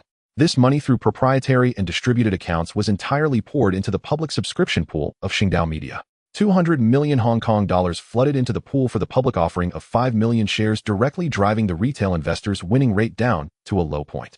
However, Huanyu managed to extract 1.6 million shares from the public pool through its distribution strategy and cross-market subscriptions. The third step was to engage in dark market buying. After the public subscription deadline, dark market trading for Xingdao quietly commenced through the over-the-counter channels of Far East Securities. Winning retail investors rushed to lock in profits, willing to sell early at a premium of 30 to 50% over the issue price. Lu Guanqing instructed the trading department to acquire dark market shares in bulk through various brokerage channels, ultimately purchasing about 1 million shares at an average price of 8 Hong Kong dollars, a 33% premium over the issue price. The fourth step was to create momentum in public opinion. On the same day that dark market buying took place, Ming Pao published an in-depth analysis article on Xingdao Media in the Guangji Lunchi column. The title was 6 words long: Xingdao Media, a media cash cow. Lu Guanqing dissected Xingdao's investment value clearly from 4 dimensions: monopoly position, advertising revenue, cash flow, and valuation safety net. The article concluded with the line, "The first media stock well deserved." On the same day, Huanyu Securities released its first public recommendation report since its establishment. The report rated recommended for holding based on 3 dimensions: industry position, profitability, and valuation safety margin. The report was signed by Chun Chiming from the research department, but everyone in the industry knew who stood behind it. On July 12th, the opening bell rang. Xingdao Media opened at 8 Hong Kong dollars, 30 higher than the issue price of 6 Hong Kong dollars. The trading hall of the Far East Stock Exchange erupted with deafening cheers, and the figures on the quotation board soared as if set ablaze. 8, 5, 9, 2, 10, 1, 10, 5, 11. Lu Guanqing sat in Huanyu Securities' trading room, watching 4 electronic quotation boards simultaneously display Xingdao's real-time trading prices. Zhou Wenyao stood by the dedicated phone line. Lin Jiqiang focused on the transaction details, while Liang Yaohua's abacus clicked furiously. Lu Sheng, it's 11. Should we sell? Sell in batches above 10 Hong Kong dollars. Lu Guanqing's voice was calm, as if discussing the weather. Do not dump all at once. Set staggered orders to absorb the selling pressure. Huanyu's shares were gradually cleared in the range of 10 to 11 Hong Kong dollars. A total of 5 million shares were sold off at an average price of 10 for Hong Kong dollars. Liang Yaohua's abacus came to a halt. He stared at the numbers recorded on the paper 3 times before raising his head, his voice dry. Lu Sheng. After deducting the allocation cost, subscription cost, dark market cost, leverage, interest, and transaction fees, net profit of 13.6 million Hong Kong dollars. The trading room fell silent for a moment before erupting into cheers that had long been suppressed. Some pounded the table, others embraced each other in joy. Lin Jiqiang tore off his tie and flung it to the ceiling. Lu Guanqing did not cheer. He leaned back in his chair, watching as Xingdao's stock price slowly retreated after reaching a peak of 11 Hong Kong dollars. The closing price settled at 10 Hong Kong dollars. With 6 million plus recent profits from other IPOs and unrealized gains. Huanyu Securities' total account funds broke through 100 million. Manager Zhou. He suddenly spoke. Zhou Wenyao quickly composed himself. Lu Sheng. Starting tomorrow, prepare for Tsim Sha Sui Properties. This deal is bigger than Qingdao. The battle report from the Qingdao media operation spread throughout Hong Kong's financial circle that very night. On July 14th, the Hong Kong Commercial Daily analyzed from an industry perspective Huanyu Securities' involvement in underwriting new stocks in July showcased the professionalism of British banks in every aspect: allocation, quota distribution strategy, dark market operations, and first-day pricing. On July 14th, the Hong Kong Commercial Daily analyzed from an industry perspective Huanyu Securities' involvement in underwriting new stocks in July showcased the professionalism of British banks in every aspect: allocation, quota distribution strategy, dark market op. The report from the Tsingtao Daily was the most detailed. Hu Xian personally made the decision, giving Huanyu Securities a complete financial front page covering everything from its establishment to Hang Seng Bank and Qingdao Media. The article concluded with the line, Guanji completed in 4 months what most brokerages take 10 years to achieve. The title from the overseas Chinese daily was the most emotional. From the Wooden House district to billionaire, he was only 16. It included 2 photos. One was a side profile of him taken by reporters a few months ago outside Huanyu Securities, and the other was the newly installed golden signboard of Huanyu Securities headquarters in Central. The 2 photos placed side by side resembled the opening and closing of a film. The words stock god Guanji were no longer just a gimmick in the newspaper, but a belief passed down by countless retail investors. The trading hall of Huanyu Securities was overwhelmed twice by newly opened accounts, with the phone lines of the Kowloon branch being occupied from morning till night. Some flew in from Singapore specifically to open an account at Huanyu's headquarters on Duffy Road in Central, just to trade in sync with the Guanji stock god. Lu Guangqing set the newspaper aside and picked up the prospectus for Tsim Sha Sui Properties. The golden lettering on the cover read, Tsim Sha Sui Properties Group Limited, the core, holding platform of the Sincere Group, the flagship for Huang Tingfeng's entry into the Hong Kong real estate market from Singapore's Orchard Road. The offer price was $5 with a total issuance of 30 million shares and an open offering of 7.5 million shares. The lead underwriters were Baoyuan Finance and Worldwide Investment Bank Citibank, 2 foreign institutions that had not previously collaborated with Huanyu Securities. Lu Guangqing flipped to the land reserve page, his gaze lingering on the list of plots in the core area of Tsim Sha Sui for a long time. Tsim Sha Sui is the hub of tourism and commerce in Hong Kong. Grade A office rents tripled over 5 years, and the prices of core retail spaces doubled annually. The land held by Huang Tingfeng would be a money printing machine in the future. The offer price corresponded to a price-to-earnings ratio of only 8 times and a price-to-book ratio of 0.9 times, far below the average price-to-earnings ratio of 15 times and average price-to-book ratio of 2 times for Hong Kong real estate stocks at that time. In modern terms, this is called a Davis double play. Both performance and valuation rise simultaneously, and the potential for stock price increase is multiplicative, not additive. This is exceedingly unreasonable, even a bargain. Manager Liang.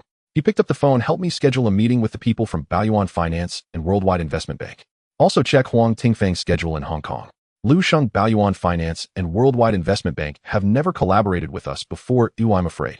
It's precisely because they haven't collaborated that we need to schedule a meeting. Lu Guangqing interrupted. Qingdao Media hadn't collaborated with us before either. Liang Yaohua fell silent and agreed. Lu Guangqing hung up the phone and returned his gaze to the prospectus.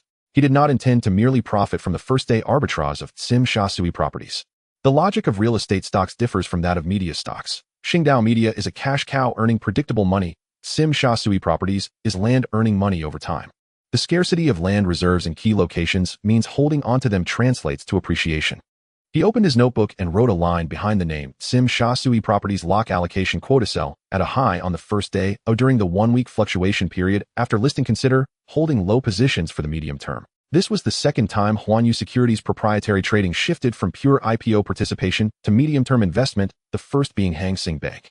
The smoke from the Star Island newspaper industry has yet to dissipate, while the battle for Tsim Sha Sui real estate has already begun.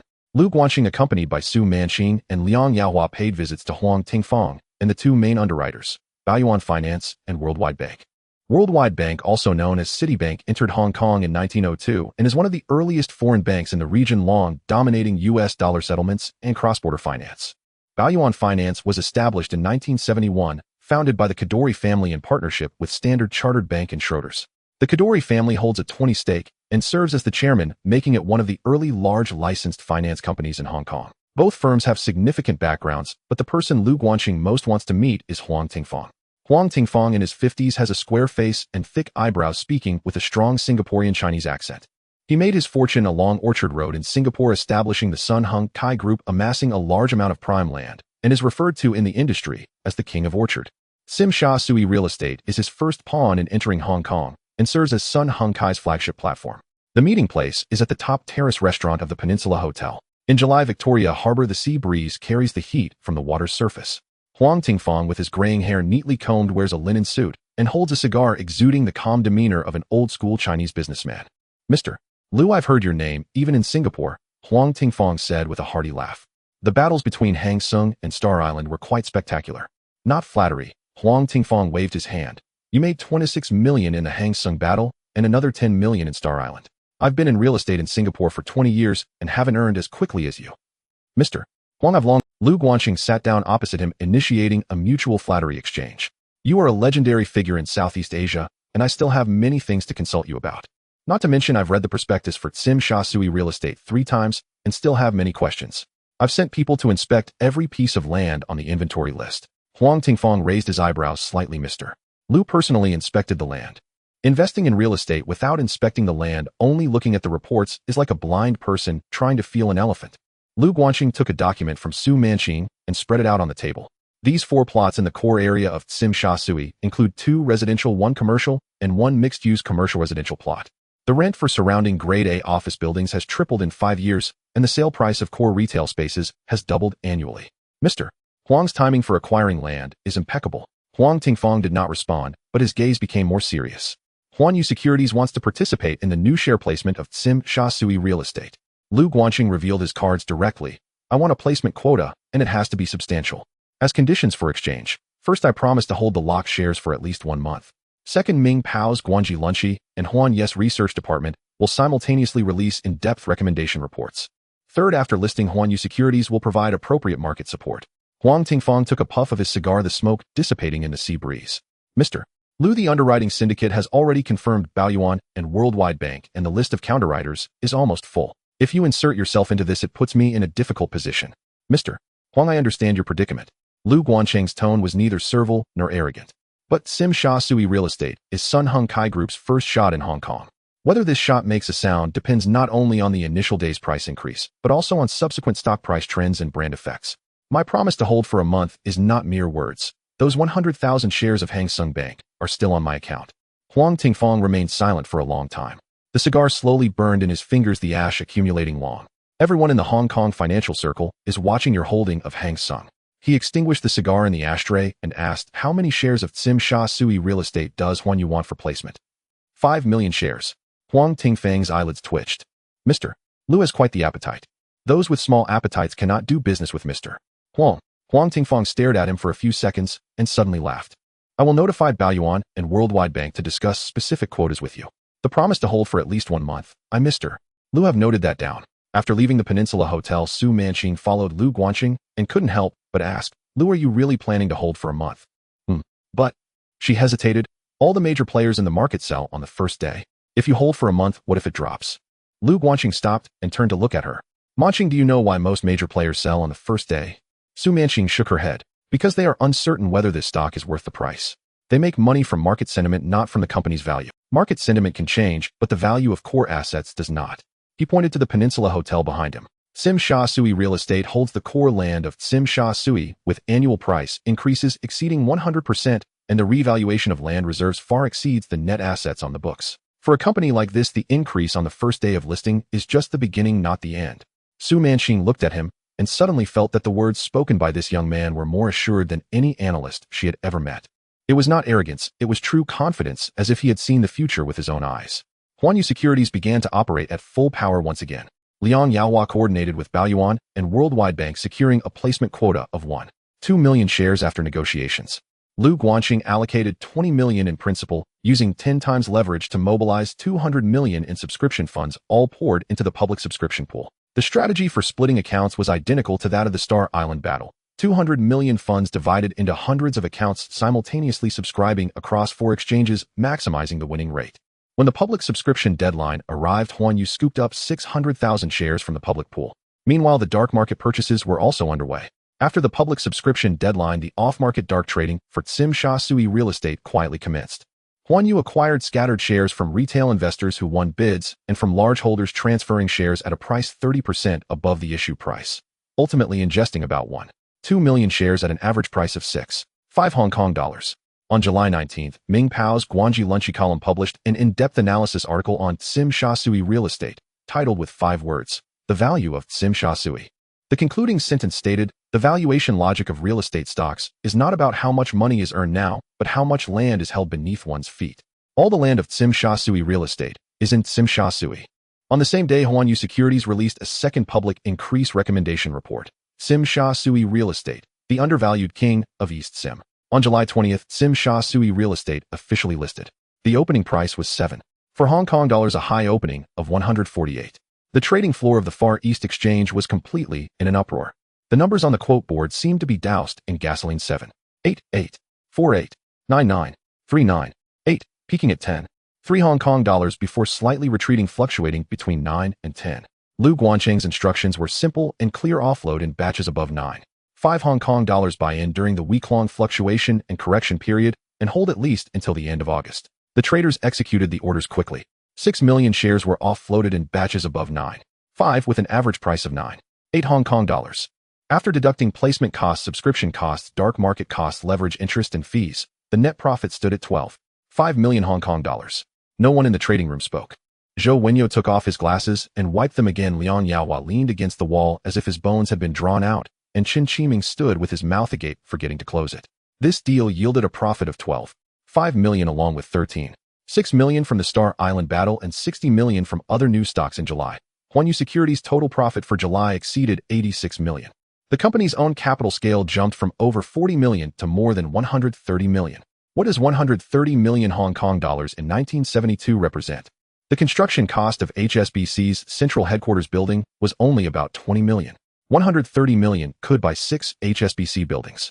Lu Guanxing leaned back in his chair, watching the closing price of Tsim Sha Sui real estate freeze at 14 Hong Kong dollars on the quote board, his thoughts in turmoil. He stood up and walked to the window. The evening in Central looked like an oil painting splashed with golden paint. The surface of Victoria Harbour shimmered like countless golden scales. He turned around and looked at every face in the trading room.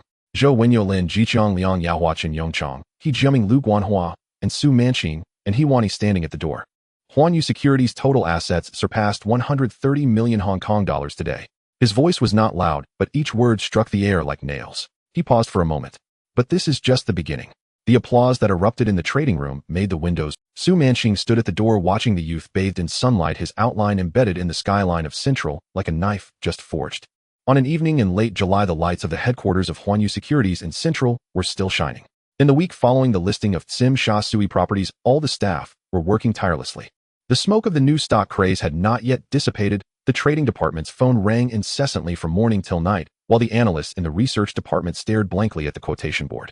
Liang Yaohua's corporate financing department had already begun negotiations for the underwriting of the next batch of new stocks. During this period of market fluctuations, Huan Yu Securities built positions at low prices, gradually purchasing 3 million shares of Tsim Sha Sui properties at an average price of 8 for Hong Kong dollars, with a total expenditure of 25.2 million Hong Kong dollars. This was both a fulfillment of a promise to Huang Tingfang and a legitimate business of buying low and selling high. The land value of the core area of Tsim Sha Sui was evident, and the stock price had yet to reach its ceiling. Lu Guanxing sat in his office, the manuscript of the finale of Feng Yun spread before him. This adapted novella had taken more than 2 months, and it finally reached its conclusion. The decree of the mud bodhisattva, the downfall of the tyrant, and the fateful duel between Nie Feng and Bu Jingyun. All the foreshadowing converged into a single thread in the finale, like a sword that had finally completed its final layer of tempering. After finishing this chapter, the pen name Guanji would be temporarily shelved. It wasn't that he would stop writing, it was time to shift his focus to the stock market. The Hong Kong stock market was about to reach its peak moment. The 5 tigers of real estate were going public. The acquisition war of Jida was underway, the 1973 stock market crash, and the golden bull market. Each was a hard battle that required his full attention. He woke up at 6 to exercise, monitored the market, and traded during the day and wrote at night. This was a rule he had established since his reincarnation, unwavering. He needed to earn money in the stock market while also solidifying his foundation in the literary world. The two supported each other, and neither could be neglected. The more renowned he became as the stock god Guanji, the higher the sales of his novels, the more readers his novels had, the greater his influence in the public discourse. This was a positive cycle, and neither end could slacken. He set down his pen and rubbed his wrist. At that moment, a soft knock sounded at the door. "Come in," Su Manqing entered holding a tray with a steaming bowl of wonton noodles and a plate of oyster sauce. Today she wore a light blue floral dress, her hair loosely pinned up with a chopstick, a few strands falling by her ears illuminated by the office lights into a soft golden hue. Lu Sheng, it's past 7. You haven't had dinner yet. Lu Guanxing put down his pen, finally realizing how empty his stomach felt. He had been reading the prospectus since 3 in the afternoon, interrupted only by 3 phone calls, 2 client meetings, and signing 4 documents. He had left a sandwich for him in the tea room's refrigerator before getting off work, which he had completely forgotten about. Where did you buy this? Is there still wonton noodles at this hour? Su Manqing placed the tray on the table and smiled slightly. I didn't buy it. I cooked it in the tea room. The noodles were some stock miss he had bought earlier, and the wontons were fresh shrimp wontons I purchased from the market after work, stored in the fridge. I knew you would forget to eat if you worked overtime. Lu Guanxing was taken aback. The tea room had a small stove that he had requested during the renovation, originally meant for employees working overtime to heat up meals or cook noodles. He didn't expect Su Manqing would put it to such use. He picked up his chopsticks and grabbed a wonton. The skin was thin, the filling generous, the shrimp meat crunchy, and the broth was made from shrimp shells and local fish so fresh it could make his eyebrows rise. Delicious. After saying that, he buried his head in his bowl. In the office, only the faint sound of chopsticks clinking against the bowl remained. Outside the window, the lights of Victoria Harbor were bright, and the neon lights of Central flickered in the night. Su Manqing sat across from him, resting her chin on her hands, watching him eat. The light cast soft lines on her profile, and her eyelashes created a small shadow beneath her eyes, the hem of her floral dress gently swaying in the breeze of the air conditioning. Lu Xing, don't you get tired writing, watching the market, and managing the company every day? Lu Guanxing paused for a moment. Tired, he admitted, putting down his chopsticks to sip some soup. But it's worth it. He leaned back in his chair, looking up at her. Her brows and eyes were gentle, not the kind of stunning beauty that took one's breath away, but a comforting appearance that made one feel at ease. At this moment, the concern in her eyes was genuine. Not the polite concern of a secretary for her boss, but the care of one person for another. In my past life. No, before I missed too much. This time I don't want to miss anything again. His voice was soft, as if speaking to himself. When I lived in the wooden house area, I worked so hard I fainted from heat stroke, and the money I earned in a month wasn't enough to buy my little sister a pair of shoes. At that time I thought if one day I had the opportunity, I would not miss anything again. Su Manqing looked at him, puzzled as to why his words about the past sounded so heavy. He was only 16, and although life in the wooden house area was indeed hard, his tone suggested he was speaking of something much farther away, something beyond the burdens one would expect from someone his age. Yet she understood the seriousness in his eyes. That kind of seriousness was not something a 16-year-old should possess. Too deep, too heavy, as if decades of weight were pressed into a pair of eyes. What did you miss before? She asked softly. Lu Guanxing fell silent for a moment. In his previous life of 38 years, he had missed the best time to buy a house, missed the rise of the internet, missed all the opportunities that could change his fate. His last post before dying had read, "If there is a next life, I will definitely live as a better person." I missed everything, he said. Su Manqing looked at him, suddenly at a loss for words. The Lu Sheng she knew was always strategizing, decisive in action. Even if the sky fell, he would find a way to hold it up. But at this moment, there was something fleeting in his eyes. Not exhaustion, but desolation. As if he had lived more than just 16 years. Lu Sheng. Her voice was soft. Although I don't understand what you missed. Now you have Huanyu Securities, the pen name Guanji, and dozens of people who follow you for meals. You are no longer the person you used to be. Lu Guanxing looked at her and suddenly smiled. You're right. He picked up his chopsticks again, finishing the remaining wontons. Munching this bowl of wonton noodles counts as overtime pay. Su Manqing laughed, as well, her eyes forming crescent moons. Then I want to count it as H3 level overtime pay, calculated at double the weekend hourly rate. No problem. Plus a performance bonus for another plate of oyster sauce broccoli. Both of them laughed. Their laughter echoed gently in the spacious office, while outside the lights of Victoria Harbor flickered in the night. Outside, the lights were just brightening, and the night of Victoria Harbor resembled a freshly completed oil painting. With a beauty beside him, time passed swiftly, and the last few pages of Fengyun were written even more smoothly than expected. Lu Guanxing signed the words Guanji in the bottom right corner of the last line of the manuscript, then capped the pen. He organized the manuscript and placed it into a brown paper envelope. Tomorrow this manuscript will be sent to the editorial department of Mingpao for review. After the last issue of the serialization hits the streets, the standalone edition of Fengyun will be launched simultaneously by Wuxia Spring and Autumn Publishing House, with an initial print run expected to be no less than 300,000 copies of Broken Void. But these matters could wait until tomorrow. The night was growing deeper. Zhao Lei was already parked downstairs in a black Mercedes. Chen Guoqiang sat in the passenger seat, the green indicator light of the walkie-talkie headset blinking. Seeing Lu Guanxing and Su Manqing walking out one after the other, Zhao Lei's eyes twitched slightly, but he said nothing. First drop off Miss Su, then head home. The car drove along Devoe Road Central, turning onto Nathan Road. The lights of Kowloon Tong flowed outside the car window. Su Manqing sat in the back seat by the window, the neon lights sweeping across her face, making her eyes flicker in and out of brightness. Lu Guanqing leaned back in the back seat, closing his eyes. The faint scent of gardenias wafted from her like the warm, humid evening breeze of July in this city, carrying a barely perceptible sweetness. In the body of a 16-year-old resided the soul of a 38-year-old. In his previous life, he lived until 38, experiencing a failed marriage and being alone, never understanding how to get along with women. In this lifetime, heaven granted him a chance to start anew. Not just an opportunity to make money, but also to learn to cherish the people around him. Lu Sheng, Su Manqing suddenly spoke up. Moi, what are you doing this weekend? Lu Guanqing opened his eyes and glanced at her. He was silent for a few seconds, the corners of his mouth curving slightly. Saturday, he said, let's go to Lantau Island. You accompany me. Su Manqing was taken aback for a moment, then lowered her head, her ears quietly reddening. All right. The car continued forward. The lights of Nathan Road flowed outside the car window like a river, and on this July night a bowl of wonton noodles and one person made him feel for the first time that in this life perhaps he truly could avoid missing anything again. In the last week of July, Lu Guanqing moved to a new home. Although the villa in Kowloon Tong was nice, as Huanyu Securities' expanded security issues became more prominent, and commuting between Kowloon and central Hong Kong was inconvenient. Thus, he rented a standalone villa in Deepwater Bay. It wasn't that he couldn't afford a house, it was that he didn't want to tie up a large sum of cash in real estate at this time. After the stock market crash, property prices in Hong Kong would plummet, and he could buy in at a lower price then. The villa had 3 floors, 6 bedrooms, a garden, and a swimming pool with a monthly rent of 800 HKD. It was situated halfway up the hill in Deepwater Bay, surrounded by mountains on 3 sides, and facing the sea on one side, with only one private road for access, ensuring excellent security. Lu Guanqing made the decision after seeing it once. Zhao Lei contacted the moving company 3 days in advance. There were not many belongings in the Kowloon Tong villa. Clothes, luggage, and kitchenware, along with Lu Guanqing's manuscripts and materials, filled a single truck. His second sister Lu Guanlan directed the workers to organize clothes and luggage by room, while their mother Su Yumei arranged the cooking oils and condiments in the kitchen. Their father Lu Jianjun took a walk around the garden, paused for a long time looking at the magnolia tree that was as tall as 2 people, and remarked, "This tree is taller than the one in Kowloon Tong." His younger sister Lu Jingguan and younger brother Lu Jingtian were the most excited.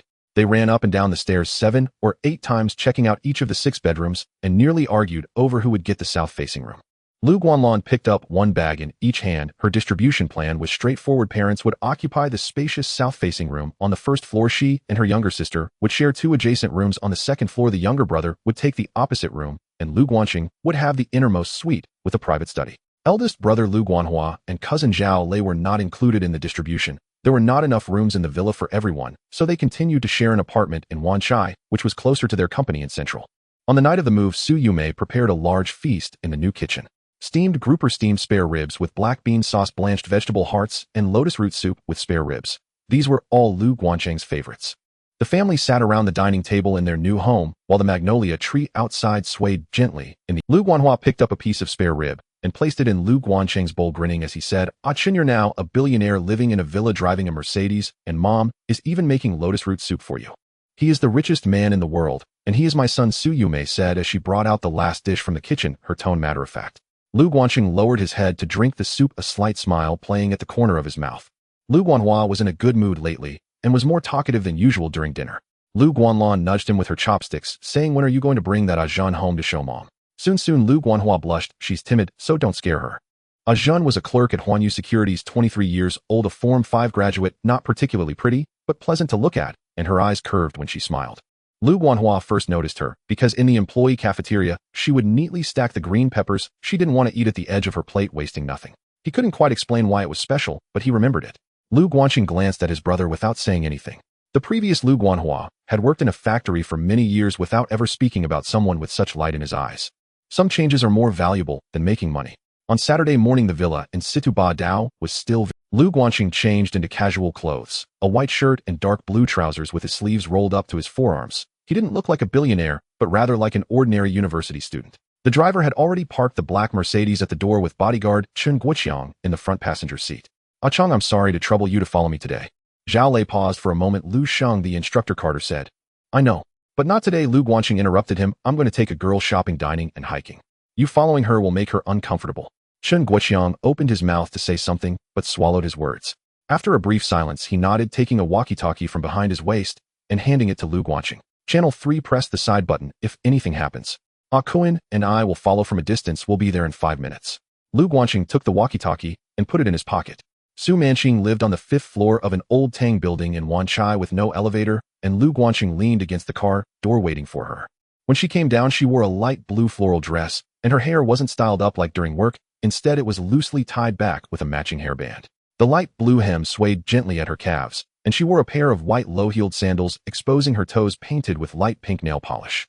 Lu Guanqing watched her walk out of the corridor, suddenly recalling a phrase, "Pure water yields a lotus natural and unadorned." He had read this line in a literature textbook in his previous life and thought it was an exaggeration by intellectuals, but now he realized it was not. "Have you been waiting long?" she asked as she reached him. "Just arrived." He opened the car door for her. The car drove out of Wanchai, passed through Central, and headed towards Repulse Bay along the coastal road. Su Manqing sat in the back seat, half of the window rolled down, and the sea breeze blew her loose hair all over her face. She reached up to tuck it behind her ear, revealing a small section of her fair neck. "Don't you have to check the market today?" she asked. "It's Saturday, the stock exchange is closed." "What about company matters?" Lu Guanqing turned his head to glance at her. "Manqing, do you want to be my secretary today, or do you want to be my—" He deliberately left the sentence unfinished. Su Manqing's ears turned red, and she turned her face away to look out at the sea, her hair blowing in the wind, making her forget to tuck it back. Lu Guanqing smiled as the car turned into Repulse Bay Road. Sunlight filtered through the gaps in the palm trees, casting dappled shadows on the windshield. Su Manqing's profile flickered in the light and shadow, the curve of her nose highlighted by a fine golden edge of sunlight. They had lunch at the Repulse Bay Hotel. Lu Guanqing ordered shrimp dumplings, siu-mai steamed chicken feet in black bean sauce, and mango sago. These were all dishes she had casually mentioned during her last overtime. Su Manqing looked at the table full of dim sum, pausing her chopsticks in midair. "How do you know I like these? You mentioned it last time." The shrimp dumplings at a tea house in Wanchai are the best, thin-skinned and generously filled, bursting with soup when bitten into. "That place is too far, so today, let's try Repulse Bay's first, and I'll take you to that tea house in Wanchai another day." Su Manqing lowered her head, picked up a shrimp dumpling, and took a small bite. The soup from the dumpling spilled out, and she wiped her mouth with a tissue, her movements slow. After lunch, Lu Guanqing took her to Chow Tai Fook in Central. "Welcome. What would you like to see today?" "Gold chains." The jewelry store manager presented a tray of gold necklaces arranged from thin to thick. Lu Guanqing took a glance and pointed to the thinnest one, not because he was reluctant to spend money, but because the thicker ones didn't look good. The thin chain came with a small pendant shaped like a ruby, simple, yet exquisite. "Try it on." Su Manqing hesitated for a moment. Lu Guanqing took the chain and wrapped it around her neck, fastening the clasp. When his fingers brushed against her skin at the nape of her neck, her shoulders flinched slightly. The chain rested just above her collarbone, the gold complementing the light blue neckline of her dress, with the ruby pendant perfectly nestled in her collarbone's hollow. "It looks beautiful," he said, not as a compliment, but as a statement of fact. Su Manqing lowered her head, her fingers grazing the ruby pendant, pausing for a moment. "Lu Sheng, this. It's a gift for you," Lu Guanqing said, having already paid, folding the receipt and putting it in his pocket. "Word, don't take it off." After leaving the jewelry store, they strolled slowly along Devoe Road. The afternoon sun stretched their shadows long, one tall and one short, overlapping each other. Lu Guanqing's hand occasionally brushed against her hand, the first time by chance, the second time by chance again, and the third time his hand held hers. They walked hand in hand through the colonnades of Central, past the flower stalls on Flower Street, and over the stone steps of the paved streets. Neither of them spoke, but neither let go. In the afternoon, they headed to Lantau Island. On the ferry, Su Manqing leaned against the rail, the sea breeze tousling her hair all over her face. Lu Guanqing reached out to help her tuck her hair behind her ear, his fingertips grazing her ear. Her ears turned red instantly, as red as the small flag on the ferris chimney. "Lu Sheng, do you treat your other secretaries like this?" Lu Guanqing leaned against the rail, looking at her. "You are different." "What about Hiwani?" "She is a secretary, you are—" Su Manqing turned her face towards the sea, unable to suppress the curve at the corners of her mouth. The ferry docked at Lantau Island, and they walked up the mountain path. There were far fewer tourists on Lantau Island compared to Hong Kong Island. On the mountain path, it was just the two of them, with lush lychee trees on either side, and the sound of cicadas ringing loudly. Su Manqing grew tired and sat down on a large rock, taking off her sandals to rub her feet. Her heel had a small red patch. Lu Guanqing squatted down, taking a band-aid from his pocket, something Zhao Lei had prepared for him, saying it was easy to get blisters while hiking, but unexpectedly he used it on her. He placed the band-aid on her heel, his movements gentle, as if he were applying a stamp. Su Manqing washed his lowered eyebrows and suddenly asked, "Lu Sheng, have you really never had a girlfriend before?" "No, you're lying." "Really?" He looked up at her. "I never had the chance before." "Now?" "What about now?" "Now I do." Su Manqing's toes curled slightly. She lowered her head, her voice as soft as a mosquito's buzz. "Who agreed to it?" Lu Guanqing laughed, stood up, and extended his hand to her. "Let's go, there's a Zen temple at the top of the mountain. Oh, let's go take a look." Lantau Island was the place Lu Guanqing chose. In 1972, Lantau Island had not yet been developed into a tourist destination. There was no Ngong-Ping 360 cable car, no Disneyland, just a Palin monastery and lush greenery all around. Su Manqing placed her hand in his palm, and this time she did not hesitate. The path up the mountain was steep and her hand remained in his palm all the way from the mid-mountain to the summit, never letting go again. On a Sunday morning, Lu Guanqing changed into a new outfit, a light blue short-sleeve shirt, dark trousers, and polished leather shoes. Today he was going to visit Hu Yingxiang of Hehe Industrial, not for leisure. He Weiner was waiting for him downstairs at the Huanyu Securities building. She wore a white shirt and a deep blue Aline skirt, her hair tied back in a neat ponytail, holding a briefcase and a gift box wrapped in red paper. Inside the gift box was a jar of premium Phoenix Dan Sung tea. Hu Yingxiang was from Chaozhou, and sending tea was never a mistake. She stood there vibrant like a freshly watered mint plant. Lucian, good morning. The gift box is ready, Phoenix Dan Sung. I even had the store wrap it in red paper for good luck. Lu Guanqing nodded, casually complimenting her, making her smile brightly. Hu Yingxiang's residence was on the other side of the hill, larger than Lu Guanqing's villa, with a garden filled with the white orchids favored by Chaozhou people. Hu Yingxiang in his 50s was not very tall, with a slight belly and a smile reminiscent of a Mithriya Buddha. His wife was also home, wearing a plain qipao, personally serving tea. Mr. Lu, I've heard your name so much in the past few months that my ears are getting calloused. Hu Yingxiang got straight to the point. Hang Sung Sing, Tao Tsim Sha Sui. 3 battles, 3 victories. I've spent most of my life in industry, and yet you've earned more in just a few months. Mr. Hu, you are too modest. Real estate is industry. The stock market is merely a tool. No matter how well you use a tool, it must be supported by industry. Hu Yingxiang's eyes brightened. This statement struck a chord with him. Lu Guanqing smiled and got to the point. Mr.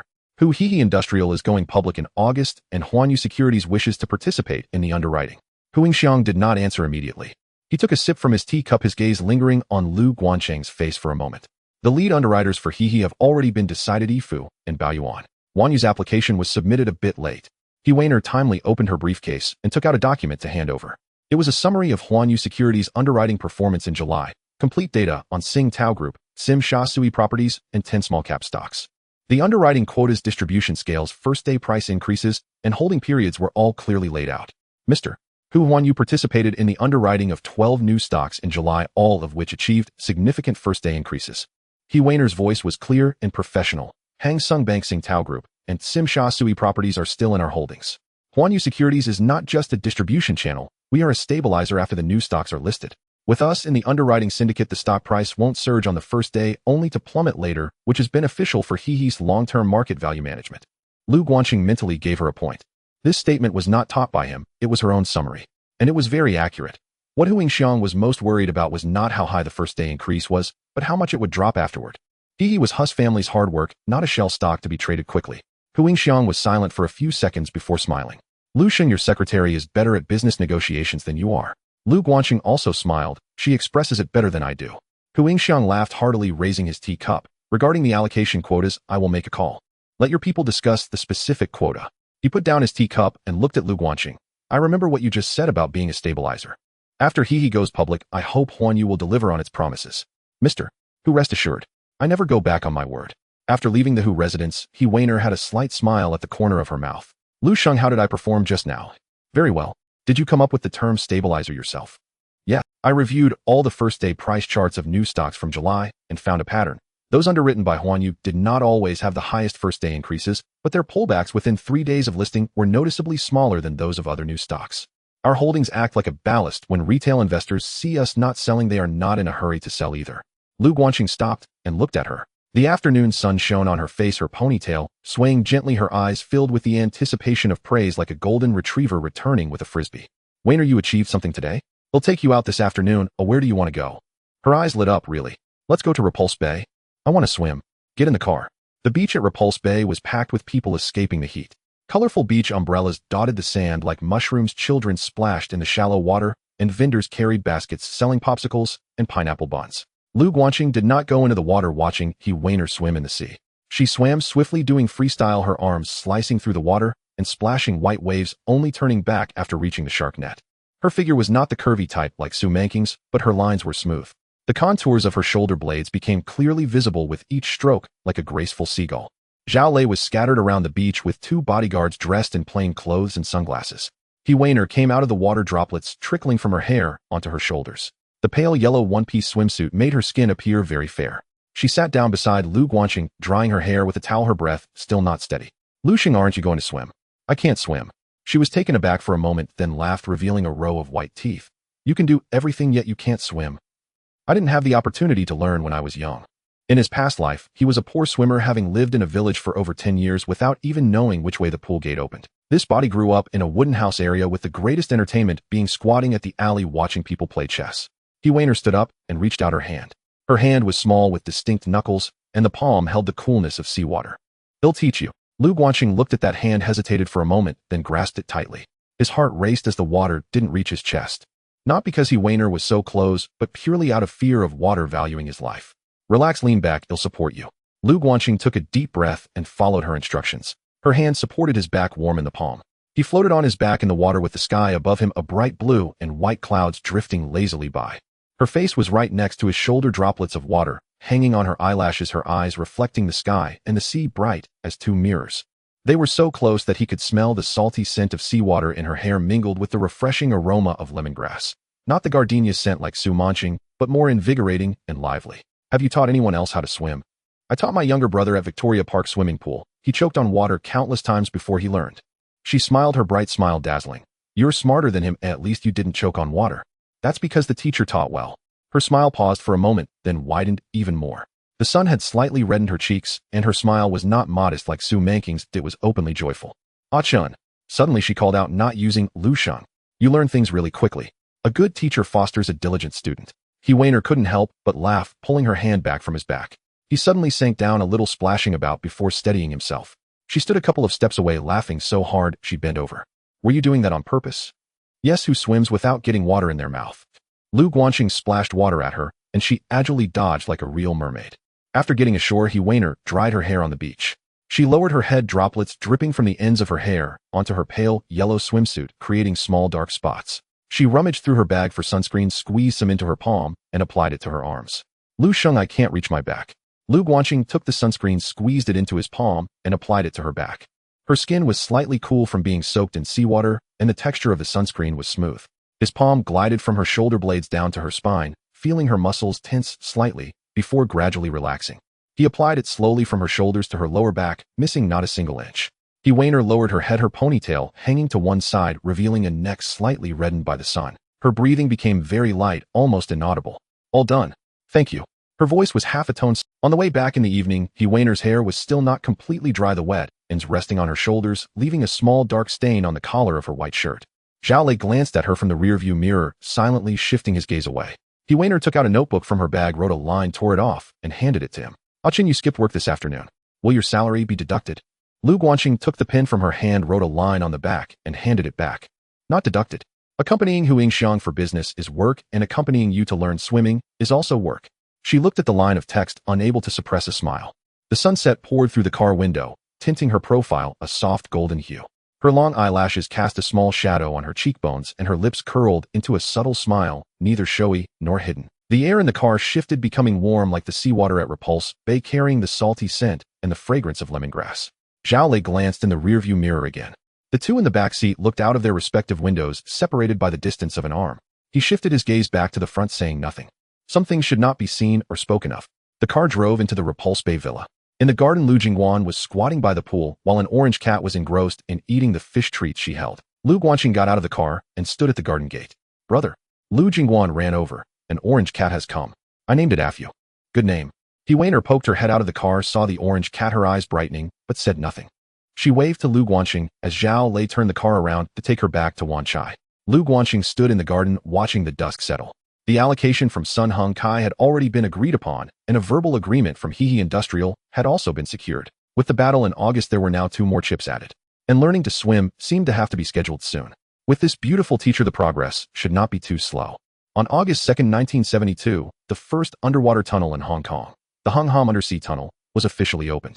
The Governor, Sir David Akers-Jones, personally presided over the ribbon-cutting ceremony as the convoy entered from the Causeway Bay entrance on Hong Kong Island, passing beneath Victoria Harbour and emerging from the Kowloon Hung Hom exit 9 minutes later. Citizens crowded the overpasses and hills on both sides of the tunnel entrance, their cheers reverberating through the air. From this day on, transportation between Hong Kong Island and Kowloon would no longer rely solely on ferries. Cars could now directly traverse beneath Victoria Harbour, truly connecting the two cities. The next day's newspapers were filled with pictures and reports of the opening of the Hung Hom Tunnel. The headline of the Sing Tao Daily was the simplest: "The impassable becomes passable." The Ming Pao's headline was longer and more accurate: "A passage through the sea, property prices surge." Lu Guanqing sat in the office of Huanyu Securities, having gone through the front pages of several newspapers. He then put down the papers and walked to the large map of Hong Kong on the wall, picking up a pen to draw a circle at both ends of the Hung Hom Tunnel. Causeway Bay on Hong Kong Island and Hung Hom in Kowloon served as two anchor points fastening the two shores together. Zhou Wenyo stood behind him, gazing at the two red circles. Lu, the impact of the Hung Hom Tunnel opening on real estate stocks has not yet been fully reflected in the market. Most analysts are still focused on new stocks now. By the time they realize it will be too late.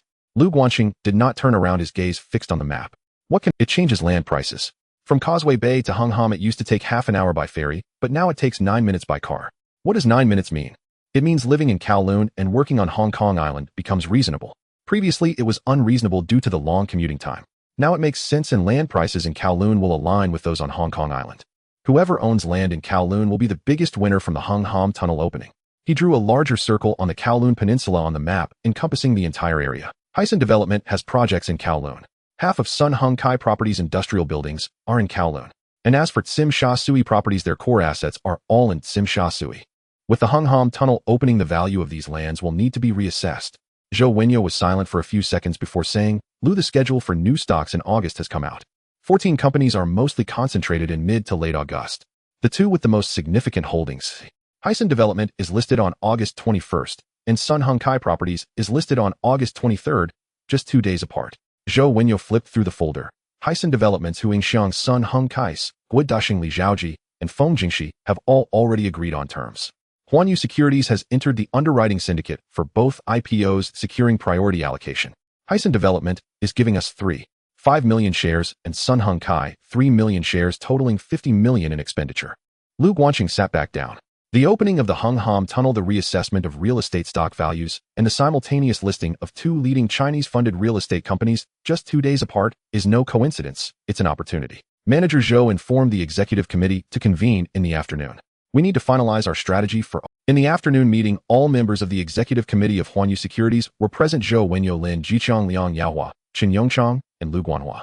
Su Manqing and Hiwani sat in the corner of the meeting room, one responsible for taking notes and the other for organizing data. Lu Guanqing stood before the whiteboard, picking up a pen. In August, there is a wave of new stocks with 14 companies going public. Among them, 12 are small-cap stocks following the established pattern. An average investment of 20 million capital per company, 10 times leverage, with 4 accounts participating in the subscription. The initial public offering will be accompanied by fractional share offerings with an expected gain of over 50 on the first day, allowing for staggered selling. The total profit from the 12 new stocks is anticipated to be between 70 million and 80 million.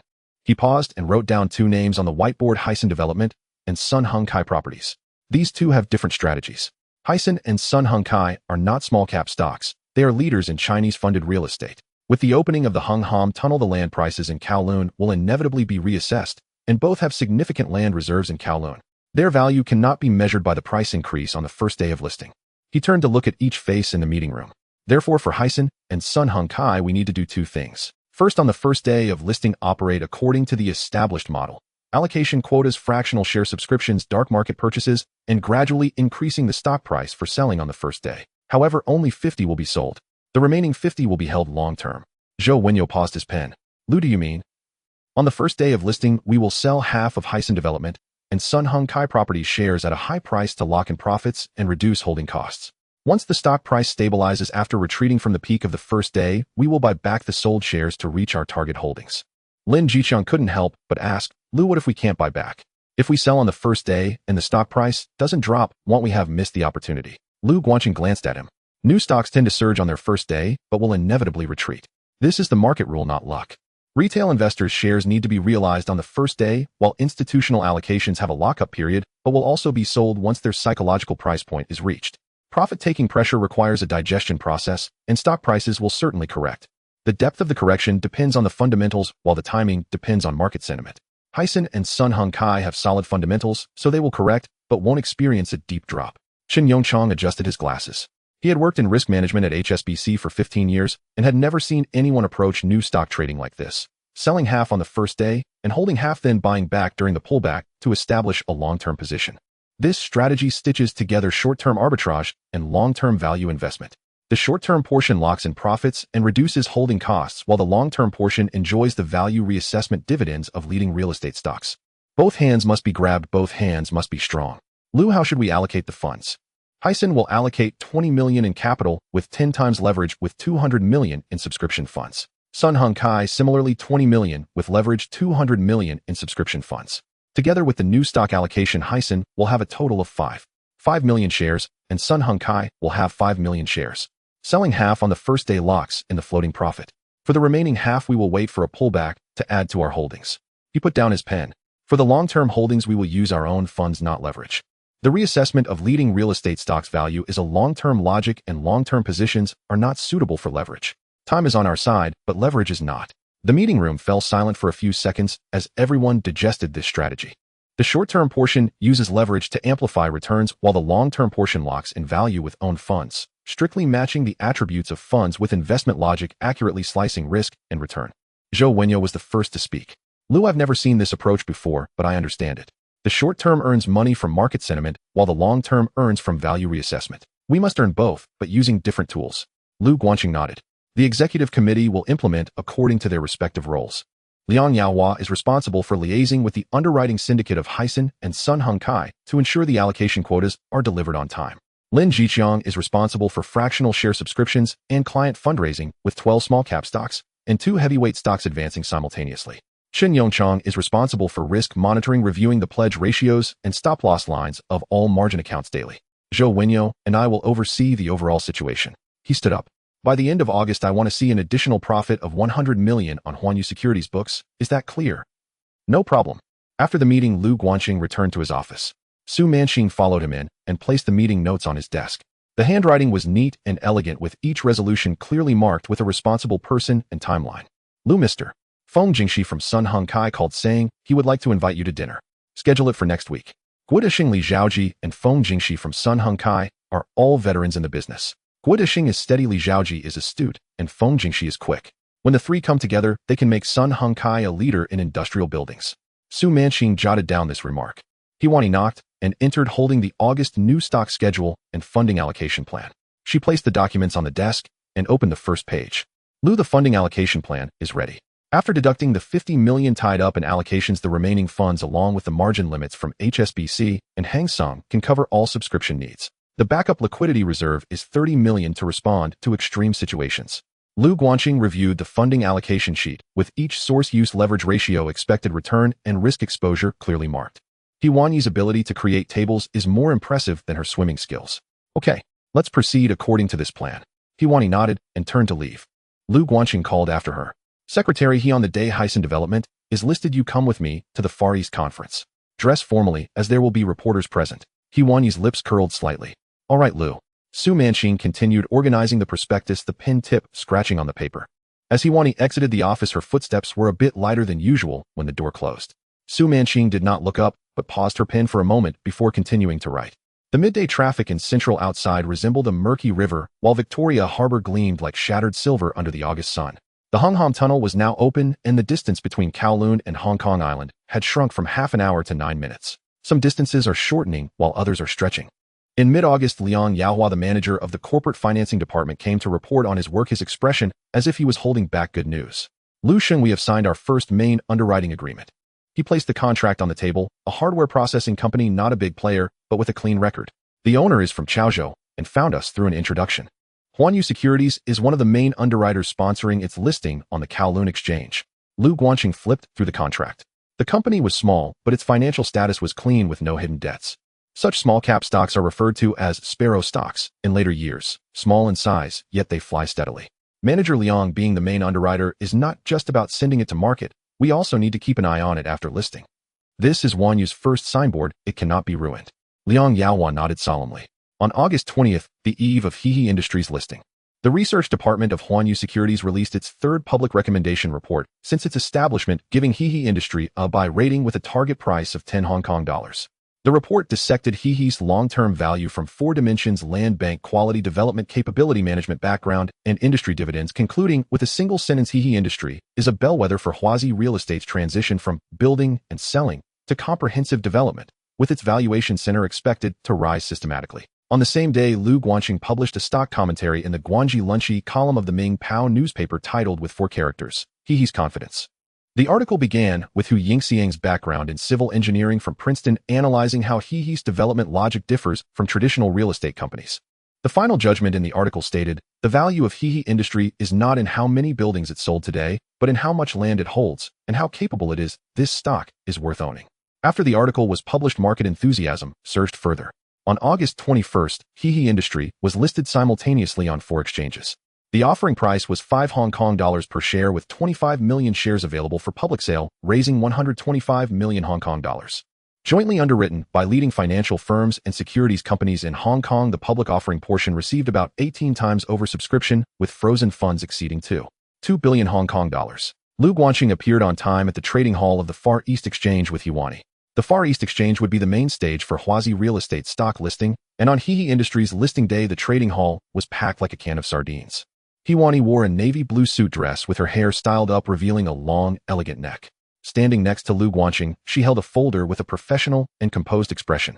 At 930, the numbers on the quotation board jumped out. Opening price 9.2, up 84 from the issuance price of 5 HK$. A deafening cheer erupted in the trading hall, with someone shouting, he. Others waved their trading slips above their heads. The numbers on the quotation board continued to fluctuate. 9, 5, a 9, 8, 10, 2. The flood of funds pushed the stock price up rapidly. Hu Yingxiang stood in the center of the trading hall, surrounded by a throng of reporters and brokers, the flashbulbs illuminating his face in stark white. His wife stood beside him, wearing a red cheongsam with slightly reddened eyes. From the son of a taxi king to the chairman of a listed company, the Hu family had waited many years for this day. The stock price peaked at 11.8, more than doubling. At the end of the trading session, it slightly retreated due to profit-taking, closing at 10.6, with a first-day increase of 112. The trading volume exceeded 80 million HK$, accounting for 12 of the total market turnover that day. In Huanyu Securities trading room, Zhou Wenyao sat by the dedicated phone line. With He Industries' debut, Huanyu Securities obtained 3.5 million shares through the new stock allocation, with approximately 2 million shares allotted from the 4 accounts and 1 million shares bought at a 40 premium in the dark market. Total holdings of 6.5 million shares with an average cost of around 5.3 HK$. On the first day of listing, Huanyu Securities sold 50 of its holdings in batches at around 11 HK$. He Jiaming finished entering the last line of numbers, raised his head, and spoke in a steady voice, like a machine. Lu Sheng He Industry has achieved a profit of 18.5 million on its first day. With 3.25 million shares remaining, the floating profit was approximately 18.5 million.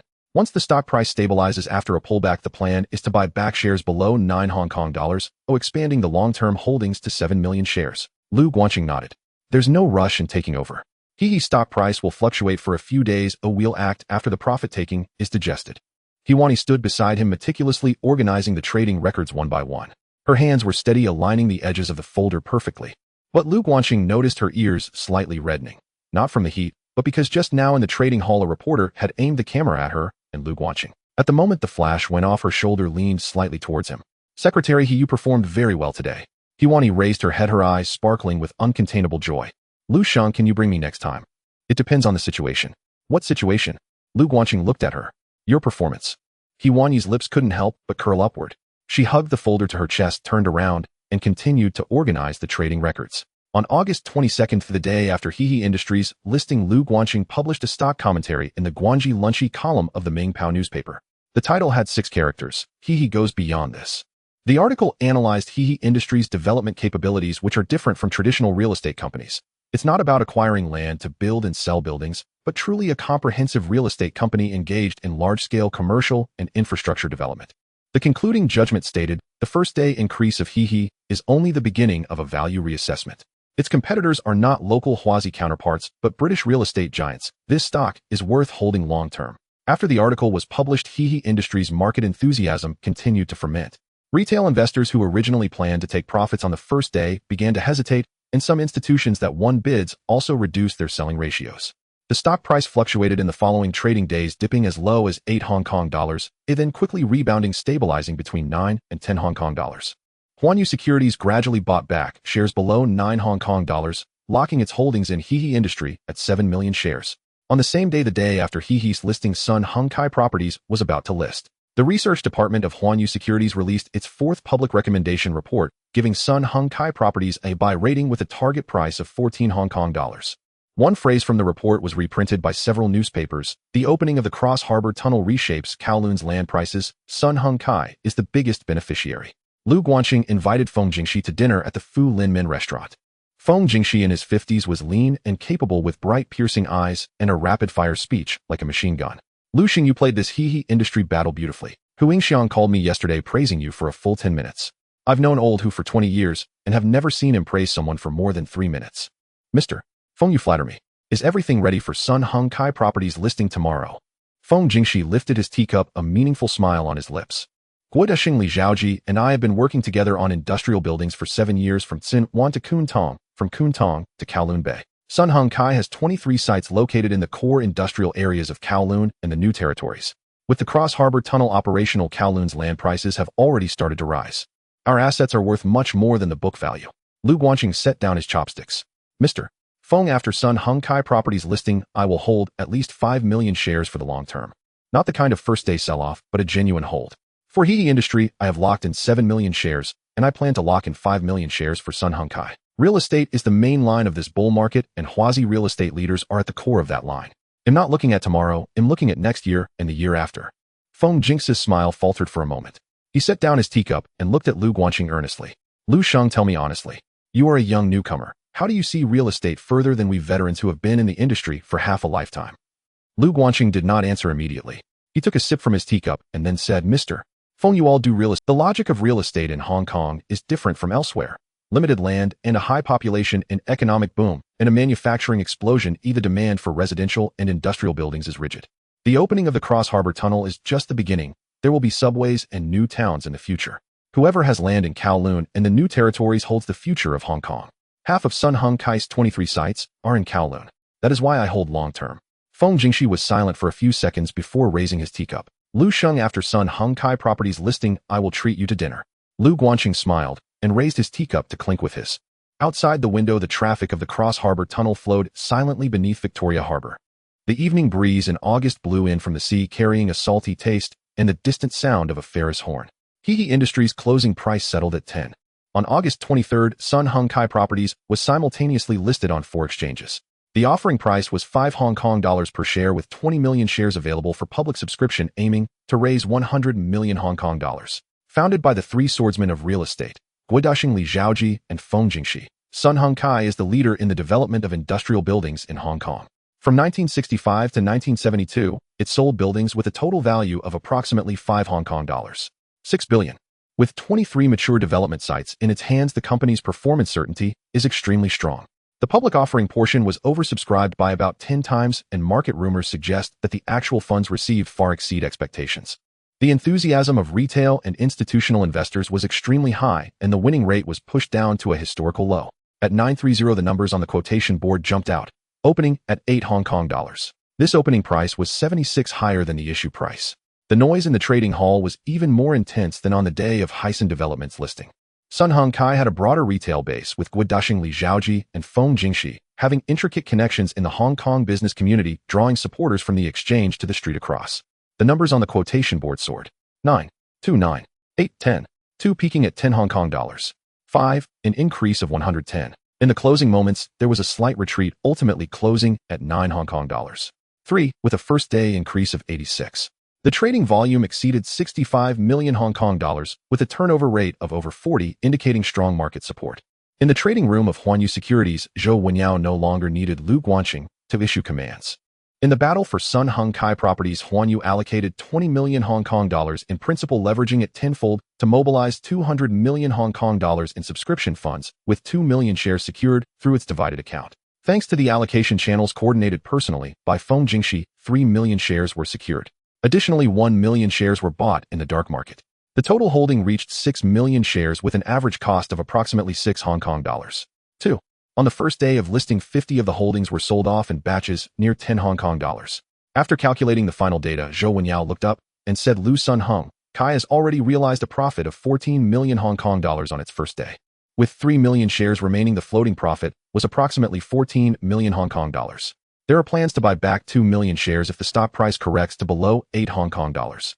5. A locking in a long-term holding of 5 million shares. Lu Guanqing sat quietly in the corner of the trading room watching the numbers on the quotation board return from frenzy to calm. Zhou Wenyao walked over and sat beside him. Lu, after the two battles with Hysan Development and Sun Hung Kai Properties, we have achieved a combined profit of 32 Hong Kong dollars. 5 million. In addition to the estimated first-day profits of 73 million Hong Kong dollars from 12 small-cap stocks, by the end of August, Wanyu's proprietary profits will exceed 100 million Hong Kong dollars. Lu Guanqing did not respond. He looked at the closing price of Sun Hung Kai Properties on the quotation board, 9 Hong Kong dollars. 3E with the green numbers shining quietly. Old Zhou, do you know why I insist on holding Hysan and Sun Hung Kai for the long term? Hearing the term Old Zhou Wenyo's mouth twitched slightly, and he shook his head decisively. Because real estate is the main line of this bull market, and the leading companies with Chinese capital are at the forefront of this main line. The opening of the Red Tunnel is just the beginning. There will be Subway's New Town's Sino-British negotiations and reunification to come. The land price in Kowloon will rise, the land price in the new territories will rise, and the land price on Hong Kong Island will also rise. But the fastest rise will definitely be the core land held by the leading companies with Chinese capital. Hysan has infrastructure projects in Kowloon, and Sun Hung Kai has 23 industrial building sites in Kowloon. The value reassessment of these assets cannot be measured by the 100 increase on the first day of listing. When we trade short, we profit from market sentiment. When holding long, we profit from value reassessment. Short positions can use leverage, but long positions must use their own funds. The long-term positions of Hysan and Sun Hung Kai must be held until at least the end of this year. At the end of the year, take a look at their stock prices. On August 24th, the day after Sun Hung Kai Properties was listed, Lu Guanqing published a stock commentary in Ming Pao's Market Outlook column with the title consisting of 6 characters, King of Industrial Buildings. The article began with Sun Hung Kai's 23 sites in Kowloon analyzing the logic of the value reassessment of Kowloon industrial buildings after the opening of the Red Tunnel. Explosive growth in manufacturing driving rigid demand for industrial buildings, with Kowloon's land prices aligning with those of Hong Kong Island, and Sun Hung Kai's land reserve value far exceeding its book net asset value. The article concluded with a judgment: Sun Hung Kai Properties is not a shadow of Hysan Development. It is the absolute leader in this niche segment of industrial buildings. This stock is worth holding for the long term, with a holding period of no less than 6 months. In the last week of August, the stock prices of Hysan Development and Sun Hung Kai Properties gradually stabilized after the initial surge and subsequent fall on the first day.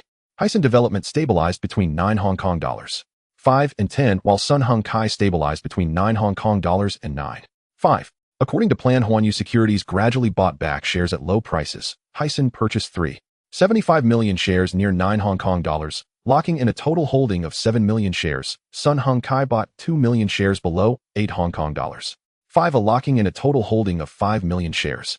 Along with the holdings previously secured by Tsim Sha Tsui Properties, Huanyu Securities formed a three-legged situation in its long-term layout in the real estate sector. Hysan Development, Sun Hung Kai Properties, and Tsim Sha Tsui Properties, 3 leading real estate companies with Chinese capital, all holding core lands situated in Kowloon Peninsula, where the value reassessment after the opening of the Red Tunnel is most significant. Lu Guanqing designated the internal code for these 3 stocks as Kowloon 3 Pillars. Zhou Wenyao asked him why he chose this name. He replied, the real estate landscape in Kowloon will rely on these 3 pillars for support in the future. On the last trading day of August, Lu Guanzhong placed the financial statements on Lu Guanqing's desk. The total profit from 12 small-cap stocks reached 73 million Hong Kong dollars. Hysan Development and Sun Hung Kai Properties have already achieved a combined profit of 32 Hong Kong dollars 5 million, with floating profits on long-term holdings exceeding 60 million Hong Kong dollars. The net profit from Huanyu Securities' proprietary account in August exceeded 100 million Hong Kong dollars. No one in the trading room cheered. It wasn't because they were not excited, but rather because they had grown accustomed to it. From the 26 million Hong Kong dollars from the battle with Hang Seng, to 86 million Hong Kong dollars from the July IPO wave, and then to over 100 million Hong Kong dollars in August, Huanyu's team completed a peculiar psychological transformation in just 2 months. Making money has transformed from a huge deal to a normal deal, and from a normal deal to a habitual deal. Lu Guanqing closed the report and walked to the window. On the last evening of August, the neon lights in Central lit up one after another. The Red Tunnel had been operational for a month, and the flow of vehicles between Kowloon and Hong Kong Island traversed the sea floor ceaselessly like 2 arteries flowing in opposite directions. He recalled his previous life when he worked in a real estate company, squeezing into the subway every day from Kowloon to go to work on Hong Kong Island. The carriages were packed like sardines, his face pressed against the glass, watching the lights of the tunnel rapidly recede.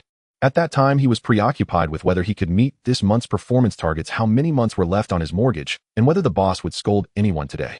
He never imagined that one day he would stand in an office building in Central overlooking this tunnel, holding 12 million shares of a leading Chinese real estate company. He turned around and looked at everyone in the trading room: Zhou Wenyao Lin, Jiqiang Liang Yaohua, Qin Yongcheng Lu Guanhua, He Jiaming, as well as Su Manqing and He Wani standing at the door. In September, the strategy for real estate stocks remains unchanged. Short-term profits should be taken and long-term positions should be locked. He paused. Real estate is the main line, and the leading companies with Chinese capital are at the forefront of this main line. This judgment will not change, and it will not change this year. When the bull market ends, the real estate shares we hold will be the most valuable assets. No one spoke, but the fire in each person's eyes shone brightly. Outside the window, the traffic of the red tunnel flowed silently beneath Victoria Harbor. The evening breeze of August blew in from the sea, carrying the salty scent and the sound of ferry whistles. August has come to an end, but the story of the Kowloon Three Pillars has just begun.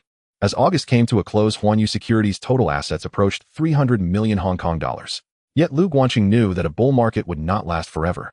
Every bullet must hit the right target. After the last trading day of August, the September strategy meeting of Huanyu Securities convened in the conference. Zhou Wenyao Lin, Jiqiang Liang Yaohua, Qin Yongcheng Lu Guanhua, and Lu Guanlan were all present surrounding the long table. The whiteboard was filled with the schedule for new stocks in September. 11 new stocks crowded within 30 days. Liang Yaohua stood before the whiteboard circling two names with his pen: Far East Development and Yongtai Construction. These two are the main events for September. The remaining 9 stocks were not significant following the existing model. He pointed to the first circle: Far East Development, a venture by Chiu Dijing, a major player in the new territories holding Far East Bank and Lee Garden Amusement Park, with a very stable cash flow. His pen moved to the second circle: Yongtai Construction, Li Zheji's first independent listing platform. He invested the 50 million he received from Sun Hung Kai into it. It's not a shell company. Li Zhaojia, one of the 3 sword masters of real estate, was renowned alongside Guo Duxing and Feng Jingxi. His first independently operated platform would undoubtedly attract market attention. Lu Guanqing withdrew his gaze. For the 9 small-cap stocks, each with 10 million in principal leveraging, 10 times 4 accounts will share the positions. On the first day, sell in batches with a rise of over 50%. Focus on Far East Development and Yongtai Construction. How will the funds be allocated? Zhou Wenyao asked. Lu Guanqing leaned back in his chair, lightly tapping the table with his fingers. Try to secure as high an allocation as possible. Withdraw 20 million in principal for Far East Development and 20 million for Yongtai Construction, each with 10 times leverage, totaling 200 million in subscriptions. The dark market follows the old rules. After the subscription deadline, purchase at a premium of 20 to 30%. Zhou Wenyao quickly jotted down notes.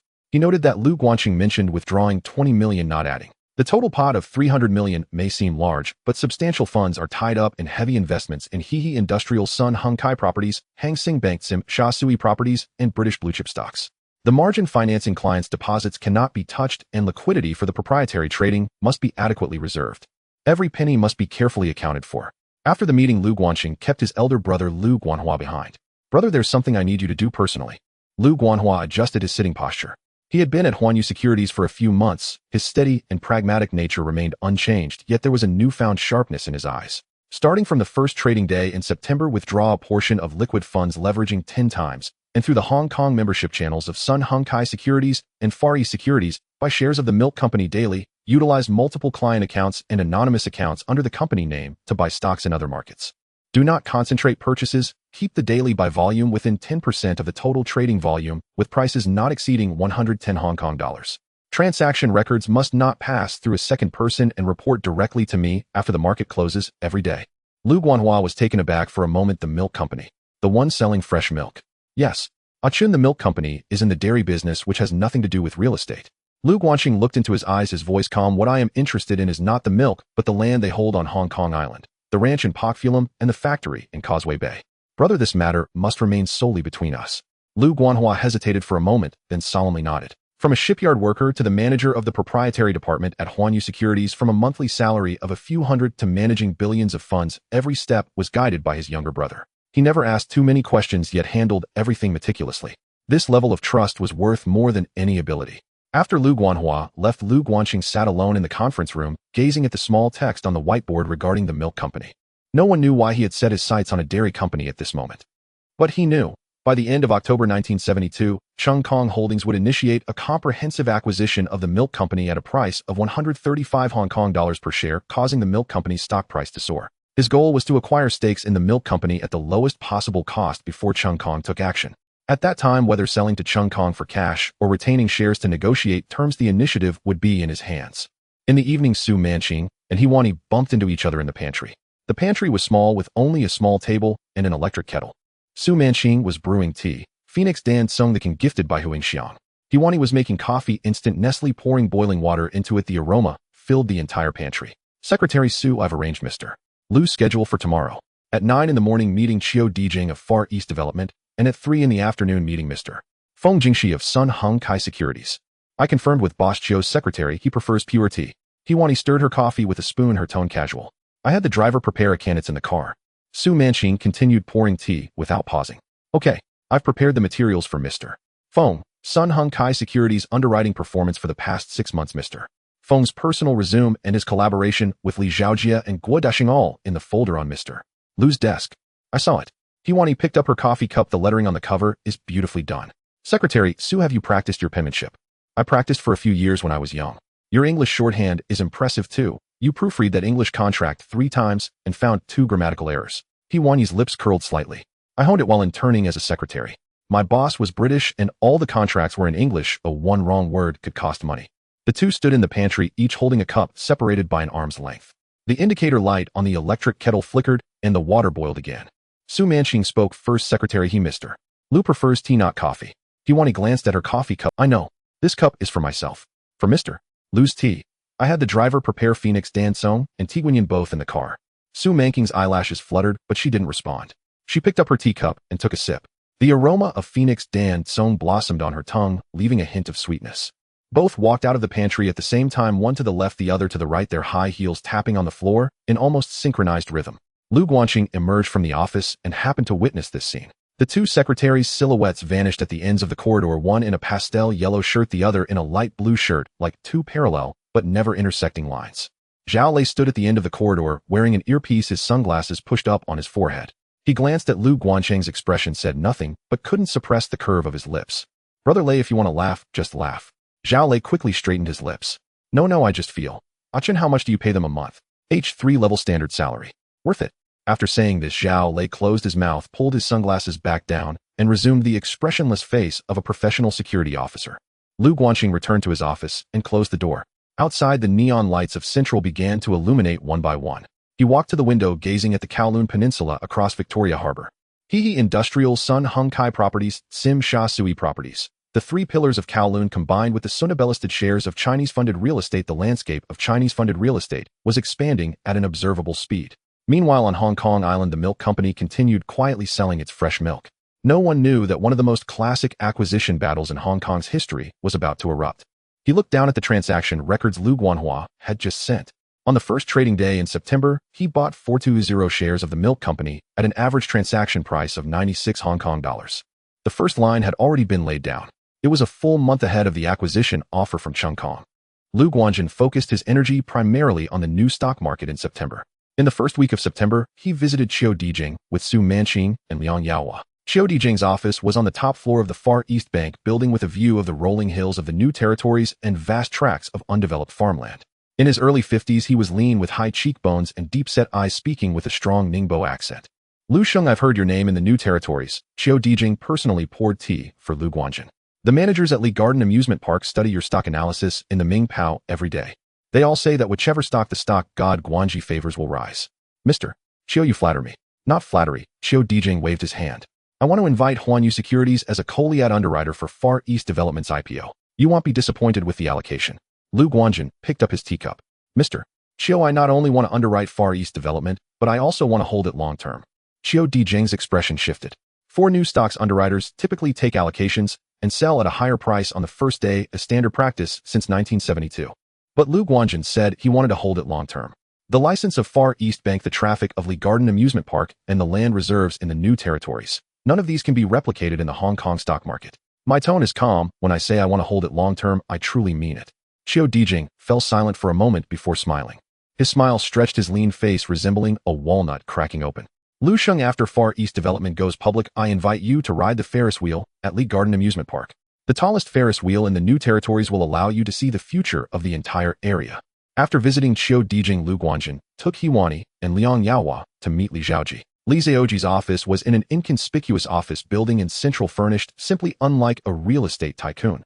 wooden desk wicker chairs, and a map of the new territories on the wall marked densely with red pen indicating land locations. At 43, Li Zhaoji was of short stature, his gaze steady, speaking slowly with each word seeming to weigh its significance before being uttered. Lu Sheng, when Sun Hung Kai went public, Feng Jingxi mentioned you to me. He said Huanyu Securities isn't the type to sell off on the first day of listing. Li Sheng Yong Tai Jianyi is your first independent platform since leaving Sun Hung Kai. Lu Guanjin looked at him. The land and properties worth 50 million have all been invested. It's not a shell company.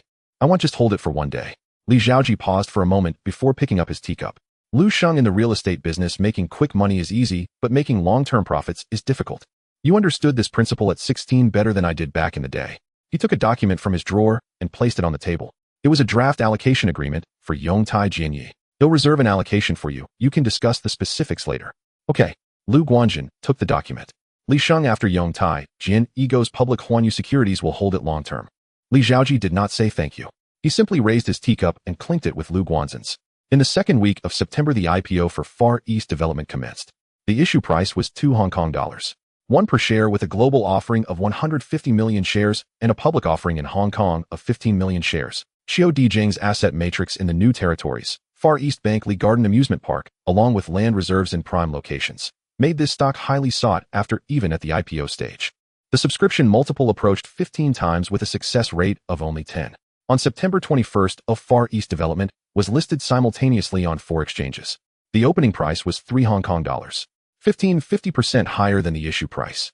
The noise from the trading hall surged in from Davao Road and resonated in the Huanyu Securities trading room, causing the windows to hum. The stock price continued to climb. $3 3 Hong Kong dollars 45 $3 Hong Kong dollars 6, reaching a peak of $3 Hong Kong dollars 78, an increase of 80%.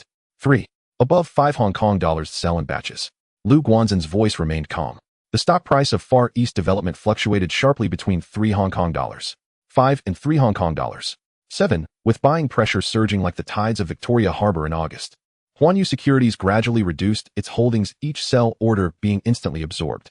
Lin Jiqiang's voice came from behind. Lu Sheng, allocate 5 million shares, apply for 5 million shares in batches, and sweep 1500 shares in the dark market. Total holding of 8 million shares. Most were cleared near the first day's average price of $3 Hong Kong dollars 5, yielding. He paused. About 10 Hong Kong dollars 8 million. Zhou Wenyo leaned back in his chair and exhaled softly. This battle was fought cleanly. Every step from underwriting to dark market to first day selling was seamless. After the stock price falls by back in batches below $3 Hong Kong dollars, maintaining a total holding of no less than 3 million shares. Lu Guanjin's gaze returned from the price board. Xiao Dijing's words, sitting on the Ferris wheel allows you to see the future of the entire new territories, still echoed in his ears. The future of the new territories is the future of Hong Kong. On September 24th, Xiao Dijing from Far East Development personally called. Lu Sheng, I saw today's market. Huanyu Securities reduced its holdings at high prices and bought back at low prices, executing beautifully. Mr. Xiao, you flatter me. I have mentioned that I see the long-term value in Far East Development. The first day reduction was merely to recover costs. The positions I bought back will be held. There was a moment of silence on the other end of the line.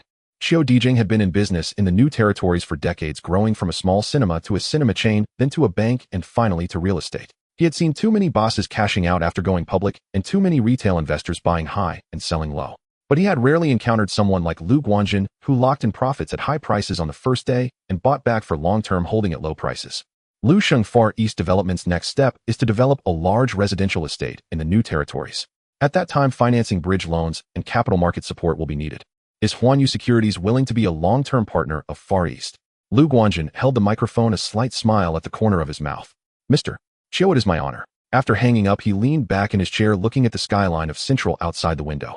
Far East Development Yongtai Jianyi, along with previous investments in He Yi Sun Hung Kai Properties, Sim Sha Sui Properties, and Hang Seng Bank, Huanyu Securities' proprietary account was gradually building a long-term investment portfolio spanning real estate, finance, and media.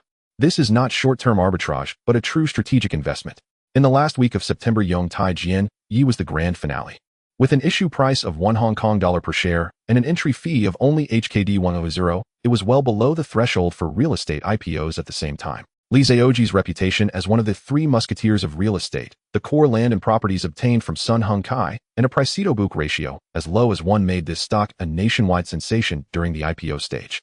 The subscription multiple was estimated to be around 35 times with a success rate of only 5. Retail enthusiasm reached its peak since 1972. At the entrance of the Far East Trading Hall, subscription forms were sold out, and some people queued as early as 4 in the morning. The financial section of Ming Pao was dog-eared at newsstands in Kowloon and Central. On September 29th, Yongtai Jian Yi was officially listed. The opening price was $1 45 higher than the issue price. The numbers on the price board surged like lit firecrackers. 1, 51 1, 61, 72, peaking at $1 78, a rise of 78. It closed at $1 7, with a first-day increase of 70%. The turnover rate exceeded 60% with a trading volume of about 22 million. Retail participation was extremely high, and the low entry fee brought about exceptional liquidity. Lu Sheng, He Jiaming's voice came from behind. Allocation of 1.05 million shares, batch application for 7500 shares, dark market purchases of 220 shares, total holding of 4 million shares. Most were cleared near the first day's average price of $1 72, with a profit of around 2 per million. Lin Jiqiang dropped his pen again. This was the 4th pen he had dropped in 2 months. Zhou Wenyo did not wipe his glasses, leaning back in his chair, a hint of a smile at the corners of his mouth. The combined profit from Far East Development and Yongtai Jian Yi was approximately 13 million. Adding the 50 million accumulated from 9 small cap stocks, the net profit for September exceeded 63 million. With unrealized gains from stock holdings, Huanyu Securities' total assets approached 400 million. After the stock price falls by back Yongtai Jian Yi in batches below $1 5, Lu Guanjin stood up and walked to the whiteboard. Maintain a total holding of no less than 2 million shares. He turned around, looking at every face in the trading room. September has ended. In October, the real main event is coming. No one asked what it was. In September, Huanyu Security welcomed a significant personnel change. Lu Guanqing recruited a professional manager, Chen Guotai, through a headhunter from a British-funded security company in Hong Kong. At 45 years of age, he has spent 20 years in the security industry, rising from frontline guard to operations director, well-versed in armed escort, venue security, and personnel training. A Singaporean, overseas Chinese, fluent in English and authentic in Cantonese, he has settled in Hong Kong for many years. His wife is from Hong Kong, and their 2 children study at diocesan girls' school. Lu Guanqing personally interviewed him, asking only one question: the goal of Huanyu Security is to become one of the top 3 security companies in Hong Kong within 3 years. Do you think this is achievable? Chen Guotai answered without hesitation. Currently, the top 3 security companies in Hong Kong are all British. Hong Kong Security, G4SO, and Securicor. These 3 companies occupy over 80% of the armed escort market. However, their high fees and poor service have long dissatisfied Chinese clients. If Huanyu Security can provide the same level of professionalism, more flexible pricing, and services closer to the needs of Chinese clients, it won't be a problem to break into the top 3 within 3 years. Lu Guanqing marked a tick on the interview form. Chen Guotai was officially appointed as the Deputy General Manager of Huanyu Security, responsible for business acceptance and daily operations. Zhao Lei remained the legal representative and general manager, but the specific management tasks were gradually handed over to Chen Guotai, allowing him to focus on commanding the personal protection team and coordinating major security tasks on site. The first batch of students trained by Carter officially graduated at the beginning of September. 13 individuals passed assessments in physical fitness, combat, firearms, security tactics, emergency response, and etiquette after 2 months of military-style training. The firearms licenses from the police department were successfully approved, and the first batch of allocated weapons included 3 short-barreled shotguns and 5 revolvers, all stored in a dedicated armory at Huanyu Security's Yuan Long training base, in strict accordance with license regulations, managed by designated personnel, with ammunition stored separately and counted daily. The first batch of graduates was divided into 2 groups. One group was responsible for on-site security at the headquarters and Kowloon branch of Huanyu Securities and cash escort in Central, while the other group served as a reserve team for Lu Guanqing, taking turns following Zhao Lei to execute protection tasks. The recruitment for the second batch of students was initiated simultaneously. With Chen Guotai's addition, the recruitment standards were stricter than the first batch, requiring relatives in Hong Kong, no criminal record, meeting physical fitness standards, and having good character. Zhao Lei personally conducted background checks, spending at least half an hour talking to each selected candidate, using his people-reading skills honed in social circles to filter out those whose gazes were evasive or whose words contradicted each other. As Huanyu Security got on track, the literary world also reached a crucial juncture. By the end of September, Fengyun, the dominance of the world, welcomed its grand finale. The final chapter, Wind and Cloud Unite Infinite Power. Nie Feng and Bu Jingyun joined forces to confront the tyrant Xiong Ba amidst the ruins of the World Association.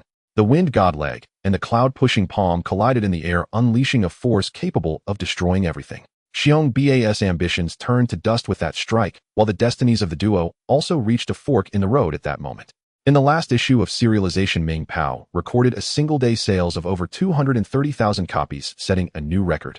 A long queue formed in front of the newsstand in Central, with some people arriving at 5 in the morning to wait. When the news vendor opened the first bundle of newspapers, the crowd surged forward like a tide. When the editor-in-chief of Ming Pao called, his voice was already hoarse. Lu Sheng's sales have broken the record. 230,000 copies. Mr. Jin Yong's The Deer in the Cauldron had a single-day sales record of 180,000. Feng Yun surpassed it by 50,000.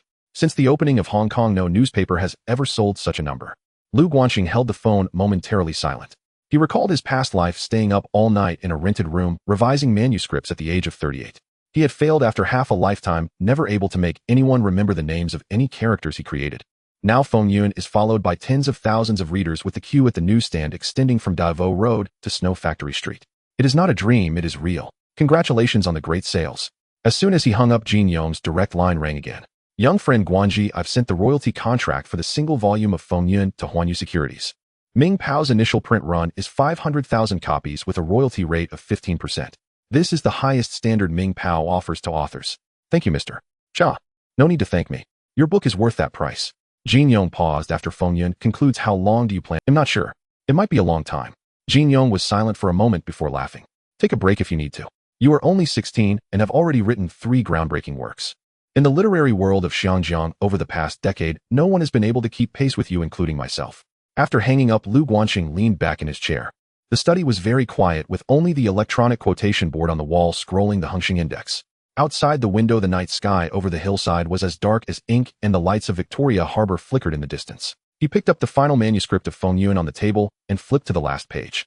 The final scene was not about the downfall of Xiongba, but rather the morning when Nie Feng and Bu Jingyun parted ways.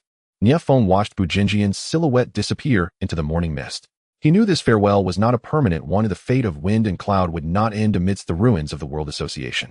As long as Xiongba is alive, and as long as the Jianghu exists, the wind will never cease, and the clouds will never disperse. He just didn't know if he would still be able to stand beside Bu Jingyun when the next Wind and Cloud united. Lu Guanxing closed the manuscript. He had written 3 novels: Shattering the Void on Transcendence, Dragon and Snake on Resistance, and Feng Yun on Destiny. Each one rewrote the history of the Xiangjiang literary world, each one adding new weight to his pen name. Guanji, a marvel to behold. He chose this name because he wanted Shattering the Void to become an instant hit. Now, with 3 works attaining godlike status, his position in the literary world is as steady as Mount Tai, but he currently has no plans to continue writing. The golden window for martial arts novels still has a few years left, but for him the golden window for stock markets and real estate is even shorter. Land deals milk consumption, the 73 stock market crash, the golden bull market, the oil crisis, the acquisition of Li TV, and the Kowloon warehouse battle. All are once-in-a-lifetime opportunities. No matter how well a pen can write, it cannot match the speed of turning the tide in the capital market. The pen is meant to pave the way. Once the road is paved, one must switch to a faster vehicle. Su Manqing knocked and entered holding a bowl of wonton noodles. Lu Sheng, you haven't eaten dinner again. The wonton skin was thin enough to be translucent, filled with fresh shrimp and pork, and the broth was clear and transparent. Just like the last time, the same formula, the same skill. Did your mom make this? Yes, she specially made an extra plate. Su Manqing sat down across from him. She said, Lu Guanxing picked up a wonton and bit into it. The fresh and sweet flavor burst forth, mingling with the evening breeze from outside, creating a comforting warmth. Manqing, after you receive this month's salary and bonus, buy some nice clothes and jewelry. Su Manqing was taken aback. Lu Sheng, I don't have that much money. If the money isn't enough, it'll make up the difference. That little money isn't much to me. Spending it on you makes me feel good. Su Manqing lowered her head, twisting the gold chain around her neck. Lu Sheng, you think of each of us so thoughtful. It's not thoughtfulness, it's that you all deserve it. Lu Guanxing spoke casually. You and Huani, one manages the text media, and the other handles administrative coordination. Huanyu Securities would not have reached today without your contributions. If I earn money and don't spend it on you, should I leave it to the Jardine Matheson? Su Manqing couldn't help but smile at his last remark. The moonlight from the hillside poured in through the window, casting on his gaunt profile. His outline was embedded in the night like a blade tempered by fire and polished by moonlight. Its edge remained sharp, but it had gained a layer of soft glow. After she cleaned up the bowl and chopsticks and walked to the door, Lu Guanxing suddenly called out to her. Manqing, tell Huani that both of you should come to my office tomorrow morning. There are some documents that need both of you to organize together. Su Manqing nodded. She did not understand why Lu Guanxing emphasized both of you together, but she did not ask further. The door closed and the sound of her soft footsteps echoed in the corridor, gradually fading away. By the end of September, Far East Development and Yongtai Construction had both concluded their battles, and Huanyu Securities' total assets approached 400 million Hong Kong dollars. Lu Guanqing's attention had shifted from the new stock market to another matter, the milk company. One day, Lu Guanqing called his older brother Lu Guanhua into the office, closed the door, and drew the blinds. "Brother, how many shares of the milk company have we acquired?" Lu Guanhua opened a locked notebook.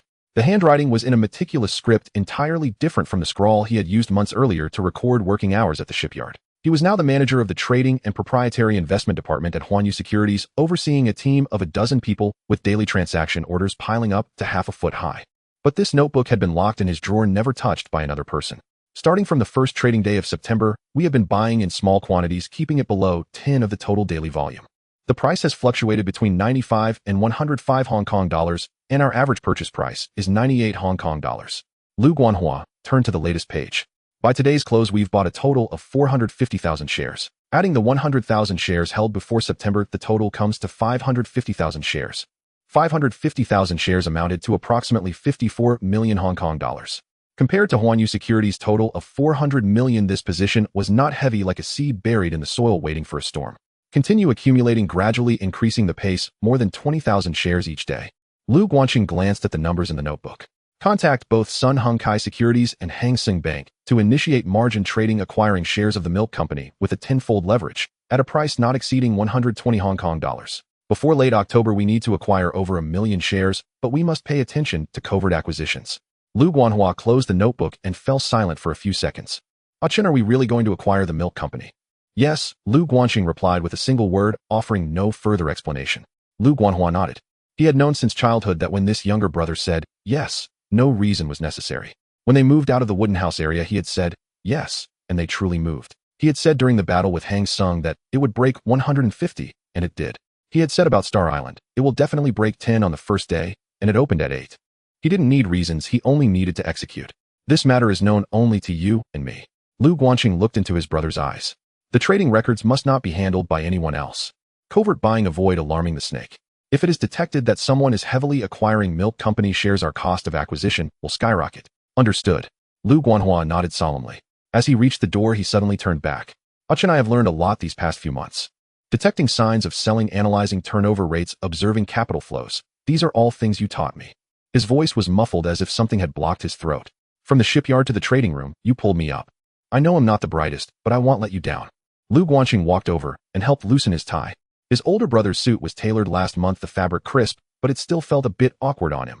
Not because of the size, but because his factory worker demeanor hadn't entirely faded. The tie was too tight and the cuff buttons were always fastened to the top button.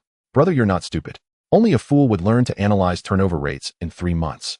Working in the shipyard and the trading room is fundamentally the same, diligence. If you can maintain 0 accidents in the shipyard, you can do the same with 0 mistakes in the trading room. If you're not used to the suit, just order a looser fit. If the tie is uncomfortable, loosen it by 1 button. You are the manager of the proprietary department at Huanyu Securities, not a factory worker anymore. But your diligence doesn't need to change." Lu Guanhua lowered his head, rubbed the corner of his eye with the back of his hand, nodded firmly, and pushed the door out. Lu Guanqing walked to the whiteboard. It was densely covered with the holding data for September. Hehe Industrial 7 million shares, Sun Hung Kai Properties 5 million shares, Far East Development 3 million shares, Yongtai Construction 2 million shares with positions in Sim Sha Sui Properties, Star Island Media, and Hang Seng Bank still intact. Each was a heavy position, each placed on the core track of a bull market.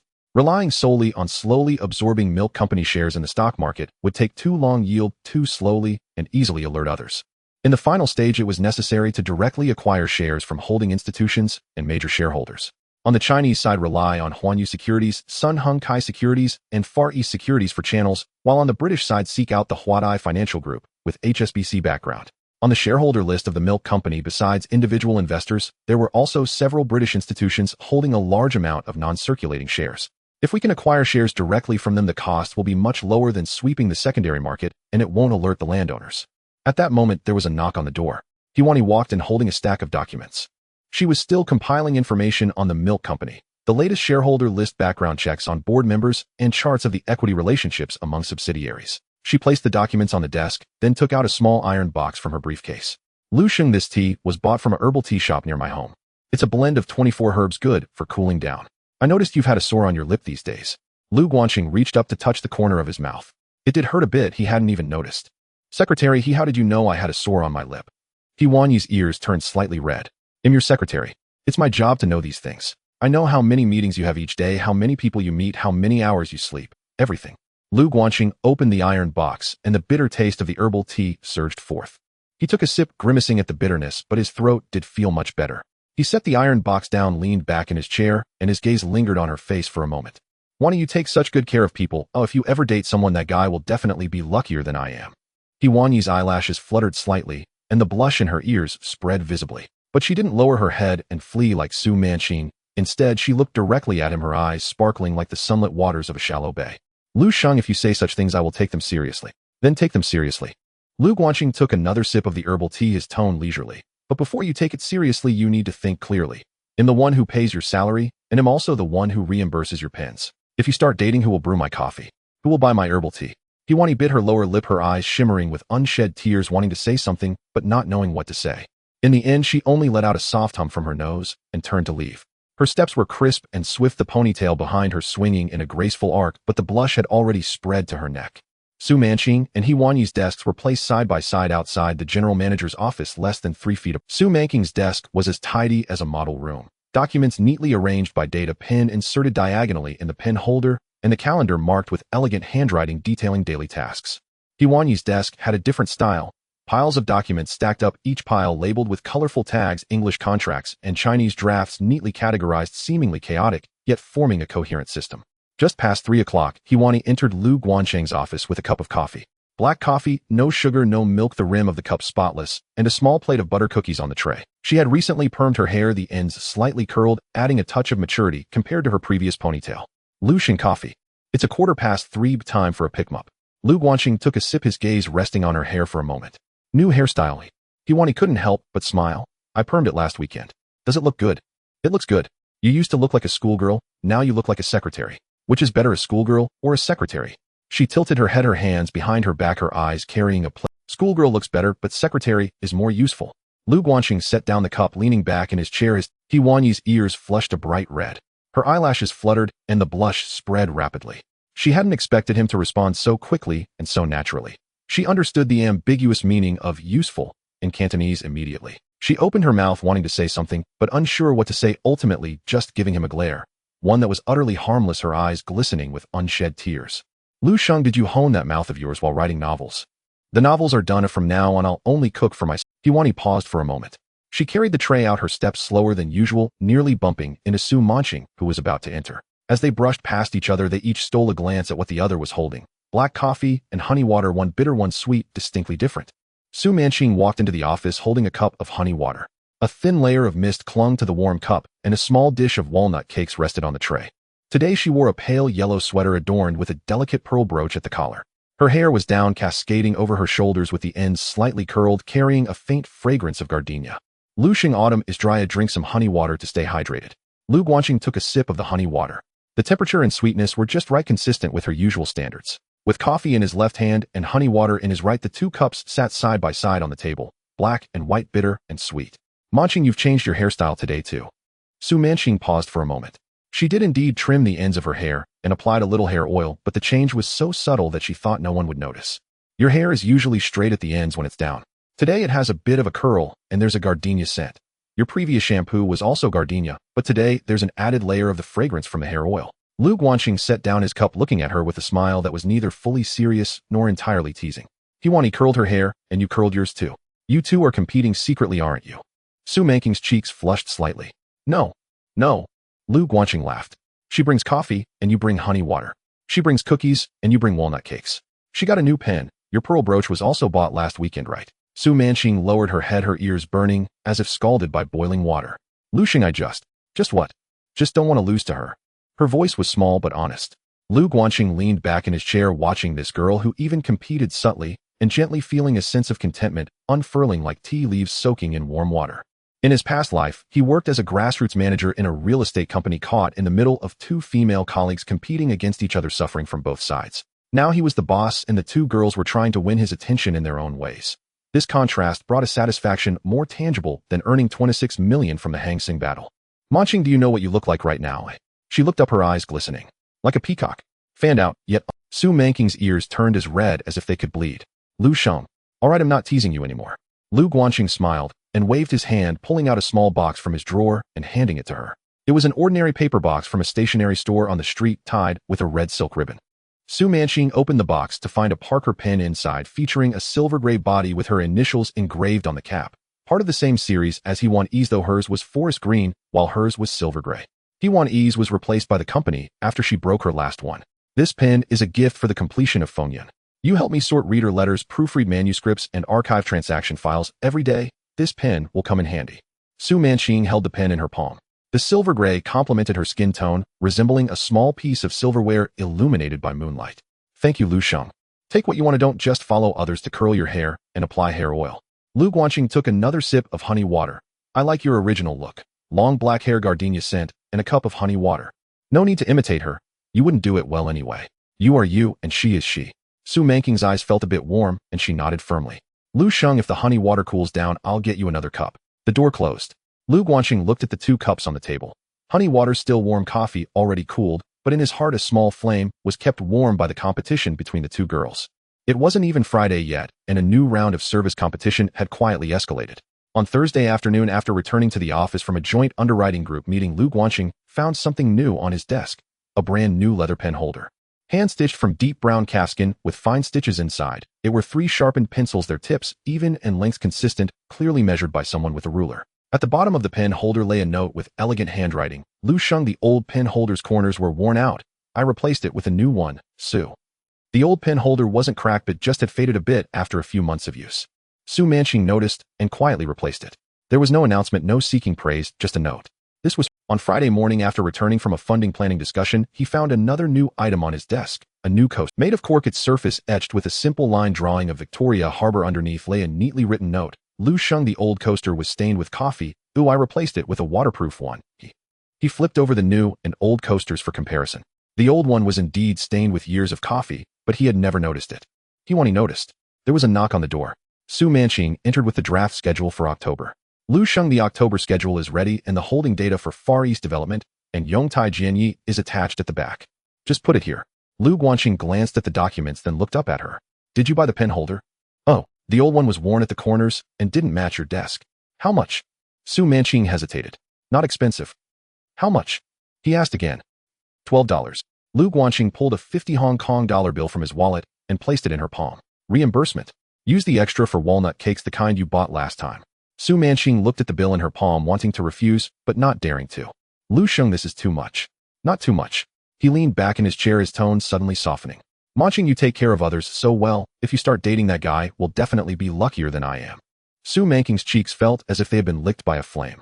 Clutching the $50 bill tightly, she lowered her head and quickly exited, nearly bumping into He-Wan-E, who was about to enter. He-Wan-E's gaze lingered on the bill, peeking from Su Manqing's palm for a moment, her brow slightly raised as she entered, holding a freshly brewed cup of coffee.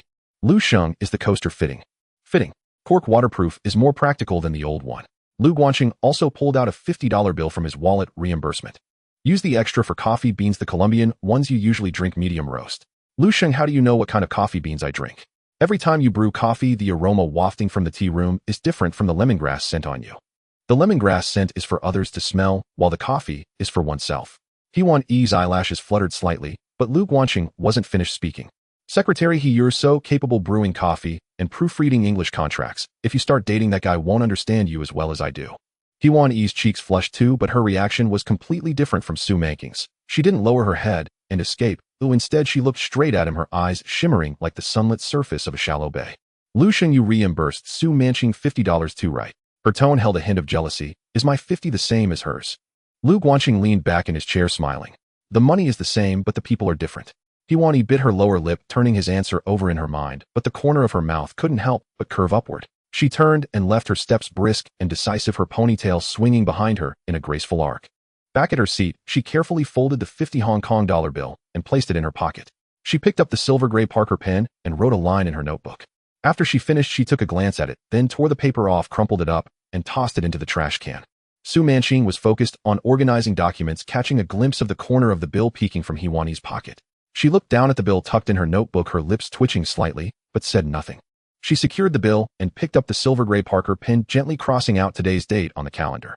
Lu Guanxing leaned back in his chair, looking through the half-open office door at the two girls, each engrossed in their tasks. Su Manqing was sorting files with her slightly curled Insta-gold chain around her neck glimmering softly under the fluorescent light. He was typing a reply in English on the typewriter, her newly curled hair swaying gently above her shoulder, a Parker pen tucked in the pocket of her shirt, the forest green cap peeking out. The scent of the new pen holder's leather mixed with the soft aroma of the new coaster, mingling with the lingering fragrance of coffee and the sweetness of honey water, creating a small, unique olfactory museum that belonged solely to this office. The position one occupies determines one's perspective. In his past life, he was a grassroots manager sandwiched between two competing colleagues suffering from both sides. Now he was the boss, sitting amid 2 cups of drinks, 2 pens, and 2 newly acquired office supplies, one side gentle as water, the other passionate as fire, each trying to win his favor while maintaining their boundaries. This experience was more pleasurable than watching the numbers rise on the quote board. Outside the window, the neon lights of Central began to light up, the sign of Huanyu Securities glimmering in the night. The highlight of October was already on its way. Lu Guanqing took a sip of honey water, then a sip of coffee, bitter to refresh, sweet to linger, perfectly harmonious. On the last working day of September, as soon as the clock struck off-duty time, the office of Huanyu Securities gradually emptied. Lu Guanqing stepped out of his office and saw Su Manqing still organizing her documents. Huani had already left. She had dinner plans with an old classmate tonight, and before leaving, she placed a box of herbal tea bags on Su Manqing's desk without saying a word. "Manqing, let's go. They'll treat you to dinner."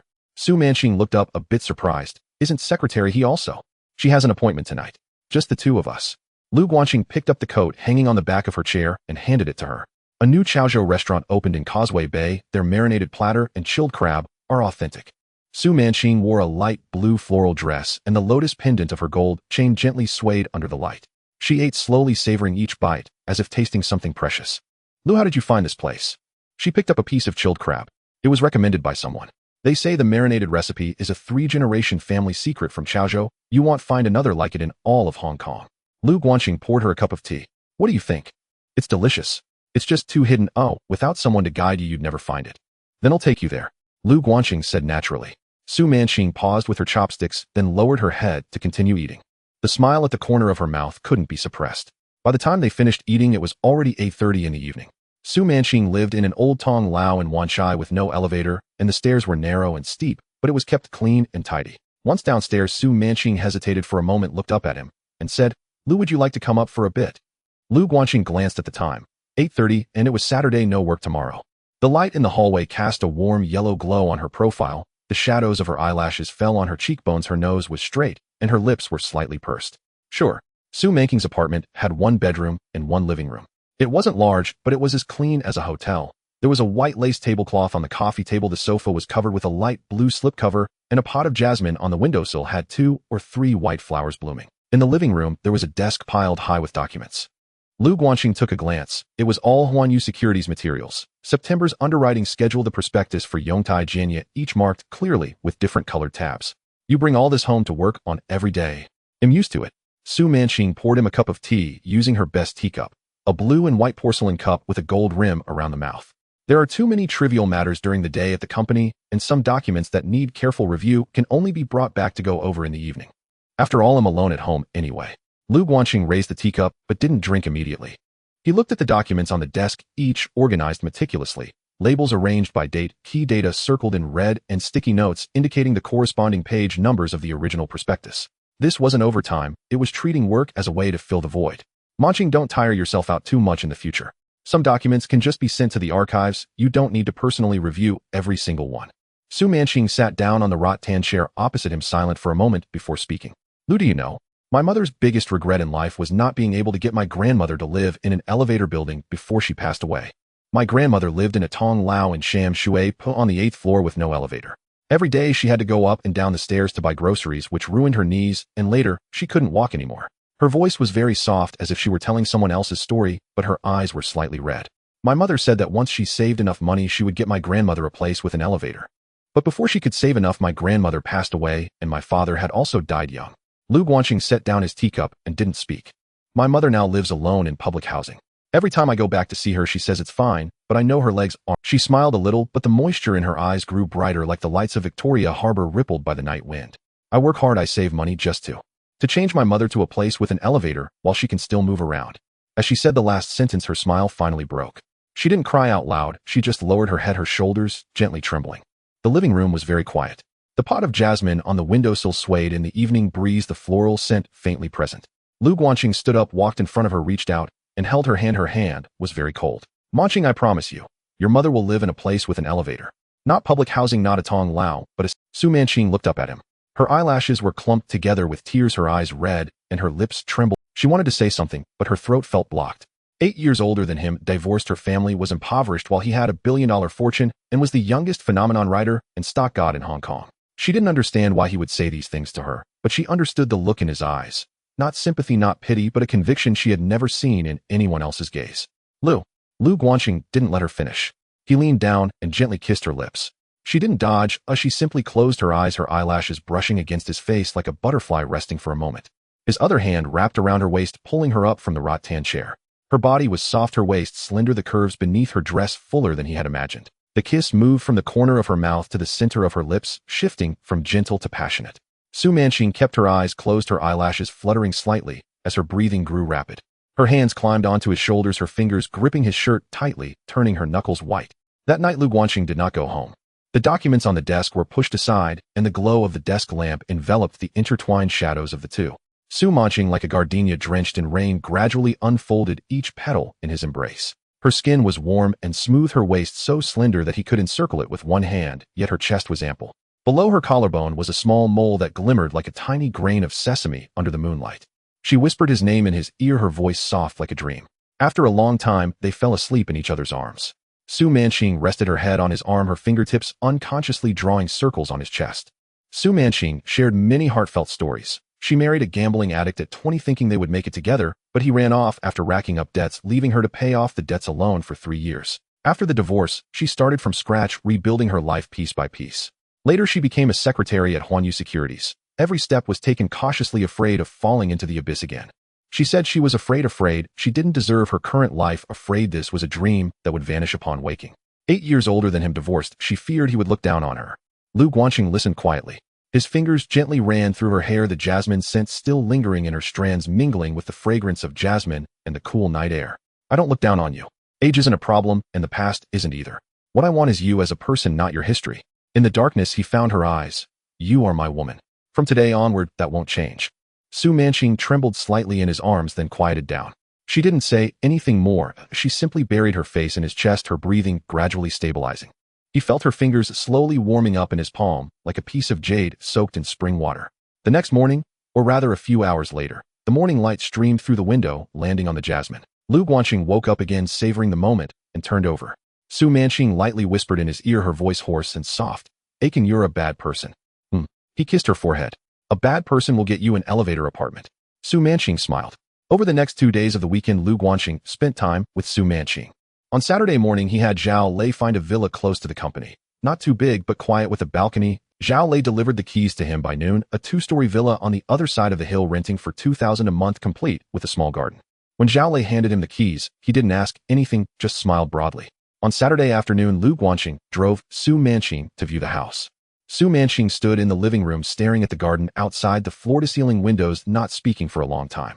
This will be where you live from now on. Lu Guanqing placed a key in her palm. It's a 10-minute walk to the company, no stairs to climb.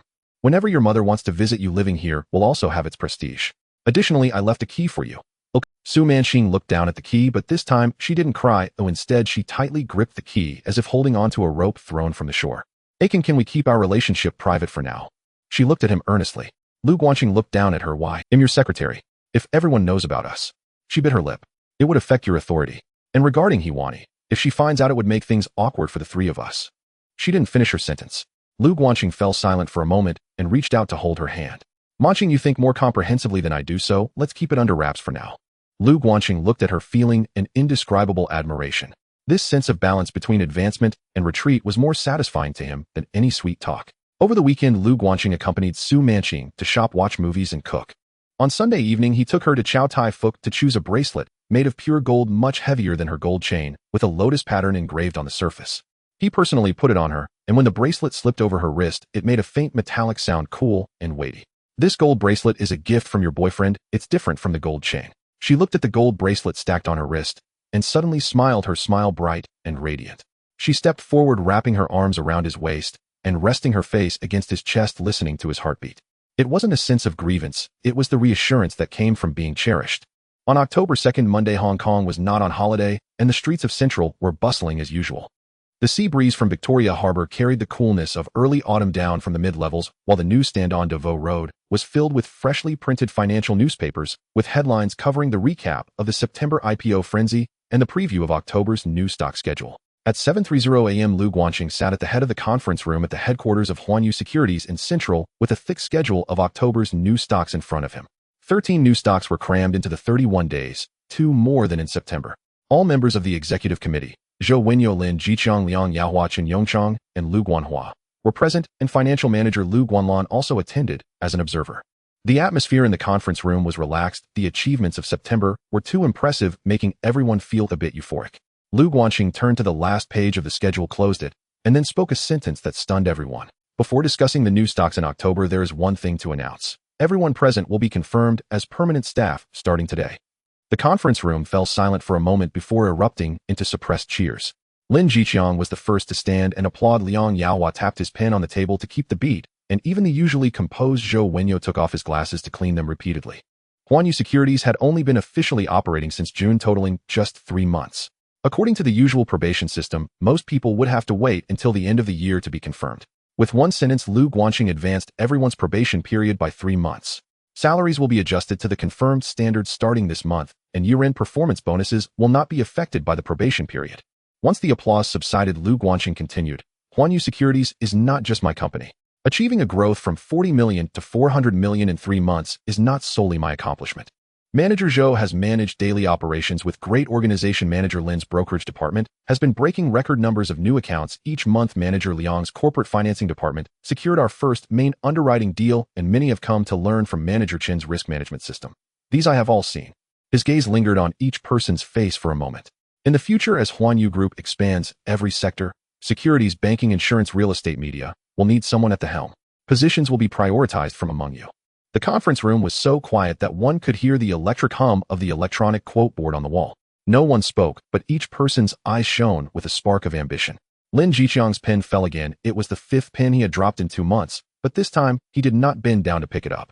He simply looked at Lu Guanqing, his mouth slightly agape, like a believer who had heard a prophecy. After laying out the vision, Lu Guanqing reopened the schedule. All right, now let's talk about the new stocks in October. Liang Yaohua stood up and walked to the whiteboard, circling 3 names with his pen. Baoguang Industrial listed today, October 2nd. Kowloon Group, October 12th. Ingjun Group, October 26th. His pen pointed at the 3 names and turned, speaking rapidly. Baoguang Industrial is the leader in Hong Kong's watch industry and the core agent for Seiko in Japan, with 3 consecutive years of profitable growth before listing. The issue price is 0 Hong Kong dollars. 65, with a price-to-earnings ratio of 8 to 10 times, more than 30% below the market average. The fundamentals are solid and the valuation has a thick safety cushion. Kowloon Group, one of the 5 major Hong Kong real estate companies founded by the Chun brothers, holds a substantial land reserve in the core area of Kowloon and several mature rental properties before going public, with a price-to-earnings ratio of only 11 times. Real estate stocks are the main line of the current bull market, and Kowloon is the best quality among the real estate IPOs in October. Ingjun Group, founded by Luo Ingshur, operates both residential and industrial real estate, and has already secured multiple industrial and residential plots in Kowloon before going public, with a low price-to-earnings ratio of only 10 times. Zhou Wenyo added, the remaining 10 stocks are all small caps with industries spread across manufacturing, commerce, and shipping. Following the existing model, allocation plus incremental shares selling in batches once a 50 increase is achieved on the first day. No need to heavily invest, but every company must be involved. For Kowloon and Ingjun Group, it is advisable to hold heavily. The 5 major real estate companies are the core engine of this bull market, with Kowloon's land reserves and rental properties in Kowloon being hard assets, while Yingjun's industrial real estate seizes the momentum of Hong Kong's industrialization. These 2 stocks should not only be subscribed to, but held as a base. Lin Jiqiang interjected, the market sentiment in October is even hotter than in September. After the opening of the Cross Harbor Tunnel, funds are still flooding into the stock market. The trading hall of the Far East Association is packed like a can of sardines, and the application forms for new stocks are sold out. Retail investors are not selecting stocks now, they are seizing them. As long as it's a new stock, regardless of the industry or fundamentals, just grab it first.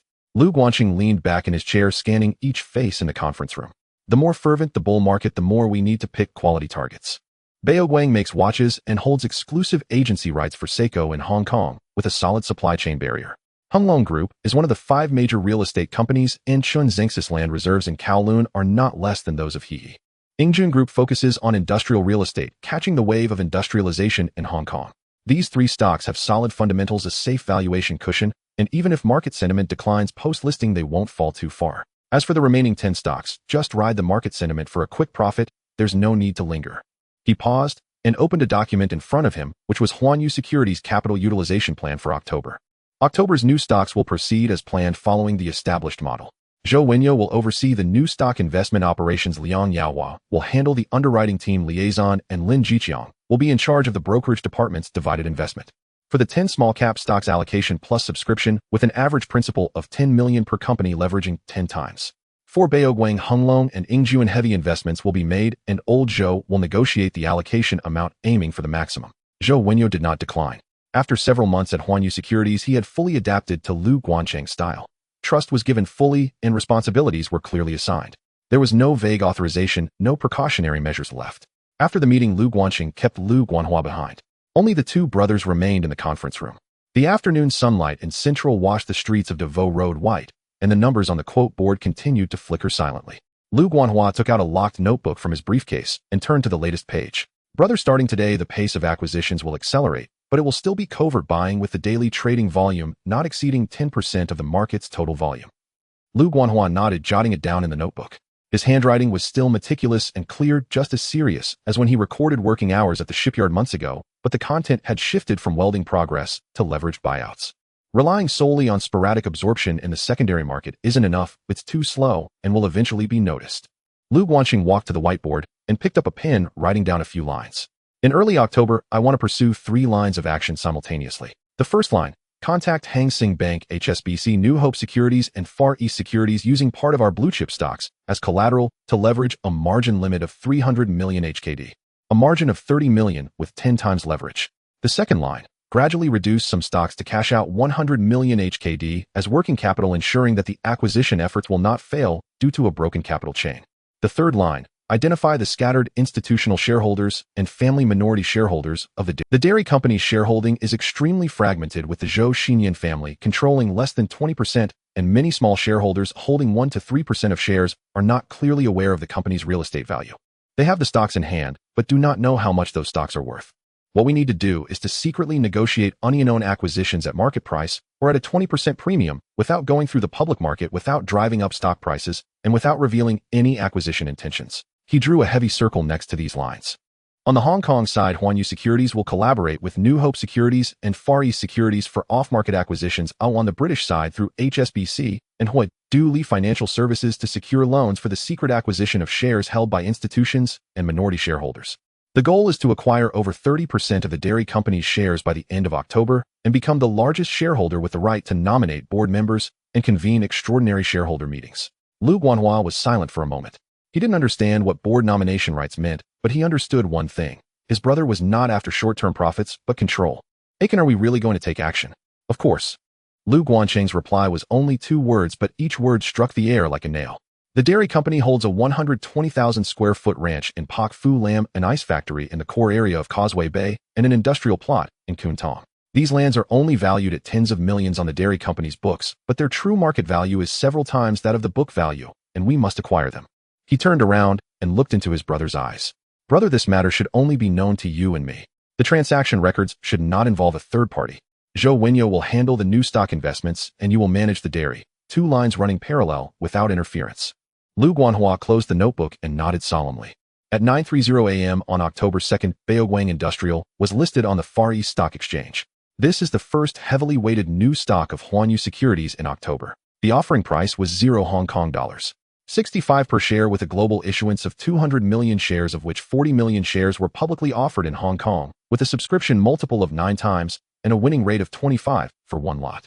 Baoguang Industrial is a leading company in Hong Kong's watch industry, holding exclusive agency rights for Seiko in Hong Kong, driven by both export and retail. It has achieved 3 consecutive years of positive profit growth before the listing, with an issuance price-to-earnings ratio of only 8 to 10 times, more than 30% below the market average. With a subscription multiple of 9 times and a winning rate of 25 for 1 lot, the supply chain and channel barriers are solid. The opening price was 0 Hong Kong dollars. 95, which is 46 higher than the offering price. The noise in the trading hall surged in from Davos Road into the trading room of Huanyu Securities. The stock price continued to climb 0.981001, 0.51, peaking at 1 Hong Kong dollar. 1, an increase of 69. Sell in batches above 0.95. Zhou Wenyo sat at the main position in the trading room. This was his first time independently directing the operation of a heavily weighted new stock on its debut day. Lu Guanqing was not present. He only came to the trading room for a brief moment during the opening, glanced at the quotation board, patted Zhou Wenyo on the shoulder, said it's up to you now, and turned back to his office. Trust is not merely spoken, it is about entrusting real assets to others. The stock price of Baoguang Industrial fluctuated violently between 0 Hong Kong dollars 95 and 1 Hong Kong dollar 1, while Huanyu Securities gradually withdrew its holdings. Every sell order was instantly swallowed by a surge of buy orders. Allocations, warehouse subscriptions, dark market bulk purchases, and batch selling on the first day. The entire model had been in operation for 3 months, running as smoothly as a precision instrument, with every link fitting tightly. At the end of trading, the stock price slightly retreated, ultimately closing at 0 Hong Kong dollars 98, with a first day increase of 51. The total transaction volume for the day was approximately 32 million Hong Kong dollars, with a turnover rate exceeding 30%. After the stock price drops by back part of it in batches below 0 Hong Kong dollars 9 for long-term allocation, Zhou Wenyo issued instructions to Chun Guochang, his tone calm and assured.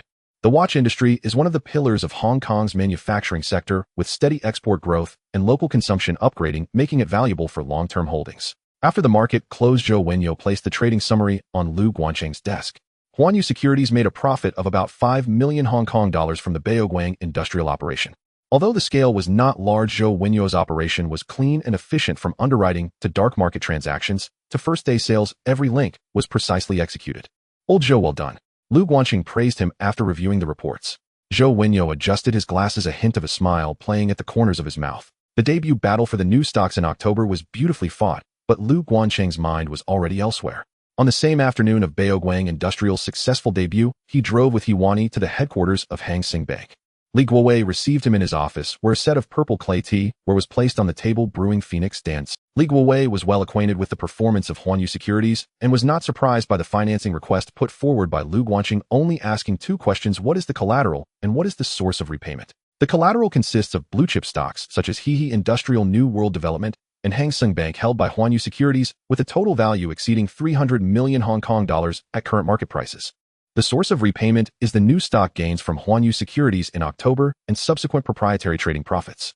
Lu Guanqing's response was concise and precise. Li Guowei was silent for a few seconds, took a sip from his teacup, then smiled. Mr. Lu, Hang Seng Bank's credit limit for Huanyu Securities has been raised to 200 million Hong Kong dollars. With a 10-fold leverage, the interest rate will be at a preferential rate. The next morning, in the office of Macaulay, the general manager of Huaduo Li Financial Company, the panoramic view of Victoria Harbor was visible through the floor-to-ceiling windows, while inside was a mahogany desk and a wall full of financial yearbooks. Macaulay, in his 50s with silver-gray hair, spoke with an Edinburgh accent in English. Having immersed himself in the Asian financial scene for 20 years, he was thoroughly familiar with the equity structures of every listed company in Hong Kong. The 200 million Hong Kong dollars credit from Hang Seng is just the first route. The second route is with Huaduo Li Financial Company. The next morning, Lu Guanqing entered the office of Macaulay, the general manager of Huaduo Li Financial Company, with Huani. The panoramic view of Victoria Harbor was visible through the floor-to-ceiling windows, while inside was a mahogany desk and a wall full of financial yearbooks. Macaulay, in his 50s with silver-gray hair, spoke with an Edinburgh accent in English. He had been immersed in the Asian financial scene for 20 years and knew the equity structures of every listed company in Hong Kong like the back of his hand. Mr. Lu, I've heard Li Guowei mention you. Macaulay took out 2 crystal glasses from the liquor cabinet and poured 2 glasses of whiskey. Macallan, 12 years, a Scottish tradition of hospitality. Your achievements in these 6 months are more impressive than my 20 years in mergers and acquisitions in the Asian financial scene. Lu Guanqing did not beat around the bush, nor did he touch the glass of whiskey. He took out a document from his briefcase and placed it on the mahogany desk. Mr. Macaulay, I am here today to discuss a transaction. Macaulay raised his eyebrows slightly. He put down his glass and interlocked his fingers on the desk, adopting a listening posture. First, Huaduo Li will provide a bridge loan of 200 million Hong Kong dollars to Huanyu Securities for equity acquisition. The interest rate will be the interbank lending rate plus 1 point with a term of 3 months. The collateral will be the stocks themselves. After the acquisition is completed, the acquired equity will be directly pledged under Huaduo Li's name, and the risk is fully controllable. My tone is calm. Secondly, Huaduo Li will help me secretly acquire shares from several British institutional shareholders of the milk company. As far as I know, among the shareholders of the milk company, there are 3 British trust funds and 2 local family offices, each holding between 1 and 3. They are not very interested in the long-term returns of the dairy industry and prefer to cash out at high market positions. Macaulay's expression changed. He picked up the document and opened it, which listed the main shareholders of the milk company, the shareholding ratios of each institution, entry times, and approximate cost ranges clearly marked. The level of detail in this intelligence far exceeds any public research report on the market. Mr.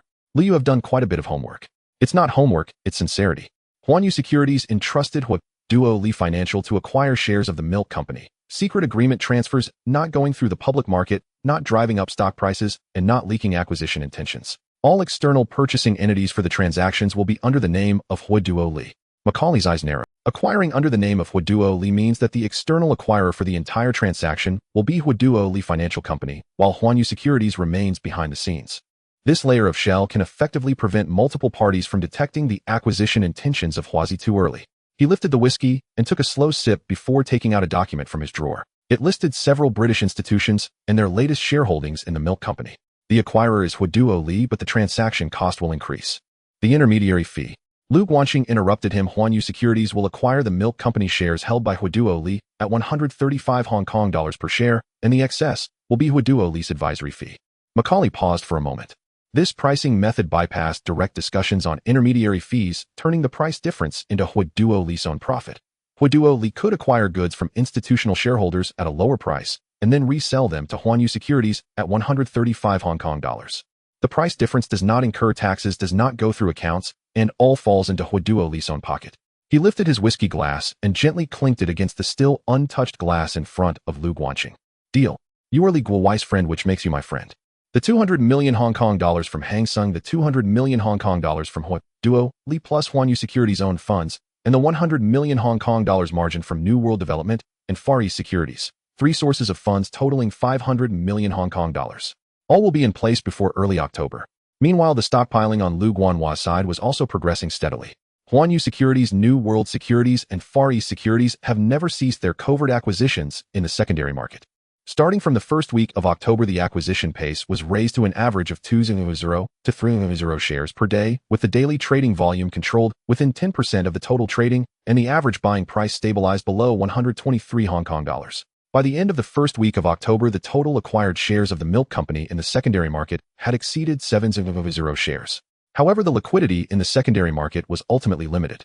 The total share capital of the milk company is 8 million shares, of which about 10% is held by the Zhou Xinyan family, and a portion is long-term locked by British institutions, leaving only 3 to 4 million shares genuinely circulating in the market. Huanyu Securities was already nearing the upper limit of covert accumulation by consuming 10% of the trading volume daily. Increasing efforts further would attract the attention of market makers, and taking another step forward would be like startling the snake by beating the grass. A different path must be taken, directly negotiating acquisitions with holding institutions and large shareholders. Brother, from now on, shift the focus from the secondary market to negotiated acquisitions. The British institutions contacted by Huaduo Li have already responded. You will handle it personally. For the small shareholders and family accounts from Huazi's side, let New World Securities and Far East Securities negotiate separately. The price will be uniformly reported at a 10% premium over the market price, and the confidentiality agreement will take effect immediately after signing. All transfers must be completed before October 25th. Lu Guanhua closed his notebook, nodded solemnly, and turned to leave. On October 12th, the Hang Lung Group was simultaneously listed on the Hong Kong Stock Exchange, the Far East Club, and the Gold and Silver Exchange. The Hang Lung Group is one of the 5 prominent players in the Chinese real estate sector, founded by Chun Zingxi in 1960. Before the listing, it already owned 5 residential projects for sale and 4 mature rental properties with land reserves in the core area of Kowloon, ranking first among medium-sized real estate companies in Hong Kong. The offer price was 3 Hong Kong dollars 78 per share, with a public offering of 25 million shares and a subscription rate of 4 times, resulting in an issuance price-earnings ratio of 11 times, far lower than the average level of 18 to 25 times for real estate stocks at that time. The valuation cushion was as thick as an iron plate, with very little room to fall and a large potential for upward movement. The opening price was 4 Hong Kong dollars 6, which was 22 higher than the issuance price. During trading, it peaked at 5 Hong Kong dollars 2, closing at 4 Hong Kong dollars 85, with a first day increase of 28. The trading volume was 120 million Hong Kong dollars, ranking among the top 3 in Hong Kong's trading volume that day.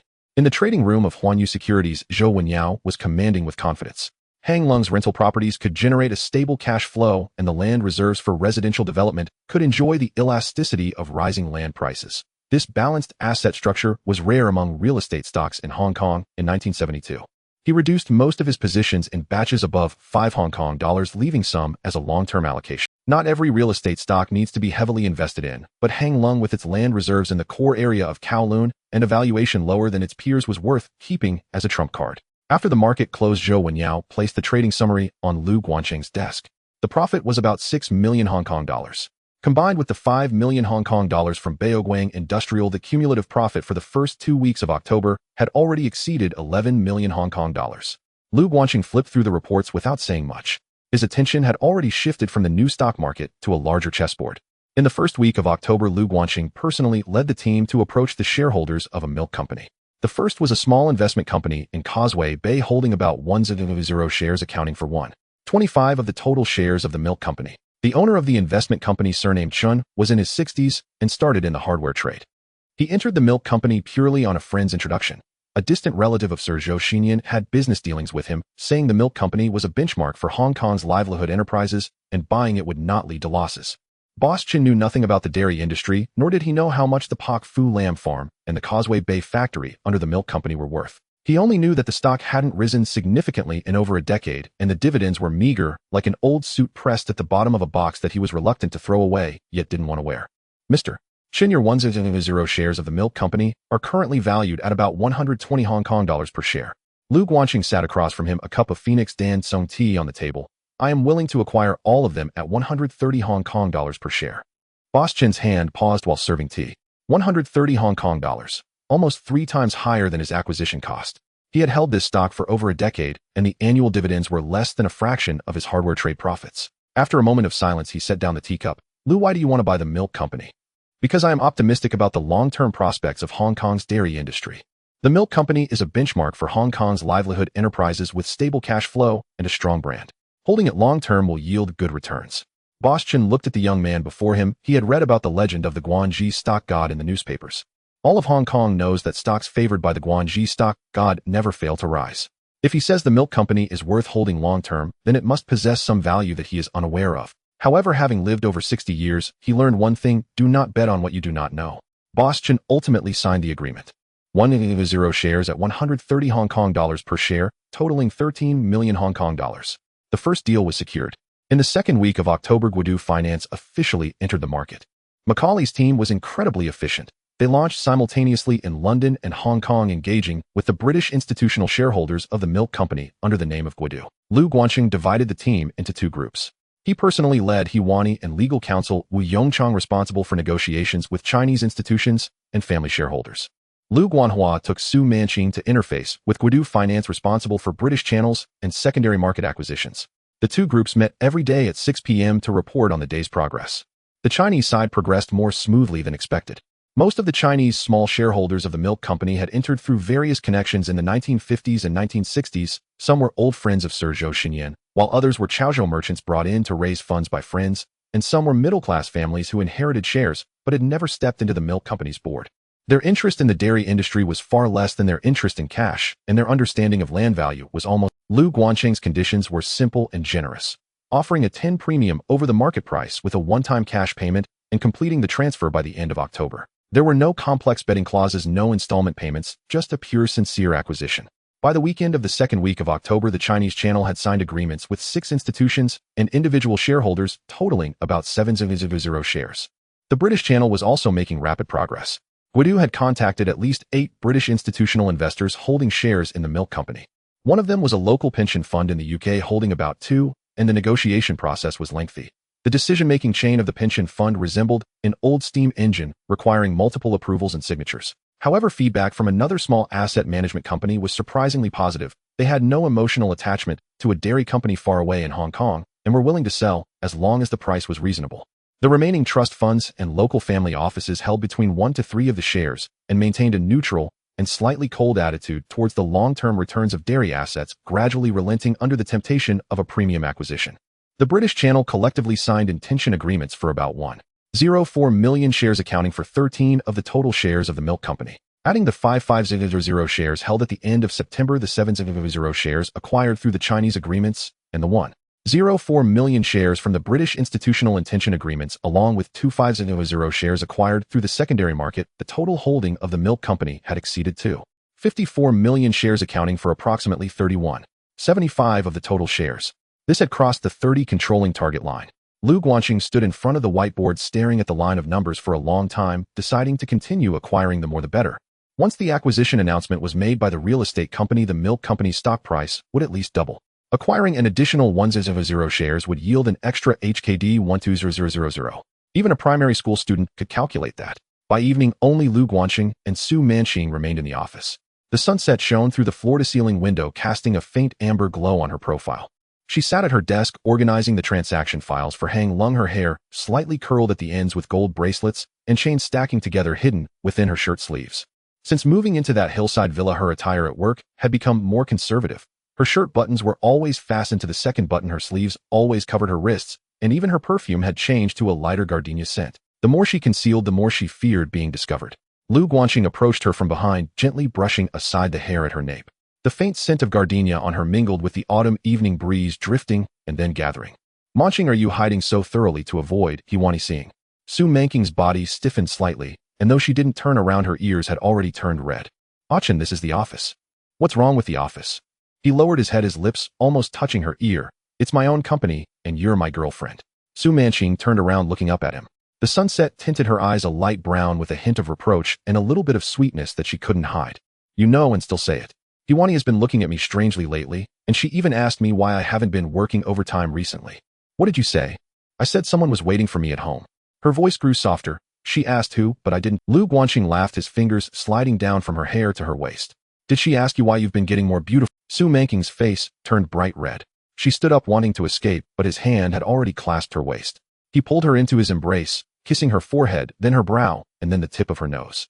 She closed her eyes, her eyelashes lightly brushing against his face, tickling like the wings of a butterfly. His fingers slid down her waist, touching the warm and soft lines of her legs through the thin fabric of her skirt. Achin. Her voice trembled. The door isn't locked. There's no one outside. She stopped talking, her hands climbing onto his shoulders, her fingertips clutching his shirt tightly. The sunset streamed through the floor-to-ceiling windows, casting their shadows on the wall, merging into a silhouette indistinguishable from one another. In the distance, the surface of Victoria Harbor was dyed deep blue by the twilight, and a star ferry slowly passed by, the sound of its whistle echoing far away like a voice from another world. She tiptoed and whispered in his ear, "Come to my place for dinner tonight." He kissed her earlobe. Okay. In the third week of October, Webnovel Finance Company struck again. Macaulay's London team secured deals with 3 British trust funds holding shares in the milk company. These 3 funds are relatively small, collectively holding about 5 of the shares, but they share a common trait. The fund managers are all familiar acquaintances of Macaulay from Edinburgh. Webnovel is renowned for its mergers and acquisitions consulting in Hong Kong, but in London, it's Macaulay's connections that are the true currency. The transaction structure followed the previous model. Webnovel signed confidentiality agreements with the sellers as an intermediary, with all trades conducted through off-market agreements, avoiding the secondary market and preventing stock price inflation. The acquisition price was uniformly calculated at a 10 premium over the market price, and the identity of the sellers and details of the transactions were kept strictly confidential. By the weekend of the third week of October, Webnovel had acquired a total of 1.48 million shares of the milk company, accounting for 18.5% of the total share capital. When Macaulay called, his tone was laced with the characteristic dry humor of a Scotsman. Mr. Lu, the 200 million Hong Kong dollars had been spent. Webnovel's clients had made a very lucrative deal. They cashed out on the milk company's shares at nearly 3 times the price at which they were listed. Lu Guanqing held the phone, quickly calculating in his mind.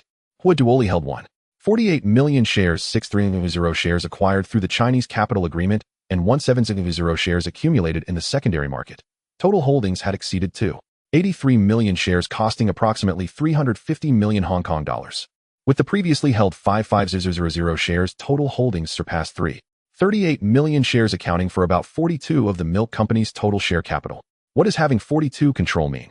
It means that if GD initiates a takeover, the equity held by Huanyu Securities is sufficient to sway the outcome of the acquisition. It means that when Kai-Sik slams the table during board meetings, Lu Guanqing can render his calculations futile. It means that in the shadow war between Iha and Chinese capital, a 16-year-old boy has quietly turned the chessboard upside down. Mr. Macaulay, Lu Guanqing's voice remained steady as usual. Webnovel's cooperation ends here. The remaining transfer procedures will be handled by the legal department of Huanyu Securities. Also, please convey my gratitude to your team. After hanging up, Lu Guanqing opened his notebook and recalculated. The 5500 shares held before the end of September and the 6300 shares acquired through the Chinese capital agreement. 7,000 shares fewer than last week as one minor shareholder backed out at the last minute. Lu Guanqing did not insist and directly gave up as time is more precious than money. Webnovel acquired 1.48 million shares, and this week the secondary market added 170 shares with an average price of 123 Hong Kong dollars. The total holdings of the milk company have exceeded 3.93 million shares, accounting for about 49% of the total share capital with an expenditure of 420 million Hong Kong dollars. The total funds from three sources amounted to 500 million Hong Kong dollars, spending over 80. The holdings of the milk company are approaching 50, a ratio sufficient to veto any major resolutions at the shareholders' meeting and to hold absolute initiative in the takeover battle. But it's still not enough. In the historical battle for GDI's acquisition of the milk company, the ultimate winner was GD. The real estate flagship under IHA successfully gained control of the milk company by exchanging 2 shares of GD for 1 share of milk, acquiring the land of Pak Fu Lam Ranch and the factory in Causeway Bay. If history were to repeat itself, the 49% stake held by Huanyu Securities would be diluted by GDI's share exchange offer. What Lu Guanqing wants is not to sit and wait for disaster, but to secure a seat at GDI's table before history repeats itself. Starting from the 3rd week of October, Lu Guanhua began to monitor 2 quote boards. Those of the milk company. GDI's stock price has also been gently rising since September. Before taking action, the acquirer will definitely stockpile the target's shares. If GD wants to acquire the milk company, its own stock price will also be raised in tandem. Because post-acquisition GDI's asset scale and profitability will take a major leap and the market will rush to accumulate shares ahead of time. Lu Guanqing's judgment was simple: GDI's stock would certainly rise. Instead of waiting for the announcement to chase high prices, why not start secretly accumulating shares now? The operation of accumulating GDI's stock in the secondary market officially began in the 3rd week of October with an average price of about 86 Hong Kong dollars, and by the weekend of the 3rd week, approximately 500 shares had been acquired, costing about 43 million Hong Kong dollars. 2 pieces of leverage: 390 shares of the milk company in the left hand and 500 shares of GD in the right hand. The left hand represents the target being acquired bullish, the right hand represents the acquirer also bullish. Whether GDI's acquisition ultimately succeeds or fails, Huanyu Securities can profit from both sides. This is the true essence of hedging, not through options, but through the equity itself. In the 3rd week of October, the bullish sentiment of the Hang Seng Index remained high. Several small and medium-cap stocks were still waiting to go public on the new stock schedule, and Zhou Wenyao led the trading department to operate according to the established model: underwriting lock quotas, distributing subscriptions, secretly accumulating shares, and staggered exits on the first day. The precision honed in September reached its peak in October, with each new stock operation as precise as a search. On the evening of Friday in the 3rd week of October, Lu Guanqing sat in his office with the latest holdings reports of the milk company and GD spread out before him. Over 400 million Hong Kong dollars were staked on the 2 stocks, with a leverage ratio exceeding 10 times. The credit from Hang Seng Bank and the bridging loan from Webnovel. Each transaction represented a documented debt accrual of interest every month.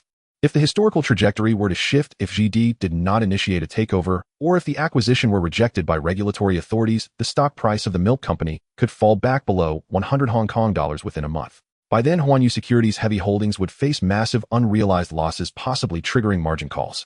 The greatest risk for a time traveler is not the uncertainty of the future, but the overconfidence that the future won't change. What if it does change?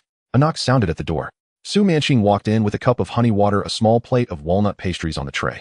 She placed the cup beside him, her gaze lingering for a moment on his furrowed brow. "Ah Chin, you haven't looked well these past few days." Lu Guanqing took a sip of the honey water and did not respond. He did not want to transfer his stress to her, but he could not hide his fatigue. After weeks of continuous work monitoring 2 quote boards daily, coordinating the movement of 3 sources of funds, signing agreements until his hands were sore, the redness in his eyes did not fade from morning to night. Su Manqing did not press him further. She moved behind him, her fingers gently pressing on his temples, slowly kneading. Her fingertips were warm and soft, the pressure just right, neither too light nor too heavy, as if she had measured the depth of his fatigue. "You once said this world owes you, and you must take it back with your own hands." Her voice was soft, like coaxing a child reluctant to sleep. Taking it back requires time and strength. When your strength runs out, rest a while before taking it back. I have plenty of time to wait for you. Lu Guanqing closed his eyes. Her fingers slid from his temples to the nape of his neck, gently kneading the stiff muscles. The office was quiet, only the electronic quote board on the wall silently scrolling the numbers of the Hang Seng Index. Her breathing was above him, even and prolonged, carrying the fragrance of gardenias. He reached out to grasp her wrist, pulling her from behind to sit on his lap. Su Manqing gasped softly but quickly quieted down, resting her hands on his shoulders, her forehead against his. Manqing over 400 million is riding on the milk company. His voice was soft, as if he were confessing this to someone for the first time. If it fails, Huan Yu Securities' assets will be liquidated, the villas will be taken by the bank, and everyone who has eaten with me will be out of work. Su Manqing was silent for a moment. Then she reached out to cup his face, making him look into her eyes. Achin, you moved from the Wooden House district to Central in less than a year. You earned what others would take 10 lifetimes to accumulate. You fed dozens of people following you, and you changed my mother to an elevator building. Even if you stop now, you are still the most capable person in all of Hong Kong. Her thumb gently traced his cheekbone, the tip touching the moisture seeping from the corner of his eye. But I know you won't stop. Because what you fear is not failure, it is missing out. So you keep moving forward, and when you are tired, lean on me. I can bear your weight. Lu Guanqing did not respond. He lowered his head, burying his face in her neck. The fragrance of gardenias mixed with her body heat, enveloping him like a soft shell. His fingers slid from her back to the hem of her skirt. She was wearing a dark blue skirt today, soft fabric, her knees exposed, and no stockings on her legs. His hand rested on her knee palm against her slightly cool skin, then gently slid up her calf, his fingertips brushing against the soft fabric inside her skirt. Su Manqing's breath became erratic. She wanted to say something, but her throat only let out a low sigh. He lifted his head and kissed her, his fingers gently caressing under her skirt, alternating between light and firm pressure. Su Manqing closed her eyes, gripping his shirt's shoulders tightly, her knuckles turning white. Outside the office window, the lights of Central flickered, and the tide of Victoria Harbor rose and fell in the darkness again and again. Her skirt was wrinkled, and her hair was damp with sweat sticking to her temples. After a long while, Su Manqing leaned against him, her voice soft and hoarse. Achin, this is called office harassment of the female secretary. After the harassment, I feel much better. He pulled her skirt down to smooth it out, his fingertips sliding over her calf, then gently pinching the inside of her knee, as if making the final adjustments to a crumpled piece of art. Let's have dinner at your place tonight. Su Manqing gently hit him, then buried her face in his chest, saying nothing more. The numbers on the electronic quote board continued to jump silently, but at that moment, those numbers no longer mattered to him. The outlet for pressure is not on the quote board, but in the warmth of a person's body. In the third week of October, the stock prices of the milk company and the real estate company were secretly vying against each other, with the circulating chips in the secondary market dwindling day by day. Lu Guanqing had completely shifted his focus to the upcoming acquisition battle, but on the morning of October 21st, Saturday, he still carved out half a day, not for a transaction, but to meet someone. Li Ka-shing. This name resonates like thunder in later generations, but in the autumn of 1972, Li Ka-shing was merely a mid-sized developer transitioning from plastic flowers to real estate. Chung Kong Holdings had yet to go public, valued at less than 300 million Hong Kong dollars, ranking last among the 5 tigers of real estate. However, Lu Guanqing knew that this person would eventually stand at the pinnacle of the business pyramid in Hong Kong and even Asia. Out of respect for the future, and also out of a judgment of the business itself, he felt it necessary to meet in person before Chung Kong Holdings went public. The meeting was arranged at Chung Kong Holdings' office in Central. Li Ka-shing personally welcomed him at the elevator, wearing a dark gray suit, a white shirt, no tie, and rolled-up sleeves revealing a slender forearm. He was not tall, with prominent cheekbones and slightly sunken eye sockets, his gaze gentle yet spirited. He spoke at a measured pace, with each word seeming to be carefully composed in his mind before being spoken. Mr. Lu, I have long admired you. I had my secretary copy your column on valuation methods for real estate stocks and post it on the office wall. Mr. Li, you flatter me. Lu Guanqing sat down across from him, with Huani taking in the simplicity of the office, so unadorned it didn't seem like a chairman's office of a public company. A wooden desk rattan shares a corner piled with project blueprints, and a map of the new territories hung on the wall, densely marked in red ink with land locations. Li Ka-shing noticed his gaze and smiled, saying, I don't believe in extravagance. Chung Kong Holdings is just starting out. Every penny must be spent on land.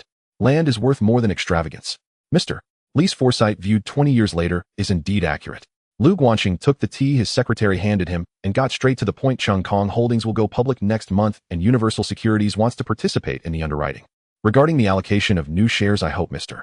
Li will consider. Li Ka-shing did not answer immediately. He took a slow sip of tea, his gaze lingering on Lu Guanqing's face for a moment. It is an honor for Chung Kong Holdings to have Universal Securities participate in the underwriting.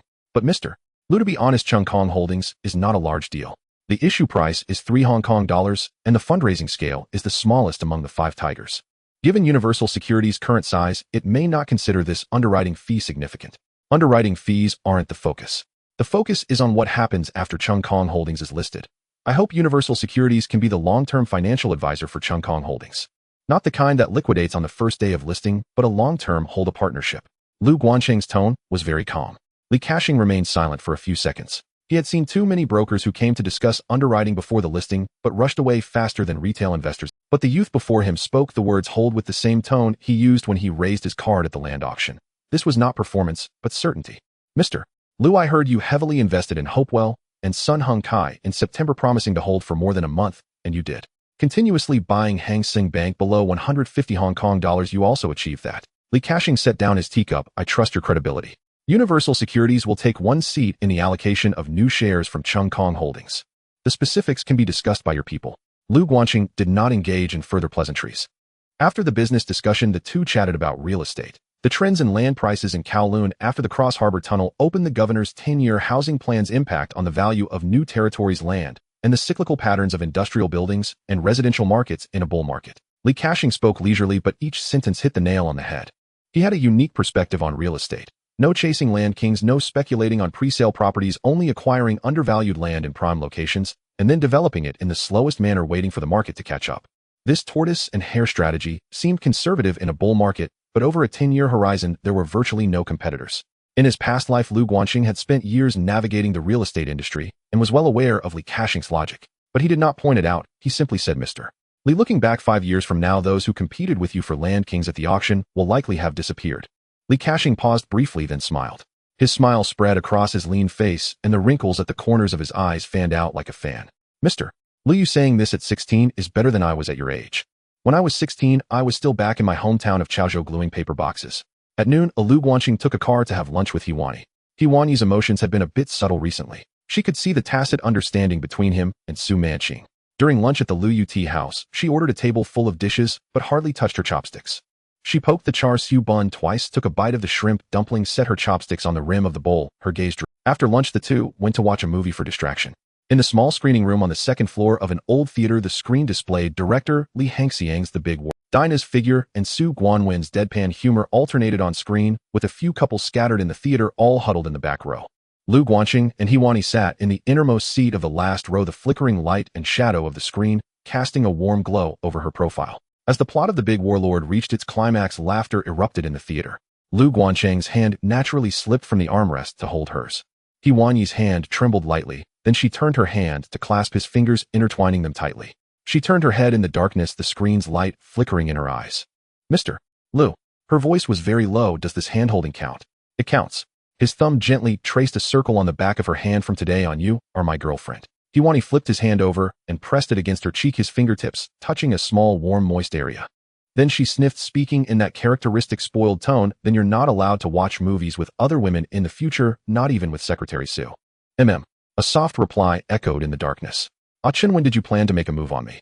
Her voice was very light in the dark. The day you walked in with coffee for the interview. Lu Guanqing turned his head, his lips nearly brushing against her earlobe. From the very first glance I thought about it. Hiwani's fingers quivered lightly in his palm. She lowered her head, her eyes shining in the darkness. Then why didn't you say it earlier? Why say it early when you would have run away? Her breathing became erratic. The plot on the screen was no longer of any concern. Lu Guanqing turned, cradling the back of her head, and lowered his head to kiss her. Hiwani's lips were as soft as he had imagined, the light red lip balm, carrying a faint sweet fragrance. Her response was not shy, but passionate and forceful. Her teeth accidentally grazed his lower lip, and he let out a soft hiss. Instead of retreating, she let out a muffled laugh and murmured, serves you right, near his lips. It was unclear who stopped first. Perhaps the sudden brightness of the light on the screen, or maybe the whispers from the couple in the back row reminded them that this was not a private space. Lu Guanqing slightly pulled back, resting his forehead against hers. Hiwani closed her eyes, her eyelashes lightly brushing against his face, a hint of uncontainable joy at the corners of her mouth. Wani, do you prefer me like this, sneaking in to watch movies with you and holding hands, or would you prefer me to openly call you my girlfriend in the office? Hiwani opened her eyes. In the darkness, her pupils shone remarkably bright, her gaze carrying a hint of characteristic arrogance mixed with a softness he had never seen before. I like both, but let's keep it under wraps in the office for now. Her fingers were still entwined with his. Let me stand more firmly first before making it public. I don't want others to think I got ahead because of the boss. I want them to know that Hiwani is capable on her own, and being your girlfriend is just a bonus. Lu Guanqing looked at her, a peculiar feeling arising in his heart. Su Manqing had said the same thing. But the motivations were completely different. Su Manqing didn't want to affect work, while Hiwani didn't want to be looked down upon. One was retreating, the other pushing forward, yet both pointed to the same person. He lowered his head and placed another kiss on her forehead. All right. After the movie, they strolled through a department store in Causeway Bay, where Lu Guanqing bought Hiwani a scarf. a cashmere one light camel-colored with a row of small rose patterns embroidered along the edge. Hiwani wrapped the scarf around her neck, looking at herself in the mirror from side to side, then turned and quickly pecked him on the cheek while standing on tiptoe. Hiwani's fingers gently brushed over the row of rose patterns on the edge of the scarf, the curve of her lips impossible to suppress. She pulled the scarf up to cover half her face, leaving only her bright and warm eyes exposed. After dropping Hiwani off at home in the evening, Lu Guanxing did not return to the villa, but drove to Su Manqing's place.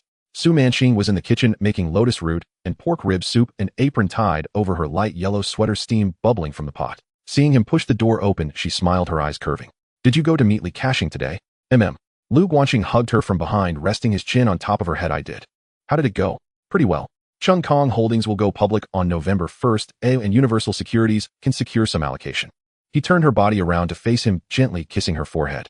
Su Manqing closed her eyes, holding the spatula in her hand, the smile on her face gradually spreading. Lu Guanxing tucked her hair behind her ear and softly asked, "May I stay here tonight?"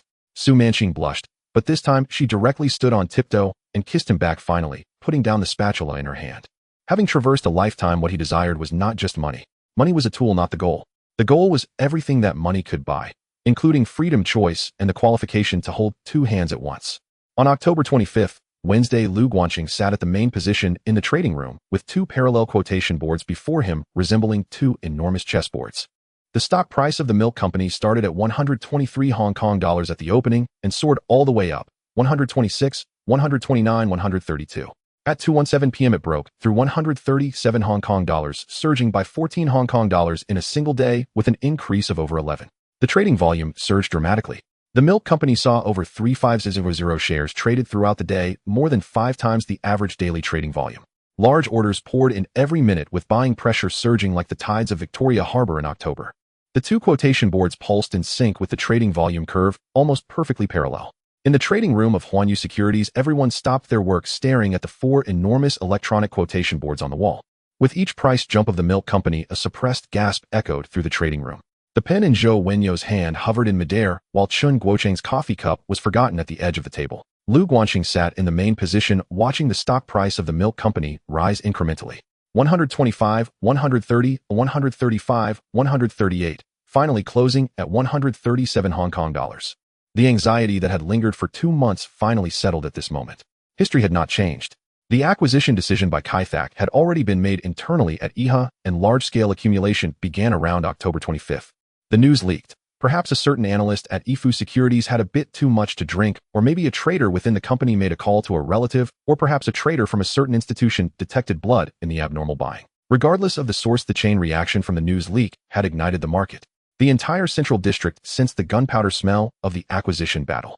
Lu Guanxing leaned back in his chair, exhaling a long breath. That anxiety had been building since the first week of September, piling up bit by bit, resulting in over 400 million Hong Kong dollars pressed down on the milk company. With a 10-fold leverage, the interest accumulated monthly would be in the millions. If history had deviated, if the company had not initiated the acquisition, if they suddenly changed their mind. All the ifs felt like needles pricking at the back of his head. But now there was no need to guess. The stock price does not lie. This anomaly on October 25th, with trading volume and price increase synchronized, indicated that the acquirer had already made a decision internally and began covertly accumulating in the secondary market. This was not market gossip nor mere speculative trading, it was a genuine scramble for shares. History had not changed. The acquisition of the milk company by the company was as scheduled. He stood up and walked to the whiteboard. The whiteboard was densely filled with the holding data from the past 2 months. 7 million shares of Hehe Industrial, 5 million shares of Sun Hung Kai Properties, 3 million shares of Far East Development, 2 million shares of Yongtai Construction, and 4 million shares pressed down on the milk company. Each number represented a black and white debt, and every penny carried interest. Brother, he dialed Lu Guanhua's extension. Effective immediately. Cease all covert operations. Everyone knows that institutions are scrambling for the milk company's stock. Continuing to be covert would be meaningless. The strategy from here is singular: scramble for shares. Secondary market, off-market, large-scale agreements. Milk and the company full-scale purchasing. Price ceiling. Milk under 145 Hong Kong dollars, company under 100 Hong Kong dollars. Within 3 trading days, acquire as much as possible. Lu Guanhua fell silent for a second on the other end of the line. Understood. He picked up the internal phone again to dial Liang Yaohua's number. All personnel in the corporate financing department stand by. For the next 3 days, all non-core business will be suspended and all manpower will focus on the agreement acquisition of milk and the company. That afternoon, Lu Guanxing convened a secret meeting of the executive committee of Huanyu Securities. Zhou Wenyao, Lin Jiqiang, Liang Yaohua, Chen Yongchang, and Lu Guanhua were all present with the blinds drawn and the meeting room door locked from the inside. Lu Guanqing laid out the holding data of the milk and the company on the table. Approximately 4 million shares of the milk company and about 750 shares of the company, with a total investment exceeding 500 million Hong Kong dollars. With a tenfold leverage, the monthly loan interest from Hang Seng Bank and Huaduoli was continuously accruing. The meeting room was so quiet that one could hear the ticking of the second hand on the electronic clock on the wall. Lin Jiqiang's pen dropped again, rolling under the table, but no one bent down to pick it up. Zhou Wenyao took off his glasses and wiped them with his sleeve. This was his habitual action every time he heard numbers exceeding expectations. Liang Yaohua's pen hovered in front of the whiteboard for a long time without falling. Chen Yongchang leaned back in his chair, arms crossed, brow furrowed, as if conducting a risk assessment. Lu Guanhua closed the notebook, his 10 fingers crossed on the table, knuckles slightly white from the pressure. This acquisition battle is divided into 2 phases. The first phase, continue purchasing. The secondary market and agreement acquisition will proceed simultaneously, aiming to increase the holding of the milk company to over 4 million shares within 3 days. Lu Guanqing's voice was steady as usual. The second phase, wait for the announcement. A formal acquisition announcement is expected to be made at the end of October, at which point the milk stock price will soar above 200 Hong Kong dollars. We will gradually reduce our positions to recover costs and lock in profits. Gentlemen, the milk acquisition battle has already begun. Lu Guanqing's voice was not loud, but each word pierced the air like nails. We have prepared for nearly 2 months, and now we are in the final sprint stage. The chips in the secondary market are dwindling, and the remaining institutional shareholders will become increasingly reluctant to sell. Huanyu Securities' target is to achieve a holding ratio of over 50 in the milk company before the formal acquisition announcement is made. Liang Yaohua adjusted his glasses and asked a crucial question. If they discover we are scrambling for shares, will they issue an announcement early? They will. But it won't be too early. An early announcement means incurring a higher acquisition cost. Acquisitions are never a blitzkrieg. They are a methodical trench warfare. Once they complete their internal processes, our chips will have already been locked in. After the meeting, Lu Guanhua led all trading department personnel into a relentless scrambling mode.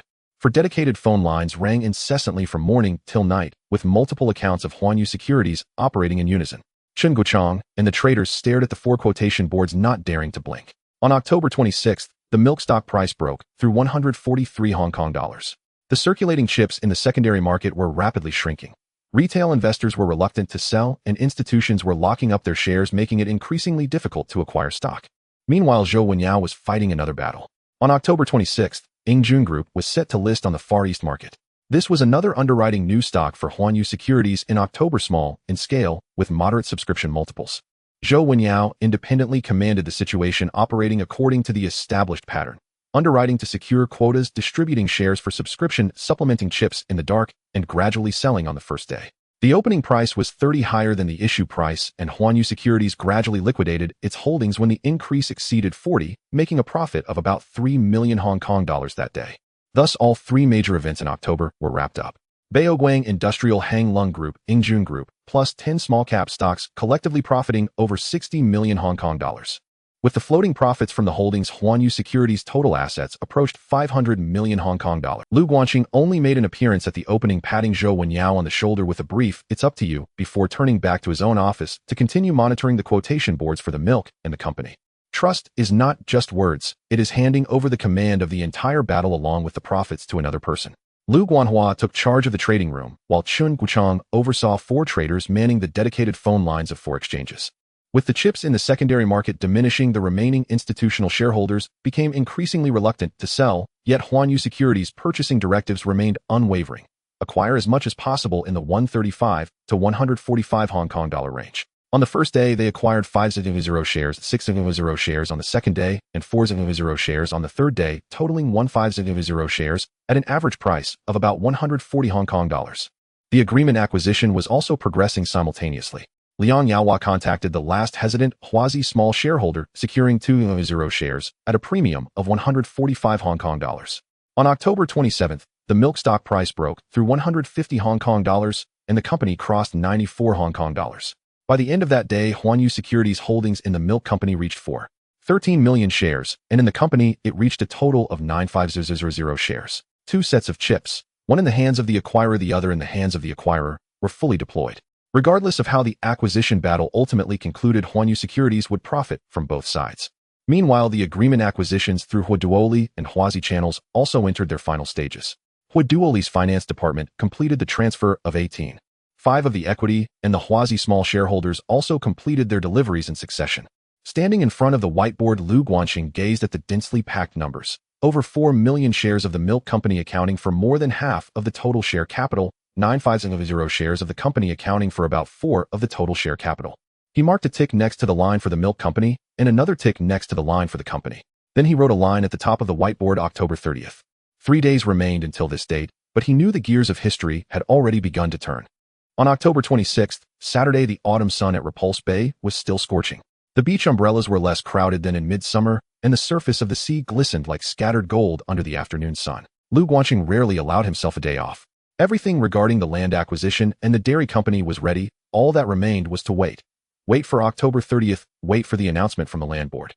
Waiting is the most testing, but having someone to accompany you during the wait is much better than enduring it alone. He Weiner volunteered to continue teaching him how to swim. When she emerged from the changing room at Repulse Bay, Lu Guanxing had already laid out a towel on the beach. The pale yellow one-piece swimsuit with crisscross straps on the back accentuated her shoulder blades like 2 folded wings. It was the same swimsuit she wore the last time she taught him.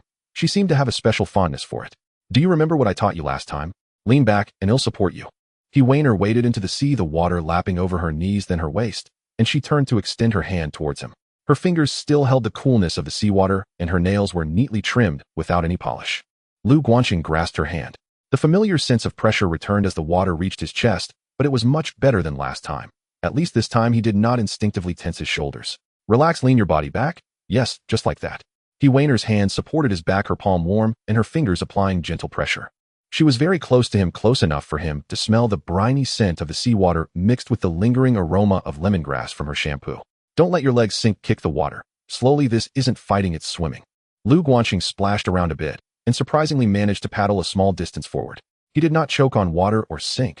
Although his posture resembled that of a drowning cat, at least he was making progress. He Weiner laughed nearby, not a subtle smile, but a bright, unrestrained laugh that revealed her perfectly aligned teeth, as radiant as the sun at Repulse Bay. What are you laughing at? Laughing at how beautifully you swim. She swam to his side, reaching out to tuck his damp hair behind his ear with a natural ease, as if she had done it 100 times before. You look like a cat that can swim. Cats can swim naturally, but you swim particularly beautifully. Lu Guanxing stood in waist-deep water, gazing at the girl before him. Water droplets clung to her eyelashes, her lips slightly whitened from soaking in seawater, yet her eyes sparkled like 2 mirrors reflecting the sky and sea along with his face. He reached out, wrapping his arms around her waist, pulling her closer. The seawater squeezed out a small warm space between them. Weiner, are you here to teach me how to swim, or to watch me make a fool of myself? Both, she replied, her hand resting on his shoulder as she looked up at him, a hint of a teasing smile on her lips. Teaching you how to swim is true, watching you make a fool of yourself is a bonus. Anyway, only I can see you make a fool of yourself. Lu Guanxing lowered his head and kissed her. The saltiness of the seawater mixed with the sweet scent of lemongrass on her lips like a glass of lemon soda with sea salt. Her arms slid from his shoulders to the back of his neck, fingers intertwining.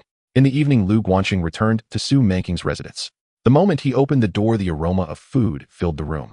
Lotus root and pork rib soup was bubbling on the stove while the beef brisket in the clay pot was simmering. The rich fragrance of star anise, dried tangerine peel, and the beef brisket sauce wafted from the kitchen all the way to the entrance. On the cutting board lay the prepared gailon for stir-frying, and the garlic cloves had already been smashed. Su Manking poked her head out of the kitchen, wearing an apron over a pale yellow sweater, holding a ladle. You're back? Go wash your hands first, ITLL, be ready soon. Lu Guanxing changed into slippers. By the shoe cabinet was an additional pair of light blue slippers identical to the ones in Su Manking's home. On the coffee table in the living room was a newly potted jasmine, the white petals slightly closing in the twilight. He recognized that pot of flowers. It was the one on the windowsill of Su Manking's old apartment, which had accompanied her for 2 years. Did you learn how to swim today? Su Manking served the soup on the table, her tone as casual as asking about the weather. The lotus root and pork rib soup was served in a blue and white porcelain bowl, the soup milky, white with lotus root cut into thick pieces, and the pork ribs stewed until they fell off the bone. I drank a few mouthfuls of water. You can't learn to swim without drinking water. When I learned to swim as a kid, I choked on water in the swimming pool at Victoria Park for half a month. My mom said I was the dumbest student she had ever seen. Su Manking scooped a bowl of soup and pushed it in front of him, then sat down opposite him, resting her chin on her hands as she watched him drink. Lu Guanxing put down the bowl and looked at her. Manking, is there something you want to tell me? Su Manking paused for a moment, then gently spoke. Ah Chun, does secretary he like you? Lu Guanxing's chopsticks halted momentarily. Manking, I'm not asking whether you like her, I'm asking if she Su Manking's voice was as warm as the soup, devoid of any accusatory tone. I can tell. Her eyes light up when she looks at you. That kind of brightness is the same as when I look at you. Lu Guanqing found himself unable to refute her. Maybe. What about you? Do you mind? Su Manqing remained silent. She stood up and moved to sit beside him, taking his hand in hers. Her fingers were long and slightly cool, with golden bracelets stacked on her wrist. Achin saying I don't mind would be a lie. I can't control too much, nor do I want to. I've been married once before. I know what marriage is like and what love is like. You are my man, a being with you is enough. Lu Guanqing reached out and pulled her into his embrace. Her body was soft, carrying the aroma of pork rib soup and the scent of gardenia from her apron. He lowered his head and kissed her forehead, then her nose, and finally her lips. Her lips were soft with a sweet hint of honey water. Manqing, why are you so good to me? Because you are good to me too. Her voice muffled against his chest, as if separated by a layer of soft cotton. You changed the elevator for me, bought me gold bracelets, and let my mom live in a house with a view of the sea. These are not things you owe me, they are things you have given me. Lu Guanqing tightened his embrace around her, resting his chin on top of her head. Manqing, you are not just my woman, you are the person I trust the most. I won't let anyone bully you, not even myself. Su Manqing remained silent. She buried her face in his chest, quietly listening to his heartbeat. Outside the window, the lights began to twinkle, with the neon lights of Central flickering in the distance. The jasmine flowers swayed gently in the evening breeze, with water droplets still clinging to the petals from the earlier watering. On October 29th, a Sunday, the Hong Kong Stock Exchange was closed, but the atmosphere in Central was anything but calm. Lu Guanqing did not heed Su Manking's advice to rest at home. He went to the company early. The trading department of Huanyu Securities was closed on weekends, but the lights in the office were on. Lu Guanhua, Zhou Wenyao, Liang Yaohua, and other key personnel were present. The whiteboard was densely covered with the latest holdings data of the dairy company and the land company. Although the 4 dedicated phone lines were quiet, everyone's nerves were taut. Tomorrow is October 30th. Regardless of whether the land board made a decision last week, everything must be ready before the market opens. Dairy company has 13 million shares and land company has 950 shares, all locked in. Lu Guanhua opened the secured notebook, writing each character with care. The circulating chips in the secondary market have basically been cleared out. The remaining few holding institutions have quoted prices exceeding the market price by 30, which is not cost-effective, so there is no further pursuit. Lu Guanqing nodded. That's enough. Holding over 50% of the shares allows for both offensive and defensive strategies. Zhou Wenyao adjusted his glasses. Lu, how should we respond if an institution issues a takeover announcement? Do not respond. After the announcement, the dairy stock price will soar. Our average holding cost is around 130 Hong Kong dollars. If it surges above 200, we will gradually reduce our holdings to lock in profits. But core positions should be retained. Land company wants to acquire dairy company, and we only need cash. No share swaps, no settlements. If they want to buy, they must pay with real money. Liang Yaohua's eyes lit up, but he said nothing more. 2 birds with 1 stone. Dairy company profits from a surge in stock prices, and land company benefits from asset revaluation after the acquisition is completed. This strategy had been laid out since September. In the afternoon, Lu Guanqing sent the others home to rest and sat in the office reviewing the holding data one last time. His fingers traced the numbers on the report. Each digit had its source, and every fund had its destination. With a total exposure of over 500 million Hong Kong dollars, winning would yield tenfold returns, losing would mean utter ruin. Meanwhile, on the other end of Hong Kong Island, on the top floor of the Jardine House, the core management team of Jardine Matheson was holding a meeting in a windowless conference room. The meeting table was covered with the asset list of the dairy company, Pak Fu Lam Ranch, Causeway Bay Factory, and a cold chain distribution network spanning Hong Kong, Kowloon, and the New Territories. Presiding over the meeting was Henry Keswick, the CEO of Jardine Matheson, whose Scottish accent carried a determined confidence as he pronounced the words dairy company. The meeting lasted a whole afternoon. When it came time to finalize the decision, Keswick only said 2 sentences. The first was, the plan remains unchanged. 2 shares of land company for 1 share of dairy company, with a premium of about 40 based on Friday's closing price. The second was to send out the announcement before the market opens tomorrow. Lu Guanqing was unaware of everything that had transpired in that conference room. Nor did he need to know. He knew what would happen on the morning of October 30th, 1972, an event that would be recorded on an entire page of the financial history textbook of his past life. He leaned back in his chair, gazing through the floor-to-ceiling window at the dusk over Victoria Harbor. The autumn evening breeze blew down from the hillside, carrying the salty scent of the sea and the distant sound of a cargo ship's horn. The night of October 29th was drawing to a close, while the dawn of October 30th would rewrite Hong Kong's Monday, October 30th, 1972. By 7 a.m. A long queue had already formed before the newspaper kiosks in Central, not to buy papers but to seize them. That day, the Ming Pao, the Sing Tao Daily, and the Quang Wai Yit Pa simultaneously published a full-page advertisement. unprecedented in scale and visual prominence in Hong Kong's journalistic history. At the top third of the ad stood the emblem of Hong Kong Land Limited, a subsidiary of Jardine Matheson, a proud, upright lion. Hong Kong Land Limited hereby announces a proposal to acquire all outstanding shares of Dairy Farm Company Limited, offering 2 shares of Hong Kong Land, each valued at 94 Hong Kong dollars, in exchange for 1 share of Dairy Farm. The theoretical value of this offer stood at 188 Hong Kong dollars per share, representing a premium of approximately 45 over Dairy Farm's closing price on the previous trading day. Beneath the announcement appeared a formal acquisition proposal jointly issued by Jardine Fleming Securities and C.H. Co. Its tone elegant yet condescending, asserting that as Hong Kong's largest property developer, Hong Kong Land would fully unlock the latent value of Dairy Farm's land assets, thereby maximizing returns for all shareholders. Shareholders were instructed to respond by November 15th. Failure to do so would be deemed acceptance of the offer. The news struck Victoria Harbour like a deep-water bomb. At 8:30 m. Even before the Hong Kong Stock Exchange opened, crowds already thronged its trading. Brokers clutched handwritten notes from clients, frantic overnight calls. Retail investors waved newspapers aloft, debating loudly in the crowd. Some had already set up makeshift stalls on the steps to purchase physical Dairy Farm share certificates, not waiting for market opening, but fearing they'd miss out entirely once trading began. All exchange quotation boards remained blank, but off-market quotations for Dairy Farm shares had already surged to 190 Hong Kong dollars. Lu Guanchen stood before the floor-to-ceiling window of Universal Securities' trading room, a cup of tea held calmly in his hand. Outside, Central streets bustled with life. The cries of newspaper vendors rose and fell like waves. He turned, surveying his team assembled and ready within the trading room, some of whom had begun accumulating shares as early as September, achieving an average cost per share below 130 Hong Kong dollars. Gentlemen, his voice was low, yet every ear caught it. The campaign we have prepared for 2 months begins today. At 9:30 m. Quotation boards across all 4 exchanges flickered simultaneously. Dairy Farm opened at 188 Hong Kong dollars, up a staggering 445 from its prior close. A deafening roar erupted in the trading hall, its waves surging from Davao Road Central Straight into Universal Securities' trading room. The price climbed steadily: 190 Hong Kong dollars, 192 Hong Kong dollars, a 195 Hong Kong dollars, a 198 Hong Kong dollars, closing finally at 196 Hong Kong dollars.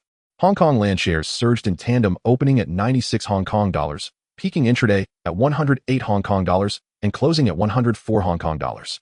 The market had cast its verdict in hard currency. Should the acquisition succeed, Hong Kong Land would gain access to Dairy Farm's land reserves, valued in the billions of Hong Kong dollars, opening vast potential for asset revaluation far exceeding the acquisition premium itself. Mr.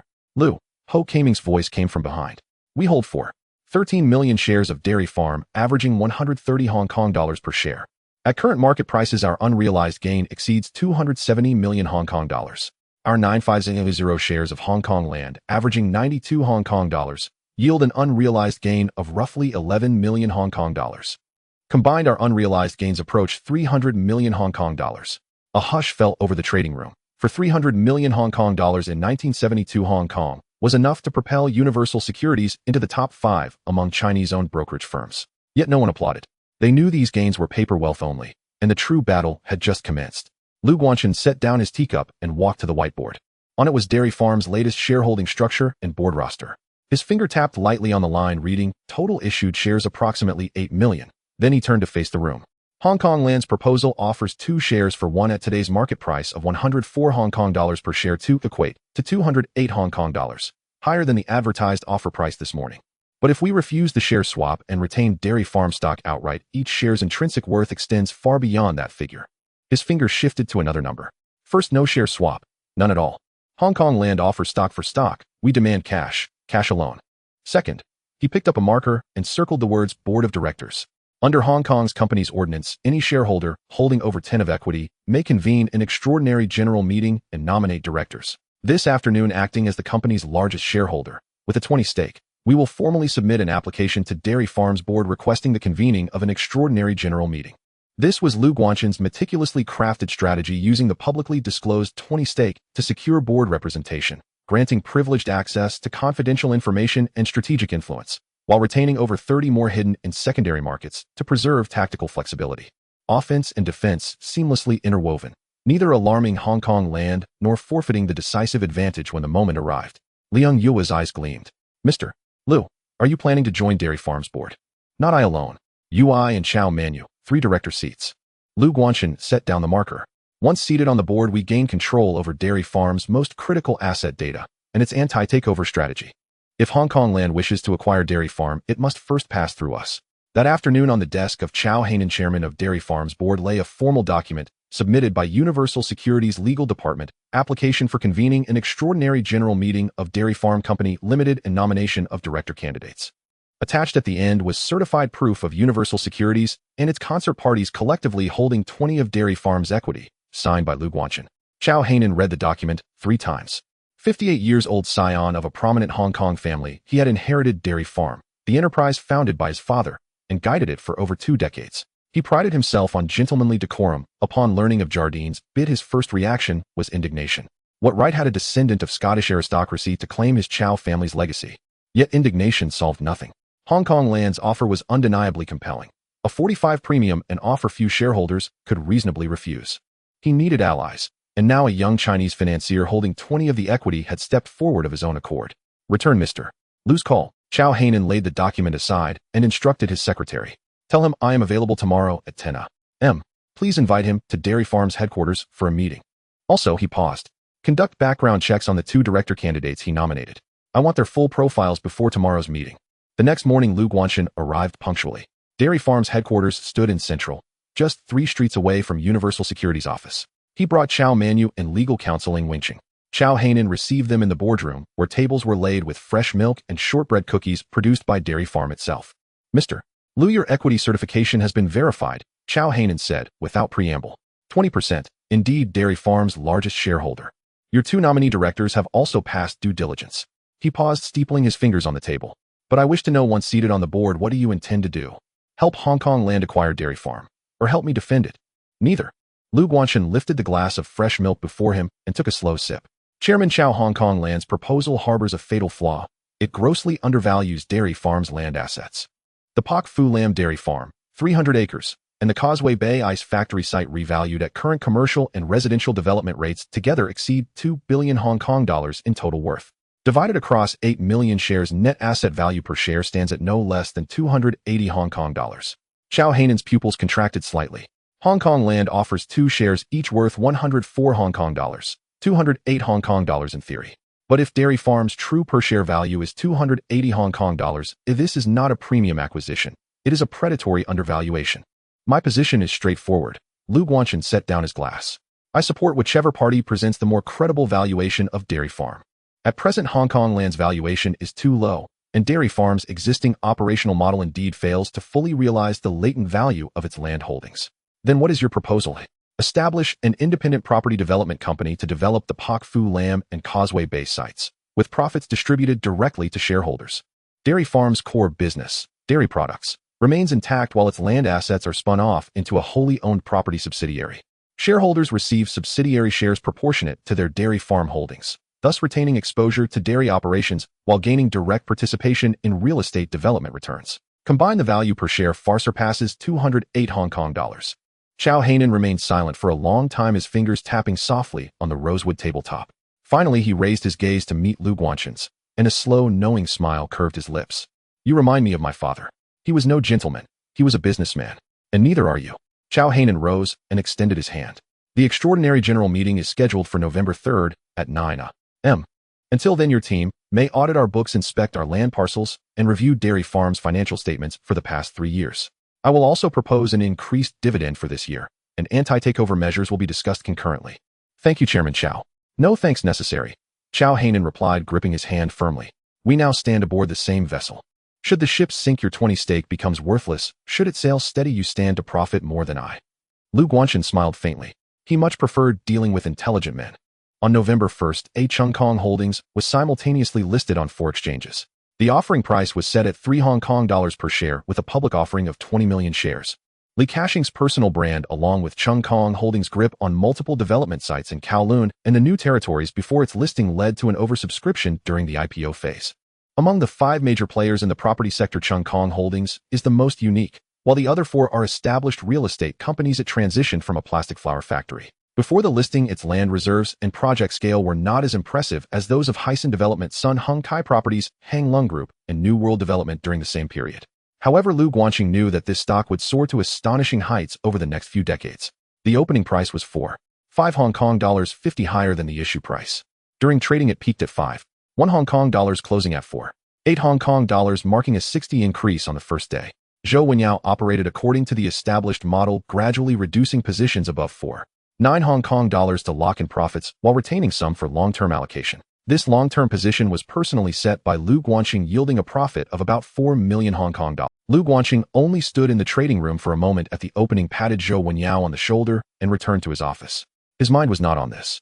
The battle for the dairy company had entered a fever pitch, with every minute being 10 times more critical than the new stock. That afternoon, the research department of Universal Securities, in collaboration with Hong Kong's top surveying firm, Savills, issued a heavyweight document titled Dairy Company Asset Revaluation Report. The report was drafted by Chun Chiming, with Savills providing land valuation data totaling a hefty 80 pages. The core conclusion was summarized in one sentence: the dairy company holds core plots located in Pak Fu Lam Causeway Bay and Kwun Tong, which, when revalued according to current commercial and residential property development values, means the net asset value per share is no less than 280 Hong Kong dollars. Among them, the 300 acres of land in Pak Fu Lam, calculated at current new territories land prices, has a development value exceeding 1.5 billion Hong Kong dollars. The land for the ice factory and distribution center in Causeway Bay is located in the core business district of Hong Kong Island, with a development value of about 600 million Hong Kong dollars.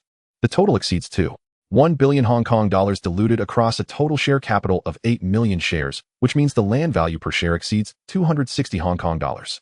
With the continued profitability of the dairy products business, the reasonable valuation range per share is between 280 to 350 Hong Kong dollars. After the report was completed, Lu Guangqing personally reviewed the key data and then picked up the phone to dial the advertisement departments of Ming Pao Sing Tao Daily and the Chinese Times.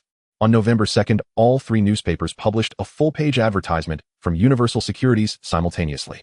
The headline read, "The true value of the dairy company no less than 280 Hong Kong dollars per share."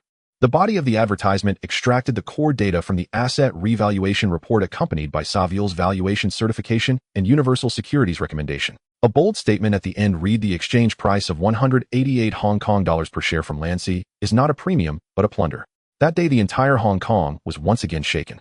A stock's value was redefined by a brokerage through a full-page advertisement. This was a first in Hong Kong's finance. Brokers in Central clipped the advertisement and posted it on the walls of the trading room, while retail investors debated in tea restaurants whether the land price in Pak Fu Lam was really worth 1.5 billion. Retail investors, institutions, family offices, everyone holding or interested in dairy company shares was discussing the same number, 280.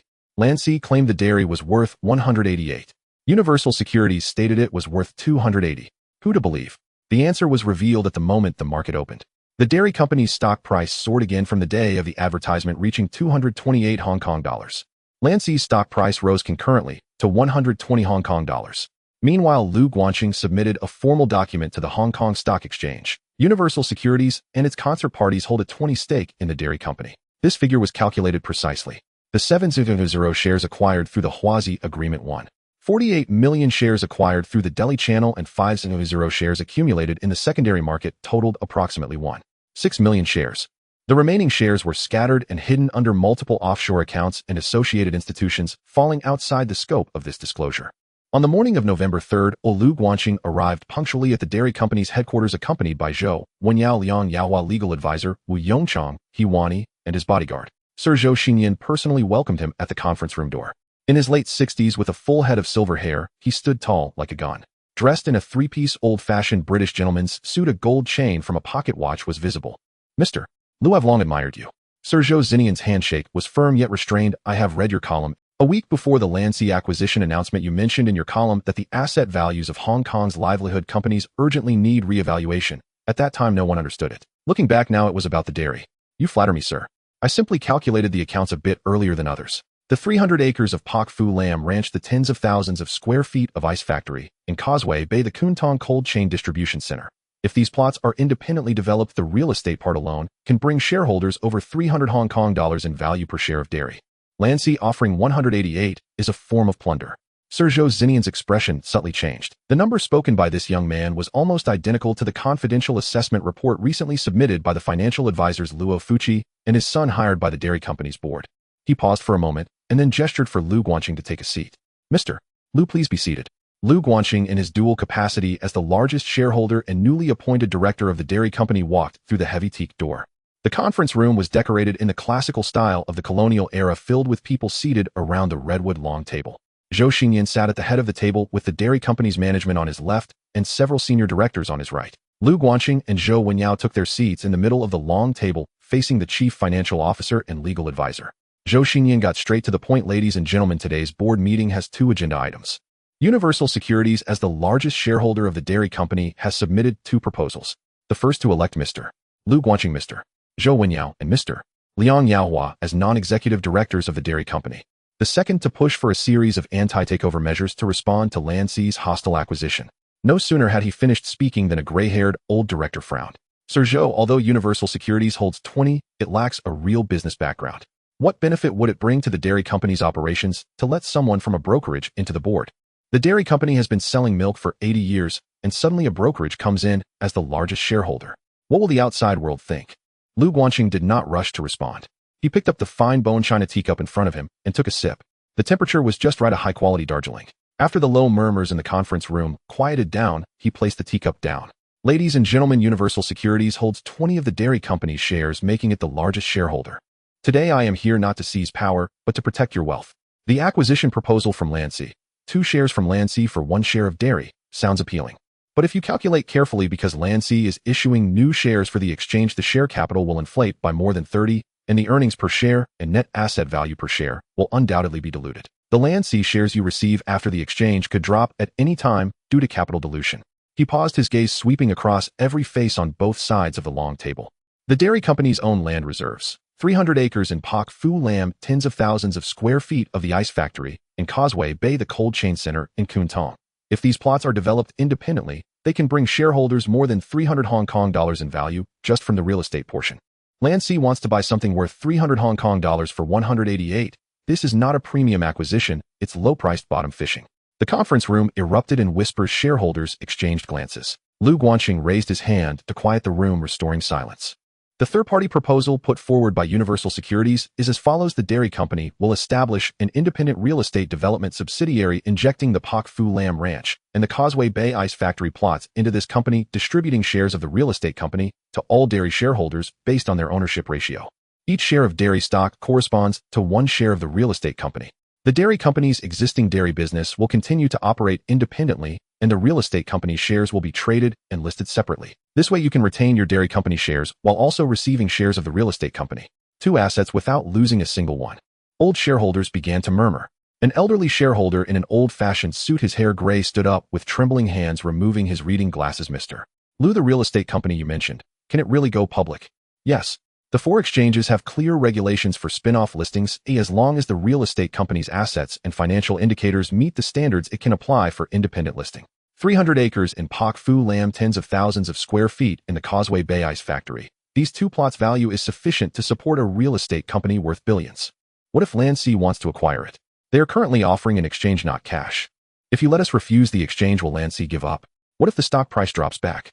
Lance will not give up. Lu Guanqing's voice was calm and strong. The dairy company's land reserves are the highest quality real estate resources in Hong Kong. Lance will not abandon it halfway. If they raise their offer for acquisition, we welcome it, as long as the price is fair cash acquisition and shareholders can choose freely. But if they just want to exchange your severely undervalued dairy shares with inflated Lance stocks, I advise you to refuse outright. Lu Guanqing stood up and took out the 80-page thick Milk Company Asset Revaluation Report from his briefcase, placing it on the table. The document landed on the mahogany surface with a dull thud. I commissioned Zhong Liang to conduct an independent valuation of the land of the milk company. The 300 acres in Pak Fu Lam have a development value exceeding 15 billion Hong Kong dollars. The ice factory and distribution center in Causeway Bay are worth 6 billion. In total, this amounts to 21 billion. When diluted per share, the land value exceeds 260 Hong Kong dollars. Adding in the core dairy business, the reasonable valuation per share falls between 280 and 350 Hong Kong dollars. He looked towards the old director. The land is offering 188 Hong Kong dollars per share. This is not a premium. This is plundering. The conference room fell silent for a full 5 seconds. Zhou Xingyan raised his eyes to look at him, a hint of acknowledgement after scrutiny appearing in his shrewd gaze.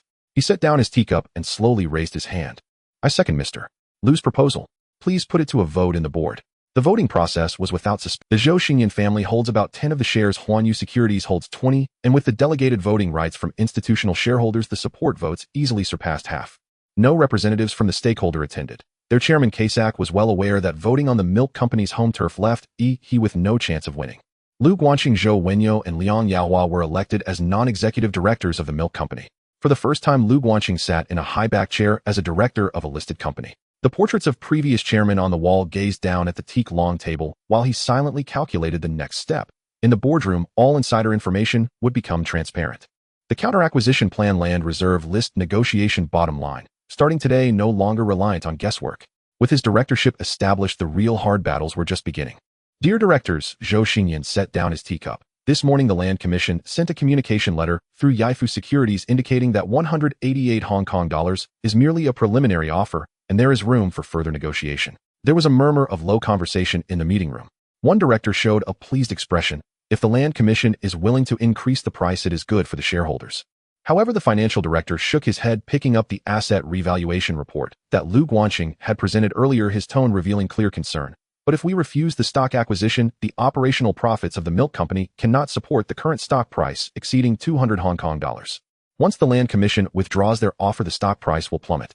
How do we explain that to the shareholders? A few older directors nodded in agreement, and the atmosphere grew heavy again. Lu Guanqing leaned back in his chair, scanning the faces around him. Some were waiting for Zhou Xinyan to express his stance, others were focused on his movements as the new director, while a few furrowed their brows, staring blankly at the report on the table. Seeing that the board was still using a milk-selling mindset to deal with real estate developers, he spoke up. Gentlemen, I have a question. His voice was not loud, but each word was clearly heard at both ends of the long table. The Land Commission wants to acquire the milk company. What do you think their true goal is? After a few seconds of silence, an older director probed. Our land. Correct. The 300 acres in Pak Fu Lam and the ice factory in Causeway Bay, together worth 20 billion. If the Land Commission offers 188 Hong Kong dollars per share, how much is the total price? 15 billion. Buying 20 billion worth of land for 15 billion and also acquiring an 80-year brand along with the largest cold chain distribution network in Hong Kong. If it were you, would you make this deal? No one responded. The expressions of several older directors became less pleasant. So the core issue is the price. Lu Guanqing looked at the financial director. You just mentioned that the development value does not equate to cash, which is correct. Liquidating the land requires time and capability. But that is not a reason for us to sell the company at a low price. If we cannot develop ourselves, we can find someone to cooperate. If we have cash on hand, we can distribute dividends directly. Why should we hand the entire cake over to the Land Commission? The financial director opened his mouth, but could not find the words. Lu Guanqing stood up and took out another document from his briefcase. I have 3 specific proposals. First, a 5-4 own stock split. Each share's par value will be reduced from 10 Hong Kong dollars to 2 Hong Kong dollars, turning 1 share into 5. After the split, the barrier to stock trading will be lowered, allowing more small and medium shareholders to participate, thus diluting the holdings. If the Land Commission wants to acquire over 50 of the shares, the cost will double. He turned to the next page. Second, a special dividend. The 1972 fiscal year dividend will be raised from the originally planned 3 Hong Kong dollars per share to 5 Hong Kong dollars. The milk company has ample cash reserves. Instead of waiting to be taken by the Land Commission, it is better to distribute it to the shareholders. The Land Commission presses down the acquisition price, and we will use real cash to show shareholders the true value of the milk company. The murmur in the meeting room grew louder. Several directors began to whisper to each other. The financial director quickly flipped through the documents, his brow furrowed. Thirdly, Lu Guanqing closed the document. We will announce a framework agreement for cooperation with the real estate company to jointly develop the land in Pak Fu Lam. Let the market see that even if the milk company is not acquired, it can independently turn the land into profit. Zhou Xinyan leaned back in his chair, a subtle smile playing at the corners of his mouth, still silent, yet his gaze on Lu Guanqing grew brighter.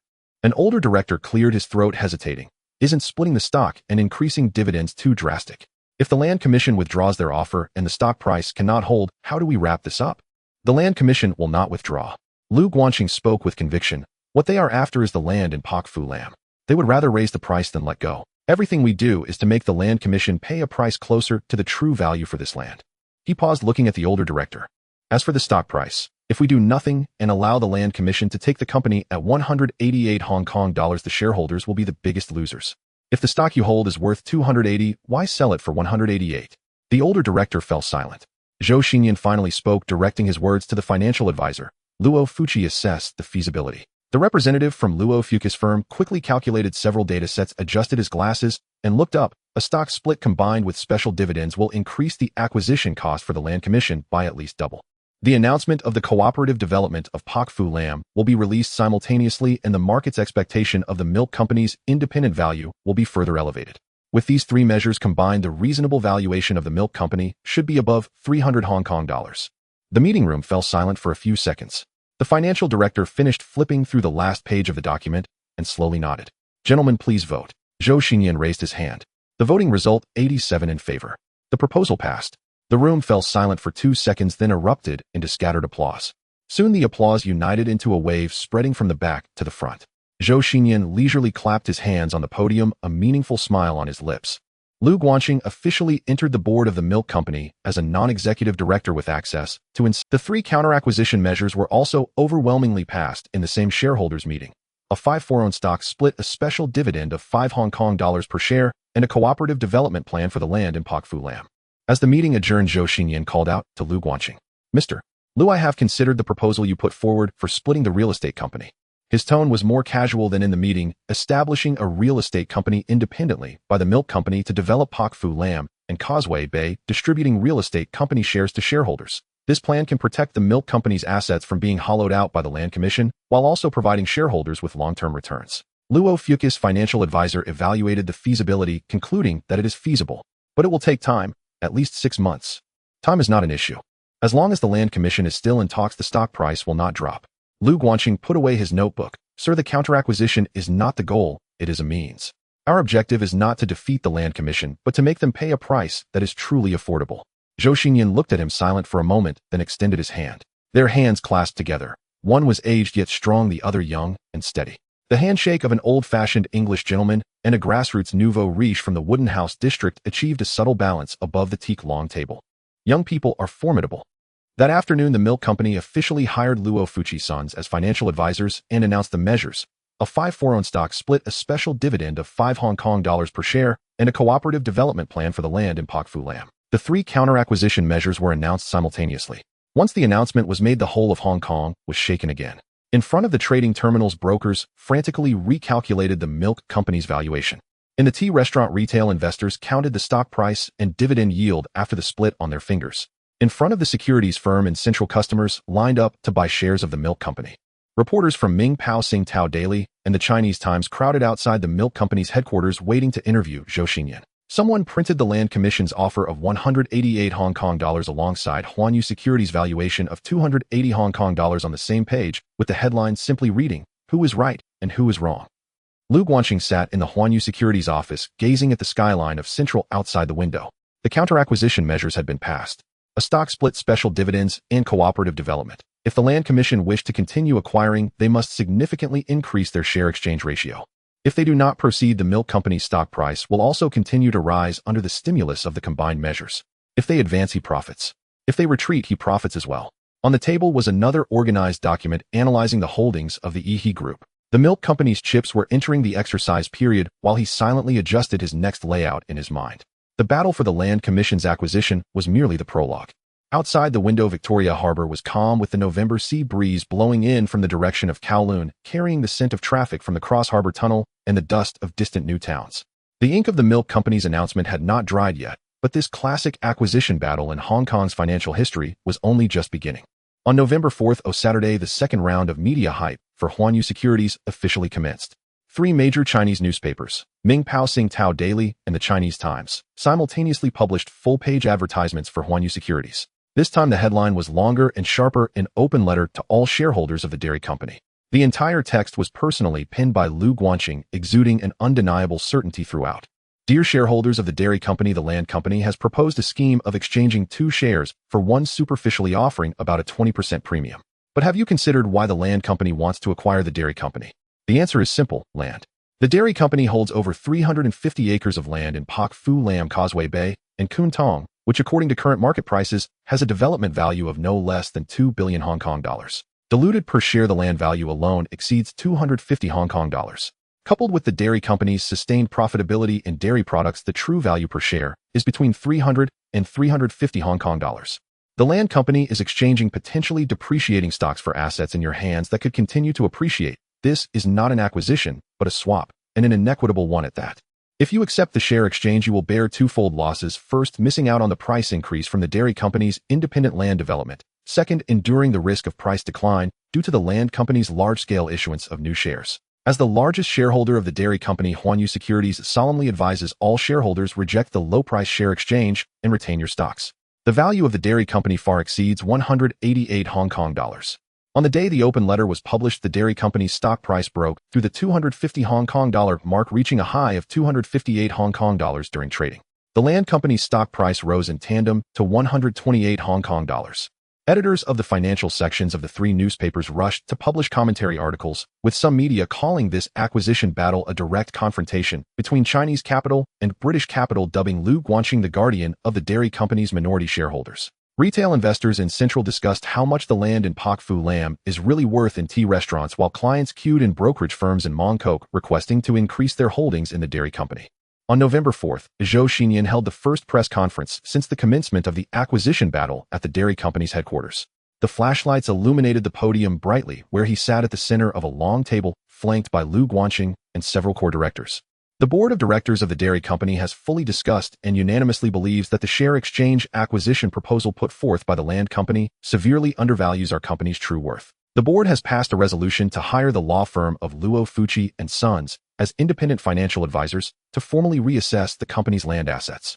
Until the reassessment is completed, we advise all shareholders not to accept any acquisition offers. Zhou Xinyan paused for a moment and turned to look at Lu Guangqing. Additionally, the board has appointed Mr. Lu Guangqing as a special strategic advisor for the dairy company, fully responsible for coordinating and advancing this counter-acquisition matter. Mr. Lu is the representative of our largest shareholder, and his involvement will bring more perspectives on capital operations and professional support to the board. This statement sealed the deal.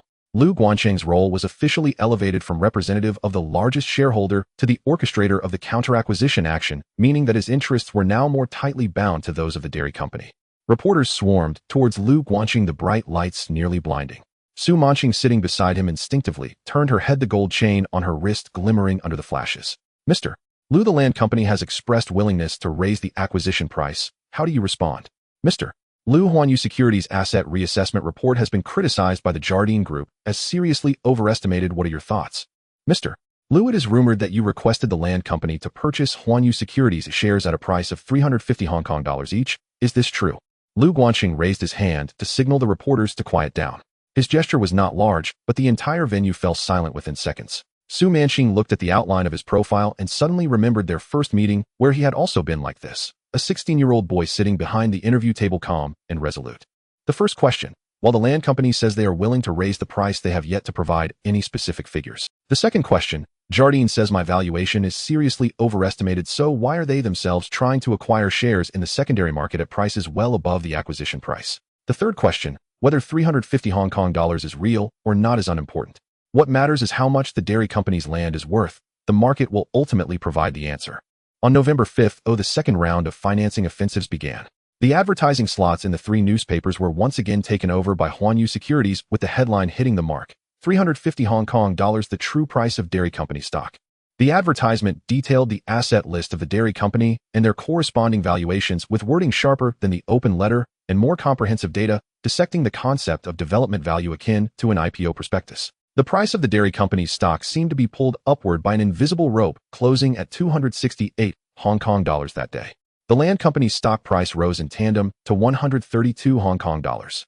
This acquisition battle was no longer just a contest between two companies. The entire Hong Kong stock market's attention was drawn in, with the Hang Seng Index being pushed nearly 50 points upward in just a few days. On November 5th, Sunday, the land company could no longer sit still.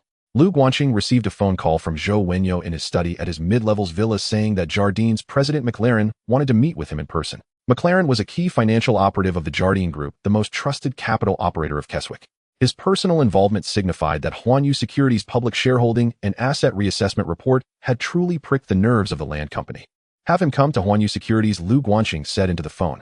An hour later, McLaren sat in Huanyu Securities. He wore a dark pinstriped navy suit with a Hermes tie, exhibiting an elegant demeanor and the typical polite arrogance of a British banker. Mr. Lu, I represent Jardine and the land company to conduct preliminary discussions regarding the share transfer of the dairy company. The shares of the dairy company held by Huanyu Securities are crucial for the land company to complete the acquisition, and we are willing to purchase your shares at a reasonable premium. Lu Guangqing picked up his teacup and leisurely took a sip. He did not offer McLaren any liquor, only a cup of tea. Mr. McLaren, what is the reasonable premium? Based on the land company's share exchange proposal, we can offer additional cash compensation. As I said, I will not. Lu Guanqing set down his teacup. The land company's stock is at 120 Hong Kong dollars because of the acquisition of the dairy company. If the acquisition fails, or if the land company issues a large number of new shares for the acquisition, it will dilute the existing shareholders' rights, and the stock price will fall back below 80 Hong Kong dollars. I don't want shares, I only want cash. McLaren's eyes twitched. What is the cash acquisition price? 350 Hong Kong dollars per share. Lu Guanqing's tone was as calm as if he were discussing the weather. The air in the living room seemed to freeze. McLaren's smile visibly stiffened on his face and then slowly faded away. 350 Hong Kong dollars. Nearly double the market price that day and almost 90% higher than the land company share exchange offer. Mr. Lu, this price is unrealistic. Mr. McLaren, the 300 acres of land in Pak Fu Lam plus the ice factory site in Causeway Bay has a future development value of over 3 billion Hong Kong dollars over the next 10 years. At 350 Hong Kong dollars per share, the total price is only 28 billion, buying an asset worth 30 billion in the future. No matter how you calculate it, the land company won't lose. Of course, if Jardine thinks it is too expensive, that's fine. We can continue to discuss the independent development plan at the board meeting. McLaren was silent for a moment, stood up, and adjusted his suit. I will convey Mr. Lu's stance accurately to Mr. Keswick. Please do. By the way, Lu Guanqing also stood up and walked in front of McLaren. Please let Mr. Keswick know that I have no hostility towards Jardine. Business is business. After McLaren left, Zhao Lei entered from outside, frowning and asking, Chun, will he go back and tell Keswick? Tell what? Lu Guanqing lifted his teacup again. His task today was not negotiation, but probing. Probing where my bottom line is, probing whether I really want to sell. Now he knows. I want to sell, but the price is not enough. He took a sip of tea, a hint of a smile appearing at the corner of his mouth. This price is not something he can set today. Keswick needs time. Time to digest this number, time to assess the consequences of not acquiring this portion of shares, and time to think of ways to raise funds or negotiate a lower price. But he doesn't have much time left. On November 6th, Monday, the second round of bidding from GD came in faster than Lu Guanqing had anticipated. Mai Jialuan visited again, this time bringing a written offer 250 Hong Kong dollars per share for dairy company, a cash acquisition, but requiring a one-time purchase of all shares held by Huanyu Securities. Lu Guanqing finished reading the offer letter and placed it on the coffee table. 250 Hong Kong dollars, $10 lower than last Friday's closing price. Is this the sincerity of Jardine Matheson? Mai Jialuan's expression became somewhat rigid. Mr. Lu, 250 Hong Kong dollars is already the limit GD can offer. This price is a premium of more than 30% compared to the original share swap offer and nearly double your average cost. For any institutional investor, such a return rate would be quite satisfactory. Mr. Ma, you are right. I am in. Doubling in 2 months is a good business in any market. Lu Guanqing leaned back against the sofa, his tone casual, as if discussing everyday matters. But GD's interest in acquiring dairy lies in the land value, and I know how much that land is worth. So what we are discussing now is not the return rate. It's how much GD is willing to pay for the Pak Fu Lam ranch and the Causeway Bay ice factory. If you truly wish to talk, come back with a sincere price. If not, that's fine. I will continue to push for an independent development plan at Dairy's board of directors. Mai Jialuan's smile completely vanished. He retracted the offer letter, stood up, shook hands politely, and then quickly left the villa. His pace was faster than last time, and his back appeared stiffer. Lu Guanqing watched as his figure disappeared at the door, picked up the offer letter that read 250 Hong Kong dollars from the coffee table, folded it, and put it in his pocket. He did not refuse outright. He merely made a price that the other party could not possibly accept. The other party's offer was gradually rising while time was on his side. That afternoon, Zhou Xinyan called. His tone was more familiar than during their last meeting. Lu Sheng, Mai Jialuan from GD came to see me today. They offered me the condition of retaining the chairman position along with an additional cash compensation. I said I would. What was the result of your consideration? I told him that the land value of dairy company is no less than 280 Hong Kong dollars per share, and I would not recommend any offer below that figure to the shareholders. I made a copy of your asset revaluation report for him.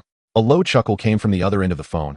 Kaisek probably wants to smash the table in the Jardine house. On November 7th, a dairy company's stock price broke 228 Hong Kong dollars, and the Hang Seng Index simultaneously broke 700 points. Lu Guanqing sat in the Huanyu Securities trading room, watching the numbers on the quote board rise steadily. Chen Guochang was shuttling back and forth between two quote boards with traders while Lu Guanhua was on a conference call in the adjacent meeting room. Everyone was busy, but an unusual calm pervaded the entire trading room. Lu Sheng. Zhou Wenyao pushed the door open, holding the latest transaction data. Today's turnover rate has dropped to single digits. The circulating shares have basically been locked up, and the remaining small shareholders are waiting for a higher price. What about GD? GD did not take any major action today. Their buying power in the secondary market has clearly weakened. Either they are short on funds or Kaisek is waiting for the board's decision. Lu Guanqing leaned back in his chair. On November 5th, he made an offer of 350 Hong Kong dollars to my Jaloin, knowing that GD would not agree that day, but he needed an anchor. An anchor to let the other party know, don't expect to take my shares without putting up real money. Now this anchor was working. GD's actions in the secondary market were noticeably hesitant because they knew they could not bypass Huanyu Securities, the largest shareholder. Wait, he said, it is not us who are waiting, it is them. He shifted his gaze towards the Sea of Victoria harbor outside the window, with the afternoon sun casting a golden glow on the harbor as cargo ships leisurely crossed the strait. The sea remained calm, but the undercurrents below the surface had been thoroughly stirred. On November 8th, Thursday, Dairy Company's stock price broke through 280 Hong Kong dollars during trading.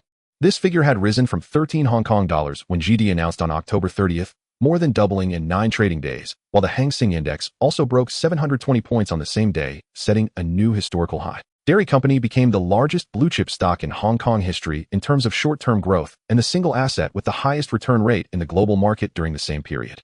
The financial sections of major newspapers in Hong Kong were all occupied by the same name. The title of Ming Pao was the simplest: Guanji from the Tin House District to the Dairy Battle, November's Hong Kong belongs to him. The subtitle in small print reads, a precise layout over 3 months, floating profit exceeds 350. The title of Sing Tao Daily directly quoted Lu Guancheng's statement at the press conference. The true value will ultimately be seen, accompanied by a side profile photo of him at Dairy Company's press conference, the flashlights outlining his silhouette like a knife freshly tempered by fire. The overseas Chinese daily unusually devoted half a page to a commentary article with the title being just 2 characters, Stock God. One segment of the article stated unabashedly, Mr. Guanzi's actions in this battle, rather than being a stock investment, can be described as a textbook-style, 3-dimensional war. Asset revaluation, public opinion mobilization, legal maneuvers, psychological defense, and offense. Every link is precise to the point of suffocating. He not only repelled GD's low-price acquisition, but also redefined the market value of these assets with his own. On November 9th, GD made another offer, raising the acquisition price to 260 Hong Kong dollars per share, while for the first time expressing a willingness to consider cash acquisition instead of a share swap. When the news reached the Huanyu Securities trading room, Liang Yaohua couldn't help but laugh out loud. From the initial share swap plan of 188 Hong Kong dollars to now being willing to sit down and negotiate cash acquisition, GD had been cornered by Lu Guancheng's strategy. Lu Guancheng took the acquisition letter, glanced at it, and then put it in the shredder in front of everyone. 260. The land price in Kowloon has risen by 10 in a month. Their offer speed cannot keep up with my profit-making speed. The trading room fell silent for a moment, then someone couldn't help laughing first, and soon everyone laughed. It wasn't a boisterous laugh, but rather a release of suppressed laughter tinged with exhaustion and satisfaction. In the evening, my Jaloin visited for the 3rd time. This time he was not wearing the dark striped suit, but had changed into a dark gray casual jacket, and his tie was loosened by half a notch. He sat in Lu Guancheng's office, adopting a more humble posture than the previous 2 times, even proactively requesting a cup of tea. Mr. Lu, I will be straightforward. GD is willing to buy all the shares you hold in Dairy Company at a price of 280 Hong Kong dollars per share, cash. Lu Guancheng leaned back in his chair, looking at this British banker who had been so arrogant just 3 days ago. 280 Hong Kong dollars. From 188 to 280, an increase of nearly 50%. ED had already paid far beyond their budget for this acquisition battle. Mr. My Jaloin. He put down the cup in his hand, the porcelain clinking crisply on the rosewood table. GD's willingness to offer 280 now indicates that your true budget is far beyond this figure. The 300 acres of land at Kowloon Ranch is valued at 1.5 billion at current land prices, and the Causeway Bay Ice Factory lot is worth 600 million, along with the continuous profitability of the cold chain distribution network and dairy business. After acquiring these assets, GD's overall return will exceed 3 billion. Purchasing 3 billion worth of assets at 280 Hong Kong dollars per share, no matter how you calculated, GD would not be at a loss. The emergency shareholders meeting is about to be held, and if Dairy Company's board approves the independent development plan, GD won't even be able to offer that price. So I suggest you go back and inform Mr. Kaisek to show some sincerity, otherwise we will meet at the shareholders meeting. My Jaloin remained silent for a long time. He looked at Lu Guancheng as if re-evaluating this young man's bottom line. Then he nodded, stood up, and without shaking hands or exchanging pleasantries, simply said, I will convey this, and turned to leave the office. At the moment the door closed, Zhou Wenyao and Lin Jiqiang rushed into the trading room simultaneously. Lu Sheng. It broke. It broke. What broke? Dairy stock price. Broke 290. Highest during trading was 295. Closed at 292. Lin Jiqiang held up a transaction record, his expression both excited and fierce, like someone who had just won a boxing match. Lu Guancheng took the transaction record, glanced at it, and then placed it on the table. The Victoria Harbor outside the window was tinted golden red by the setting sun, and dusk spread from the mid-levels all the way to Central with Huanyu Securities sign flickering in the street. He recalled that morning, sitting in the tin house district with dozens of Hong Kong dollars pressed under his pillow while the noisy selling sounds of the Sham Shui vegetable market came from outside. His mother was cooking porridge in the kitchen, his father squatted at the door mending shoes, and his older brother's work pants were covered with factory rust. GD was being gradually drawn into the rhythm he had set, and this battle was far from over. On November 9th, a Friday, it has been exactly 10 days since the announcement of the acquisition by GD. The stock price of the milk company has skyrocketed from 135 Hong Kong dollars on October 30th to 295 Hong Kong dollars, more than doubling. On the same day, the Hang Seng Index also broke through 750 points, setting a new historical high. Lu Guanqing put down the newspaper and leaned back in his chair. The office was very quiet, with only the electronic quotation board on the wall, silently scrolling the latest stock prices of the milk company and GD. Sunlight streamed in through the floor-to-ceiling windows, illuminating a cup of coffee that had already gone cold on the corner of the desk. There was a knock at the door. Hiwani entered with a freshly brewed cup of coffee accompanied by a small plate of butter cookies. Today she wore a cream-colored turtleneck sweater paired with a deep brown Aline skirt, her newly curled hair gently swaying on her shoulders. Lu Shengti. She placed the cup beside him, her gaze sweeping over the newspapers. Today's papers are praising you again. Stock God Hong Kong legend, the light of Huazi. You're now the most famous person in all of Hong Kong. It's just empty fame. The stock market lifts you today and drags you down tomorrow, all in the time it takes to read a newspaper. Hiwani moved behind him, her fingers gently pressing on his temple, slowly kneading. Her fingertips applied just the right amount of pressure, carrying the scent of lemongrass hand cream. You haven't had a proper rest since October 30th. The matters of GD, the milk company, the board meetings, and the press conferences. You've shouldered them all alone. I'm used to it. Being used to it doesn't mean it's not tiring. She lowered her head, her lips close to his ear, her voice barely above a whisper. Don't work overtime tonight. Let me treat you to dinner. There's a new French restaurant in Causeway Bay, and the foie gras is well prepared. Are you asking me out? Yes, I'm asking. It is only natural for a girlfriend to invite her boyfriend to dinner. Hiwani's voice was crisp and decisive, leaving no room for refusal. Lu Guanqing reached out, grasping her fingers that were on his temple, and gently kissed them. Her fingertips trembled slightly, but she did not pull away. The air in the office suddenly fell silent for a moment, and the motes of dust in the sunlight slowly floated between the two. All right, but after dinner, I need to go to the headquarters of the milk company. Zhou Xinyan has scheduled a meeting for 8 o'clock. He released her hand. You should come along. Bring along the latest land valuation data from Zhongliang Hang. The board will need it. Understood. Hiwani turned and walked out, her steps brisk and decisive, her ponytail creating a beautiful arc behind her. That evening, Lu Guanqing arrived at the milk company headquarters as promised, accompanied by Hiwani. Zhou Xinyan was waiting for them in the boardroom, a thick stack of documents laid out on the table. The financial reports of the milk company for the past 3 years, copies of land contracts, and a preliminary letter of intent for cooperation with Huamao Real Estate. He did not go back on his word.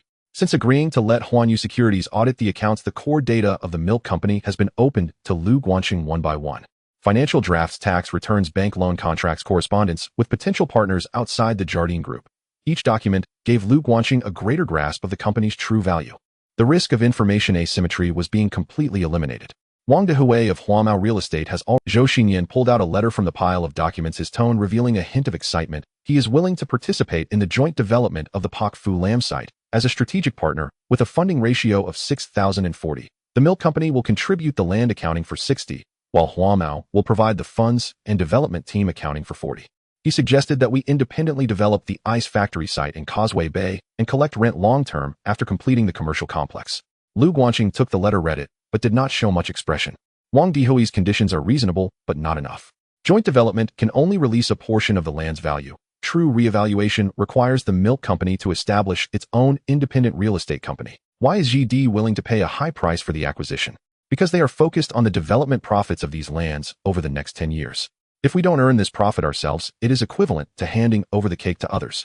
Zhou Xinyan picked up his teacup and fell silent for a moment. I agree in principle with the establishment of an independent real estate company, but we need to get through the board meeting. GD will definitely oppose it at tomorrow's extraordinary shareholders meeting. Then let them oppose.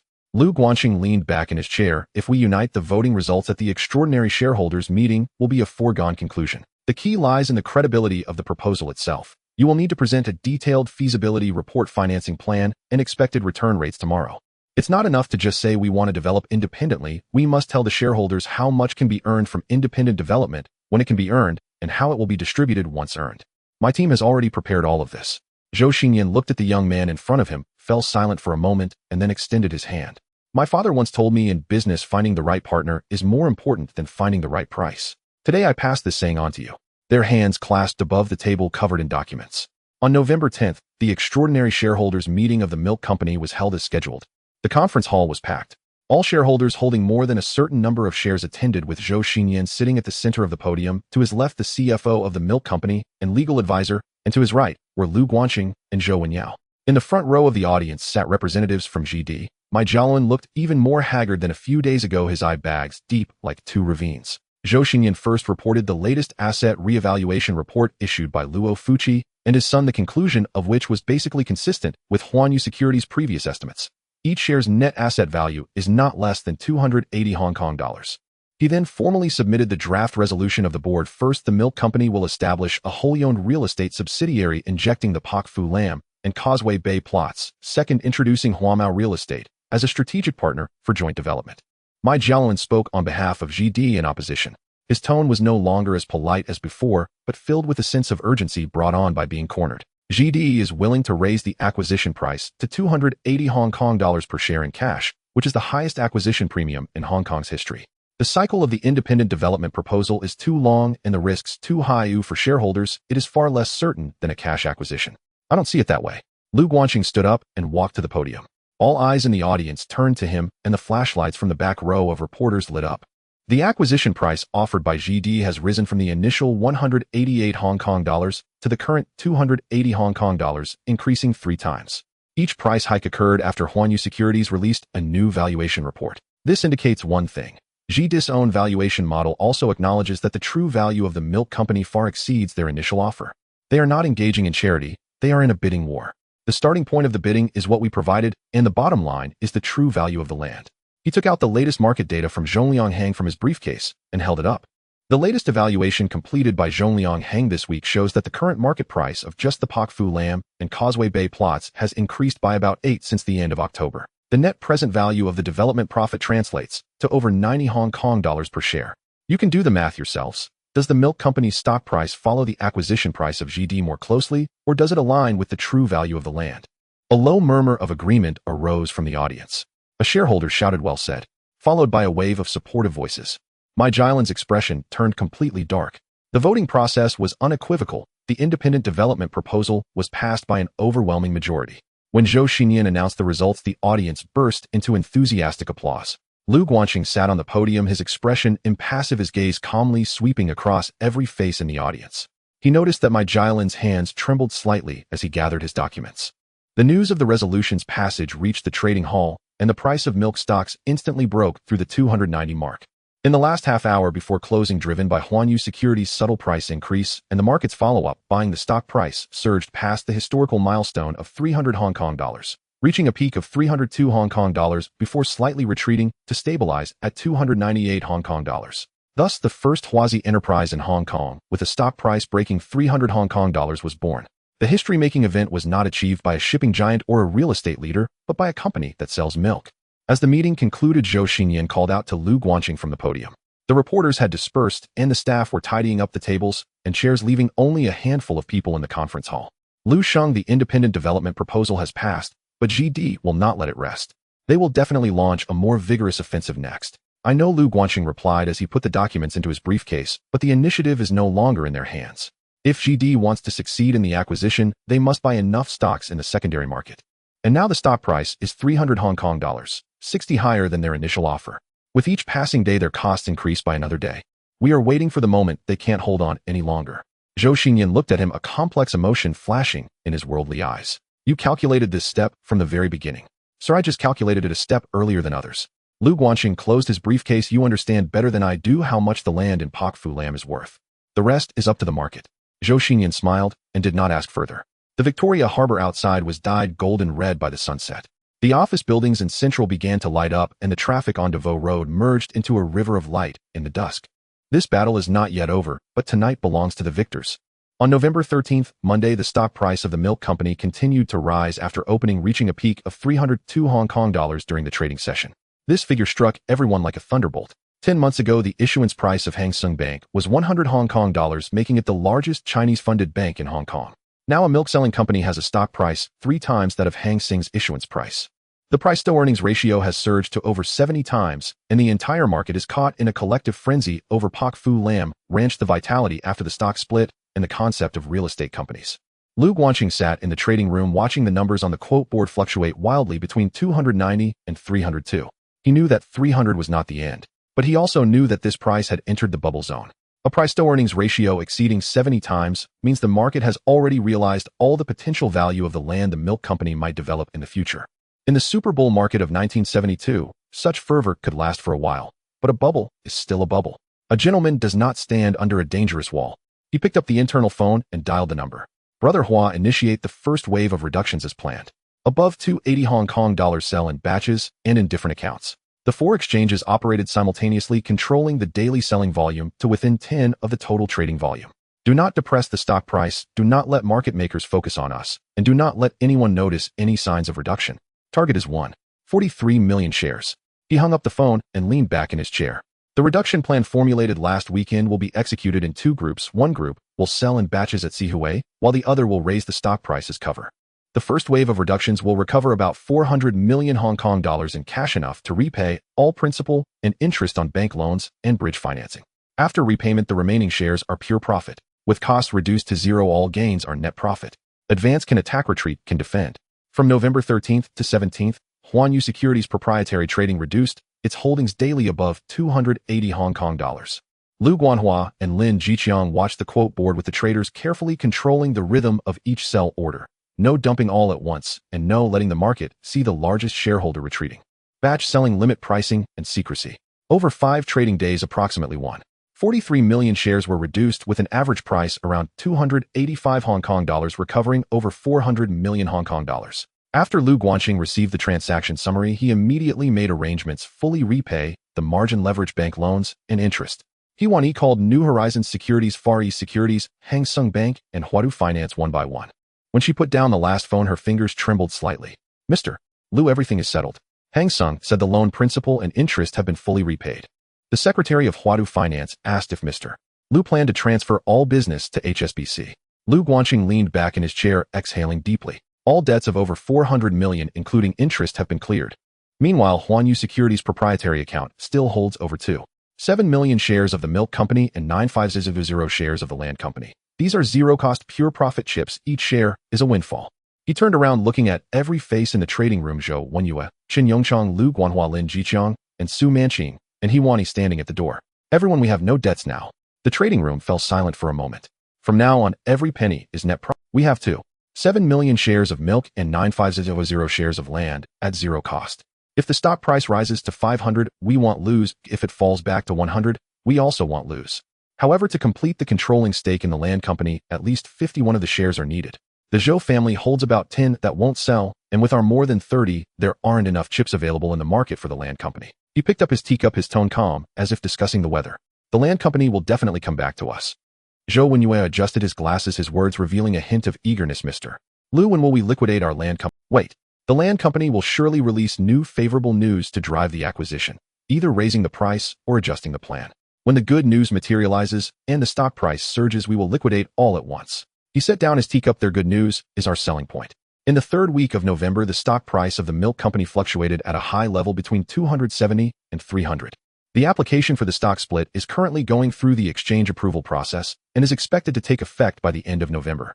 The board has approved the formation plan for the real estate company, and Luo Fuqi is conducting the final asset valuation. Lu Guanqing only focused on two things daily: the trading volume of the milk company and the land company, as well as the capital movements of the Jardine Matheson Group. The rest of his time was spent handling the daily affairs of Huanyu Securities. Let the stock price fly a little longer. On November 20th, the land company suddenly announced an extension of the originally scheduled share exchange deadline by 2 weeks to early December, citing the need for more time to communicate with the milk company shareholders. As soon as the news broke, the market immediately read the subtext. The land company couldn't gather enough shares, and they were stalling for time.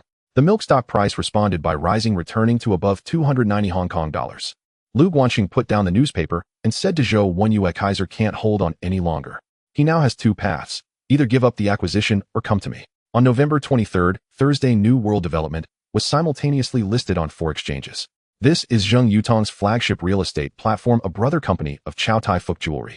The issuance price was 7 Hong Kong dollars, raising a total of about 193 million Hong Kong dollars, with a subscription ratio of 156 times, coinciding with the outbreak of the land company drinking milk acquisition battle, leading to extreme market enthusiasm.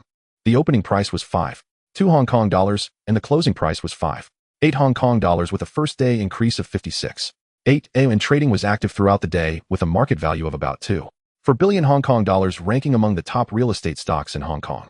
Huanyu Securities gained more new stock allocations due to the fame of the land company drinking milk battle, with a profit of about 7 million Hong Kong dollars from this action. Zheng Yutong hosted a thank you banquet at the Phuc Lam Moon restaurant in Central. Lu Guanxing attended with Huani, and amidst the clinking of glasses, Zheng Yutong personally approached with a glass of red wine. With a chubby round face adorned with a smile reminiscent of the laughing Buddha, he said, "Mr. Lu, you fought beautifully in this milk battle. Those foreign devils from Jardine who usually look down on everyone are now choked by you and can't swallow or spit it out. Come, let me toast you." He lowered his voice and leaned in. "You put in a lot of effort for the New World listing. Let's cooperate more in the future. Mr. Zheng, you flatter me, and I hope to rely on you more in the future. The milk matter is not over yet. The land company will sooner or later come to find me."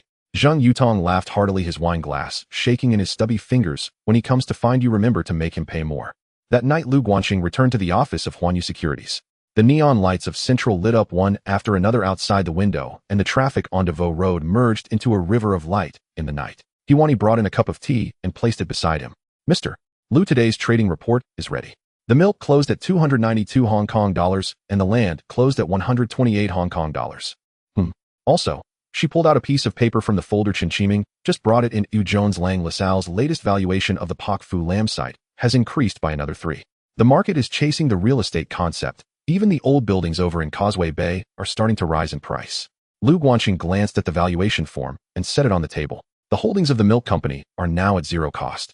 The cooperative development with Huamao is progressing. The real estate company's spin-off plan is circulating on Luo Fuca's desk, and the stock split application is going through the exchange approval process.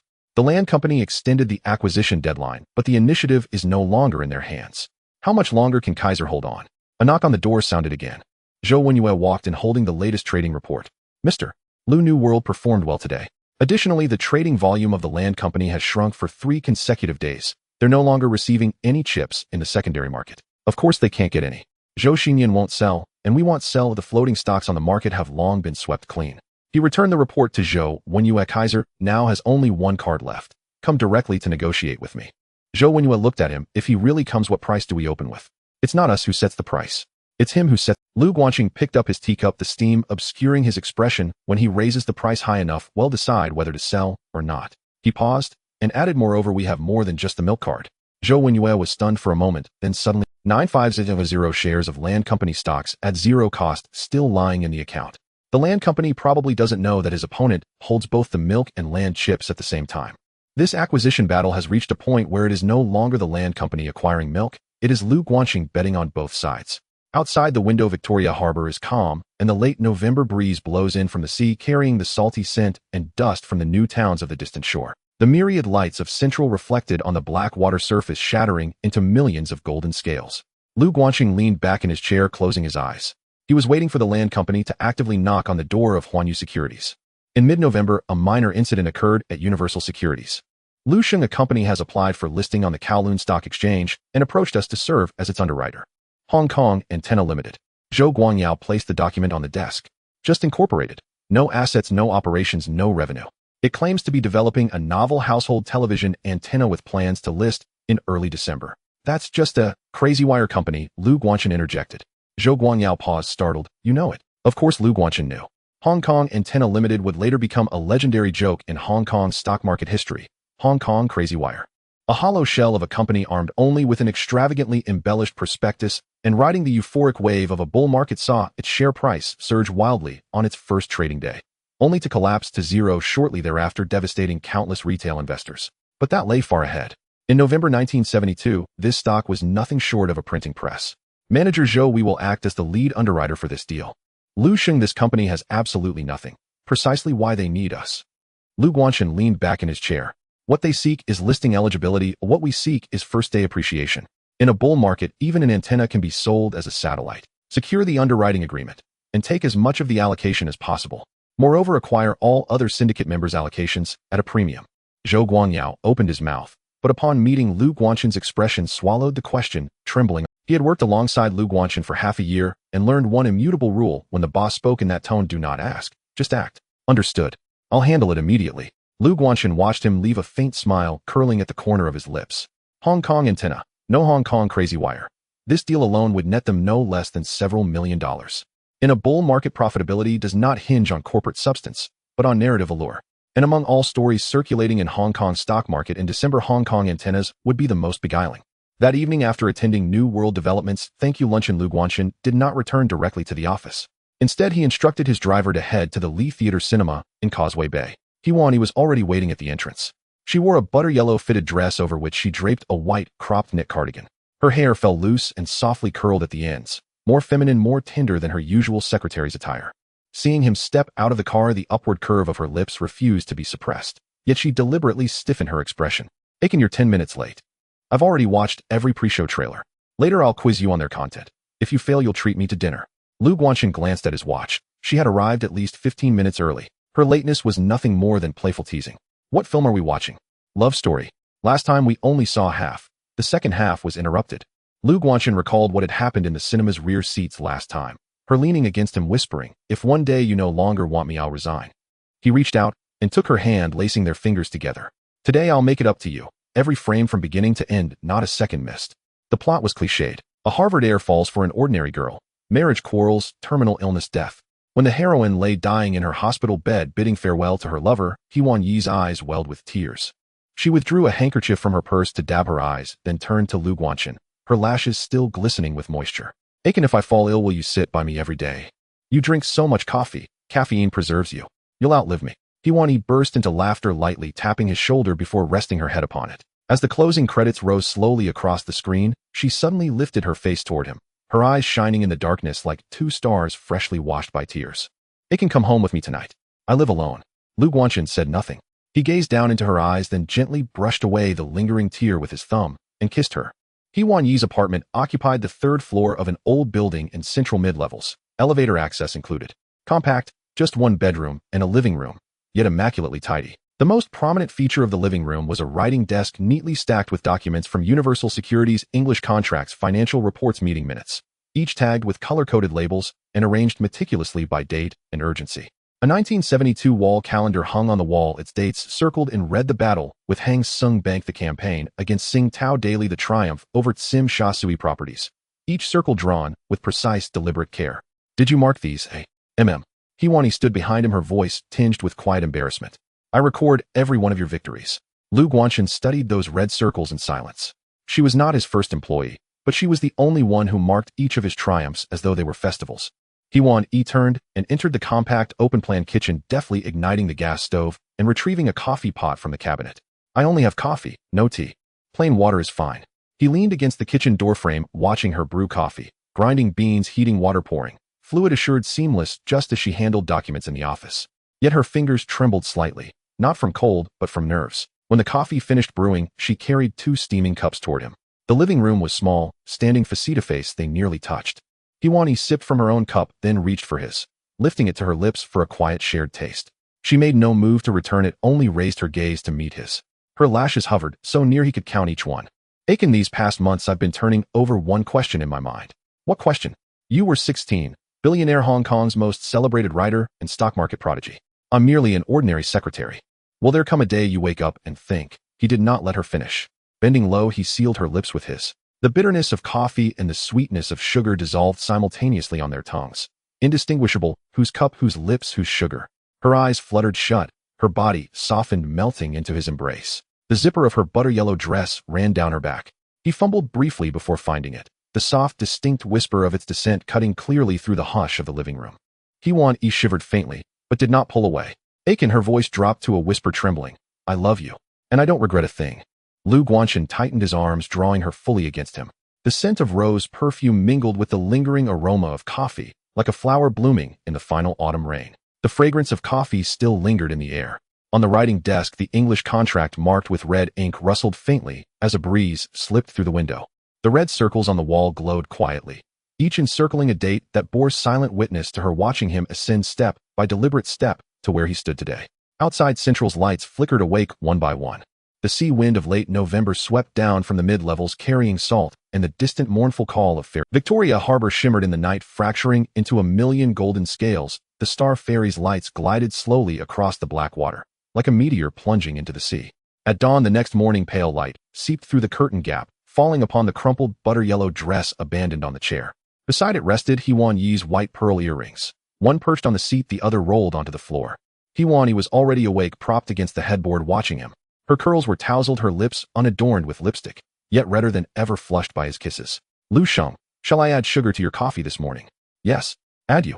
She laughed, playfully swatting him before nestling deeper into his arms, her ear pressed to his left chest, listening to his heartbeat. Aiken, I feel as though I've known you since my past life. Perhaps you have. His fingers combed gently through her curls, the rose scent still clinging, fainter now, but not yet gone. He kissed her forehead, silent. Outside, Central's morning rush had yet to begin. November's dawn light spilled serenely over layered clouds. The surface of Victoria Harbor gleamed with a silvery gray sheen unique to early morning, like a mirror fresh. The Star Ferry's deep, resonant horn echoed across the water, threading between high-rises to fade into a delicate, almost imperceptible hum within the quiet of the old mid-levels apartment.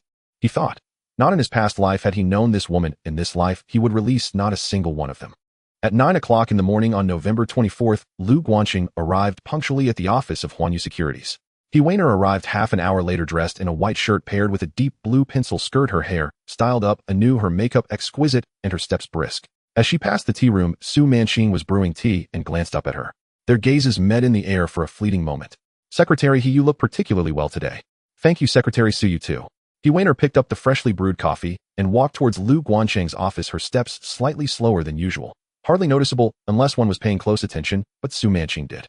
She stood still with the teacup in hand, watching as He Weiner's figure disappeared at the end of the corridor, her eyelashes fluttering slightly. The only sound in the tea room was the kettle boiling water. Lu Guanqing sat at his desk with the draft prospectus of Hong Kong Antenna Limited spread out before him. Zhou Guangzhou's efficiency was remarkable. The underwriting agreement was already drafted with a preliminary allocation of 30 secured, aiming for a listing on December 5th. On the same day, the milk company officially announced its collaboration with Huamao Properties to establish the Milk Real Estate Company. At the press conference, Zhou Xinyan smiled as he showcased the signed agreement to the reporters. The core terms were clear and powerful. Huamao Properties would contribute cash and several development plots in Kowloon for a 30% equity stake in Milk Real Estate. The milk company would contribute 300 acres of land in Pak Fu Lam and the ice factory site in Causeway Bay for the remaining 70. Shareholders would receive Milk Real Estate shares for free based on their holding ratio, with 1 share of Milk Real Estate granted for every share of the milk company held. On the day the news was announced, milk shares soared again, reaching a peak of 295 Hong Kong dollars during the day, closing at 288 Hong Kong dollars. The market voted with real money. Land was no longer just a development value on paper, but was infused with substantial cash and development capabilities by Huamao Properties. From November 25th to 26th, the milk company published full-page advertisements vigorously promoting the prospects of Milk Real Estate, attempting to retain shareholders with a real estate narrative. In response, the land company quickly counterattacked, questioning Huamao Properties' strength and emphasizing its superior development capabilities. The two companies engaged in an advertising war in the newspapers, and every day the newsstands in Central were crowded with onlookers. On Saturday, November 25th, the board of the land company convened at the Jardine House. The meeting lasted. Kaisek sat at the end of the long table with 2 documents before him: the latest shareholder register of the milk company and the land company's financial capacity assessment report. It was no secret that Huanyu Securities publicly held a 20% stake, but what truly troubled Kaisek was Lu Guanqing. This Chinese youth had turned a seemingly assured acquisition battle for the land company into a war of attrition, with a re-evaluation report and a media offensive. The milk company's independent development plan further weakened the land company's rationale for acquisition. If the milk company could develop the land itself, why would shareholders agree to a stock swap? To address the challenge posed by the independent development plan, I propose a bonus share issue, 1 share for every 5 shares. Kaisek's Scottish accent echoed in the conference room, stating that after the 145 bonus issue, we would still exchange 12 shares of the land company for 1 share of milk, significantly increasing the theoretical acquisition price. Milk shareholders would receive 6 times the number of shares they originally held. The market value remained unchanged, but liquidity increased. Meanwhile, we should negotiate with that Mr. Lu once more. On the morning of November 26th, Zhou Wenyo called, holding a note. Mr. Lu McLaren from Ifu Security. He wants to arrange a meeting, claiming it's a new round of bids authorized by the land company. McLaren seems to be coming weekly now. Lu Guanqing glanced at the note and said he stopped at 280 Hong Kong dollars for nearly 2 weeks, probably because he was reprimanded. He should have something new this time. I'll let him come this afternoon. This time McLaren finally shed his English tailored suit, swapping it for a navy blue jacket with a dark red tie, seemingly trying to convey some signal of this time is different through his attire. He got straight to the point. Mr. Lu will be direct. The board of the land company has approved the 145 bonus. After the issuance, we are willing to exchange 12 shares of the land company for 1 share of milk, acquiring all remaining equity in the milk company held by Huanyu Securities. Lu Guanqing picked up the teacup in front of him, sipping leisurely. The 145 bonus shares. Finally, the land company revealed this trump card. After issuance, the total share capital would expand 6-fold, and the exchange ratio changed from 2 shares to 12 shares. To an uninformed person, 12 shares for 1 sounds 6 times more generous than 2 shares for 1. But he knew it was merely a numerical game. With the share capital expanding 6-fold, the equity per share would be diluted simultaneously. The increased exchange ratio was just a mathematical balance, and the actual equity of milk shareholders did not gain a single penny. Mr. McLaren, I stand by my previous statement. No swap. 12 shares. Do I only want cash? In my view, the land value of the milk company will not change a bit because of your share issuance. The development value of 300 acres in Pak Fu Lam and the ice factory in Causeway Bay remains no less than 280 Hong Kong dollars per share. McLaren's fingers lightly tapped the table twice. Then the cash acquisition price, 280. Lu Guanqing slowly sipped from the teacup before placing it down and looking at McLaren, his gaze calm, as if discussing tomorrow's weather. If the land company is genuinely interested in controlling the milk company, then show sincerity. This isn't just my demand.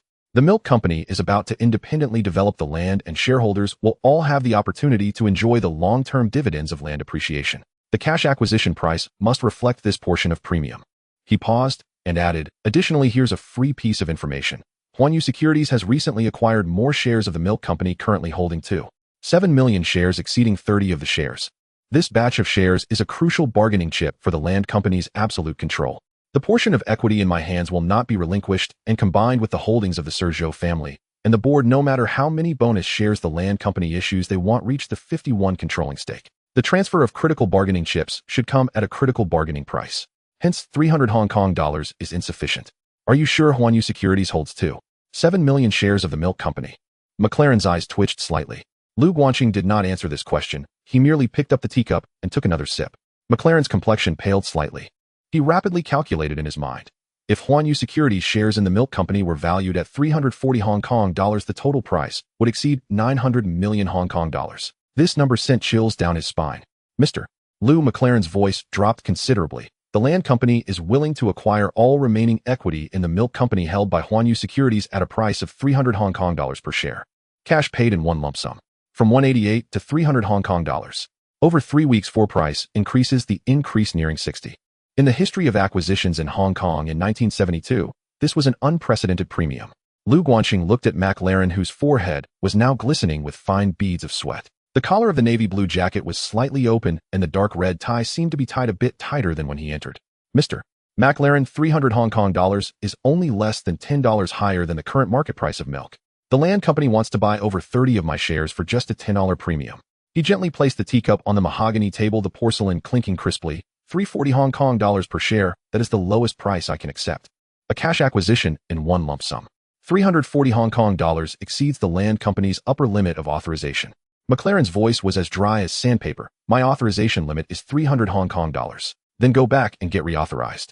Lu Guanqing's tone was flat, yet every word was like a nail hammered into the air. Mr. McLaren, the end of November is the deadline.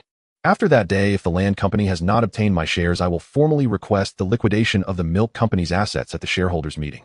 By then, not only will you fail to acquire my shares, but the entire milk company as well. McLaren retracted his briefcase, standing up to adjust his collar. The briefcase hung heavily like an envelope, filled with too many pieces of bad news. I will convey this to the board of the land company. But Mr. Lu, the land company's patience is limited. My patience is also limited. After McLaren left, Zhou Wenyo entered. Mr. Lu, how did the discussion go? He offered 300 Hong Kong dollars. Ooh, I want 340 Hong Kong dollars. He will come back. Lu Guanqing leaned back in his chair. The land company has no way out. The news of the 145 bonus shares will be published tomorrow, which will drive up milk share price. However, bonus shares do not change the fundamentals of the land company. The massive issuance will inevitably dilute earnings per share. The bullish sentiment is still present, but once that sentiment retreats, the share price will revert to its value. He picked up the internal phone and dialed the trading department's number. Huaga, the news about the land company's 145 bonus shares will be published tomorrow. Once the news materializes, the land company's share price will surge. We will liquidate our 95000 land shares at the highest point after the good news materializes. The average cost is 92 Hong Kong dollars with a target average of above 140. Distributing them in batches across different warehouses and exchanges do not crash the market. November 27th, Monday. The land company simultaneously published full-page advertisements in 3 major newspapers officially announcing a 145 bonus share scheme, changing the exchange ratio to 1 share of milk exchanged for 12 shares of land, significantly raising the theoretical acquisition price to approximately 330 Hong Kong dollars per share. Upon the announcement, the entire Hong Kong was in an uproar. A 145 bonus share scheme. This was unprecedented in the history of the Hong Kong stock market. Kaiser seemed to have exhausted all options. Raising the cash acquisition price was met with continuous pressure from Huanyu Securities, citing below land value as the reason. Purchasing in the secondary market faced blockades from Huanyu Securities lockup, and the exchange scheme was publicly criticized in an open letter. He needed a new card to play, and the 145 bonus share scheme was his last trump card. Meanwhile, the price of milk surged again, breaking through the 300 Hong Kong dollar mark during trading due to the bonus share news. On the day of the announcement, land stock price gapped up, peaking at 150 Hong Kong dollars during trading. The market voted with real money. But Lu Guangqing knew that after this trump card was played, Kaiser had no cards left to play. The benefits of land's bonus shares have been fully realized, he said at the morning meeting, his tone calm, as if recounting a historical event that had already occurred. He marked a large star next to the land company's holdings on the whiteboard, stating the bonus shares do not change the company's fundamentals. Land is issuing a large number of new shares and bonus shares to acquire milk, which will inevitably dilute earnings per share. The current market frenzy is due to the prevailing bull market sentiment, but once the sentiment recedes, stock prices will return to their true value. Our average cost is 92 Hong Kong dollars, and at the current market price of 150 Hong Kong dollars, the unrealized gains exceed 60. When the benefits are realized, it's time to liquidate. After the order was given, Huanyu Securities Proprietary Trading began to liquidate their holdings in land company's stock in a clearance style during the last week of November. 950 shares were dispersed across multiple accounts in 4 exchanges, sold in batches. The trading department's 3 teams simultaneously placed sell orders at the brokerage seats in 4 meetings with tens of thousands per order and dozens of transactions a day, with transaction prices varying from 150, 148, 146 to 149 Hong Kong dollars. The buying pressure was extraordinarily intense, stimulated by land's own news of a 145 bonus share scheme, while external funds were pouring in desperately, with retail investors and institutions scrambling to buy. Lu Guanhua and Lin Jiqiang, along with the traders, precisely split the sell orders into fragments of 500 to 800 shares, each blending them into the surging buying pressure, like quietly adding ice to a boiling pot of thick soup. Once the ice melted, one wouldn't notice the water level dropping. Within 3 days, all 950 shares were cleared. The cost of land's 950 shares was an average of 92 Hong Kong dollars, sold at an average price of 147 Hong Kong dollars, realizing a profit of approximately 52.25 million Hong Kong dollars. The initial investment of about 87.4 million in owned funds was fully recovered and generated a net profit. The trading room fell silent for a few seconds. Chen Yongchang was the first to start clapping, followed by Lin Jiqiang and Lu Guanhua, and even Zhou Wenyao, who was usually the most composed, joined in with a couple of claps. 3 months of planning, 2 weeks of liquidation, and profits exceeding half. This battle has reached a point where Huanyu Securities not only made a fortune from the milk company, but also reaped the benefits of the acquirer. The benefits of land have been realized, and next is milk. Lu Guangqing's marker pointed at the number. Huanyu Securities holds approximately 2.7 million shares of the milk company on the whiteboard. The news of the bonus shares will push the milk stock price up again, because the market will perceive land as more sincere, increasing the likelihood of a successful acquisition. However, before the deadline for the exchange, land must secure 51% of the equity to achieve absolute control. And now, he paused, his lips curling slightly. Land's equity is insufficient. They will definitely come to us for it. On the same day, Huanyu Securities and the board of directors of the milk company jointly issued a statement. Huanyu Securities holds 2.7 million shares of the milk company, accounting for 33.75%. The total shareholding of board members exceeds 50%. No matter how much land buys on the market, they cannot reach 51%. Upon hearing this news, the milk stock price once again broke through 300 Hong Kong dollars. Some observing shareholders and institutions chose to continue holding. They were waiting for land to offer a higher price, or waiting for Lu Guangqing to relent. On November 28th, McCallum made his 5th visit. This time he was accompanied by a legal advisor and a financial analyst from Ifu Securities. The 3 men were impeccably dressed in suits, their briefcases bulging. "Mr. Lu, I won't beat around the bush." McCallum set down his briefcase and got straight to the point. "The deadline for land share exchange is imminent, and the board of directors of land has authorized me to acquire all of your shares in the milk company at 310 Hong Kong dollars per share." Lu Guangqing leaned back in his chair, saying nothing.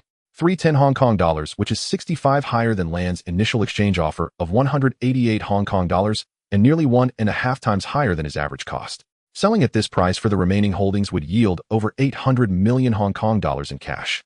Combined with the previous sale of 1.43 million shares for 400 million Hong Kong dollars and the more than 40 million Hong Kong dollars from Land's liquidation, the total profit from the milk operation would exceed 1.2 billion Hong Kong dollars.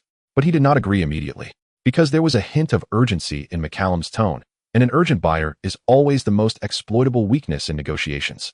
Mr. McCallum, 310 Hong Kong dollars is not enough. The 300 acres of land at Pak Fu Lam Ranch plus the land at the Causeway Bay Ice Factory have a far greater developmental value over the next 10 years than this amount. 340 Hong Kong dollars. Impossible. 340 exceeds the upper limit authorized by the board of directors of Land. McCallum loosened his dark red tie slightly. 315. This is the final offer I can make. Lu Guanqing fell silent for a moment.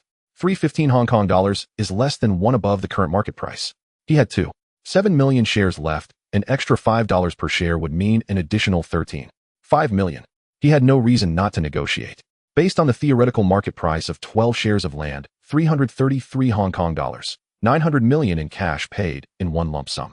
Sign the contract this afternoon, complete the transfer tomorrow. His voice was not loud, but every word was clear and powerful. This is my final offer, and also the last opportunity for Land to achieve absolute control. McCallum remained silent for a long time. His fingers lightly tapped on the mahogany table. The legal advisor leaned close to his ear and whispered a few words, while the financial analyst quickly scribbled a series of numbers on paper and pushed the results towards him. McCallum glanced at the note, closed his eyes, and took a deep breath. I need to make a phone call to the board of directors. Go ahead. McCallum stood up and walked to another room. He picked up the receiver, dialing the number, speaking in a voice that was kept very low. Lu Guanqing slowly sipped tea in the reception room, his gaze falling on the skyline of Central outside the window. The surface of Victoria Harbor shimmered like scattered gold in the afternoon sunlight. 5 minutes later, McCallum hung up the phone and walked back to the table. His face bore a mix of relief and unease, like someone who had just signed a contract of servitude. Mr. Kaiser has agreed. 333 Hong Kong dollars per share paid in cash in one lump sum. Sign the contract this afternoon, complete the transfer tomorrow. He extended his hand. Mr. Lu, this is what you referred to as the price of the key chip. Lu Guanqing stood up and shook his hand. Pleasant cooperation. That afternoon, both parties signed the official share transfer agreement at Huanyu Securities, transferred all 2.7 million shares of the milk company to Land Company at the price of 333 Hong Kong dollars per share, totaling 900 million Hong Kong dollars. The payment method was a one-time cash payment, with the transfer completed the next day. At the moment the signatures were finalized, McCallum leaned back in his chair. The payment method was a one-time cash payment, with the transfer completed the next day. At the moment the signatures were finalized, McCallum leaned back. He placed the pen back on the table, his voice hoarse. You have left your name in the financial history of Hong Kong. From 188 to 333 Hong Kong dollars. You single-handedly raised the acquisition price of Land by nearly double. Mr. McCallum. Lu Guanqing stood up, buttoning his suit jacket. What I did was merely translate the true value of the milk company into a way you could understand. Mr. McCallum. Lu Guanqing stood up, buttoning his suit jacket. What I did was merely translate the true value of the milk company into a way. As Lu Guanqing walked out of the office, the sunlight in Central poured down from the gaps in the clouds. Zhou Wenyao was already waiting outside the door. He handed over a financial report, his fingers trembling slightly. Mr. Lu, the total performance of the milk company operation, reduced 1.43 million shares, recovered 400 million. Land's liquidation, recovered 1.4 billion, and today sold 2.7 million shares for 900 million. After deducting all leverage, interest, bank loans, bridge financing, and transaction costs, the net profit is approximately 900 million Hong Kong dollars. Lu Guanqing glanced at the report, folded it, and put it into his pocket. The 900 million Hong Kong dollars in 1972 was equivalent to 45 times the cost of HSBC's Central headquarters building. He leaned back in his chair, gazing out at the street scene of Central. It took only half a year to move from the Wooden House area to Central, and it took only half a year to go from 3,000 to 900 million. At this moment, he sat in the office looking at the Jardine house, with only one thought in his mind. The acquisition battle for Land had ended, but the stock market crash was approaching. November 29th, Wednesday. The deadline for stock exchange. At 9 in the morning, in the conference room on the top floor of the Central Jardine house, a long table was covered with dark green velvet, with a row of lawyers and financial advisors seated on each side. The lion emblem of Jardine Matheson was embedded in the center of the table, glimmering under the crystal chandelier overhead. When Lu Guanqing walked in with Zhou Wenyao and legal advisor Wu Yongchang, Caithness and McJarren were already waiting. Two documents were placed beside Caithness. The final draft of the share transfer agreement and a bank draft from HSBC for 900 million Hong Kong dollars. Mr. Lu, please have a seat. Lu Guanqing sat down opposite Keith Ness. Zhou Wenyao took out the share certificate of Universe Securities from his briefcase. 7 million shares of the milk company stock, each officially registered with the Hong Kong Stock Exchange. The stock certificates were spread out on the dark green velvet resembling a hand of cards. Keith Ness did not look at those stock certificates. He was focused on Lu Guanqing. Mr. Lu, from October 30th to today, it has been exactly 30 days. Your name has graced the front page of Hong Kong media for a month, and the acquisition budget for Land Holdings has been increased multiple times because of you. He paused, his Scottish accent echoing softly in the conference room. To be honest, in my lifetime, there has not been a single acquisition case more impressive than this one. Mr. Keith Ness, Land Holdings has obtained the land of the milk company, and Universe Securities has received a reasonable return. Both parties have what they need. This is the best deal. Lu Guanqing's tone was calm, yet every word was clear and forceful. I do not wish to be enemies with Jardine. Keith Ness' lips twitched slightly, making it hard to tell if it was a smile or a spasm. He did not say more, merely nodded. The stock transfer registration was almost completed simultaneously, too. 7 million shares of the milk company stock were officially transferred from Universe Securities to Land Holdings. Meanwhile, 900 million Hong Kong dollars in cash was transferred via HSBC to Universe Securities account, with the receipt delivered within 15 minutes after the transaction was completed. When McJarren received the receipt, he let out a sigh of relief. After a month of negotiation, visiting 5 times, and raising the price from 188 Hong Kong dollars to 333 Hong Kong dollars, he finally secured this decisive stake. He looked up at Lu Guanqing, who was leaning back in his chair as if he had just run a marathon. Mr. Lu, I hope that next time we meet we are not adversaries. Keith Ness stood up and extended his hand. Mr. Keith Ness, there are no eternal adversaries in business. Lu Guanqing shook his hand, applying just the right amount of pressure. Only eternal interests. Keith Ness' eyes slightly flickered as he released his hand and was the first to walk out of the conference room. That evening, Land Holdings held a press conference officially announcing that it had acquired over 80 of the milk company's shares, completing the acquisition. Keith Ness read a short and arrogant statement under the flash of cameras. Land Holdings welcomed the support of the milk company shareholders, and the Pak Fu Lam Ranch and Causeway Bay Ice Factory sites would be incorporated into Land Holdings' existing real estate development portfolio, creating long-term value for all shareholders. Shortly thereafter, Universe Securities released a brief public statement. The entirety of the statement was elegantly worded and restrained. Universe Securities announces that it has today transferred its remaining shares of the milk company to Land Holdings at an agreed price. This transaction is the result of friendly negotiations between both parties with a fair price and compliant procedures. Land Holdings is one of the best real estate developers in Hong Kong. Universe Securities firmly believes that the milk company will fully realize the value of its land assets under Land Holdings management, providing greater returns for shareholders. At the same time, Universe Securities is confident in the long-term development prospects of Land Holdings. This transaction marks the first major collaboration between Universe Securities and Jardines Enterprises and is a model of win-win cooperation between Chinese and British capital in the Hong Kong stock market. Universe Securities looks forward to future collaboration with Land Holdings in broader fields, jointly promoting the prosperity and development of the Hong Kong capital market. Every word of this statement has been meticulously polished.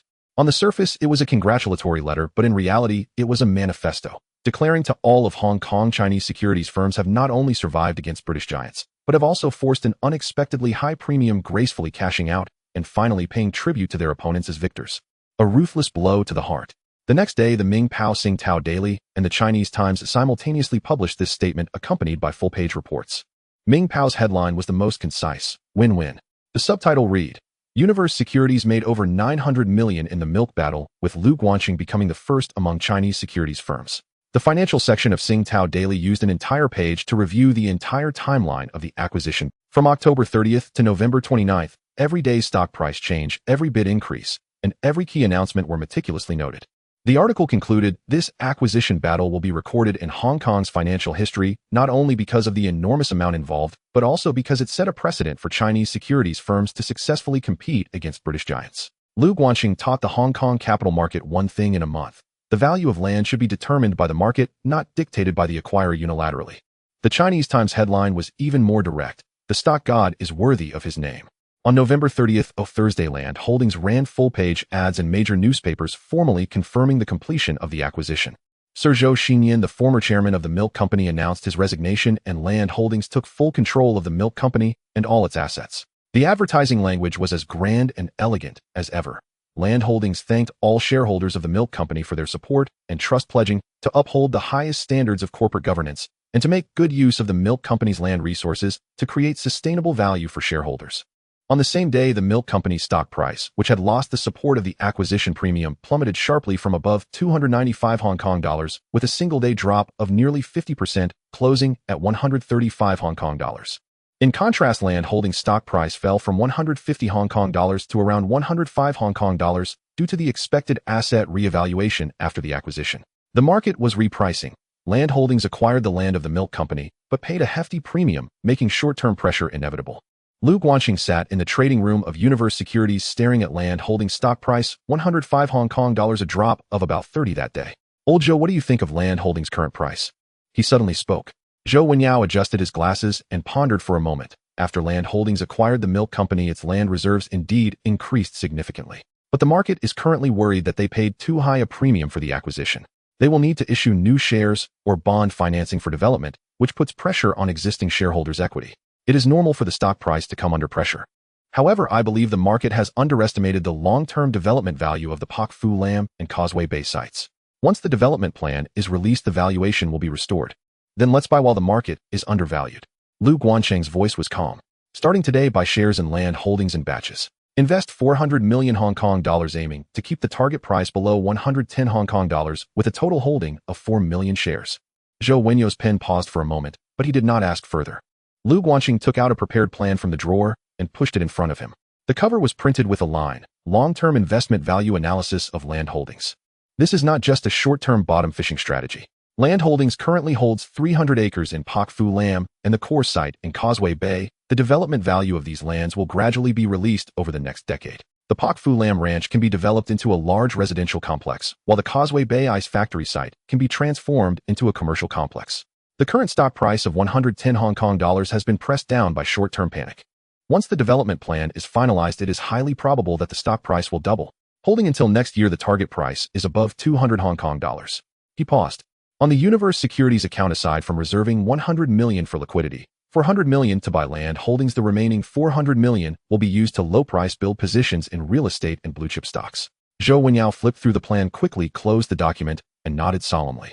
Liang Yaohua, who was listening nearby, couldn't help but interject. Lu just sold the milk company and now buying Land Holdings. Is this considered taking advantage of Jardine's resources twice? Laughter erupted in the trading room. That afternoon, Lu Guanqing called Zhao Lei into the office.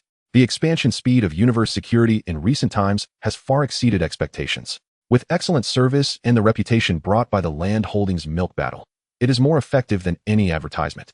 Chinese enterprises have been rushing to sign contracts with Universe Security, from cash transportation to executive protection, from construction site security to mall presence, with business volume increasing more than threefold compared to 3 months ago. The first batch of graduates has all been promoted to team leaders, and the second batch of trainees is receiving military training from Carter at the Yuanlong base. Chen Guotai has recruited 2 experienced operations supervisors from a British security company, keeping daily management in order. The total number of employees is approaching 80. Brother Lei double the security budget. My personal guard will increase from 3 to 6, divided into 2 shifts.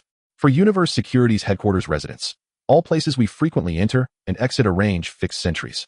Zhao Lei noted everything down and then grinned. Chen, you are now the person with the tightest security in Hong Kong, except for the governor. That's right. Lu Guanqing leaned back in his chair. With more money, life is worth more. I earn 900 million not to make kidnappers rich. Outside the window, the neon lights of Central began to light up, and the surface of Victoria Harbour was dyed a deep blue by the dusk. The flow of vehicles on Devoe Road formed a river of light stretching from the entrance of Jardine House to the At the end of November, Lu Guanjin awarded a bonus to all employees of Huanyu Securities. The amount was determined according to company policy, based on contribution with no upper limit. From the traders in the trading department to the cleaning staff in logistics, everyone was momentarily stunned when they received the envelope, their eyes wide open. The eldest brother, Lu Guanhua, received the highest amount. Sitting across from Lu Guanjin, he held the thick envelope tightly, his knuckles turning white. He opened his mouth as if to say something, but his throat felt choked, unable to utter a single word. Brother, you have worked at the shipyard for 6 years for the whole family. You've brought every penny back for mom and dad. Now it's your turn to enjoy. Lu Guanjin stood up from his chair and walked to his brother's side. Buy yourself a new car and get some jewelry for your new girlfriend Asian. If you want to get married next year, I'll cover the wedding expenses. He bent down to hug his brother. The gesture felt somewhat awkward. In his past life, he had no such habit, and he was slowly learning it in this life. Lu Guanhua lowered his head, his shoulders trembling slightly, then he patted his younger brother's back firmly. Starting from the end of November, Huanyu Securities began to aggressively buy shares of the real estate company.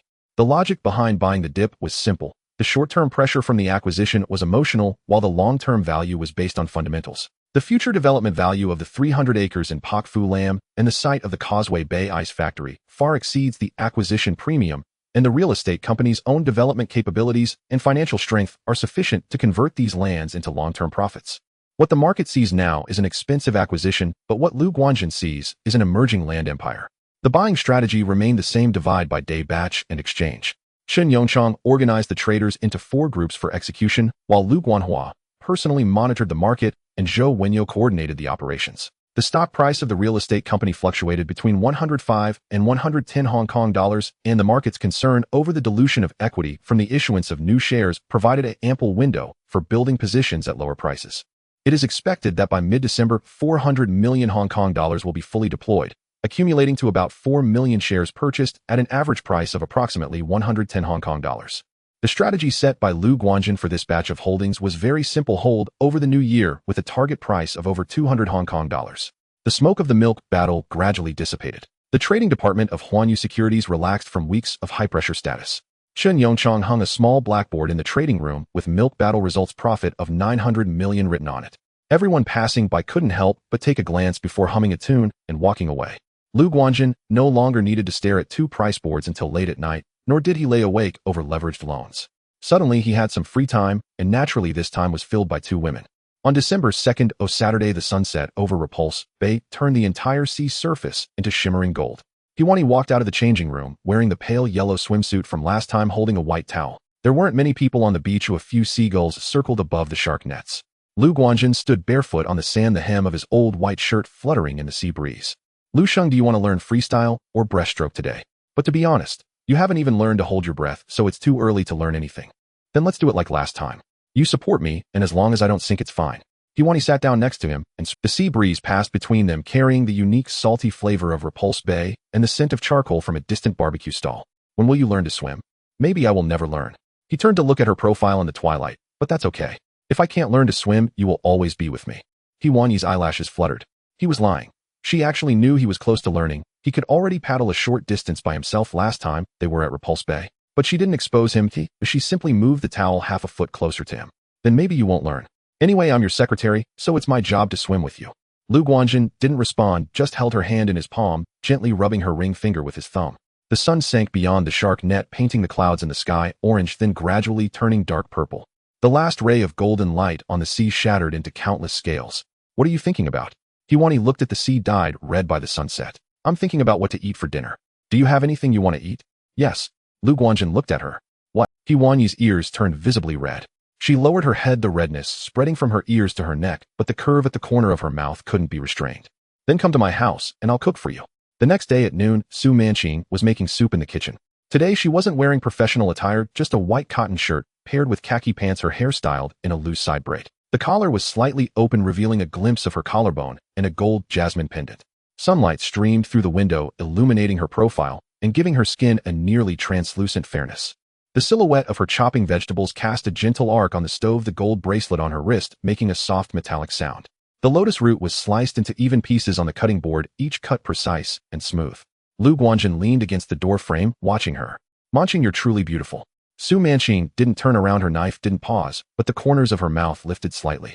He took out a small velvet box from his pocket and walked up behind her. Extend your hand. Su Manqing was taken aback for a moment, put down the knife, and wiped her hands on her apron.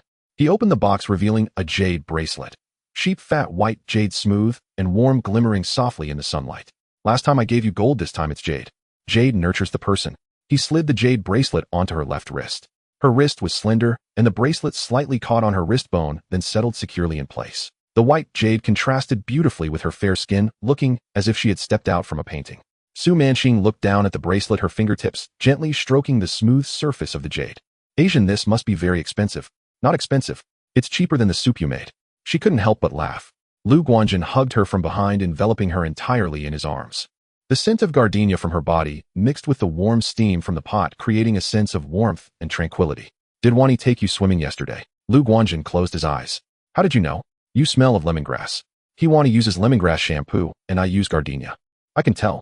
Her tone was casual, As if she were commenting on the weather, her fingers lightly tracing circles on the back of his hand. Next time, let her use the gardenia scent, so I don't smell it. Lu Guanjun opened his eyes, reached out to grasp her wrist, pulled her close, and leaned down to kiss her lips. She gasped softly, then quieted down, resting her hands on his shoulders, her forehead against his responding passion. Manqing, are you jealous, or are you just being a housekeeper? Su Manqing didn't reply. Her fingers traced circles on the back of his neck, her breath still uneven, her cheeks flushed. The first time I saw you in the interview room, I thought, this girl, I must keep her. Not just to have her work in the company, but to keep her by my side. So have you kept me? She looked up at him, her hands still wet, unable to do anything but rest her wrists on his shoulders. I have kept you. You are now by my side, and I won't let you go anywhere. His forehead pressed against hers, his fingers gliding from the back of her neck to her hair, bringing her closer until he could count the number of her eyelashes. The lotus root bubbled in the pot, the lid gently bobbing under the steam. Her fingers slid from his shoulder to the back of his neck, interlocking their fingers. Then she stood on her tiptoes and kissed his chin. I'm not going anywhere. As long as you don't chase me away, I won't leave. The aroma of the pork rib soup filled the entire kitchen, slowly wafting in the afternoon sunlight. The sound of the Ferris whistle drifted from afar, deep and lingering. Hiwani was fire, Su Manqing was water. Fire ignited him, water calmed him. He didn't need to choose, he wanted both, and he wanted more. As the smoke of the milk war began to dissipate, the Hong Kong stock market showed no signs of cooling down.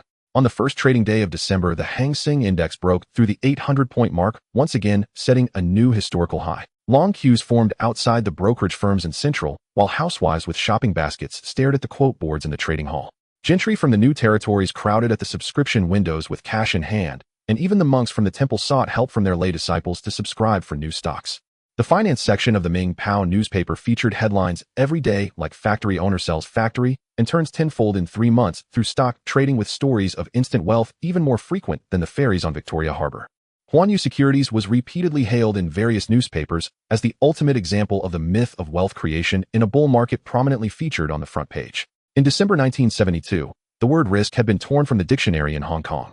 Everyone was waiting for the Hang Seng Index to surge again after the new year, with some selling factories to chase the rising prices, while others leveraged their Tong Lao for new stock subscriptions.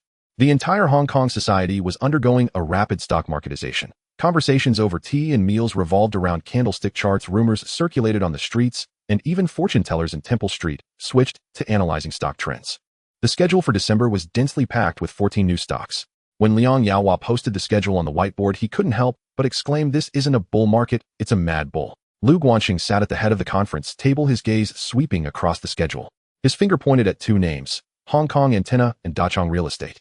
One was a pure concept stock with no substance, while the other was a solid real estate blue chip.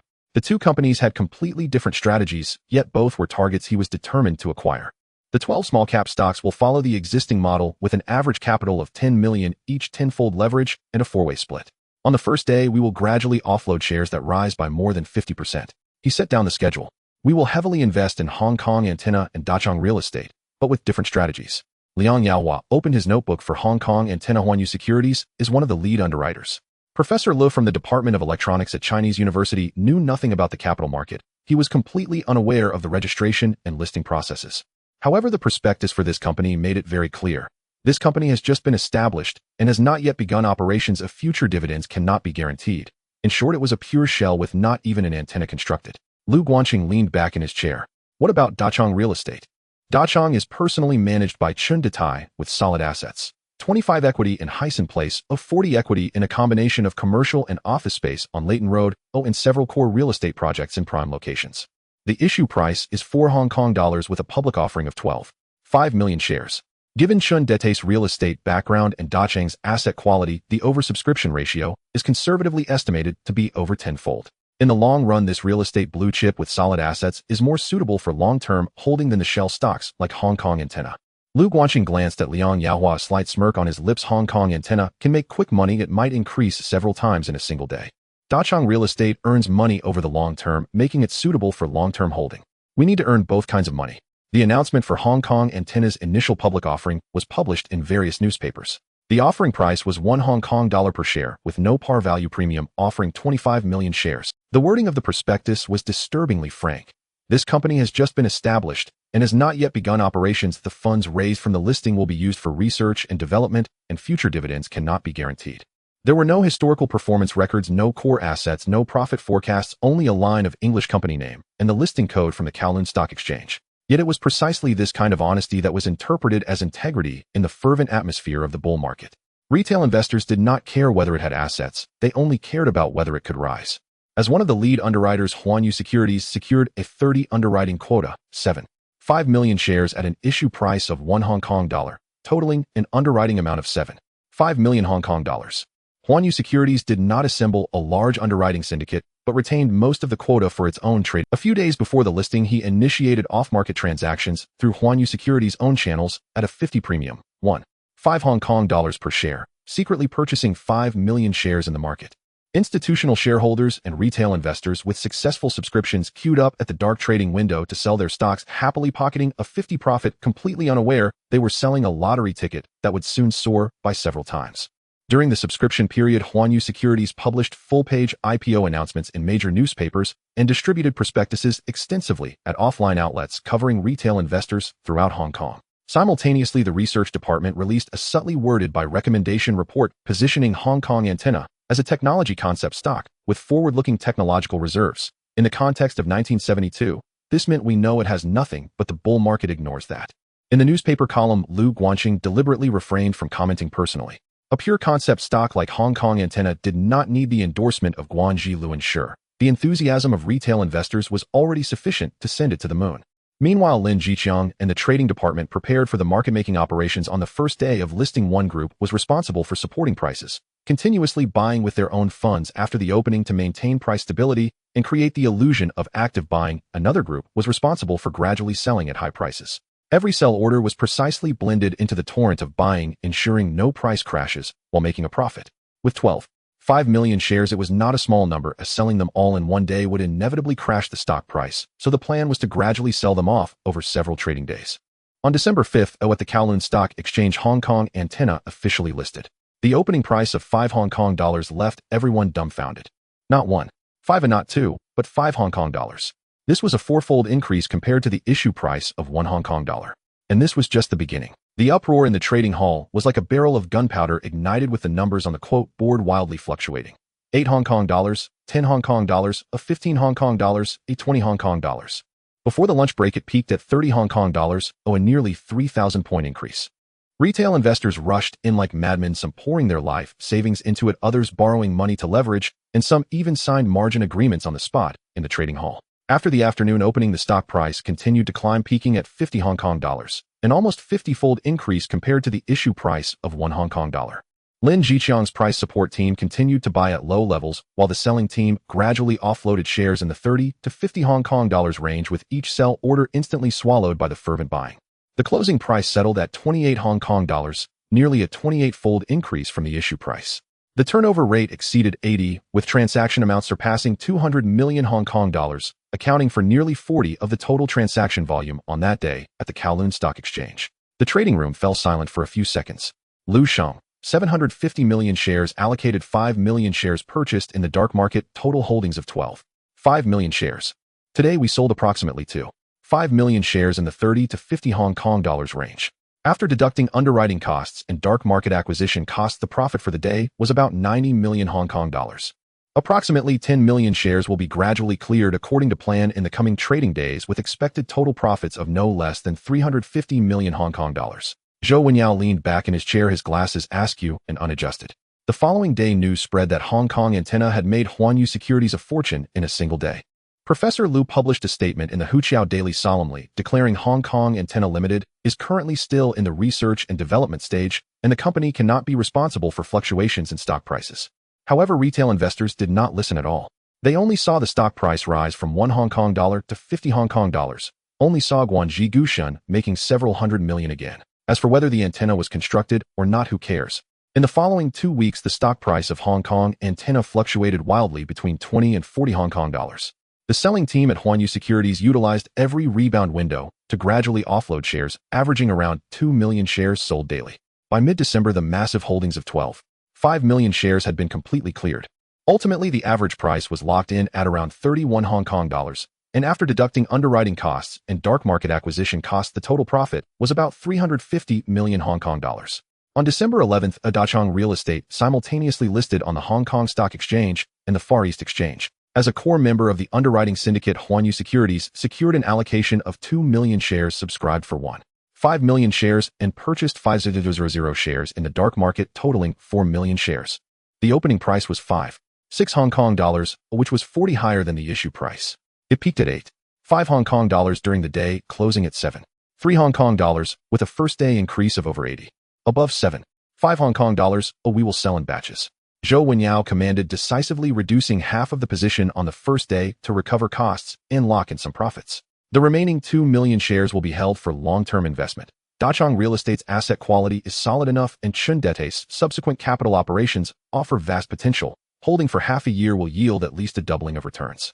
After the market closed, Zhou Wenyao placed the trading summary on Lu Guanqing's desk.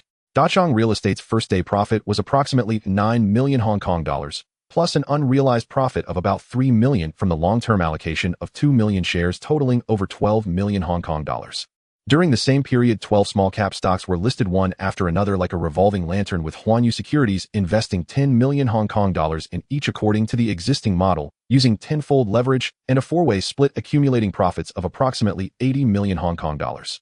Adding the 350 million from Hong Kong Antenna, the total profit for December had exceeded 400 million Hong Kong dollars. Lu Guanqing closed the folder after reviewing the reports. Through the floor-to-ceiling windows, the night in Central had grown as dark as ink. However, the Hong Kong stock market in December was far from turning off the lights. The excitement of Hong Kong Antenna and the solidity of Dachang Real Estate. While the former allowed him to taste the sweetness of the peak of speculative bubbles, the latter provided him with a safety net for long-term holding. Leaning back in his chair, he picked up the Hang Seng Index chart on the desk, his gaze falling on the position above 800 points. The peak of the Hang Seng Index in 1973 and the subsequent cliff-like crash had already begun to take shape in his mind. How much longer could the revelry last? He gently tapped the number at 800 points with his finger. The answer was not in the newspapers nor in the trading data at the exchange, but in the finance textbook he had read in his past life. With the conclusion of Hong Kong's Tianxian and Dachang Real Estate, the total asset value of Huanyu Securities has surpassed 2 billion Hong Kong dollars. The Hang Seng Index broke through 850 points in mid-December with an annual increase of over 150. In the tea restaurant, stock investors are holding their milk tea and engaging in heated discussions not about whether to buy, but arguing over which one will rise more. The covers of financial magazines at the newsstand are filled with smiling faces. Retail investors who became rich overnight, newly minted billionaires, and stockbrokers who switched to Mercedes. Hong Kong feels like a pot of boiling water, the lid rattling from the steam, yet everyone believes the water will not spill over. The belief that prices only rise has become a faith. However, Lu Guanqing sensed a whiff of danger amidst the revelry. Hong Kong Tianxian, a shell company that hasn't even produced a single antenna, soared nearly 50 times on its first day of listing, with a market value higher than several established enterprises combined. When barbers and vegetable vendors start discussing Klein charts, it signals that the bull market has reached its end. This is an unchanging iron law. Every bubble wears a different guise, yet the core remains the same. In mid-December, Lu Guanqing convened a full meeting of the executive committee. The door to the conference room was tightly closed, and all the blinds were drawn. The whiteboard bore no new stock listing plans, only a few large black letters that read, 1973 Market Risk Contingency Plan. Zhou Wenyao, Lin Jiqiang, Liang Yaohua, Chen Yongchang, and Lu Guanhua were all present. Each person had a printed document in front of them, the cover emblazoned with Huanyu Securities Internal Confidential, and the first page only contained one sentence: where there is an increase in the stock market, there must be a decline. Be vigilant in times of peace and prepare for the unexpected. Everyone has seen the current market. Lu Guanqing stood up and walked to the whiteboard. The Hang Seng Index has risen from over 300 points at the beginning of the year to 850 points, now an annual increase of over 100%. New stocks are soaring by dozens of times upon listing. Shell companies are raising funds and retail investors are resigning to trade stocks full-time. This kind of market cannot last forever. No one in the conference room refuted him. Zhou Wenyao adjusted his glasses, and Liang Yaohua's expression gradually turned serious. They had all experienced the 1965 crisis in Hong Kong's banking sector. Although it was not on a large scale, the scenes of panic as depositors queued to withdraw their money were still fresh in their minds. The Hang Seng Index has just broken 850, and market sentiment is still high. Isn't it too early to talk about retreating? Liang Yaohua asked. Too early. Lu Guanqing leaned back in his chair, his voice low, but each word striking the table. Tell me, is Hong Kong Tianxian worth 50 Hong Kong dollars per share? A shell company with no products has seen its market value driven higher than Jardine Matheson. This is not investment, it is a frantic celebration. So what is your judgment? I cannot predict when the market will peak. No one can. But we can be certain of two things. First, we are in the final stage of a bull market. Second, a tree will not grow to the sky. Therefore, we need to prepare a retreat plan in advance. The following 6 points will be executed starting today. He picked up a pen and began writing them down on the whiteboard. First, high-level liquidation time window. By the end of February next year, all real estate and blue-chip stocks held by Huanyu Securities proprietary trading must be liquidated. Not just reducing holdings, but complete liquidation. Not a single share left. If the market shows abnormal volume increases before the Spring Festival, it will be advanced at any time. The specific daily reduction plan will be formulated by Lu Guanhua and Qin Yongchang, and Zhou Wenyao will review it. Lu Guanhua opened his notebook and wrote with a fountain pen end of February 1973, complete liquidation. His handwriting was steadier than 6 months ago, each stroke penetrating the paper. Second, new stock underwriting and arbitrage. From January to February, there will be new stocks listed and market sentiment will continue to be fervent. Huanyu Securities will actively participate in underwriting and new listings, but will only engage in a model combining guaranteed underwriting locked quotas and dark market replenishment for rapid arbitrage on the first day. After listing, no new stock will be held long-term. Our goal is to distribute all shares to retail investors during the most frenzied phase of the market, taking advantage of high premiums. Each new stock must be liquidated within 3 days of listing.